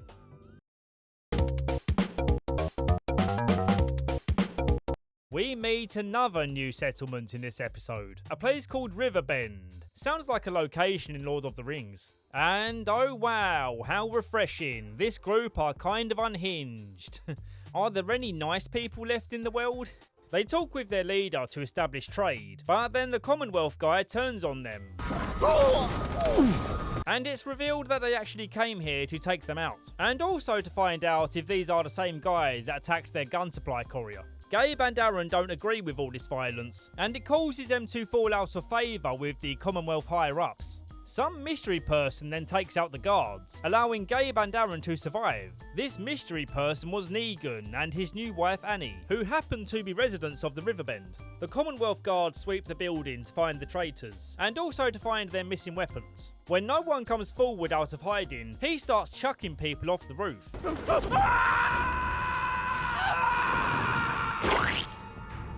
And so his search continues in the next episode.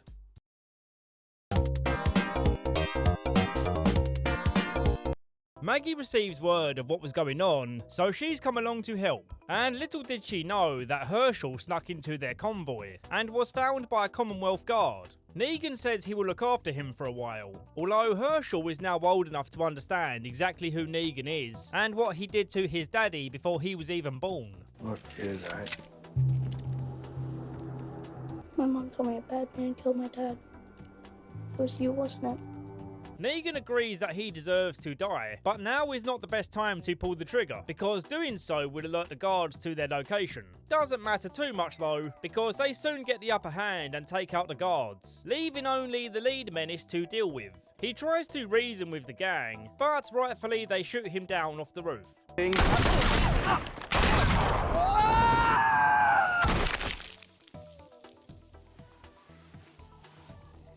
Shouldn't these walkers already be moving at this point? Seems convenient timing that they waited until this guy hit the floor. In the end, it turns out Leah was the one who took the guns. Do we care about this detail? I feel like we should. This seems kind of important. But I guess we'll see if this reveal leads anywhere. The other plotline was far more interesting to me. Governor Milton's spoiled son and his Lindy Hop looking ass girlfriend. Seriously, why do these two dress like extras from the film Grease? They're in the police station talking about how brave he is when dealing with walkers, and Daryl mocks him for it. Dixon's seen it. Seen what? How I handle myself with the rotters. Come on. Oh, yeah. It's good stuff. As punishment for this mockery, he orders them to go get some money that's stashed away in a nearby house. And if they refuse this order, he has enough influence to make their lives miserable. Threaten our kids one more time. Good. Hey, who said anything about hurting kids? That I can make their life easier. Or you can make them both orphans. It's your call.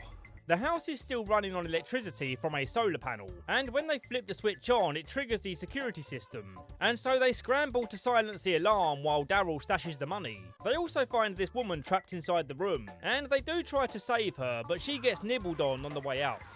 Mercer caught wind of what was happening and came along to save the day. And it turns out that he's actually a good dude, and is now starting to realise the level of corruption in the Commonwealth.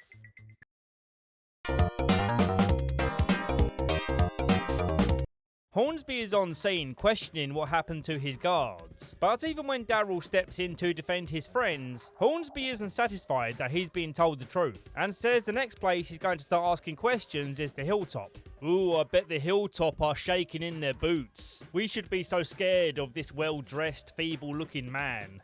At the Hilltop, he suspects Maggie is pretending that her car won't start, and that perhaps this supposedly broken down car was the one that was used to steal his guns. But then he tries starting the car and, uh-oh, don't you look silly. He then tries weaseling his way into getting the truth out of Herschel, which upsets the Hilltop to the point where even Daryl says, look, enough is enough. Let's just go home before something stupid goes down. Outside of that, there's only a couple of interesting things that happen. One of those things being that Princess and Mercer are now an item. I don't know, they're both kind of oddballs in this community, so they're not the most unlikely pairing. Although he's breaking the rule of never stick your dick in crazy.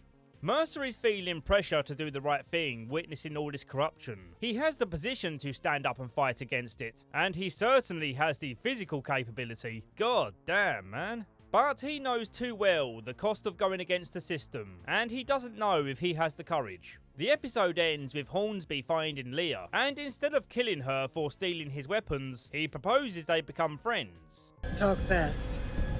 My name is Lance Hornsby, and I'm here to offer you a job.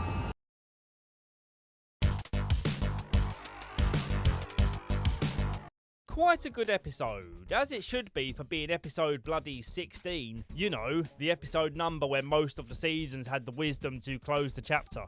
Daryl is still leading the mission on locating the missing weapons, but they grow suspicious of what's coming next, as the Commonwealth Guards receive new commands over the radio. Hornsby's checking in on us. We need to watch our backs. Yeah. They realise it's a setup and they stand off against the guards. And ultimately they win because they're the goodies and not the baddies. Hornsby radios to check their status, and Daryl's all like, surprise, mother lover. Hornsby has arranged with Leah to kill Maggie, which of course she's glad to agree to for what Maggie did to her people. She successfully captures Maggie and holds her in a cabin for Hornsby, but then Maggie gets her hands slightly untied and launches at her for a pretty fun to watch and equally matched girl fight. Leah almost picks up the W, but then she gets shot in the back by none other than her ex-lover Daryl. He then fires at Hornsby, but unfortunately just nicks his cheek. Working to bring down the Commonwealth from within, Max and the journalist crew dig up all the dirt they can, but it might be a bit too late as they have overtaken the hilltop and Oceanside.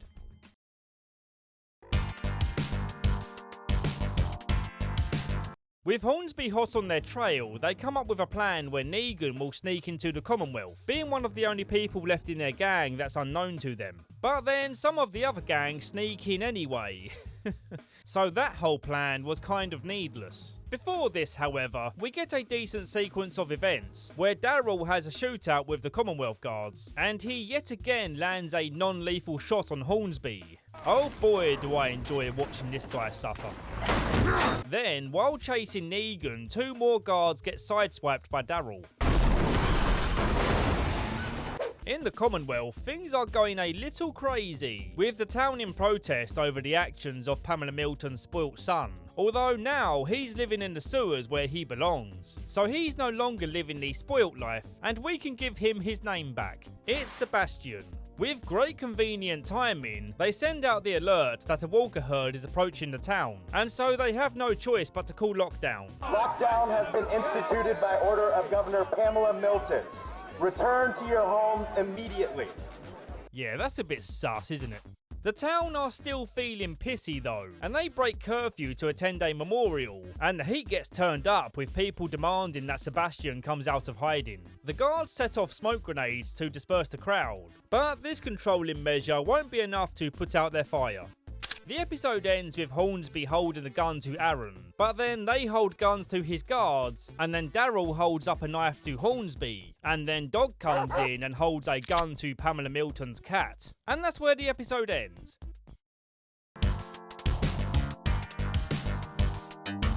As these episodes draw closer to the finale, the characters seem to be dropping more F-bombs and S-bombs. Choosing this piece of shit? If I was, you'd already be down. Do what you fucking gotta do. Up until this point, the episodes available on Disney Plus have been fairly tame, but now it seems like they're dropping an F-bomb every episode. To me, this seems like an attempt to make the episodes more edgy so that people will want to watch it.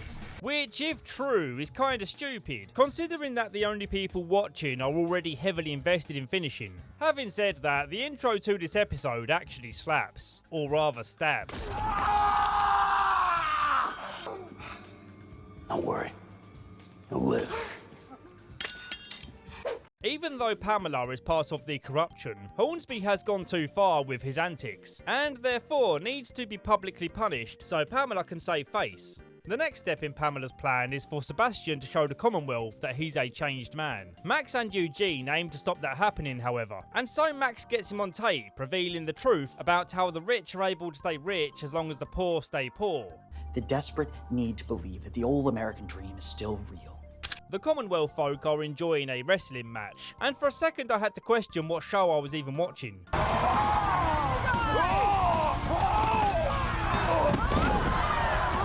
This is so far from The Walking Dead, it's absurd.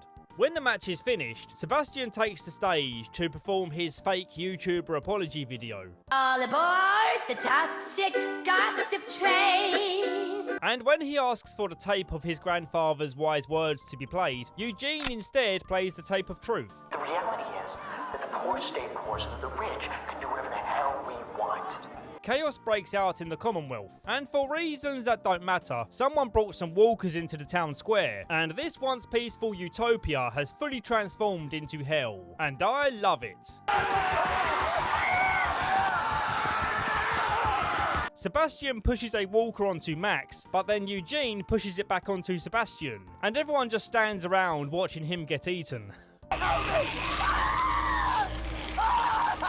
This moment, combined with the fall of the Commonwealth, is just the best payoff to this season. Oh, and also, Annie's pregnant with Negan's kid. I don't care. Yeah, shit, I don't care either.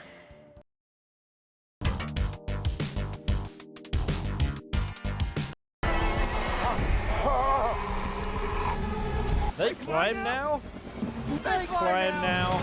Please watch until the end. We've got new type of walkers that know how to climb and use tools. Just like they did in the first episode and then never again for some stupid reason. Imagine how much more intense this show would have been if they kept on going with this type of walker.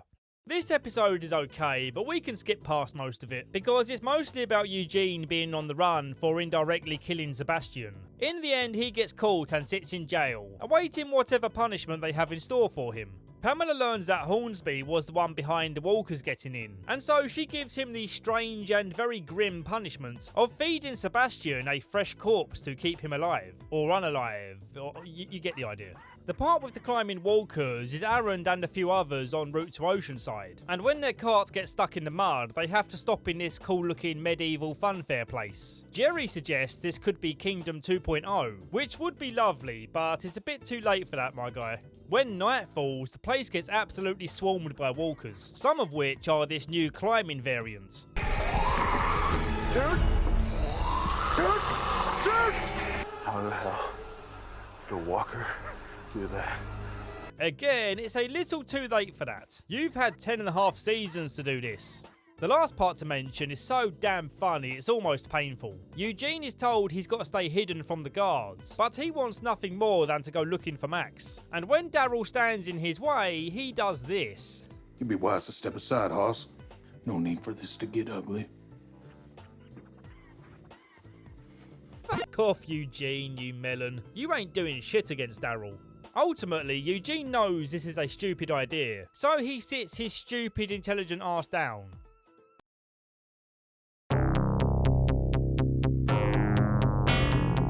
Pamela declares the Virginia crew as enemies of the state, as we can see with Carol being chased by some goons and Daryl grappling with some other goon, although Yumiko doesn't appear to be in any danger, maybe because of her high-ranking job in the Commonwealth. But no one cares about Yumiko, so let's forget about her for a while. While on the run, Daryl and Carol find Hornsby's prison cell absolutely caked in ketchup. That's right, YouTube. A body that's been ripped apart just contains a whole lot of pixelated ketchup. Yum yum, Sebby want ketchy. Hornsby says he can get them to their friends if they spare his life, but they need to be quick because his ankle monitor will set off the alarm when he leaves the room.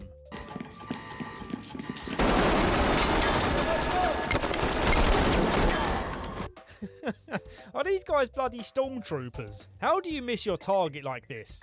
They go on a long-ass hunt to the place where everyone supposedly is, getting into all sorts of trouble with walkers in the dark and such. And in the end, they grow tired of Hornsby's promises and tell him to run while he still can. But then he tries turning on them and gets an arrow in the neck.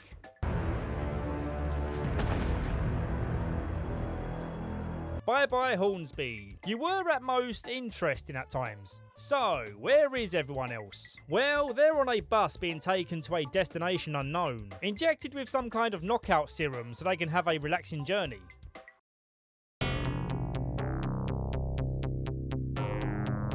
I am really feeling the exhaustion of these extra episodes. This has been the hardest video to make because of how stretched out they've made these last 2 seasons. But we are close to the end, gang. I promise you're going to want to stick around for the special ending I've prepared. So, Outpost 22, what's this one all about? Well, it's about some people from the gang being forced to work as railroad maintenance, while the others are doing what they can to rescue them, and to also try and take back Alexandria, which the Commonwealth has overtaken and turned into Outpost 22. There's a couple of okay parts, I suppose, and one of them is Maggie being distressed when she encounters a Walker kid, further worrying her about the fate of Herschel, who's currently being held captive by the Commonwealth. The other okay part is Gabriel returning to his priestly duties and granting a dying enemy his last wish to be prayed for. Can you give us a minute?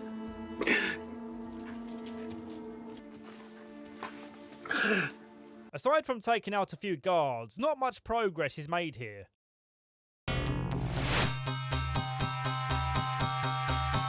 Eugene is standing trial and Yumiko says they need to win over the community. But didn't they just hear Sebastian disrespecting the community on the secret tape? And then they all stood around while Sebastian was being eaten. Seems to me like the community wanted him dead at that point. But oh no, not now. We forgot all about that. Eugene's a bad guy now. Pamela makes the bold claim that the tape was fake, and we can just skip forward here. Right to the part where Eugene gives an emotional speech, but is still found guilty anyway, because this court is corrupt.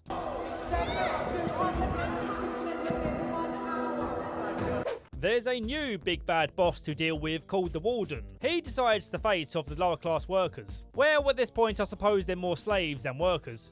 He's aware that outside people are trying to shut down their operation, and enlists Negan to be an informant, against his will that is, threatening to kill his wife if he doesn't comply. He decides to sacrifice himself, pretending that he's in charge of the rebellion, but then the Warden puts Annie on the firing line as punishment for Negan trying to be a martyr. Take me! Take me! You will feel this punishment! Negan pleads with one of the guards that he knows has a family, and the guard is all like, yeah, you're right, this situation is messed up, and so he turns on the Warden. When he tries taking Kelly hostage, Daryl sneaks in from behind to stop him.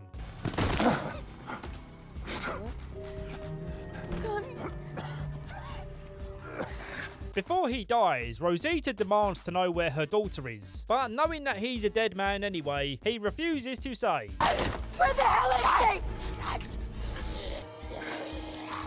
she? Yours, everything. Eugene fears the worst as he's taken back to his cell, but then Mercer says, nah, you're with me now, and it's time to F stuff up.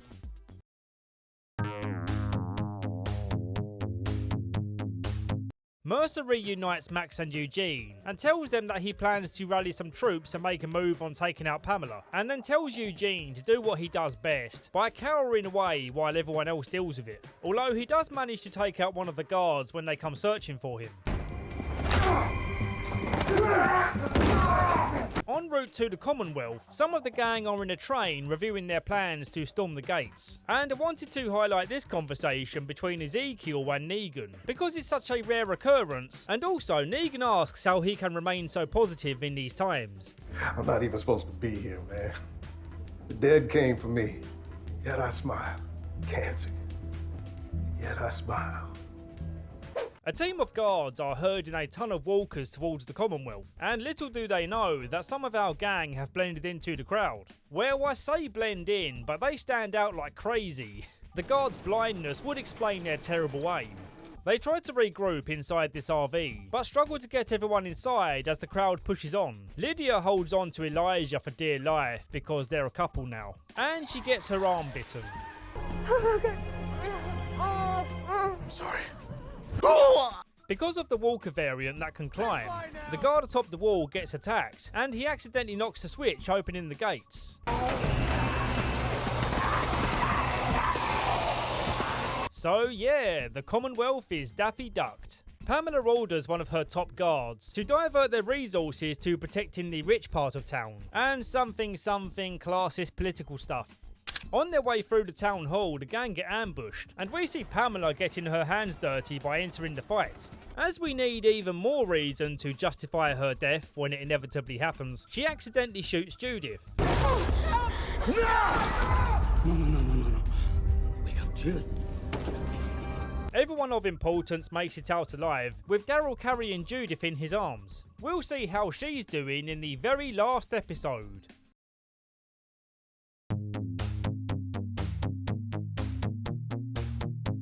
If you've committed this far, it would mean the world to me if you dropped a like on the video. Let's finish The Walking Dead. The gang try to take shelter in a nearby hospital, but Luke gets bitten while trying to rescue someone. Oh no. I know I'm going to get comments for not remembering who this woman is. Let's just focus back on Luke. His death scene was one of the rare times when the characters around him seem to show real emotion. Their grief looks and sounds real. I love you. We love you so much.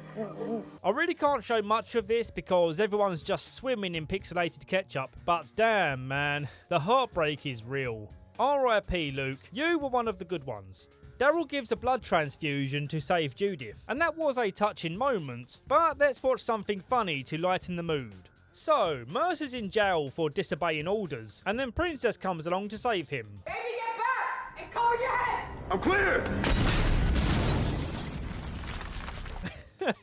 Jesus Christ, Princess. The word clear barely left his lips and you just blew a hole in the wall. I'm clear! Alright, we've had our fun. Back to the dark stuff. Rosita finds the kids' nursery and the place is just an ugly mess. There's bodies and ketchup everywhere, and the walkers are having a lovely feast. I hear baby back ribs are on the menu. Luckily, someone upturned the crib where Coco was, and Rosita gets her out alive because, yeah, I don't think the show would ever go that dark. The show does go to an unexpected level of silly, however, so they somehow manage to climb a drain pipe on the side of the building, which in real life is harder than it looks, especially if you're a chubby dude like Eugene. I very much doubt this pipe would hold their combined weight. Then, Rosita falls into the crowd of walkers and this happens. I'm sorry, but no. In the real world, she died here. She did at least get bitten though, and I know that's not something to be happy about. I just appreciate the realness. She decides to hide her impending death from the gang, but Eugene sees through her poker face. Okay, I don't want them to know yet. I need you to put your shit together, okay? I can't. I can. So Rosita's going to be dying this episode, but not before we close off the Commonwealth chapter. The lower class are demanding to be let in the gates, but Pamela refuses. Everyone, including her most loyal guards, turn on her, and she gets arrested and slung in a cell. Now, I was fully expecting her to be killed, so I take back what I said earlier, as we need even more reason to justify her death when it inevitably happens. They open the gates just in time to let the citizens in and keep the walkers out, and then they set up a ton of explosives, so that when the walkers do eventually get in,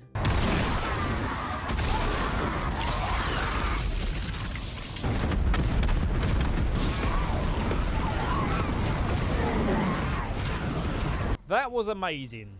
They enjoy a delightful celebration feast, with the Fleetwood Mac song Landslide playing, which is just not fair because that song hits me in my core. This bittersweet feeling turns to pure sadness as we see everyone saying goodbye to Rosita. Watching Rosita have her final moments with her daughter is just, oh man, it's super rough.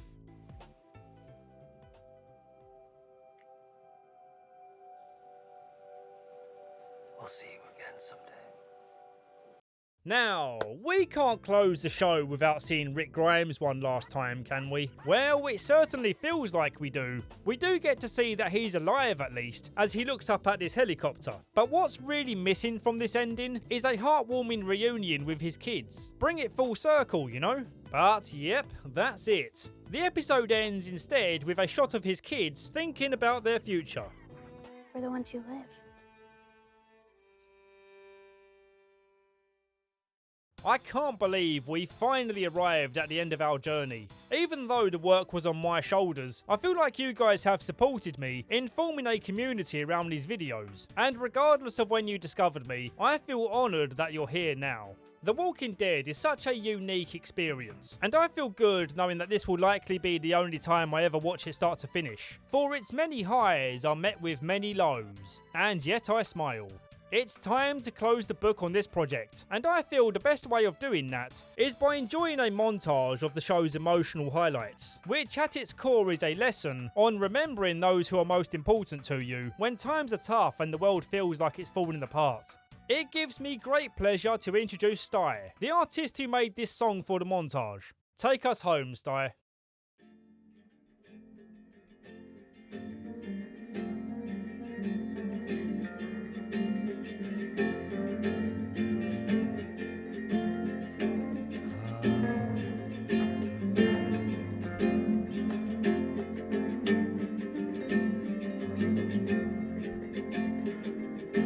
Life has changed, overthrown. The city's fallen, overgrown. Our hearts are frail and our minds low. Stimulation. Very rare we look to the sky.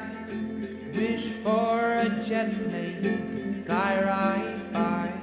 Our hearts are frail and our minds fear separation.